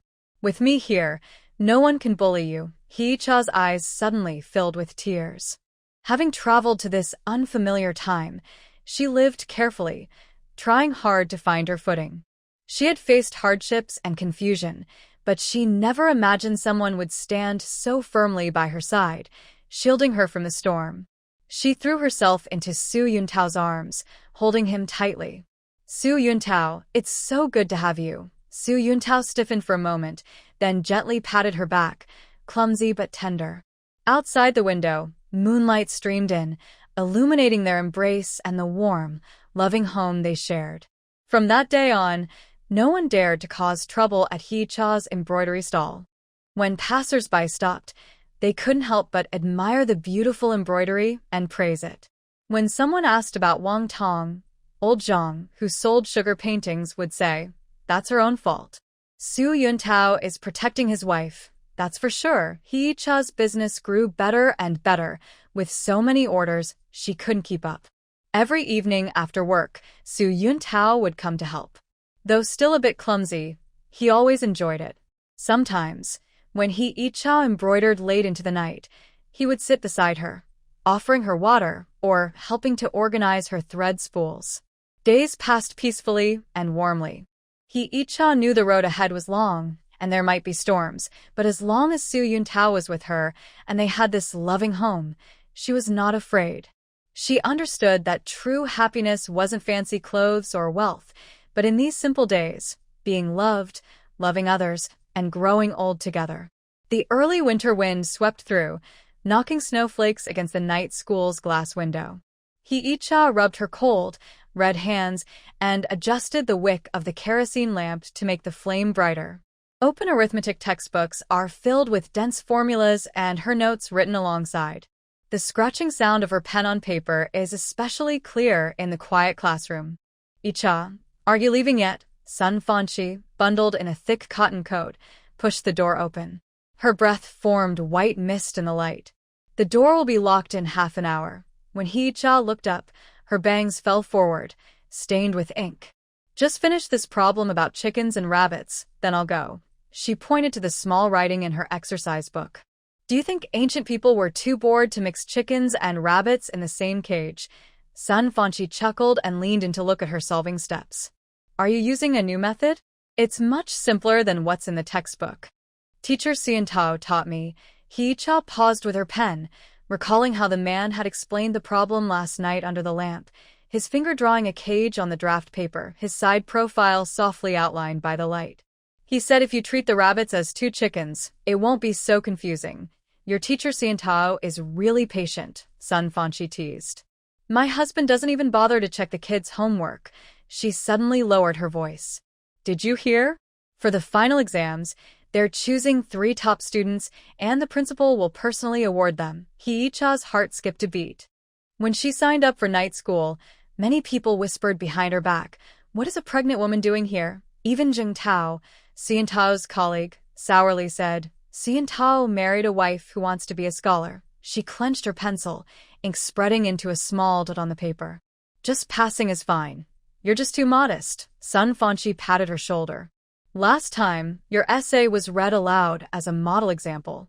Everyone knows your memoir of going to the countryside made Teacher Lee cry." When they packed their bags and left, a cold wind blew directly at them. Hee-cha tightly wrapped herself in the old cotton coat Xiantao had altered for her. He had added 3 inches to the sleeves and sewn a thin layer of cotton inside. At the fork in the road, Sun Fanchi suddenly pointed into the distance. "Is that Xiantao?" Under the street lamp, Xiantao was leaning on his bicycle, a military green scarf wrapped twice around his neck, covering half his face. When he saw them approaching, he straightened up and pressed the bicycle bell, ringing clearly. The thermos in the basket jingled, making a delicate porcelain-like sound. "I guess he's here to pick you up."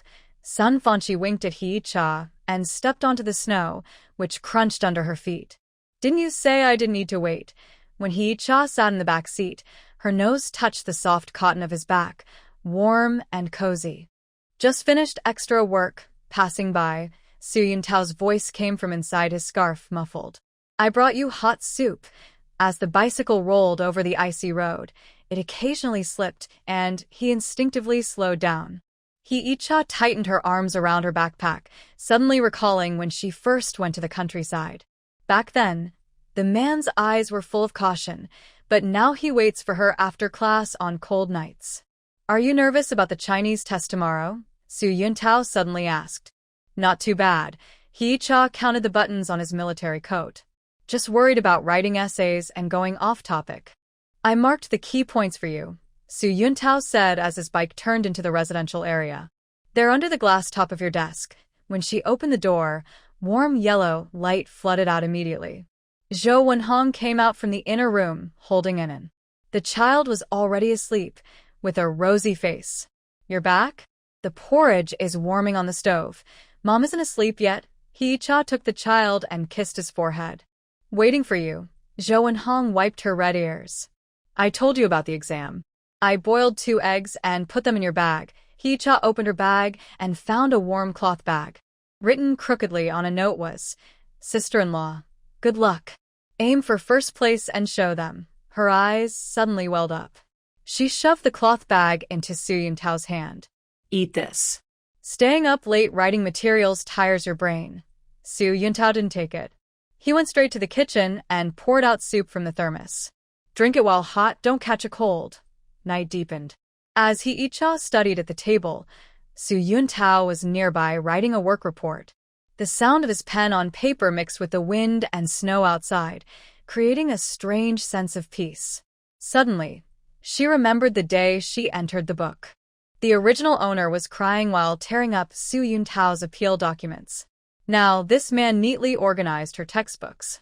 This question, Hee-cha pointed at the history textbook. What year was the Xinhai Revolution? Su Yuntao didn't look up. 1911. He suddenly put down his pen. "Let me make a mnemonic for you, so it's easier to remember." Under the glow of the desk lamp, his slender fingers wrote a short phrase on the paper. Hee-cha leaned in to look, and her breath accidentally brushed his wrist. Both paused for a moment. Speed Yuntao's earlobe slowly turned red. When she handed her the note, her fingertips lightly touched her hand. "Thank you." Hee-cha lowered her head, pretending to carefully read the rhyme, but her heart was pounding like a drum. On the day of the exam, Hee-cha wore a new blue cloth jacket she had just washed. Zhou Wenhong insisted on braiding her hair and tied 2 red cloth strips at the ends, saying, "Good luck." Wang Gaigai rushed back from the factory and handed her a piece of fruit candy, saying, "On this can help you stay calm." When they entered the classroom, it was already full of people. In the corner, she heard whispers. Someone said, "A pregnant woman still comes to join in the fun." Just as she was about to lower her head, Sun Fanshi pulled her to sit in the front row. "Ignore those gossipers. We've all seen your skills." The teacher handing out the exam papers was Li Zhongshuan, who taught Chinese. When he saw Hee-cha, he paused for a moment, then smiled kindly. "Comrade Su's wife. The last essay, going to the countryside, was very good." Hee-cha took the test paper, her fingertips trembling slightly. The essay topic was, "My heart for the new China." Her pen hovered over the paper, and suddenly she remembered the threshing ground in Shidianzi village. Villagers laughing around the threshing machine during harvest, Wang Gaigai teaching children to read, Su Yuntao writing appeal letters under kerosene lamps, and on the day Anna was born, Su Yuntao holding her swaddled baby with red eyes. She took a deep breath, and her pen moved more smoothly, writing faster and more confidently. When she finished the last math test, it was already dark outside. Hee-cha left the school gate and bumped into Su Yuntao and Zheng Tao talking nearby. Zheng Tao saw her and said with a forced smile, "Su Yuntao, your wife is really hardworking. I just wonder if she can pass." Before he could speak, Hee-cha walked over smiling. "Passing shouldn't be hard. After all, Comrade Zheng taught me the solving method last time." She deliberately emphasized the word taught. During the last quiz, Zheng Tao pretended to give her guidance but actually provided her with an incorrect formula. Zheng Tao's face stiffened, and he walked away angrily. Su Yuntao looked at her red-nosed tip and suddenly took off his scarf, wrapping it around her neck. "Your words are getting sharper. Learned from you." Hee-cha looked up at him, the scarf still warm from his body. "Let's go home. Then it must be missing me." On the day the results were announced, it was the weekend. Hee-cha carried Annan while shopping for vegetables. When passing the night school entrance, Sun Fanshi suddenly grabbed her arm. "Look, you're the top student." On the red paper, the words, Hee-cha, were written at the top, circled in red. A group of people gathered nearby. Someone pointed at a name and said, "Is that the pregnant woman who just returned from the countryside? I heard her writing is even better than the teacher's." Annan giggled in her arms. clapping her small hands on the list. Mom, the name? Yes, it's Mom's name. Hee-cha leaned down and kissed the child's forehead, feeling warm inside. The award ceremony was scheduled for Monday evening. Hee-cha changed into a new dress sewn by Su Yuntao, with a small plum blossom embroidered on the collar. She had secretly sewn it at night. Su Yuntao looked at her and suddenly said, I took leave to go with you. No need. You should focus on your work, Hee-cha said, adjusting his tie. Anan is waiting for you to tell a story. When she reached the door, Su Yuntao suddenly hugged her from behind. Don't listen to what others say. In my heart, you are always excellent. Hee-cha's eyes instantly filled with tears. The hall was full of people. When Hee-cha went on stage to receive her award, faint murmurs arose from the crowd. Principal Li Zhongshuan picked up her exam paper and said loudly, This comrade's essay reflects the hopes of ordinary people for New China, especially the part about going to the countryside. The stone mill keeps turning out new days. What a wonderful sentence. Applause grew warmer. When Hee-cha took the certificate, she saw Sun Fanxi waving vigorously from below and Lu Qin holding a red silk handkerchief and waving it. She took a deep breath and softly said into the microphone, I used to think women should stay at the stove. But in Shijianzi village, I saw Dr. Yan Suilin carrying a medicine box up the mountain, and Wang Zhaoyao taking care of her children while learning to read. Her voice grew steadier. They made me realize that women in New China can both wield hoes and hold pens. The applause from the audience lasted a long time. When Hee-cha stepped down from the stage, she saw Zheng Tao standing in the corner, looking pale. She straightened her back and walked over, like a bamboo growing tall in the cold wind. On the way home, the moonlight shone brightly on the snow. Hee-cha carefully folded the award certificate and put it in her pocket. Passing by a grocery store at the alley entrance, she suddenly went in and bought 2 pounds of fruit candies. Zhou Wenhong loved sweets, and Wang Gaigai would definitely want to try some. When she opened the door, in the warm yellow light, Su Yuntao was feeding Anan. Zhou Wenhong was sitting nearby mending shoes, and Wang Gaigai was lying on the table writing a letter home. Hearing the noise, the three looked up at once. Mom, Gaigai, I'm back. Hee-cha raised the candy wrapper in her hand and said, I brought you something good. When she took out the certificate, Zhou Wenhong's needle dropped to the ground. Wang leaned over to look, her eyes shining. Sister-in-law, you're amazing, and reached out to grab the certificate. But Su Yuntao took it first, carefully smoothing out the wrinkles. I'll buy a frame to hang it on the wall. No need to trouble yourself. Hee-cha hadn't finished speaking when Zhou Wenhong interrupted. It should be hung. Let the neighbors see that our Hee-cha is a cultured person. At dinner, Zhou Wenhong specially cooked an extra egg. Anan sat in the baby chair, holding a small spoon to feed Hee-cha. Although the table was covered with food, no one dared to scold him. Seeing his wife's face glowing under the light, Su Yuntao suddenly felt that all the hardships of rural life and the mockery from others had become meaningful in this moment. Late at night, Hee-cha lay in bed, looking at the certificate temporarily taped to the wall. She suddenly remembered herself on the day she traveled into the book, her fear during the car accident, her confusion in a strange world, and her wariness of Su Yuntao. She turned her head to look at the man sleeping beside her. His eyebrows were slightly furrowed, as if he was having an uneasy dream. She reached out gently to smooth his brow wrinkles. The moonlight outside the window shone in, falling on the red paper of the certificate like a gentle veil. Su Yuntao, she whispered softly, from now on, we will go through life together. The man moved slightly in his sleep, reaching out to hold her close. His warm breath fell on her hair. Hee-cha closed her eyes, a faint smile on her lips. The night breeze brushed through the window, bringing the distant crowing of roosters. A new day was about to begin. The early spring wind carried a chill, making the chimneys of the textile factory whistle. Wang carried the freshly dyed cotton yarn through the workshop.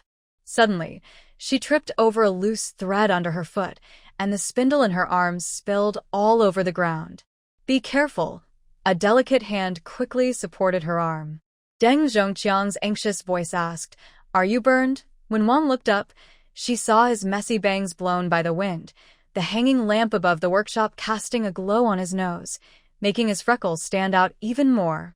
She hurriedly pulled away to pick up the spindle, her ears feeling as if they had been scalded with hot water. "It's okay. Thank you, Master Deng." Deng Zhongqiang crouched down to help her tidy up. His finger accidentally touched the back of her hand, and both of them quickly withdrew their hands as if pricked by a needle. He chuckled softly, showing 2 neat rows of white teeth. "You, girl, are always so careless." Wang Gaigai buried her face in the pile of cotton, listening to his awkward attempt at conversation. "Yesterday, I saw your sister-in-law come to deliver embroidery work. Her skills are amazing. Did you teach her?" "I don't know how to do that," she mumbled softly. "It's Sister Yi Cha who figured it out herself." "That's impressive too." Deng Zhongqiang handed over the bundled yarn spindles. His finger gently pressed into her palm. "Come back early after work. I heard there's a movie tonight." When Wang Gaigai ran away holding the yarn spindles, she heard her co-worker's laughter behind her, and someone called out, "Master Deng is blushing." She leaned against the cold wall, touching her hot cheek, suddenly recalling what He-cha often said, "If you like someone, be open about it. Hiding it only makes you tired." At dinner, Wang Gaigai poked at the corn porridge in her bowl, her eyes constantly glancing toward the door. He-cha was feeding and in some egg custard. When he saw her like this, he nudged Su Yuntao with his elbow. "Look at Gaigai. Do you think she's worried about something?" Su Yuntao, who was studying the workshop's blueprints, looked up. "She said the machine kept jamming yesterday. I'll check it out tomorrow." "It's not the machine." He-cha smiled and picked a piece of dried radish for Wang Gaigai. "Is there some new thing happening at the factory?" Wang Gaigai's chopsticks paused. Just as she was about to speak, the bicycle bell suddenly rang outside the yard gate. Deng Zhongqiang pushed his bike to stand outside the fence, holding a paper-wrapped package. "Master Su, are you home? I drew a rough sketch of the bearing diagram you mentioned yesterday." Zhou Wenhong wiped her hands and came out to greet him. "Come in and sit. The freshly steamed buns are still hot." Deng Zhongqiang blushed and waved his hand. No, my mother is waiting for me to go home for dinner." He shoved the paper package into Wang Gaigai's hands. "I heard you like this. I bought it on the way." After saying that, he mounted his bike and rode off with a jingling sound, almost hitting the old locust tree at the alley entrance. Wang Gaigai clutched the sugar cake package, her fingers trembling. Zhou Wenhong looked at her and smiled. This young man is quite honest. At night, while tidying up the dishes, Wang Gaigai squatted in front of the stove washing dishes. He-cha leaned over to help wipe the table. "Master Deng is a good person, right? Don't talk nonsense, sister-in-law." She splashed soap suds all over her face. "He just thinks I'm clumsy and pitiful. Poor you. Going out of your way to buy sugar cake?" He-cha picked up the unfinished piece. "That's from Old Lee's shop on West Street, right? It's 2 miles from the factory." Wang Gaigai's shoulders sagged, her voice trembling with tears. "I don't deserve him. His family is from the city, and I'm from the countryside, and—" She didn't finish, but remembered how her clothes were patched from head to toe when she first went to the countryside. He-cha put down the cloth, squatted down, and looked into her eyes. "Gaigai, remember this. Whether you're worthy or not isn't about where you come from. When you won first place in the workshop skills contest, who didn't give you a thumbs up?" She thought about how, when she first arrived, the original owner believed that Su Yuntao wasn't good enough for her. Now she understood. Love is like knitting a sweater. It takes 2 people working together to keep warm. Wang Gaigai sniffed. "But I'm afraid to say anything." "What are you afraid of?" He-cha gently wiped her nose with a handkerchief. "Don't you remember last time in Shin'izi village? Who was chasing the bully with a pole?" Hearing this, Wang Gaigai chuckled through her tears. "That's different." "How is it different?" He-cha handed her the handkerchief. "Liking someone isn't shameful. If you're too shy, I can talk to Master Deng for you." No. Wang Gaigai hurriedly waved her hands, her face turning red again. I'll do it myself." In the following days, Wang Gaigai seemed like a different person. She always wore the blue cloth shirt He-cha had tailored for her, her braid was neat, and she was more careful when oiling the machines. But Deng Zhongqiang seemed to have changed completely. When he saw her, he would hide, sometimes even walking around 3 machines to avoid her. One evening, Wang Gaigai carried a spool of yarn past the warehouse and overheard Deng Zhongqiang talking with the team leader inside. Old Chen sighed. Little Deng, about what your mother asked me, have you thought it over? That Miss Lee from the Supply and Marketing Cooperative is a formal worker. Deng Zhongqiang's voice was muffled. Uncle Chen, I've fallen for someone. Are you talking about that countryside girl? Old Chen snorted. I'll tell you, her brother was caught stealing corn a couple of years ago. Don't be fooled. Wang Gaigai's spool of yarn clattered to the ground as she turned and ran away. She realized he was avoiding her because of this. She remembered how her brother Wang Bizi had stolen corn from the warehouse and was caught, and how the whole village looked at her with suspicion. Tears blurred her eyes. He Cha was showing Sister D new embroidery patterns in the sewing room when Wang Gaigai ran in crying, her hand pricked by the embroidery needle. What happened? Did someone bully you? Wang Gaigai sobbed into her arms. Sister-in-law, am I really so shameful? My brother is a thief. I can't lift my head in front of others. That's nonsense. He Cha patted her back. Your brother is your brother, and you are you. Back in Xiniangzi village, who carried herbs in the rain for Yan Suilin, who helped Wang Zhouyao's family fetch water. Everyone remembers those things. Sister D, listening nearby, added, if Master Deng is upset with you because of this, then forget him. Gaigai is such a good girl. Surely she can find a good family. Wang Gaigai sniffled and said, but I just like him. He Cha understood her feelings and decided to talk to Su Yuntao when he returned that evening. Su Yuntao frowned and set down his porcelain cup. Deng Zhongqiang isn't that kind of person. His father was a lathe worker who lost his leg in an accident. His mother has a hard time raising 3 children. There's probably pressure at home. What should we do? He Cha covered Anan with a small blanket. We can't just watch Gaigai miss her chance. Su Yuntao thought for a moment. I'll talk to Deng Zhongqiang tomorrow. Don't. He Cha held him back. This should be up to Gaigai herself. We can help her weather some storms, but not forever. She leaned close and whispered a few words into his ear. He couldn't help but smile. Are you sure about this? Let's try and see. He Cha winked, her eyes shining with cleverness. The next morning, as soon as Wang Gaigai arrived at the workshop, He Cha pulled her into the changing room. She was holding a light blue silk shirt, embroidered with tiny orchids around the collar. Try this on, sister-in-law. This is too wasteful. Wang Gaigai touched the smooth fabric, reluctant to get it dirty. Yesterday, Sister Lan Jindai ordered some fabric. I cut a piece for her. He Cha buttoned it up for her. Master Deng said he likes neat and tidy girls, right? Gaigai can also look beautiful in this. Wang Gaigai looked at herself in the blurry mirror. The girl reflected back had a gentle smile, no longer looking like a rustic village girl. She was lost in thought when He Cha suddenly handed her a metal lunchbox.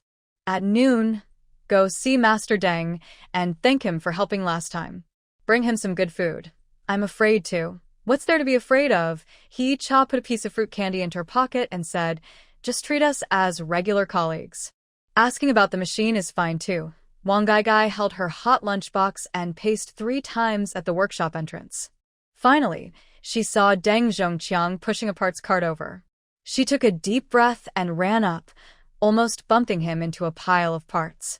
Master Deng, seeing her in a new shirt, Deng Zhongqiang's eyes widened and he stammered, You look really nice today. Wang Gaigai shoved her lunchbox into his arms and turned to run away.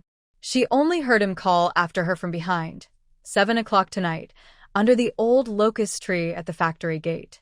I'll wait for you. That evening, He Cha specially took Su Yuntao shopping at the department store.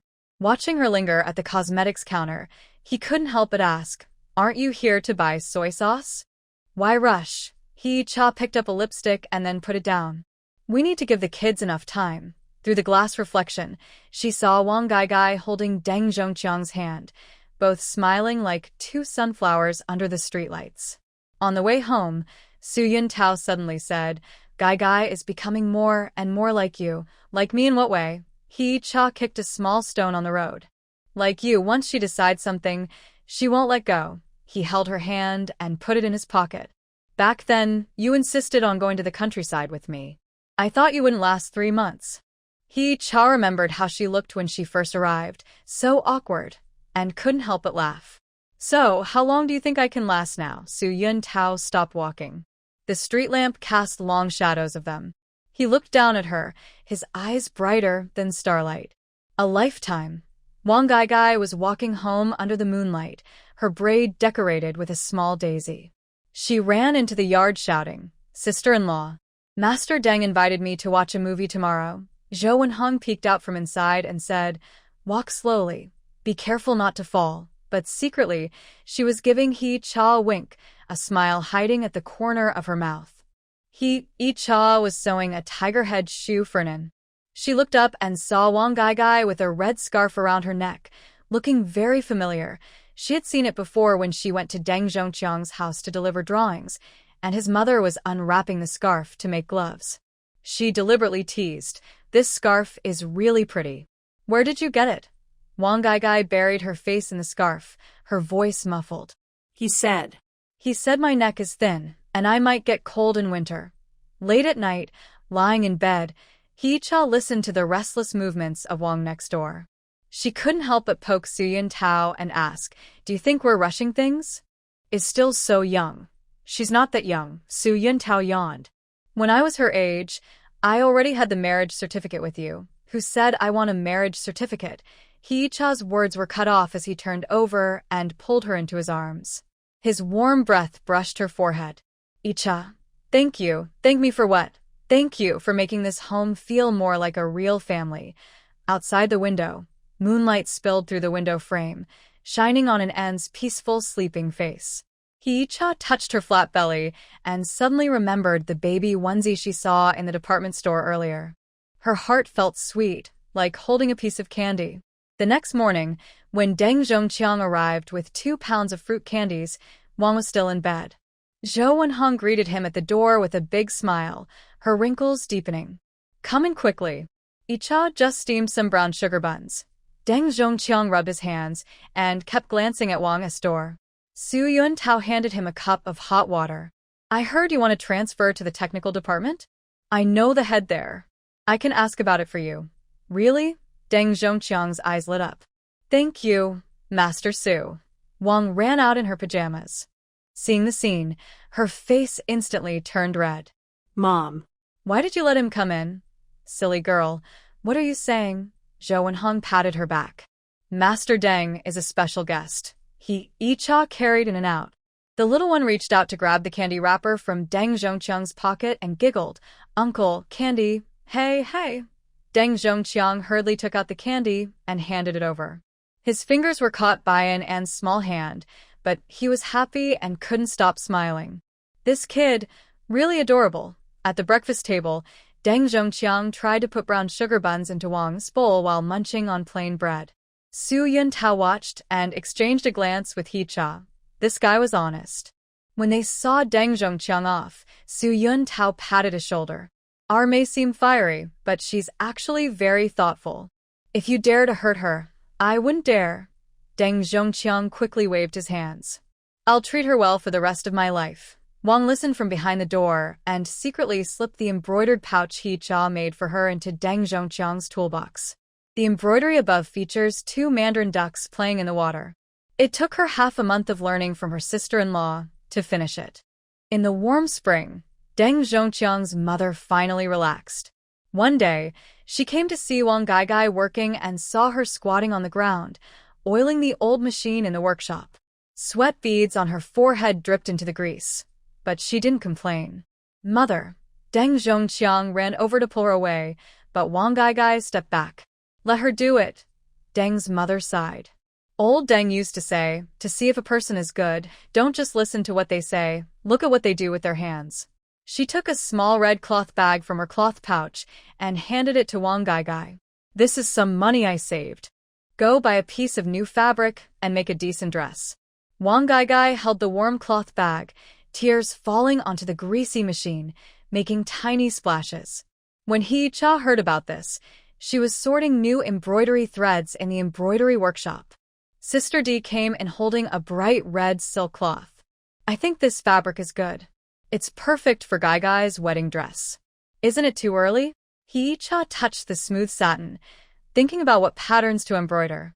It's not too early, Sister D smiled with her eyes squinting. I think Master Deng wants to marry her as soon as possible. The setting sun shone through the glass window of the embroidery workshop, casting colorful spots on the ground. Hee-cha picked up her embroidery needle and started stitching in the corner of the silk. She remembered when she first went to the countryside, how Wang Gai rolled her eyes at her, and the nights they whispered on the Kong bed. Suddenly, she felt that life was like the embroidery thread in her hand, looking messy at first, but with each stitch, a beautiful pattern would emerge. When Wang Gai returned with her first paycheck, she saw her sister-in-law busy under the lamp. The bright red silk already had half a peony embroidered on it, with tiny stitches like stars in the sky. Sister-in-law, back already? Hee-cha looked up and smiled. Come, take a look. Do you like the pattern? Wang Gai touched the soft silk and suddenly threw herself into her arms. Sister-in-law, thank you. What are you thanking me for? Hee-cha patted her back. You should thank yourself. It's your own hard work that brought you this happiness. The moonlight outside was just right, shining on the two sisters-in-law cuddling together, and also on the bowl of red date soup brought by Su Yuntao, glowing with a sweet light. Anin was sleeping in the inner room, mumbling, Andy, sugar, making everyone laugh. This day is like the red date soup in this pot. After the initial bitterness, it gradually becomes sweet. Wang Gai looked at his sister-in-law's gentle side profile under the lamp and suddenly understood. Happiness is not something that falls from the sky.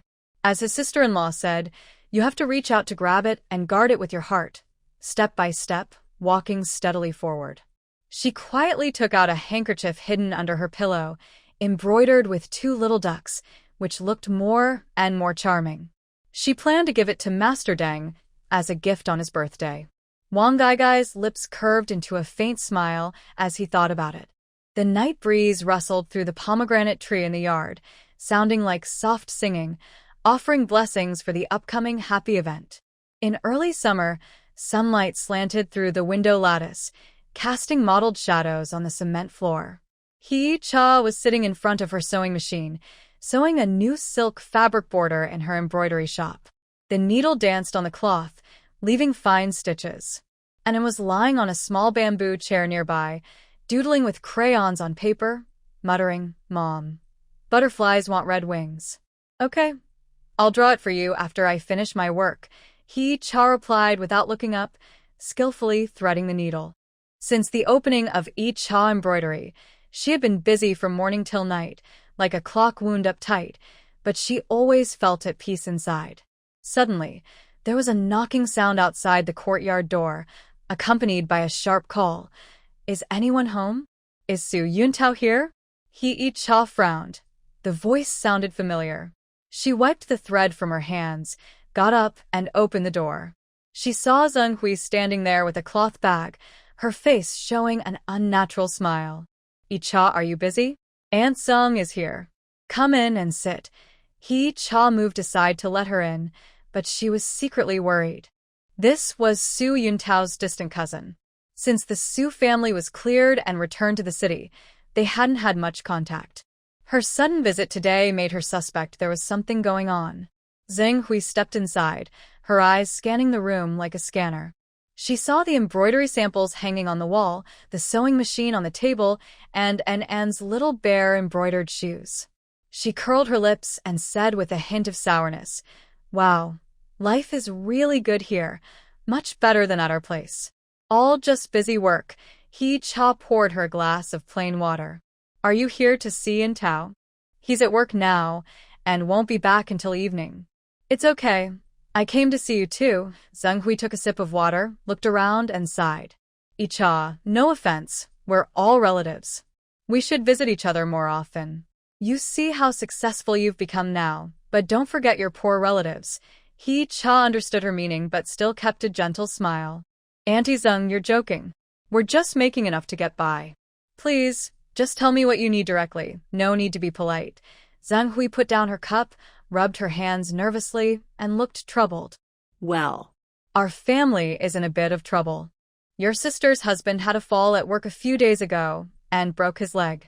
He's in the hospital, and we're still short on medical expenses. I really don't know what to do, so I came to ask for your help." Her eyes turned red as she wiped them with a handkerchief. "The doctor said if we don't pay the medical bills soon, they might stop the treatment. I feel like I'm out of options, so I had to come and ask for your help." The child, Anan, looked at her curiously and whispered, "Andy, are you crying?" "Dad says boys shouldn't cry." Zhenghui was caught off guard by the child's words and awkwardly smiled.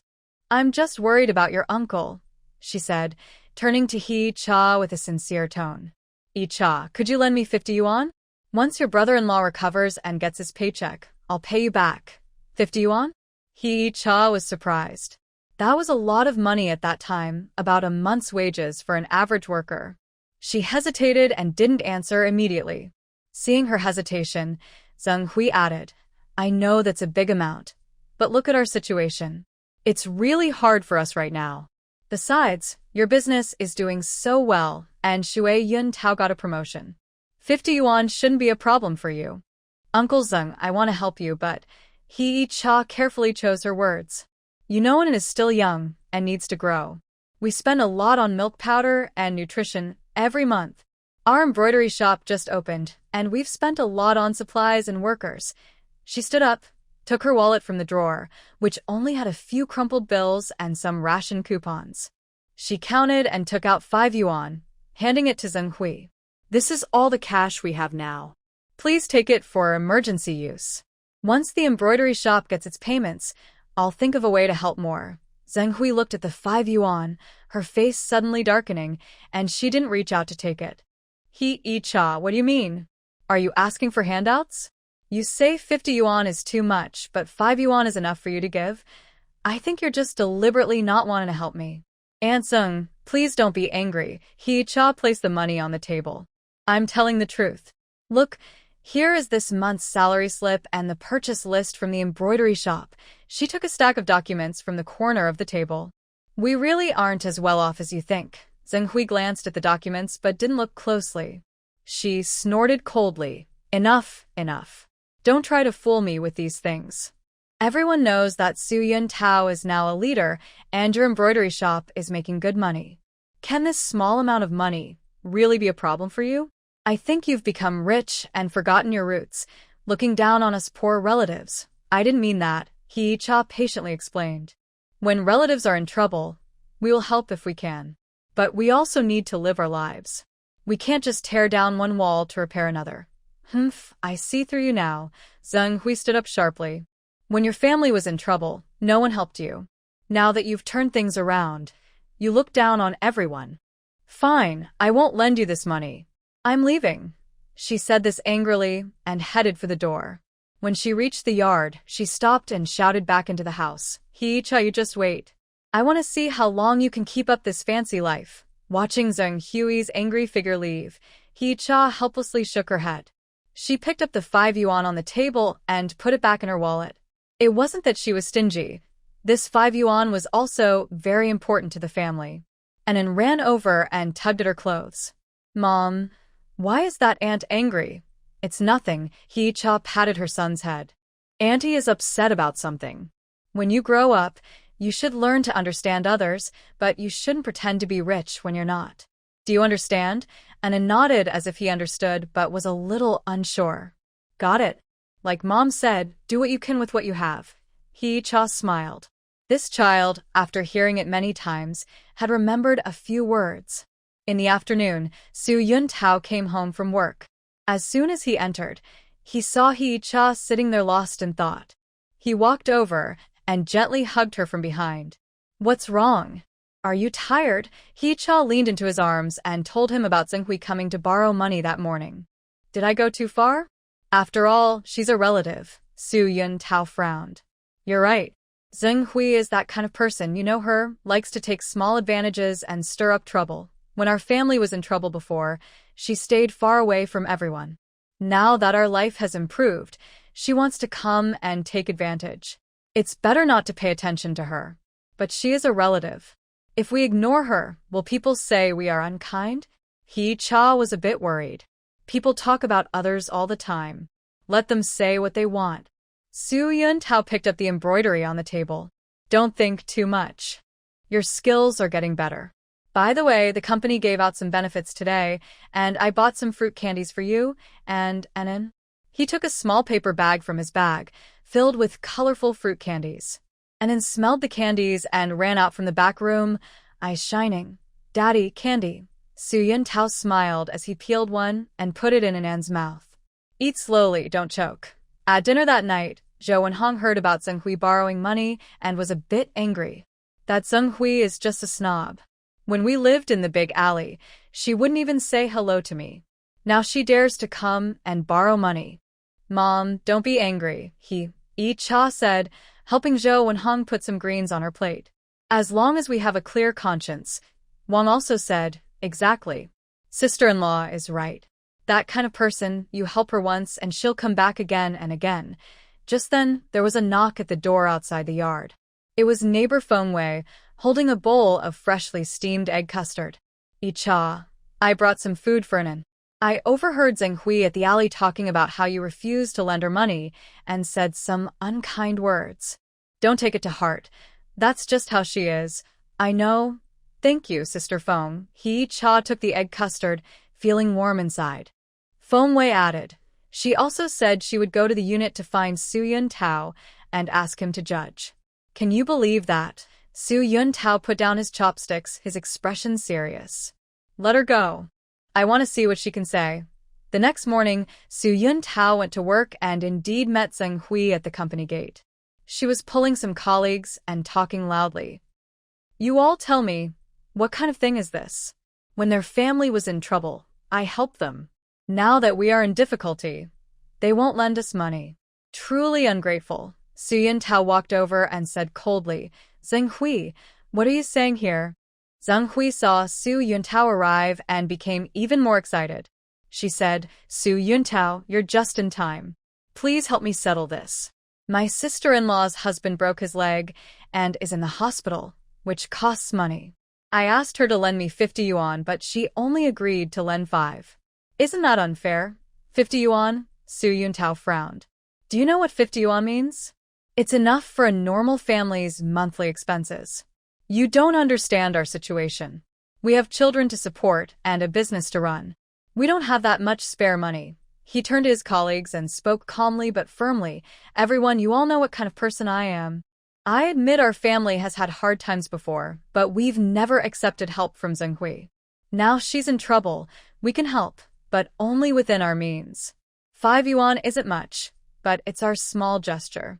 If she thinks it's not enough, there's nothing more we can do. The colleagues listened to Su Yuntao and looked at Zheng Hui's spoiled attitude.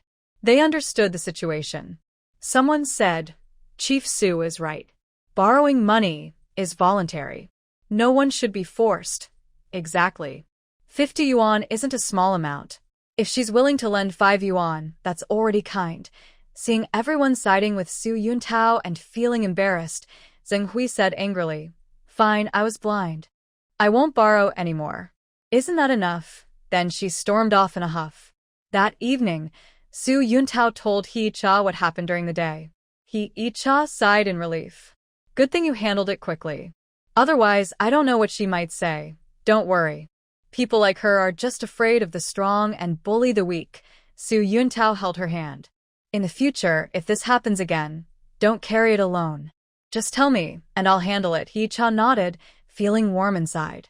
She knew that with Su Yuntao by her side, she wouldn't fear any storm. A few evenings later, while Yi Cha was organizing accounts at the embroidery shop, Sun Fanqi and Lu Qin came to see her. As soon as they entered, they started talking excitedly. Yi Cha, have you heard? Zheng Hui has been talking behind your back, Sun Fanqi said angrily.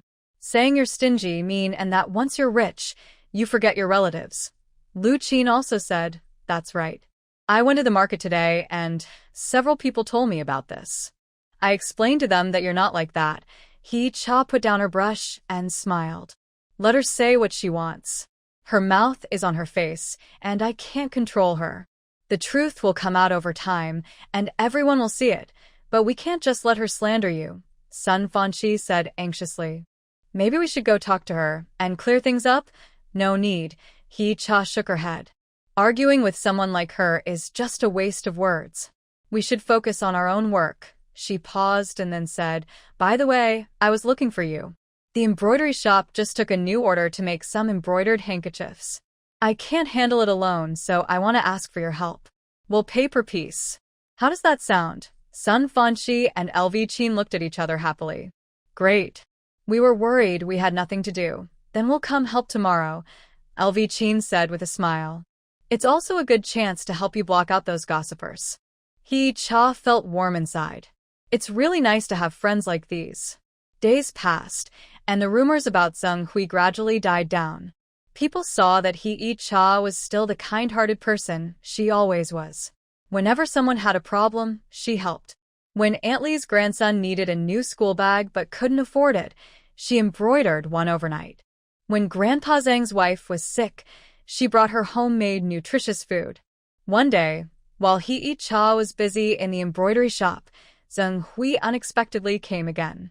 This time, her attitude was much better, and she was carrying a basket of eggs. "Cha, are you busy?" Zheng Hui asked with a sorry smile. "About what happened last time, I was wrong. I came to apologize." He Cha was a bit surprised. She invited her to sit down.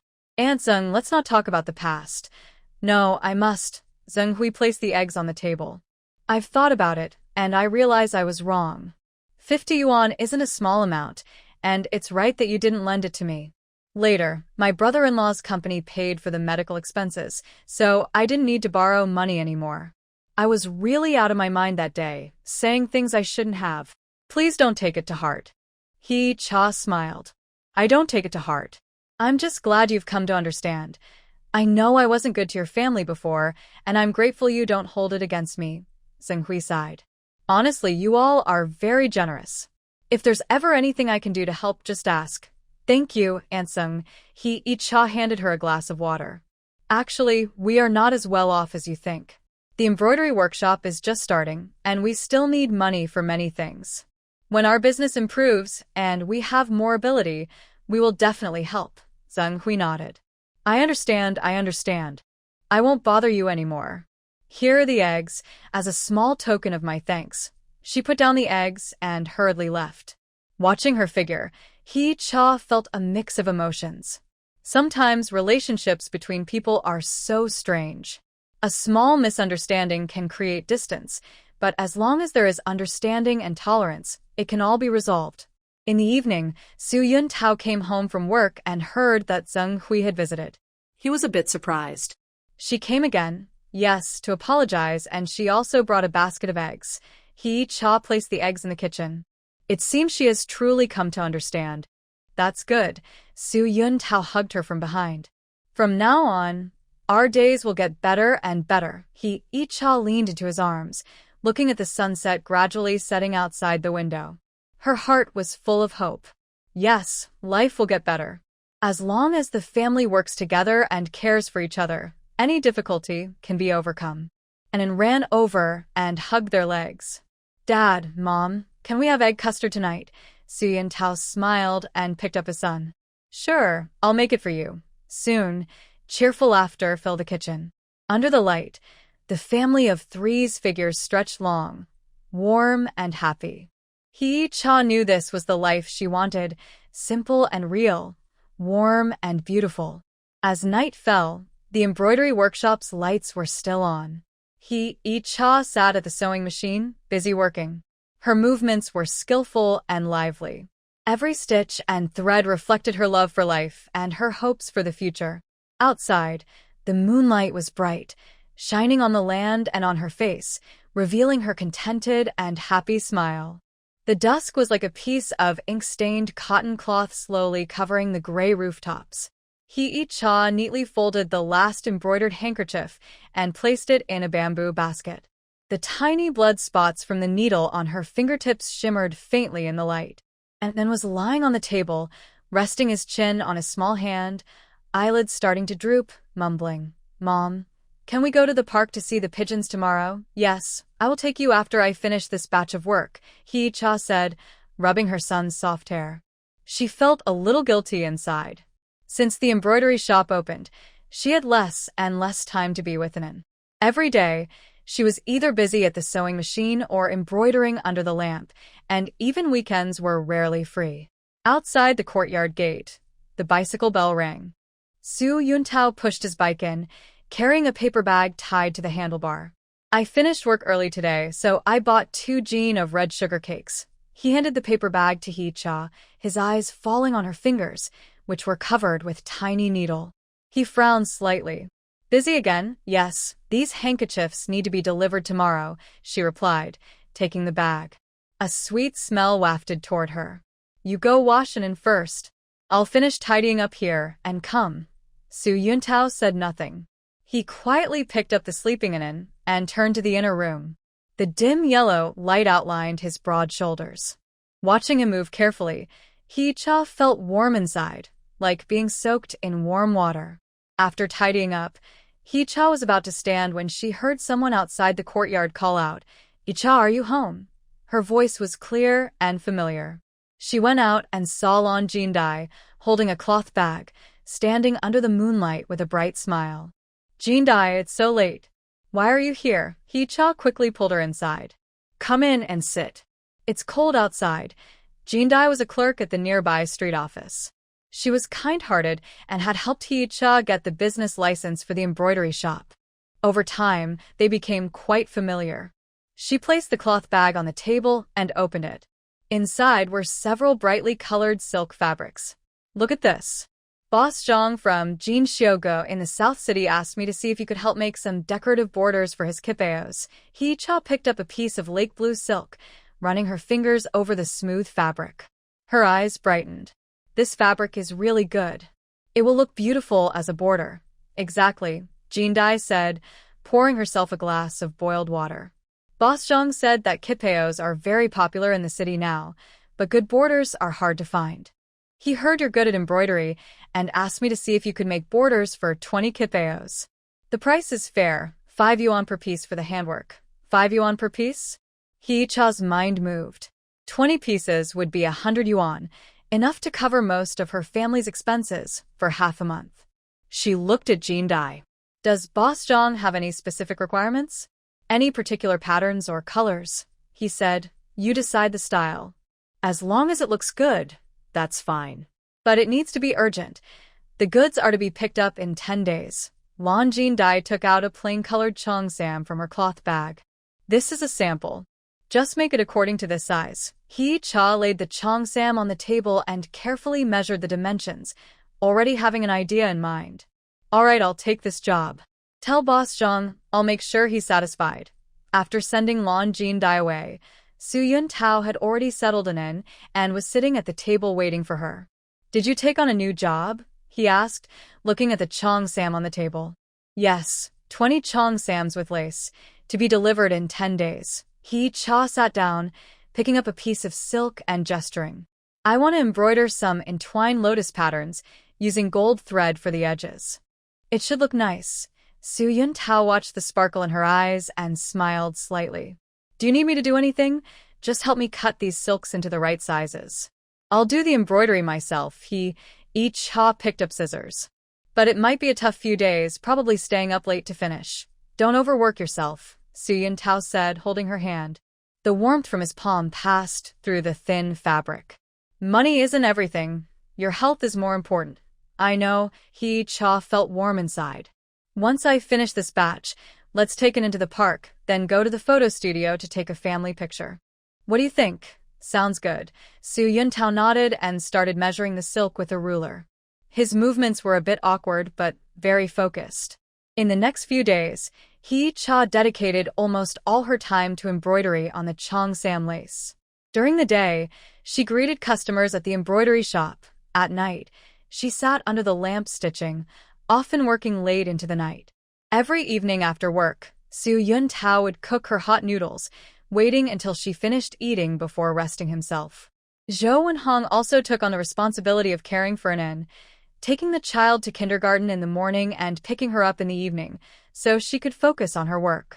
One evening, Hee-cha was in the embroidery shop, drawing patterns on a pink silk fabric. Sun Fan Shi and Lu Qin pushed the door open, carrying 2 cloth bags. "Hee-cha, we brought you some good stuff," Sun fan, she said, placing the bags on the table.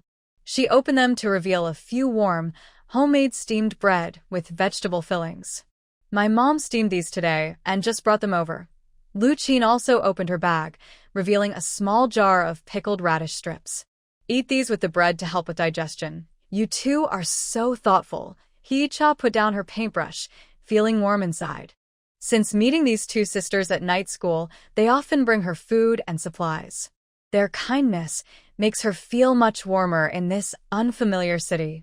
Sun Fanshi looked at the pile of silk on the table and asked curiously, "Are you taking on a new job?" From the fabric, it looks like you're making something special. It's for the splendid pavilion to make a qipao trim. It's urgent. I need to deliver it in 10 days, Hee-cha said, picking up a half-embroidered trim.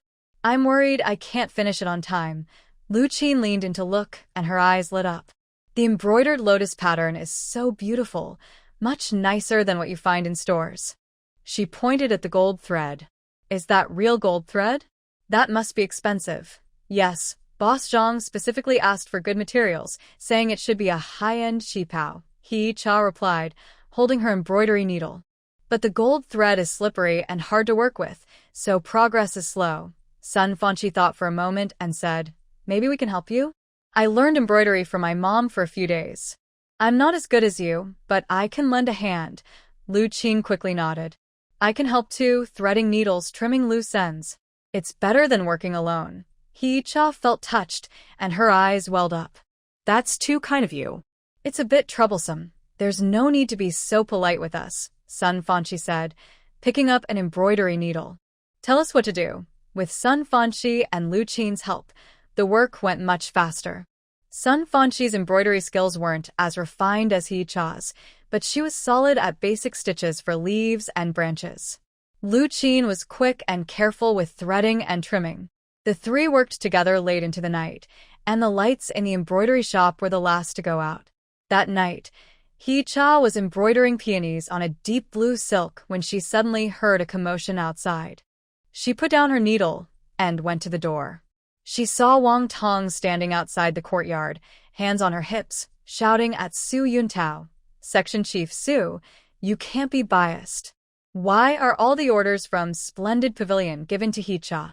Our skillful hands embroidery can do it too." Su Yuntao frowned, looking annoyed. "Boss Wang, this is about business. It's up to Boss Zhang who he wants to hire. I have no say in that." "How can you not have a say?" Wang Tong raised her voice. "Everyone knows that Hee-cha is your wife. You must have spoken well for her behind the scenes. Otherwise, how could a small embroidery shop just opening have received such a big order?" Hee-cha felt a heavy weight in her heart and stepped out of the yard. "Boss Wang, you can eat your food carelessly, but you shouldn't speak carelessly. I was able to get this order from Boss Zhang because of my skills, not anything else. If you think your embroidery skills are better than mine, you can go talk to Boss Zhang directly. There's no need to cause trouble here." "Oh, the main person is here." Wang Tong glanced at Hee-cha. "I think you only got this far because of a man. Otherwise, with your background in the countryside, what fashionable styles could you possibly understand? Everyone knows whether I rely on a man or not," Hee-cha replied calmly. "If you're not satisfied, we can compare our embroidery skills in front of Boss Zhang. If you win, I'll give you this order. If you lose, please don't come here to cause trouble again." Wang Tong was surprised that Hee-cha dared to challenge her. She paused, then sneered. "Let's compare then. Who's afraid? I don't believe I can't beat a girl from the countryside. Deal," Hee-cha said confidently. "Tomorrow morning, I'll deliver the embroidered dresses to Jin Xiaoge. If you have the courage, come along." Wang Tong shot her a fierce glare and turned away angrily. Su Yuntao came over to Hee-cha, his brow still furrowed. "There's no need to get upset with her. People like that just can't stand seeing others succeed. I'm not upset with her." Hee-cha sighed softly. "I just want her to know that my success today comes from my own skills, nothing else." The next morning, Hee-cha brought 5 embroidered qipao with lace to Jin Xiaoge. Boss Zhang was a tall, thin man in his 50s, wearing gold-rimmed glasses, looking refined and gentle. He carefully examined the lace, and his eyes behind the glasses lit up. "Excellent. Truly impressive craftsmanship," Even better than I expected. Just then, Wang Tong also came in with a few pieces of lace, proudly placing them on the counter. Boss Zhang, look at my work. Do you think it's not as good as He Cha's? Boss Zhang picked up Wang Tong's lace and compared it with He Cha's work. He shook his head. Wang boss, I don't mean to be blunt, but your skills are a bit behind He's. Look at the stitches, uneven. The color matching isn't as elegant as Master He's. He placed He Cha's lace on top and said, I think we should use Master He's lace instead. Wang Tong's face instantly turned bright red. She picked up her own lace and walked away feeling unhappy. He Cha watched her back, feeling neither victorious nor happy, but rather a bit helpless. Business is not easy in this time. Everyone wants to make more money, but some people try to take shortcuts instead of working hard. Boss Zhang handed He Cha 5 yuan and smiled. Master He, when will the other 15 pieces be finished? I already have customers waiting. About 5 more days, He Cha replied, carefully putting the money into her purse. I will finish as soon as I can. Back at the embroidery shop, He Cha told Sun Fanqi and Lu Qin about what happened. Sun Fanqi couldn't help but curse. That Wang Tong is too much. She can't sew well but still wants to steal business. Lu Qin nodded. Yes. Luckily Boss Zhang recognizes good work, or she would have succeeded. He Cha picked up her embroidery needle and said with a smile, forget about her. Let's get back to work and finish early. In the next few days, the three worked even harder. He Cha's fingers swelled more and more from the needle. Su Yuntao saw this and felt worried. Every night, he soaked her hands in hot water and even bought some mugwort from the countryside, saying it would help blood flow and reduce swelling. One late night, He Cha was finishing the last lace when she suddenly heard urgent knocking at the door. She was startled. Who could it be so late? Su Yuntao was already asleep. She quietly got up, went to the door, and asked, Who is it? Icha, it's me, Yen Suelin. A familiar voice called, anxious. My mother suddenly has severe stomach pain. Can you come and see her? He Cha's heart tightened. She quickly put on her coat. I'll be right there. She woke Su Yuntao, said a few words, and hurried with Yen Suelin to her home. Yen Suelin's mother was already rolling on the bed from pain, her face pale and cold sweat on her forehead. He Cha touched her forehead and pressed her stomach, quickly figuring out the problem. It looks like acute appendicitis. We need to get her to the hospital right away. Yen Suelin was panicked. It's so late at night. How can we go to the hospital? I'll call a carriage, Su Yuntao said, heading outside. You two prepare what you need. That night, He Cha and Su Yuntao worked until almost dawn before returning home. Watching the elderly person being taken into the operating room, Yen Suelin was overwhelmed with gratitude and insisted on giving them money. He Cha politely declined, saying, We're all from the same village, so there's no need for that. Back home, He Cha was so exhausted she nearly collapsed into a chair. Su Yuntao quickly poured her a cup of hot water. Take a rest first. We can finish the rest tomorrow. He Cha shook her head. No, I have to finish. The delivery is due tomorrow and I can't delay. She picked up her embroidery needle, but her hands kept trembling and she couldn't even thread the needle. Seeing her tired look, Su Yuntao felt a pang of sympathy. He reached out and took the needle from her hand. Let me help you thread it. You can focus on the embroidery. In the dim light, Su Yuntao clumsily handled the thread, repeatedly trying to thread the needle. Watching his focused face, He Cha's eyes welled up with tears. This man, once distant and cold, had now become her strongest support. After finally finishing the last piece of lace embroidery, dawn was breaking. He Cha carefully folded the 20 pieces of lace and placed them into a clean wooden box, finally feeling relieved. Su Yuntao pulled her into his arms, resting his chin on her head. You've worked hard. It's not hard. He Cha leaned into his embrace, smelling his faint soap scent, feeling peaceful inside. Once we get the wages, we'll buy a small bicycle for an inn and make a new dress for Mom out of cloth. Good. Su Yuntao gently patted her back. Tomorrow I'll take a day off. We'll take an inn to the park and then take a family photo. We keep our promises. He Cha smiled and nodded, but tears couldn't help falling from the corners of her eyes. The hardships and frustrations of these days seemed to vanish in that moment. She knew that as long as the family was together, all the suffering was worth it. The next morning, Hee-cha delivered the embroidered lace to Jin Xiaogo. After inspecting the goods, Boss Zhang happily handed her 100 yuan. Master He, your skills are truly impressive. From now on, I'll have you make all the embroidery lace for my shop. Hee-cha took the money, feeling as sweet as honey in her heart. This was the first big sum she earned with her own craft, and it meant a lot. She stepped out of Jin Xiaogo, feeling the warm sunlight on her face. The street was busy with people, each face showing a smile of busy fulfillment. She went to a small stall selling sugar paintings and bought her favorite sun wukong. She was thinking about what delicious food to make tonight. Suddenly, she heard someone call her name. She looked back and saw Lan Jindai riding over on her bicycle with a big watermelon in the basket. Icha, congratulations. I heard Boss Zhang praised your skills a lot, Lan Jindai said as she got off her bike and handed her the watermelon. This is grown by my family. It's very sweet. Take it to Anan and let him try. Thank you, Jindai, Hee-cha said as she took the heavy watermelon. When you have free time, come to our house for a meal. I'll cook braised pork for you. That sounds great. I'm looking forward to it, Lan Jindai said with a smile as she got back on her bike. I have something to do now, so I'll go. Let's talk again another day. Holding the watermelon and clutching her heavy purse, Hee-cha felt full of hope. She knew the road ahead was long and she might face many difficulties. But as long as her family worked together and did their best, life would get better and better. When she got home, Anan was playing shuttlecock with Zhou and Hong in the yard. Seeing Hee-cha return, he immediately ran over like a little bird.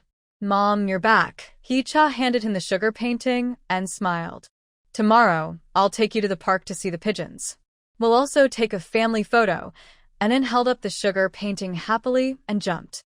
Great. I want to take pictures with Dad and Mom. Su Yuntao came out of the house holding a new small shirt made of light blue khaki fabric with a tiny bear head embroidered on the collar. I made this for Anan. He can wear it for the photo tomorrow. He handed the shirt to Hee-cha, looking a bit shy. My sewing isn't very good, don't mind. Hee-cha picked up the shirt and looked at the crooked stitches. Her eyes welled up with tears again. This was Su Yuntao's first time sewing, and though it wasn't perfect, it showed his deep love for his son. Zhou and Hong came over, smiling kindly as she looked at their family of 3. It's really good. Our days are finally getting better and more hopeful. Hee-cha nodded, feeling very grateful.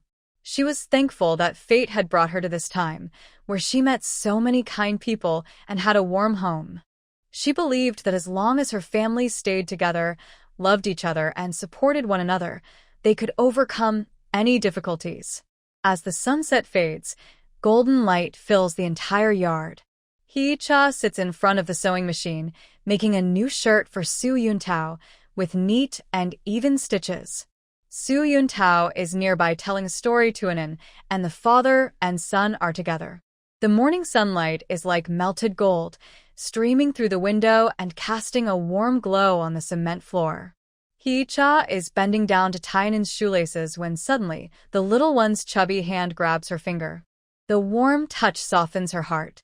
Just as she is about to speak, she hears a faint but clear sound from Anan's mouth. Mom. Mom. It feels like time stops at that moment. Hee-cha quickly lifts her head, staring at her son in disbelief. Anan is looking at her with big, shiny eyes, his little mouth moving as if he is trying to say something. Anan, say it again. Hee-cha's voice trembles slightly with excitement, her palms sweaty from her emotions. Since Anan learned to walk, she has been hoping he would speak. But he always just smiles at her without saying a word.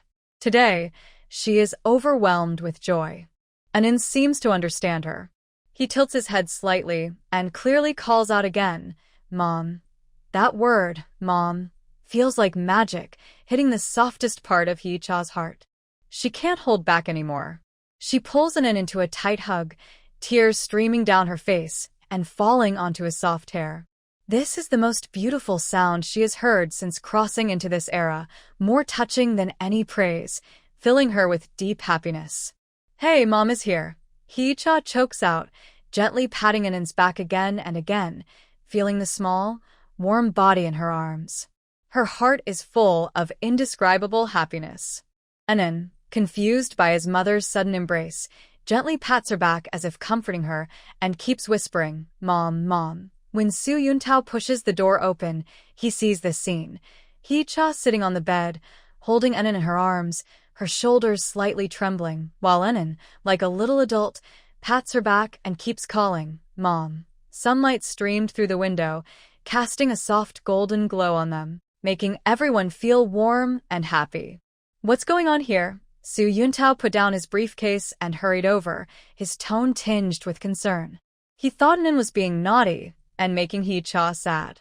Hee-cha heard Su Yuntao's voice, slowly looked up, tears still on her face, but she was smiling brightly. "Yuntao, listen. Anan can talk now." "He just called me Mom." Su Yuntao was surprised for a moment, then looked at Anan with hope. "Anan, say it again so Dad can hear." Anan blinked big eyes at Su Yuntao, then turned to look at Hee-cha. Suddenly, he reached out his little hand to hug Hee-cha's neck, buried his face in her embrace, and coquettishly called out, "Mom, Mom." The hope on Su Yuntao's face gradually turned into a bit of helplessness, then a hint of gentle jealousy. He reached out to try to take Anan from Hee-cha's arms, pretending to be serious. "Little rascal, just calling Mom isn't enough. Say Dad, too." But Anan seemed to be deliberately disagreeing, burying his head even deeper and still calling out, "Mom." Seeing Su Yuntao looking a bit defeated, Hee-cha couldn't help but laugh. The tears of excitement still lingered on her face, making her look especially touching. "All right, don't scare the child." Hee-cha patted Su Yuntao's hand. "Anan just learned to talk. It's already a big step that he can call you Mom.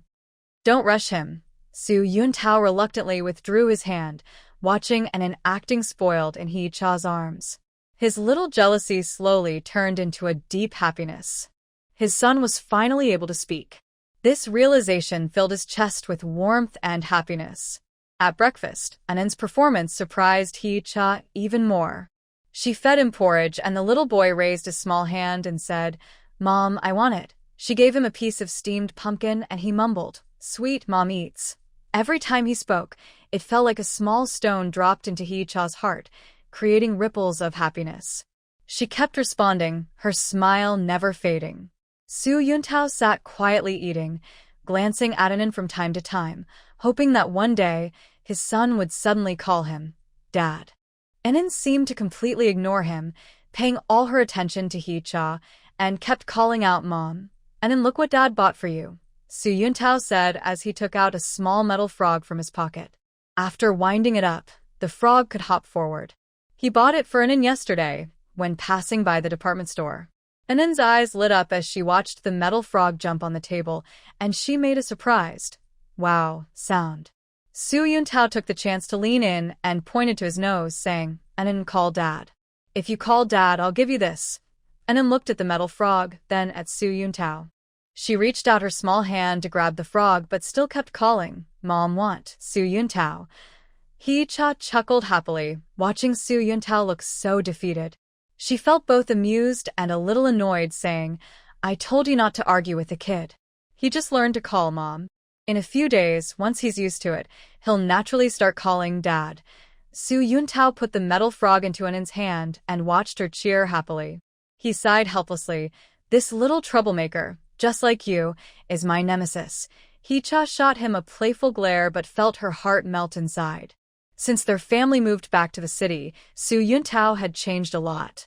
He was no longer cold and distant and had learned to express his feelings.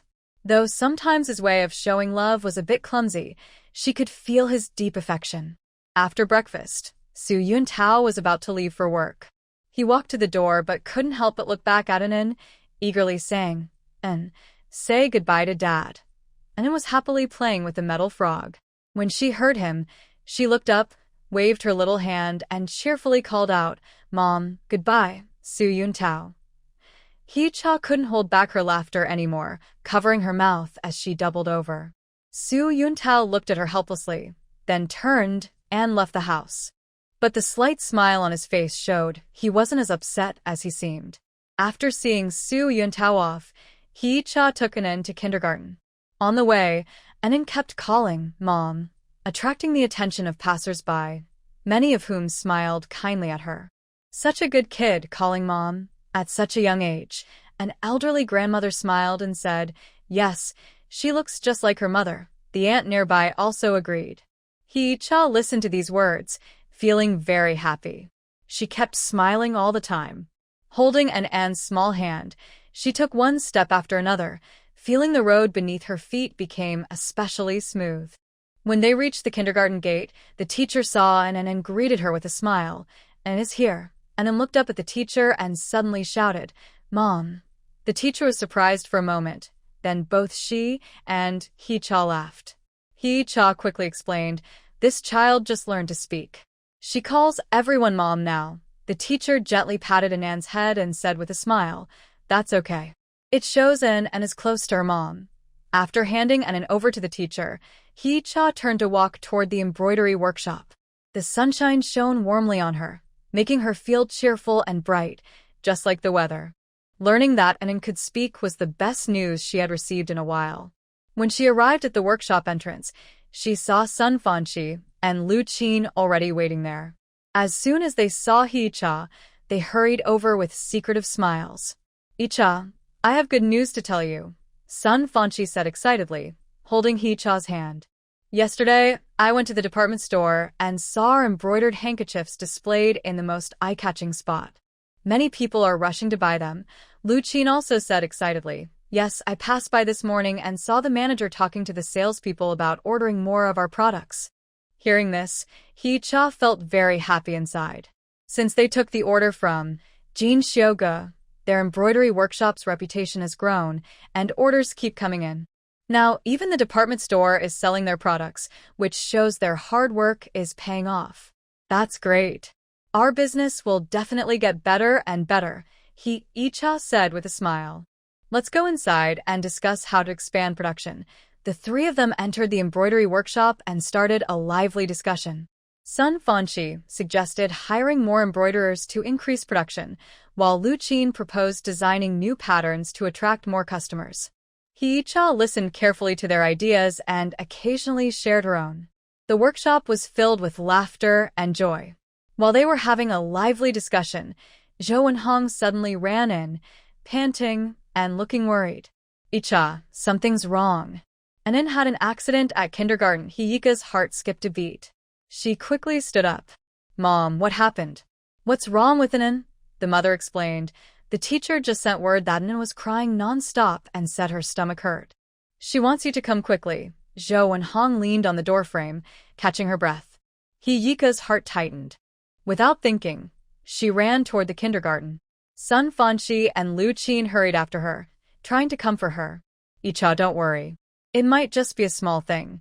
She ran faster, praying silently that Anin was okay. She remembered Anin was fine that morning. Why did something happen now? Her worry grew, and she sped up even more. When she arrived, she heard Anin crying loudly. Her heart clenched, and she rushed into the classroom. She saw Anin sitting at a table, crying with a red face, while the teacher looked anxious nearby. "Anin," she called, rushing over and hugging her. "Mom is here. Don't be afraid." Hearing her voice, Anin paused her crying slightly. She looked up with tears in her eyes and choked out, "Mom. Hurts. Where does it hurt? Tell me," she asked softly, gently touching Anin's head. Anin pointed to her stomach. "Stomach.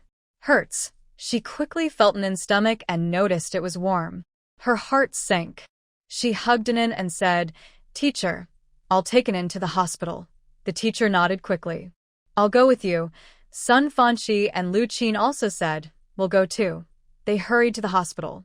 On the way, Anin kept crying and calling for Mom. She felt very sad and kept comforting him, but her heart felt like it was being torn apart. At the hospital, the doctor examined Anin and said it was just a stomach upset. Nothing serious, just some medicine. She sighed in relief, feeling her worry lift. After getting the medicine, she carried Anin out of the hospital. Sun Fanshi and Lu Qin also relaxed. Sun Fanshi said, I told you it was nothing. You were so worried. He Cha smiled shyly and said, I'm just worried. Lu Qin looked at Anan and smiled. This little kid just now at the hospital crying and calling for mom really made people feel sad. When she mentioned Anan calling for mom, He Cha felt a warm feeling again. She looked down at Anan in her arms. The little boy was no longer crying, leaning against her, with big, dark eyes looking at her softly, whispering, Mom. Hey, Mom is here, He Cha gently replied, kissing Anan on the forehead. After taking the teacher back to the kindergarten, He Cha carried Anan home. Sun Fanshi and Lu Qin also followed her, saying they wanted to help take care of Anan. When they reached the door, they saw Su Yun Tao pacing anxiously outside. Seeing He Cha carrying Anan back, he hurried over and asked nervously, What happened to Anan? I heard from Mom that something happened. It's nothing serious, just a stomach upset. The doctor said a few medicines will fix it. He Cha comforted him. Su Yun Tao finally relaxed. He reached out, wanting to take Anan, and asked with concern, Let me hold him. But Anan turned his head away and tightly hugged He Cha's neck, calling out, Mom. Su Yun Tao's hand froze in midair, and his face showed a helpless and jealous expression. He Cha, Sun Fanshi, and Lu Qin all couldn't help but laugh. I say, you as a dad are too much of a failure, Sun Fanshi teased. Your son doesn't even want to be close to you. Su Yun Tao looked at He Cha with a sad face. Look at this little brat, did you teach him that? He Cha smiled and shook her head. I didn't teach him. He just came to me and hugged me himself. Then she lowered her head and said to Anan, call Dad quickly. Dad bought you a tin frog. Anan blinked, looked at Su Yun Tao, then at He Cha, and suddenly called out, Dad. Dad. Although the word Dad was a bit unclear, to Su Yun Tao it sounded like heavenly music. He was stunned for a moment, then his face lit up with a bright smile. He quickly reached out and took Anan from He Cha's arms, excitedly saying, Hey, Dad is here. Anan is so good. Anan was startled by the sudden action of Su Yun Tao, then she giggled and quickly hugged his neck, calling out, Daddy, frog. Okay, Daddy will get you a frog, Su Yun Tao said happily as he picked up Anan and ran into the house. His excitement was so great, he looked happier than winning a prize. He Cha, Sun Fanshi, and Lu Qin watched his back and couldn't help but smile. Who would have thought that section chief Su has such a childish side? Lu Qin said with a smile. Sun Fanshi also said, Yes, I used to think he was always cold and distant, but now he's so caring about his son. Cha listened to their words and showed a happy smile. Yes, Su Yun Tao has changed. He's becoming more warm and more like a husband and father. Inside the house, they saw Su Yun Tao attaching a string to a metal frog and placing it on the ground for Anan to see. Anan watched the jumping frog and giggled happily, repeatedly calling out, Daddy, frog. Su Yun Tao sat nearby, watching his son happily, with a smile never leaving his face and eyes full of loving warmth. Cha looked at this warm scene and felt very happy. She walked over and sat next to Su Yun Tao, softly saying, See, I told you Anan would call you Daddy soon. Su Yun Tao turned to look at her, his eyes gentle with a smile. You're the clever one. Cha smiled but said nothing. She knew it wasn't just her doing, but the magic of time. As time went on, their family's bond grew stronger, and Su Yun Tao learned more how to show his love. Sometimes his way was a bit clumsy, but it made her feel full of happiness. Sun Fanshi and Lu Qin watched their happy family and felt glad for them. Sun Fanshi said, All right, since Anan is fine, we'll head back to the embroidery workshop. There's still a lot of work waiting. Lu Qin also said, Yes, Cha, you take good care of Anan at home. Call us anytime if you need help. Thank you both, Cha said gratefully. After seeing Sun Fanshi and Lu Qin off, Cha began giving medicine to Anan. The medicine was a bit bitter. Anan took a sip and immediately frowned, tightly closing his mouth and refusing to drink more. Be good, Anan. Take the medicine, and your stomach won't hurt anymore, Cha gently coaxed. Anan shook her head, turned her face to the side, and shouted, Mom, it's bitter. Su Tao watched nearby, feeling reluctant but still mustered the courage to say, Anan is a brave boy. Don't be afraid of the medicine. Drink it quickly. Anin still refused to drink and kept trying to hide in Hee-cha's arms. Hee-cha looked at Sean-tao, smiled helplessly, and took a piece of fruit candy from his pocket. Be good, Anin. After you finish the medicine, Mom will give you some candy. Okay. Anin's eyes lit up as he looked at the candy in Hee-cha's hand. He nodded and opened his small mouth. Hee-cha quickly took the opportunity to feed him the medicine. Although Anin frowned, he didn't resist this time. After giving the medicine, Hee-cha handed the fruit candy to Anin. Anin unwrapped the wrapper, put the candy in his mouth, and immediately showed a happy smile. He mumbled, Mom, sweet. It's good to know it's sweet. In the future, you need to eat well and not eat random things, understand? Hee-cha gently patted Anin's head and spoke softly. Anin nodded as if he understood, snuggling into Hee-cha's arms, slowly closing his eyes. He had cried for so long earlier and played all morning. The little guy was exhausted. Looking at Anin's sleeping face, Hee-cha and Sean-tao exchanged smiles, both seeing happiness reflected in each other's eyes. Thank you so much today, Hee-cha said softly. If you hadn't come back in time, I wouldn't know what to do. From the aroma of dinner still lingering, Zhou Wenhong was tidying up the dishes when she suddenly heard lively footsteps outside the yard gate. Then came the distinctive loud voice of neighbor Feng Wei. Wenhong, are you at home? Zhou Wenhong wiped her hands and went to the door. Seeing Feng Wei carrying a woven basket filled with a few plump sweet potatoes, she greeted warmly, Feng Wei, come in and sit. She stepped aside to let Feng Wei in, her eyes falling on the basket of sweet potatoes. You're bringing me something again? You're too kind. Hey, there's no need to be so polite, Feng Wei said casually as she placed the basket on the table in the main room. My husband brought these back from the countryside today. They're very sweet. Try some fresh. She turned her eyes and saw the old clock hanging on the wall inside. She clapped her hands and said, perfect timing. Going to the square now is just right. Sister Wenhong, would you like to come and dance with me? Zhou Wenhong paused with the cloth in her hand and looked hesitant. Since returning to the city from Shibianzi village, she spent her days either cooking or helping Hee-cha take care of Anin. She rarely went out. A few days ago, Feng Wei invited her once, saying that a new square dance group had formed at the open space at the gate of the courtyard. Many neighbors were dancing there, which was good exercise and a chance to make friends. But she thought it was something young people did for fun, and at her age, she didn't see the point in joining. She politely declined at the time.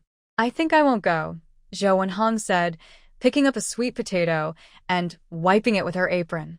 Look, I still have a lot of work to do.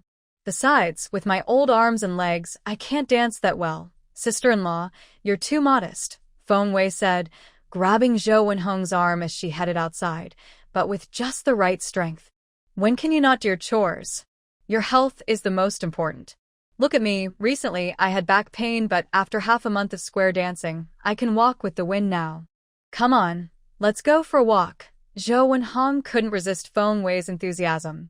She also remembered that Feng Wei often brought vegetables from her garden these days. Feeling embarrassed to refuse again, she was half pulled and half dragged out of the courtyard. At the open space at the courtyard gate, it was lively as expected. More than a dozen women lined up in uneven rows, moving to the tune of "The East is Red," playing from a loudspeaker. The lead dancer was a middle-aged woman with a short bob haircut, moving gracefully and confidently, smiling brightly. Several onlookers stood nearby, and from time to time, someone was caught up in the cheerful atmosphere and mimicked a dance move. Zhou Wenhong stood on the edge of the crowd, watching the lively figures, feeling a bit awkward and unsure of what to do with her hands and feet. She quietly tugged Feng Wei's sleeve and said, Feng Wei, maybe I should go back. I don't really know how to dance. You need to learn, Feng Wei said without hesitation, pulling her to the back of the line. Just sway along with the people in front. No one will laugh at you. Back in the countryside, I was much more agile when carrying firewood. Unable to argue, Zhou Wenhong could only follow the others and imitate their movements.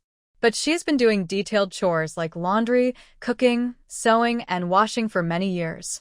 Her limbs are no longer as flexible as when she was young. Her arms feel sore halfway up, and her steps are slower, like a clumsy duck missing the beat. Soon, she is sweating all over. Relax, don't tense up, Feng Wei said beside her, guiding her as she danced. Look at Sister Zhang, the lead dancer. When she first started learning, she was worse than you.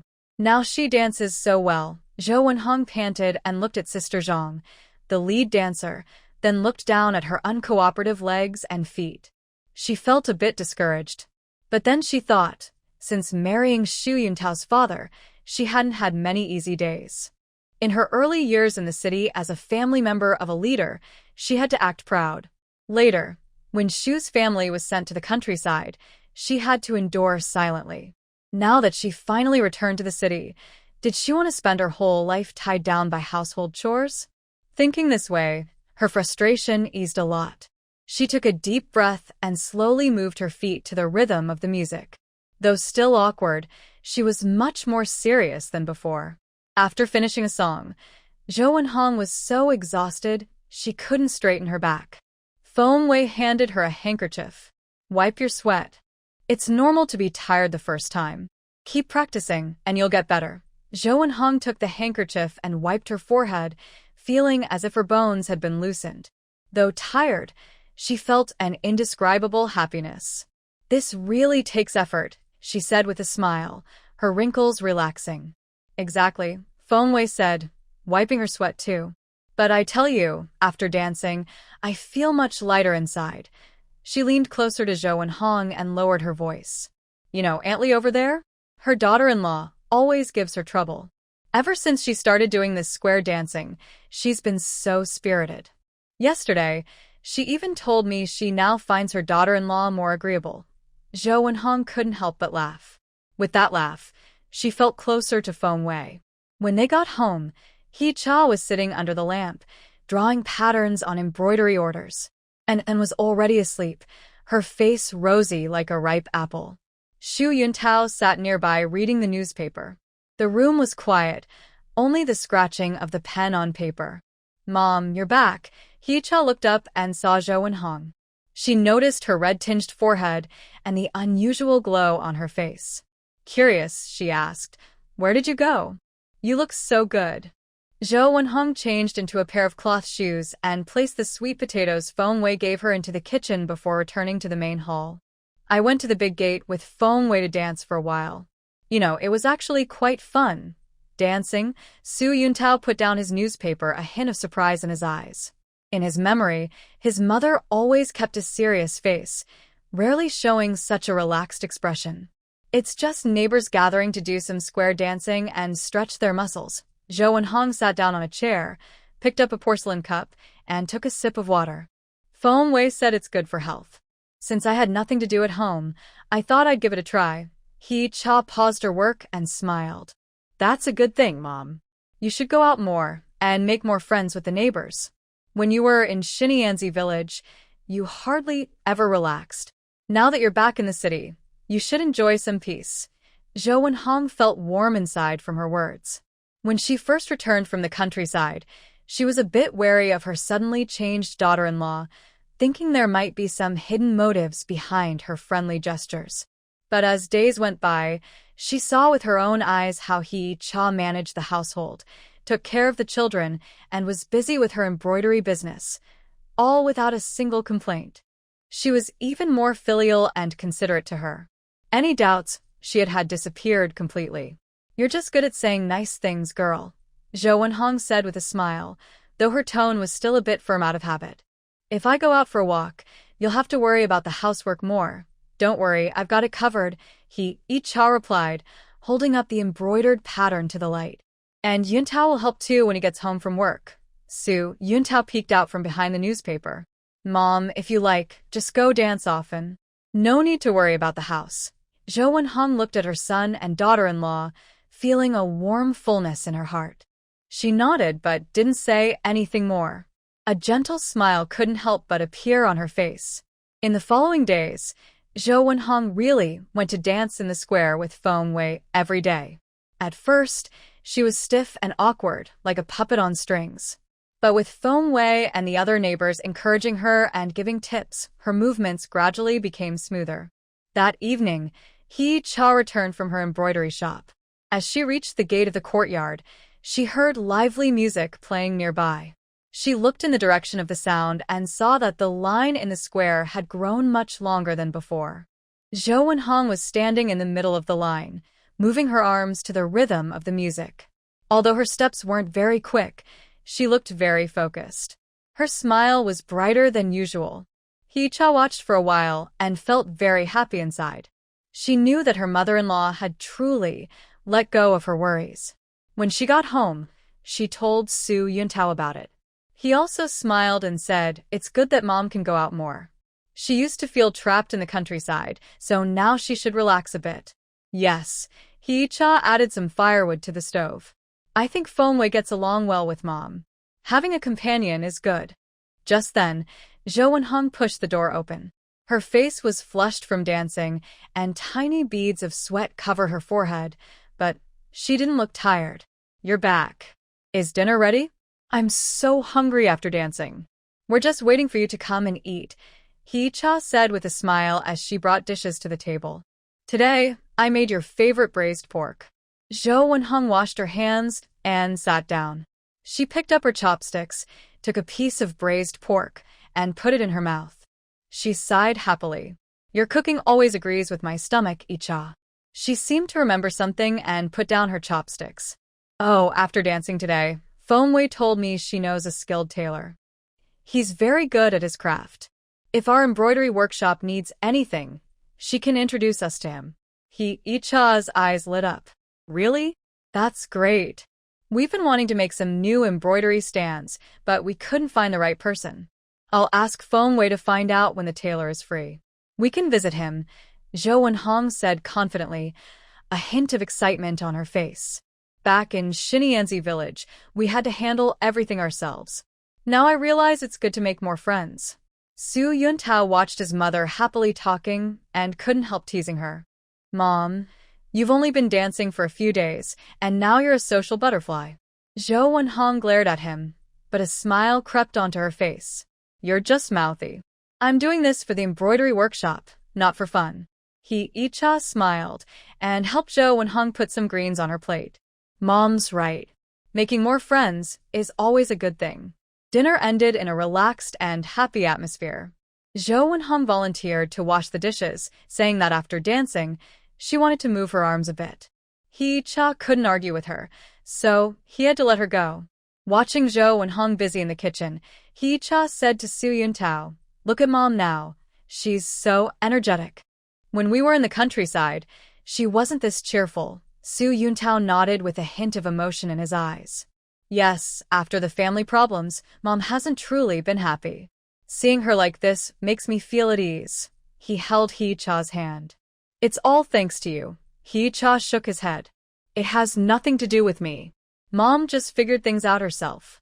Plus, life is getting better, so she's naturally happier. Life is like the branches of the old locust tree in the yard, slowly spreading and growing." Zhou Wenhong goes to dance in the square every day, without fail. She's learned several new songs and made many new friends. She talks more now, smiles more often, and even walks with a straighter posture than before. One day, Zhou Wenhong came back from outside holding a small cloth bag tied with a red string and mysteriously handed it to Hee-cha. "Hee-cha, take a look at this." Hee-cha opened the bag and found a piece of green jade pendant. It wasn't very high quality, but the carving was delicate, with a peony flower engraved on it. "This jade pendant is so pretty, Mom. Where did you get it?" "This was given to me by Sister Zhang," Zhou Wenhong said proudly. "She said I've been dancing well lately, and took it out of her house to give me. It's something she wore when she was young." Hee-cha put the jade back in the bag, tied the red string, and handed it to Zhou Wenhong. "Sister Zhang is really kind. She's willing to give such a valuable gift." "Of course." Zhou Wenhong carefully wore the pendant close to her body. "Sister Zhang said we'll be good friends and look out for each other." She paused and added, "By the way, her nephew is a manager at a department store. I told her about our embroidery shop, and she said she might help us connect with someone to see if we can sell our embroidery in the store." Hee-cha's eyes lit up. Really? That's great. We've been worried about how to find a way. It depends on how things go later, Zhou Wenhong said proudly. But Sister Zhang said she'll try to talk to someone, so it shouldn't be a problem. Su Yuntao came out of the inner room just in time to hear their conversation. He smiled and said, "Mom, your square dancing wasn't for nothing. You've even brought business to the embroidery shop." Zhou Wenhong glared at him but couldn't help smiling. "You think only young people can get things done? We older ladies have our own connections too." Seeing her proud look, He Cha and Su Yuntao exchanged smiles, feeling warm inside. A few days later, Sister Zhang really brought good news. The manager of the department store was willing to look at their embroidery samples. He Cha quickly picked out the most delicate pieces, handkerchiefs, pillowcases, and a hanging picture of mandarin ducks playing in the water, and went with Zhou Wenhong to the store. The manager was a man in his 40s, wearing black-rimmed glasses, looking polite and refined. He carefully examined the embroidery pieces, asked about prices and supply capacity, and finally nodded. "Your embroidery work is really good. Let's start with supplying us. If it sells well, we can work together long-term." He Cha and Zhou Wenhong looked at each other and saw happiness in each other's eyes. "Thank you, manager. We will ensure the quality," He Cha said quickly. After leaving the store, Zhou Wenhong held He Cha's hand, walking more lightly. "See? I told you it would work out. You're so capable, Mom," He Cha sincerely said. "If you had known Sister Zhang, we wouldn't have this chance." Zhou Wenhong smiled happily but modestly said, "It's mainly because our embroidery is good. If the products weren't quality, no matter who I knew, it wouldn't matter." Back home, He Cha shared the good news with Sun Fanxi and Lu Qin. They were all very happy. "This is great. Our embroidery shop can finally start selling," Sun Fanxi said excitedly. "Icha, we must thank Aunt Zhou properly." "Yes, I think so too," He Cha said with a smile. "Once things settle down, I'll invite everyone over for a meal to thank my mom and Sister Zhang." In the following days, everyone in the embroidery shop was busy. He Cha, Sun Fanxi, and Lu Qin worked the department store orders. Zhou Wenhong went to dance in the square every day and also checked in with Sister Zhang about the store's sales. That evening, Zhou Wenhong rushed in and shouted, "Icha, good news! Good news!" He Cha was feeding Anen and quickly asked, "Mom, what good news? Our embroidery is selling so well." Zhou Wenhong looked excited. "Big Sister Zhang went to the department store today and said our handkerchiefs sold out. The manager asked us to send another batch quickly." Icha felt happy inside and put down her spoon. "Really? That's great. I'll arrange for people to start making more tomorrow." Xian Tao came back from outside and heard this. He smiled and said, "It looks like our family will have a strong woman." "What strong woman?" "Just doing small business to make a living," Icha said with a smile, but she felt very motivated inside. Zhou Wenhong sat nearby, watching her son and daughter-in-law busy and happy. She felt very pleased. She thought her life was getting better and better. The hardships she suffered in Xinyan village seemed like a distant memory now. The music for square dancing started again. Zhou Wenhong stood up, tidied her clothes, and said, "I'm going to dance now. You all keep busy." Seeing her lively figure walking away, He Cha said to Xian Tao, "Mom is really getting more cheerful." Xian Tao nodded. "Yes, that's good." He held He Cha's hand. "Our days will get better and better." He Cha looked into his eyes, nodded firmly. The moonlight outside shone into the house, lighting up the embroidery on the table and the hopeful faces of the family. She knew that their happy days had just begun. In early autumn, a cool breeze blew, making the old locust tree at the gate rustle its leaves. Icha stood outside the embroidery workshop, looking at the bold characters, "Icha Embroidery Workshop," on the door. She felt a surge of indescribable excitement. These 4 characters were written by an old colleague skilled in calligraphy, commissioned by Xian Tao. The ink was rich, the stroke strong, full of vitality. "Older sister-in-law, do you think hanging these red silks here is okay?" Wang held 2 pieces of red silk, tiptoed, and pointed at the doorframe, her face flushed with excitement. Since Xian Tao helped her find a job at the factory, she had changed a lot. She spoke and acted more quickly, and her smile was brighter. When Hee-cha decided to open the embroidery workshop, she immediately took leave to help, saying she wanted to stand guard for her sister-in-law at the first shift. Hee-cha looked up and smiled. Move it a little to the left so it looks symmetrical. She stepped forward to help Wang Gai tie the red silk ribbon into a neat butterfly knot. The red silk fluttered gently in the autumn breeze, making the black characters stand out even more and adding a festive atmosphere. Why hasn't Sister D arrived yet? Wang Gai looked at her slightly old watch. The hands pointed to 8:30, half an hour before the scheduled opening. Sister D is a friend Hee-cha met at night school.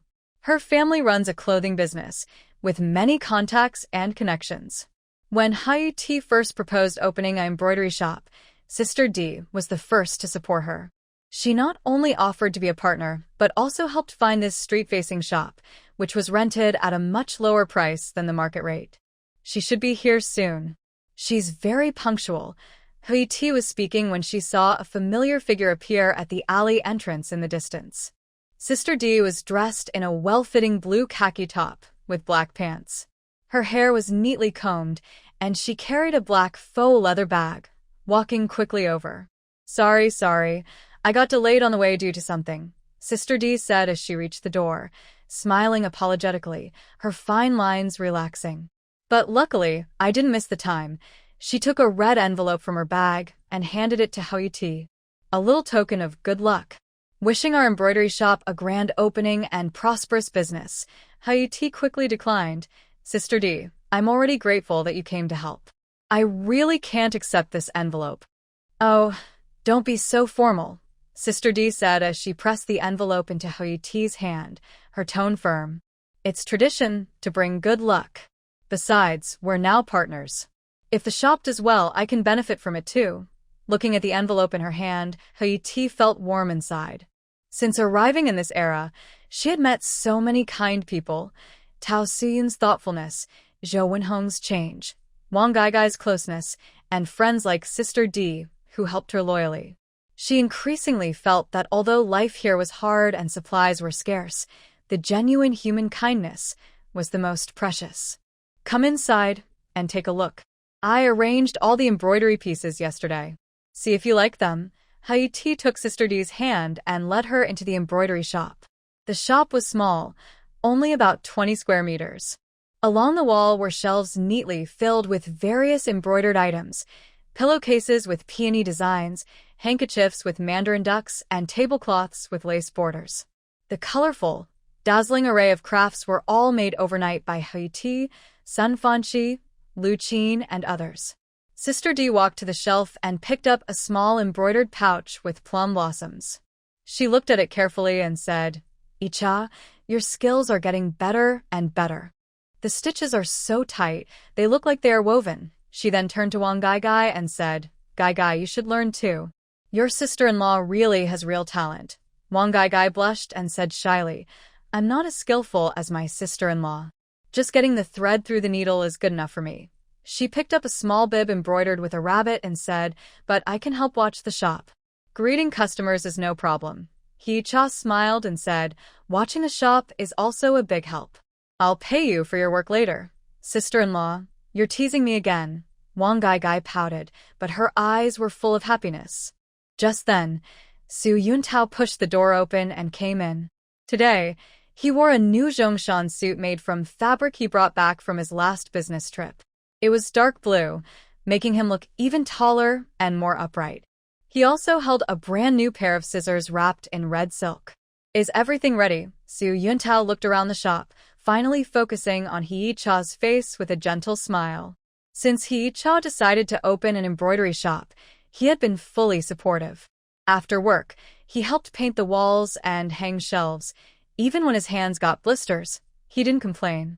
We're just waiting for you. Hee-cha stepped forward and adjusted his collar. You'll do the ribbon cutting later. Su Yuntao took her hand, feeling the familiar warmth at his fingertips. Don't be nervous. I'm here, Hee-cha nodded, feeling a little nervousness melt away thanks to his words. She knew that no matter what difficulties they faced, Su Yuntao would always stand by her side and give her strong support. At 8:58, many people had gathered outside the embroidery shop. There were neighbors from nearby, students from Hee-cha's night school, and a few business friends brought by Sister D. Zhou Wenhong also came, holding An's hand.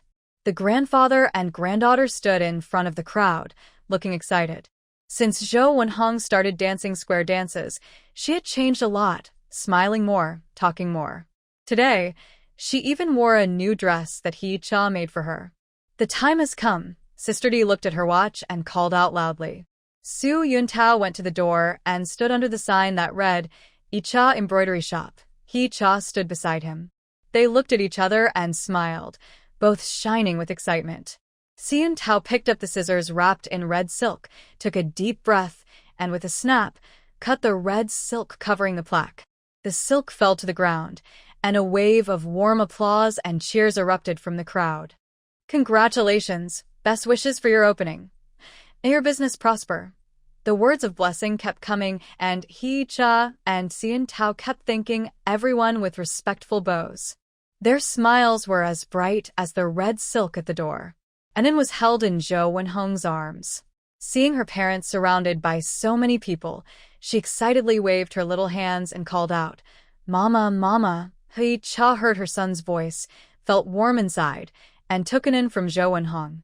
She kissed his soft little face and said, Anin, be good. Today, Mama opened an embroidery shop. Soon, I can buy you more delicious food. Anin blinked her big eyes, seeming to understand a little. She grabbed the front of Hee-cha's clothes and giggled happily. The crowd gradually dispersed. Neighbors and townspeople came in groups to visit the embroidery shop. Hee-cha and Wang were busy greeting customers and explaining the prices and craftsmanship of various embroidery pieces. Sister D was chatting with some business friends nearby, occasionally giving encouraging looks toward Hee-cha. Icha, your embroidery is really beautiful, said Aunt Lee, a neighbor, picking up a tablecloth embroidered with goldfish. Much better than those sold in department stores. Your skills are like those of noble young ladies from wealthy families. Hee-cha smiled and said, Aunt Lee, you're flattering me. I was just playing around with the embroidery. If you like it, I can give you a good price. That would be wonderful, Aunt Lee said happily. I want to buy some dowry for my newly married daughter. This will do. It's meaningful too, symbolizing abundance year after year. Wang quickly took out paper and a pen, noting down the size and style of the tablecloth Aunt Lee wanted. Don't worry, Aunt Lee. We will make it beautiful and perfect. Just then, a middle-aged man in a cadre uniform entered the shop, followed by a young woman who seemed to be his secretary. The man walked to the shelves, glancing over the embroidery pieces with a slight frown, lost in thought. Wang hurried forward to greet him. Comrade, what would you like to see?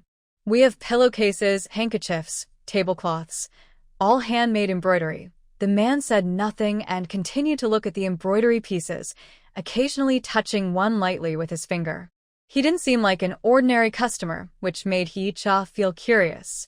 She wondered who he was and what he was doing here. Sister D also noticed the man. She walked over to Hee-cha and whispered, This is Director Zhang from the City Supply and Marketing Cooperative. I mentioned our embroidery shop to him before. I didn't expect him to come today. Hee-cha's heart tightened. The Supply and Marketing Cooperative was a big client. If they could sell their embroidery to them, the shop's business would be much easier. She steadied herself, stepped forward and smiled, saying, Hello, Director Zhang. Welcome to visit and give us guidance. Director Zhang turned to look at Hee-cha and examined her carefully. His eyes showed some suspicion. Are you Hee-cha? Yes, I am, she replied confidently. All these embroidery pieces are made by me and my friends. We guarantee quality and fair prices. Director Zhang nodded and picked up a scroll embroidered with a pine and crane pattern. He looked closely at the stitches. Your skills are quite good. Much better than what I've seen elsewhere. He paused and added, Recently, our cooperative is looking to buy some high-end embroidery to supply to government offices as welfare. I think your work is quite suitable. Hee-cha felt a surge of happiness, but kept her expression calm. Thank you for your recognition, Director Zhang. If the cooperative gives us this opportunity, we will do our best not to disappoint you. Director Zhang put down the scroll. All right, bring some samples to the cooperative tomorrow and see me. We can discuss the details of cooperation then. Okay. Thank you, Director Zhang, she said quickly, feeling a weight lift from her shoulders. Director Zhang didn't say much more. He turned with his secretary and left the embroidery shop. Sister D came over and patted her on the shoulder. I told you your skills would work. Now, if we can establish a relationship with the cooperative, our shop's business will be secure. Icha smiled and nodded, feeling full of energy. She knew this was just the beginning. Many challenges still awaited her, but knowing she had so much support made her feel strong and confident. At noon, Su Yuntao came back from work and specially stopped by the embroidery shop. Seeing that the business was doing well, he smiled with relief. How are you? Are you tired? Su Yuntao walked over to Hee-cha and saw a hint of fatigue in her eyes. He said kindly, maybe you should go home and rest this afternoon. You can just watch over the work here. Hee-cha shook her head. I'm not tired. I'm happy and excited. Do you know? Director Zhang from the City Supply and Marketing Cooperative came earlier. He wants to work with us, and I need to bring some samples tomorrow to discuss. Really? Su Yuntao also felt happy. That's great. I knew you could do it. He held her hand and felt her fingers were a little cool. But don't push yourself too hard. Take care of your health and don't get too tired. I understand, Hee-cha said warmly. You should go to work now and not delay your job. Su Yuntao nodded and then told Wang Gaigai a few words, asking her to take good care of her sister-in-law. Then he turned and left the embroidery workshop. In the afternoon, the customers in the workshop gradually left. Hee-cha and Wang Gaigai took this chance to organize the orders from the morning. Aunt Lee ordered a tablecloth, and some neighbors ordered handkerchiefs and pillowcases. It added up to quite a few. Sister-in-law, I didn't expect our business to be so good on the first day of opening, Wang Gaigai said excitedly while counting the orders. If this keeps up, our embroidery workshop will make a lot of money soon, Hee-cha smiled. This is just the beginning. We can't be careless. In business, honesty is important. We must ensure the quality of our embroidery work so people won't talk badly about us. Yes, I understand, sister-in-law, Wang Gaigai nodded seriously. I will learn from you well, so I can become a capable woman like you in the future. Seeing Wang Gaigai's serious attitude, Hee-cha felt very pleased. When she first moved to the countryside, Wang Gaigai was full of hostility towards her and always found fault. But now, she had become her most helpful assistant. They've been through many ups and downs, but everyone is slowly improving, and life is becoming more hopeful. In the evening, Sun Fanxi and Lu Qin also came. They are Hee-cha's best friends from night school and also her partners in the embroidery workshop. Sun Fanxi is thoughtful and good at matching colors. Lu Qin is quick and skilled at embroidery. With their help, Hee-cha felt much more at ease. Hee-cha were late. Sun Fanxi carried a cloth bag, inside of which were a few embroidered pouches they had just finished making. Today, the factory had overtime, and it was hard to get leave. It's not late. It's just in time for us to close the shop, Hee-cha said as she took the bag and opened it. Inside, the pouches were very carefully embroidered, some with orchids, others with green bamboo. The stitches were fine, and the colors matched well, showing they put a lot of effort into it. Lu Qin smiled and asked, How's business today? The shop looks busy outside, so it should be good. Thanks to everyone, it's not bad, Hee-cha replied, telling them about today's situation, especially about Director Zhang from the Supply and Marketing Cooperative coming. Both Sun Fanxi and Lu Qin got very excited. That's great. This is a good chance, Lu Qin said excitedly. Hee-cha, go to the Supply and Marketing Cooperative tomorrow to talk. I'll go with you, Sun Fanxi also said. I'll go too, more people to help. Hee-cha felt warm inside. No need, you both have to work. I can go alone. Plus, Sister D knows Director Zhang too. With her there, it should be fine. All right then, Sun Fanxi nodded. But if anything happens, be sure to tell us right away. Yes, I will, Hee-cha replied. They talked for a while about the embroidery shop, planning what samples to take to the Supply and Marketing Cooperative and how to discuss prices and delivery times with Director Zhang. As it got darker, they locked the shop door and went home. When she got home, Su Yuntao had already finished work and was helping Zhou Wenhong cook in the kitchen, and then sat on a small bench in the yard, holding a small wooden stick and drawing randomly on the ground, humming a tune that didn't quite match. Mom is back, and in saw Hee-cha, immediately dropped the stick and ran over, hugging her leg. Hee-cha bent down and picked up Anan, kissing his face. Did you behave today? Did you listen to Grandma? Good, and it was good, Anan said, hugging Hee-cha's neck and snuggling into her shoulder, acting cute. Zhou Wenhong peeked out from the kitchen. You're back? Wash your hands and come eat. I made your favorite braised pork today. Okay, Hee-cha replied, carrying Anan inside, placing him on the bed, then going to wash her hands. At the dinner table, Hee-cha told Su Yuntao and Zhou Wenhong about the opening of the embroidery workshop today, especially about Director Zhang from the supply and marketing cooperative showing interest in cooperation. Zhou Wenhong listened and smiled happily. That's great. Really wonderful. Icha, you are such a capable girl. We are so lucky to have you as our daughter-in-law. It's a blessing from past lives. She then served Hee-cha a piece of braised pork. Eat more, you must be tired after today. Thank you, Mom. Hee-cha felt warm inside. She took a piece of braised pork, which was tender and flavorful, melting in her mouth. It was the best because Zhou Wenhong cooked it. Su Yuntao also served Hee-cha some greens. Tomorrow, go to the supply and marketing cooperative to talk. Don't be too nervous. Just go with the flow. Even if it doesn't work out, it's okay. Our embroidery workshop is doing well already. Yes, I know. Hee-cha nodded. I just want to try. Whether I succeed or not, I've tried my best, and I won't have any regrets. And sat in a small cart, holding a tiny spoon, trying to eat like an adult.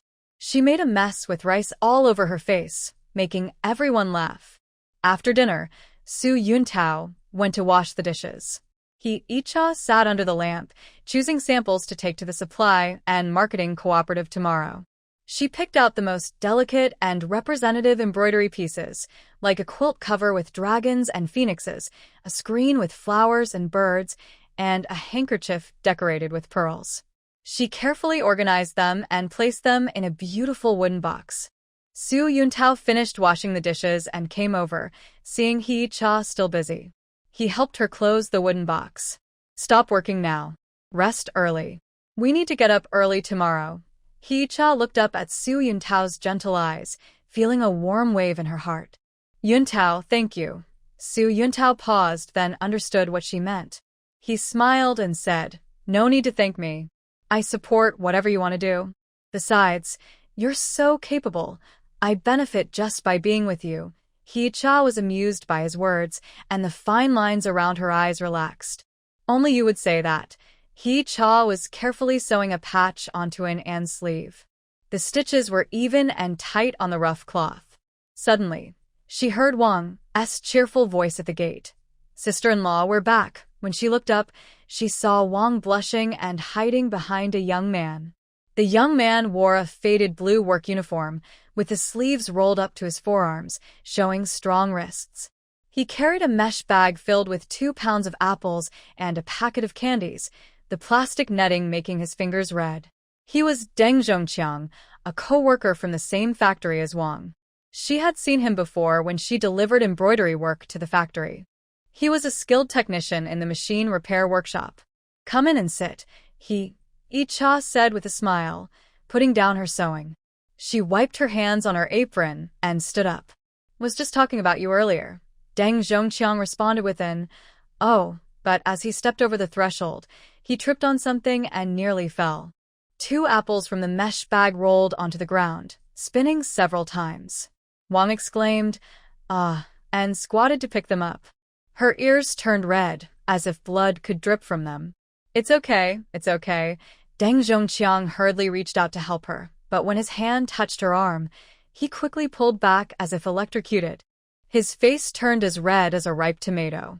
I wasn't watching where I was going. Hee-cha stifled a laugh, picked up the apples, wiped them with her apron, and handed them to him. Our doorstep is a bit high. Last time, Su Yuntao almost tripped too. Her words were partly true and partly joking. Su Yuntao had been teasing in that time, but Deng Zhongqiang seemed to take it seriously. He nodded repeatedly. I was too nervous. Are Mom and Dad at home? Mom is in the kitchen making pancakes. Su Yuntao went to the grain station to exchange grain coupons, He-cha said, leading them toward the main room. She caught sight of Deng Zhongqiang's pant leg. His right pant leg was rolled up about an inch higher than the left, clearly hurriedly rolled before leaving the house.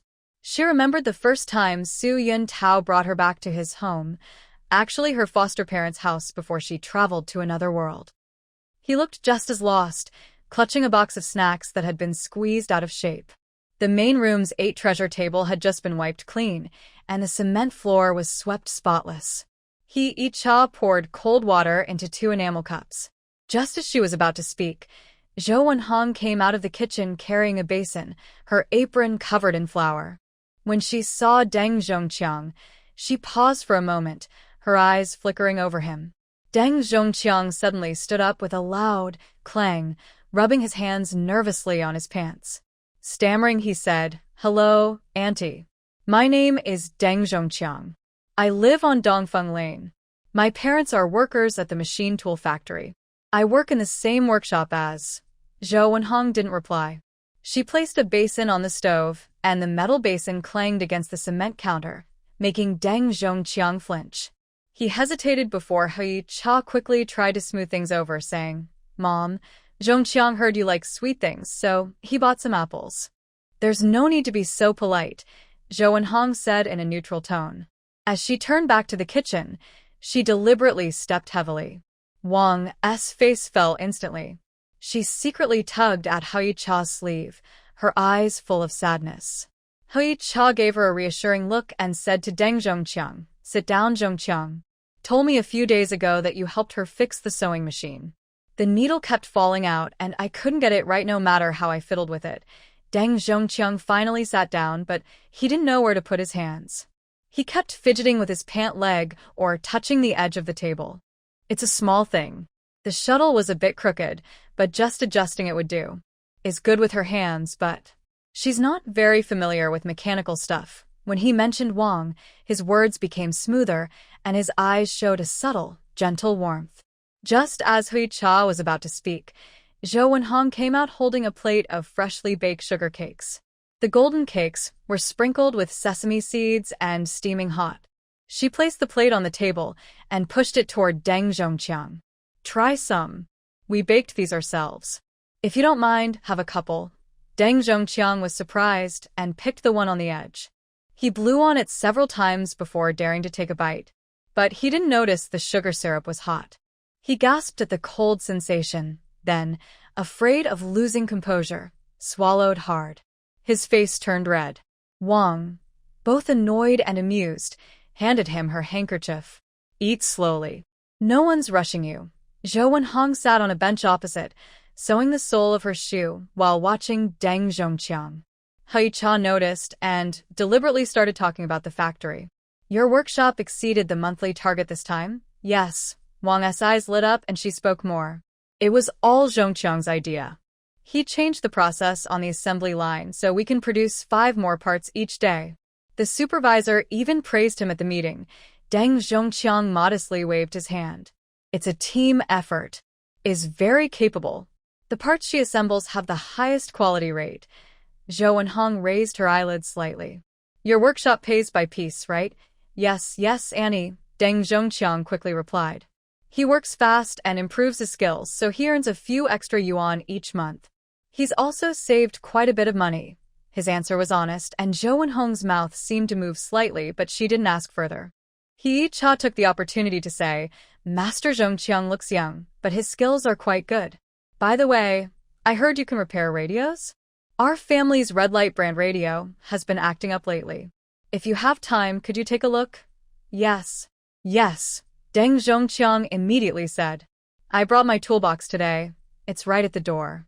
I can check it now." He was about to stand up but forgot that the bench had a backrest. He hit his lower back with a loud thud, feeling pain but not daring to make a sound. Wang chuckled softly, then quickly covered her mouth, blushing like an apple on the table. Zhou Wenhong couldn't help but smile slightly. Although she didn't laugh out loud, her hand with the needle and thread slowed noticeably. He-cha was about to step in to help when suddenly, A voice from the courtyard gate called out, Su Yuntao, the ration tickets are back. I bought 2 boxes of milk candies for Nen. He pushed the door open, carrying a military green shoulder bag. When he saw Deng Zhongqiang in the main room, he paused briefly. This is S colleague, Deng Zhongqiang, he Cha introduced. Zhongqiang, this is Su Yuntao, S brother-in-law. Su Yuntao shook hands with Deng Zhongqiang. His hand was broad and strong. When they shook, Deng Zhongqiang tensed up and almost knocked over the porcelain cup he was holding. Su Yuntao noticed and said calmly, Icha told me you can fix radios? Our family's radio hasn't been working well. Lots of static. I can fix it right now, Deng Zhongqiang said eagerly, as if he had found a lifeline. He quickly stood up and headed outside, almost tripping over the threshold for the second time. Wang hurried to follow. The two of them went out the gate one after the other, their figures looking quite matching. Mom, what do you think of Zhongqiang? Cha quietly asked Zhou Wenhong as she put down her shoe sole. Zhou Wenhong didn't answer directly. She picked up a piece of sugar cake, broke it in half, and the syrup dripped down her fingers. He seems honest, but he's a bit too impulsive. Young people are bound to be nervous around elders, Cha said, helping her wipe the sugar juice off her hands. I checked his family background. They're proper folks. Both parents are old workers, no bad intentions. Zhongqiang has a good reputation at the factory. He is skilled and hardworking. Last time he had a fever, he still rode his bike to take someone to the hospital. Zhou Wenhong snorted. I didn't know she was like that. She's been stubborn since she was a child. This time, she's really got good judgment. Her words carried a subtle approval, and Cha felt relieved, knowing that this matter was settled. Su Yuntao carefully tucked the ration coupon into the quotations from Chairman Mao book. He smiled and said, I think this young man is good. He speaks honestly, unlike some young people who are smooth-talking. He and get along well, so don't worry. Just then, they heard us laughter at the gate, followed by Deng Zhongqiang's voice. See, this way it's better. All the noise is gone. The two came in, with Deng Zhongqiang holding a red lamp radio, which was playing The East is Red, clearly and loudly. Is it really fixed? Zhou Wenhong stood up and walked over, examining the radio, then looked at Deng Zhongqiang. He was sweating slightly at the forehead, and his nose was shiny, clearly exerting himself just now. Yes, just some old capacitors. I replaced them, Deng Zhongqiang explained. I have a few spare ones at home. I'll bring them over later. If it breaks again, tell to find me. Zhou Wenhong nodded. Suddenly, she said, don't leave at noon. Stay home for dinner. I'll have Cha go buy some meat for dumplings. Deng Zhongqiang's eyes lit up. Just as he was about to agree, he looked at Wang, who was also watching him with a big smile. He nodded eagerly. Thank you, Auntie. Turned to the kitchen to help with the fire. As she passed by Cha, she secretly pinched her hand, feeling the warmth of her fingertips. Cha watched her back, thinking about how when she first arrived, this girl had mocked her coldly. Now, she was openly seeking happiness, and her heart felt warm. Su Yuntao had no idea when he had come beside her. He whispered, thinking about those days. Yes, Cha leaned on his shoulder. Back then, you were even more nervous than him. When you handed water to my dad, you spilled tea on his hand without realizing. Su Yuntao chuckled softly, and the vibration of his chest made her feel it through her shoulder. That's different. I knew I was going to spend my life with you, so I was afraid I wouldn't do well. He paused and looked toward the kitchen door. Deng Zhongqiang was clumsily chopping firewood for Zhou Wenhong. His axe was raised high, but when he swung down, it missed by a little. Wang Gai was laughing at him nearby, reaching out to grab the axe.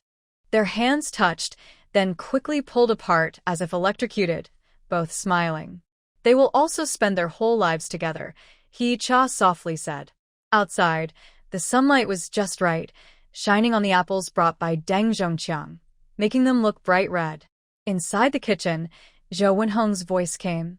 Zhongqiang, do you like chai-filled dumplings? Yes. I love all the fillings Auntie makes. This kid, he can really talk.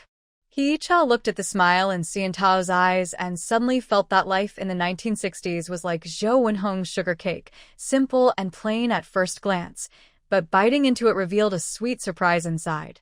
The lovely people around her were like sesame seeds on the cake, unnoticed, but adding a rich aroma to life. Anin didn't know when he woke up. He ran out from the inner room, pointing at the fruit candies Deng Zhongqiang brought. "Mom, candy." Hee-cha smiled as she peeled a piece and put it in his mouth. The sweet taste spread on his tongue, just like her current mood, steady and warm. On the morning of the 9th day of September, the early fog had not yet lifted. Smoke was curling up from the chimney of the Sui family's old house. Hee-cha, wearing a blue cloth apron, was busy in the kitchen. On the chopping board was freshly minced meat, with chopped scallions and sprinkled on top, filling the air with a fresh aroma. She was kneading dough when she suddenly heard Wang Gaigai's voice at the courtyard gate. "Sister-in-law, I've brought back the red cloth I bought." Turning around, she saw Wang Gaigai holding a piece of new red cloth, with Deng Zhongqiang behind her. He was carrying a large birthday peach bun, dyed bright red with red yeast powder, topped with a chubby little birthday peach, looking adorable. "This bun is really well made." Hee-cha wiped her hands on her apron and held up the red cloth against the wall. "Just enough to make a new cotton-padded jacket for Dad. The one from last year is already frayed." Deng Zhongqiang carefully placed the birthday peach bun on the 8 Immortals table, sweat beads running down his forehead. It was made by Zhang's bakery at the east end of the street. "I queued up at 3 in the morning, worried I'd miss out on such a big one," he said, glancing nervously toward the kitchen. Wang Gaigai blushed and pushed him. "Hurry up and help brother-in-law chop firewood. Don't stand around causing trouble." Hee-cha smiled as she watched the two argue, kneading the dough on the board with more strength. Today was Yan Xiu's 80th birthday, and since Su Jiaping returned to the city, this was the first big celebration. She specially asked someone to buy 2 jin of pork belly and also sent someone to the supply store to get a piece of dark blue khaki fabric, planning to make a suitable jacket for the old man. While busy, a commotion came from outside the courtyard gate. Su Yintao went out to greet them, and after a moment, he led a group of people inside. The leader was Su's distant relative, Zheng Qinghua, followed by his wife and 2 children about to become teenagers. As soon as Zheng Qinghua entered, he loudly shouted, "Where is Uncle?" "We came to wish him a happy birthday." Zhou Wenhong came out from the inner room and saw them, her eyebrows slightly furrowing. Last year, when the Su family just moved back to the city, her uncle-in-law came crying about poverty every day, saying his children had no food, and then he took the cornmeal that Hee-cha had helped him with and traded it for wine. "Father is reading inside," Hee-cha said with a smile to smooth things over, giving Wang a look. "Pour a bowl of water for Uncle and them." Zheng Qinghua's wife had sharp eyes. She saw the birthday buns and steamed bread on the table and reached out to touch them, but Zheng Qinghua glared at her. He rubbed his hands and smiled broadly. "Uncle's still so healthy? That's really good luck. We came in a hurry and brought some sweet potatoes from our farm. They're not worth much, just a token of our respect." He then signaled to the children behind him. The boy quickly handed over a cloth bag containing a dozen or so fist-sized sweet potatoes, still with mud on their skins. Zhou Wenhong took the cloth bag and placed it in the corner of the wall, speaking calmly. "It's good that you came. No need to bring anything." Just then, Yan Xiu Kai supported himself with a cane and came out of the inner room. He was wearing an old dark blue jacket, his hair neatly combed, and he looked much better than last year. When he saw Zheng Qinghua, his cloudy eyes brightened. "Qinghua, it's been a while." "Just busy," Zheng Qinghua said with a forced smile, glancing around the room. The new window paper was clean and bright, and on the wall hung a certificate for being an advanced worker, awarded to Su Yintao. The 8 Immortal table was polished so well it reflected a person's face, a stark contrast to how shabby it looked when he visited last year. Hee-cha brought steaming meat buns to the table, the hot oil beads glistening inside the folds. "Uncle, try this just out of the pot." Zheng Qinghua's wife swallowed hard and reached out to take one, but Zheng Qinghua stopped her. He coughed twice and said, "Uncle, I heard Yintao was promoted to section chief. Wow, you are really talented and promising. I wish our son could be like that." Sud Yintao just finished chopping wood and smiled softly. It's all because of the trust from the organization. As he washed his hands, Hee-cha handed him a towel. They looked at each other and smiled, sharing a silent understanding. More relatives came to visit, mostly those who hadn't been close before. Hee-cha greeted each one, noticing their smiles, some genuine, some polite. He knew exactly what they were thinking. When the Sui family first returned to the city last year, these relatives kept their distance. Now that Sui Yuntao had regained his official position and Hee-cha's embroidery shop was thriving, they all came to visit. "Icha, your embroidery skills are amazing," said the third aunt, touching the birthday scroll Hee-cha just finished. The words, "Pine and Crane Longevity," were stitched very carefully, with clear feathers on the cranes. "I heard the big stores in the city are ordering your work. It's just busy work," Hee-cha replied, pouring her a cup of tea. Third aunt, "Sit and rest a bit. I'll go check if the food is ready." In the kitchen, Wang and Deng Zhongqiang were scaling fish. Deng was clumsy, splashing scales everywhere. Wang laughed as he took the knife. "Let me do it. You go kill that old hen." Deng blushed, took the chicken to the corner of the yard and raised the knife but then put it down, muttering to the chicken, "Sorry, old buddy. It's Grandpa Sui's birthday, and we have to eat you." Wang couldn't stop laughing, and Hee-cha also chuckled, almost dropping the spatula in her hand. At noon, guests started arriving. The main hall had 3 tables set with red cloths, each with a big birthday bun in the middle. Around them were dishes of meat and vegetables, glossy braised pork, steamed fish sprinkled with green scallions, golden fried meatballs, and neatly arranged stir-fried greens. Yan Xiaokai was surrounded by everyone and sat at the head of the table. Seeing all the people in the room, his wrinkles seemed to relax. Zheng Qinghua was the first to raise his cup. "Uncle, I wish you happiness as vast as the East Sea and a long life like the Southern Mountain. I was young and foolish before. Please don't take it to heart." He drank it all in one go, his face turning red. Yan Xiaokai smiled and took a sip of wine. "We're all family, so let's forget the past." He looked around at everyone and finally focused on Sui Yuntao and Hee-cha. "Yuntao, Icha, come here." They stepped forward, and Yan Xiaokai took their hands and placed them in his palms. His hands were full of calluses, but they felt warm. "In my life, I've seen many storms, but what makes me happiest is seeing you two live good lives." He looked at Sui Yuntao. "You're stubborn, so listen more to Icha. She's a good girl." Then he turned to Hee-cha. "Icha, Yuntao can be a bit stubborn sometimes, so please be patient with him." Hee-cha's nose twitched, and her eyes felt a little hot. When she first arrived here, she was very cautious about everything in this time period, especially wary of the Su family. But over the years, she had come to feel the warmth of home through Zhou Wenhong's kind words, Wang's straightforwardness and kindness, and Yan Xiaokai's open-mindedness. "Dad, don't worry. We will take good care of ourselves," Yuntao said with a slightly hoarse voice. He held Hee-cha's hand tightly, feeling the warmth from her fingertips. During the meal, relatives started chatting happily about family matters. Xing Qinggua's wife held Zhou Wenhong's hand and said warmly, "Sister-in-law, you're so lucky.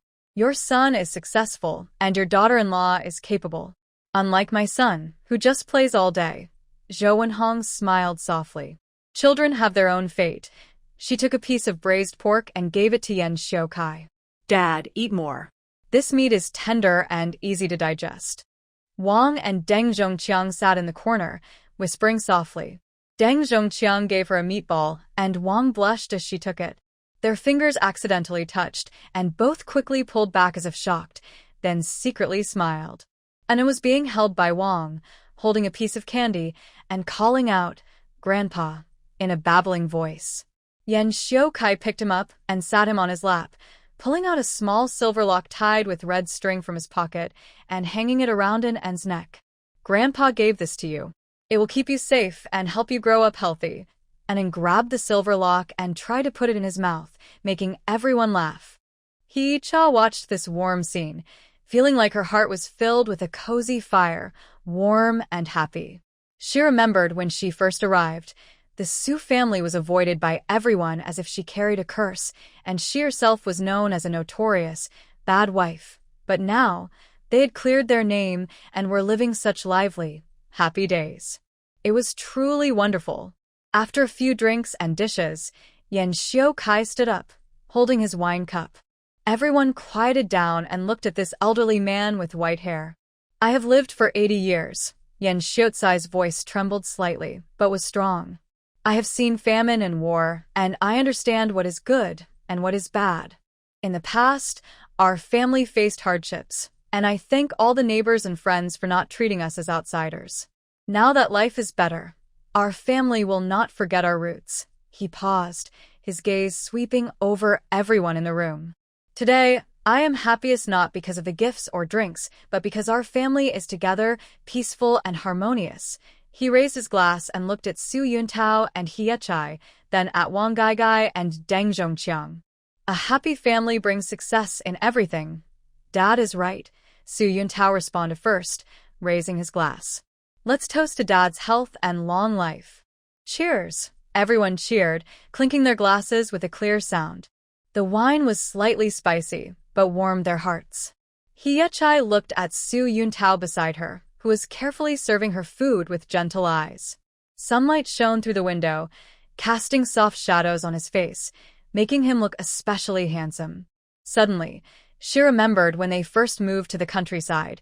He was cold and distant, even suspicious of her intentions. But now, he had become her strongest support, the warmest harbor for her and the children. After the feast, relatives gradually left. Zheng Qinghua handed He Yechai a bag of peanuts from his farm. Yechai, I was wrong before. Don't take it to heart. If there's any work at home, just call me. He Yechai smiled and accepted it. Uncle, you're too kind. We're all family. As the last guests left, the yard became quiet. Wang Gaigai and Deng Zhongqiang were tidying up the dishes. Zhou Wenhong was massaging Yan Xiucai's shoulders, and Anton was running around with a silver lock, giggling. He Yechai leaned on Su Yuntao's shoulder, watching everything, and softly said, "It's so nice." Su Yuntao held her hand tightly and rested his chin on her head. Things will get better and better. As the sun set, golden rays filled the yard, giving the old house a warm glow.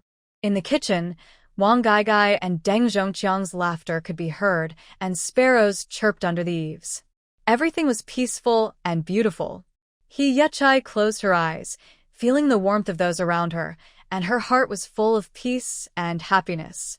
She knew this was just the beginning of their happy life. The days ahead would be long, and they would walk together until they grew old.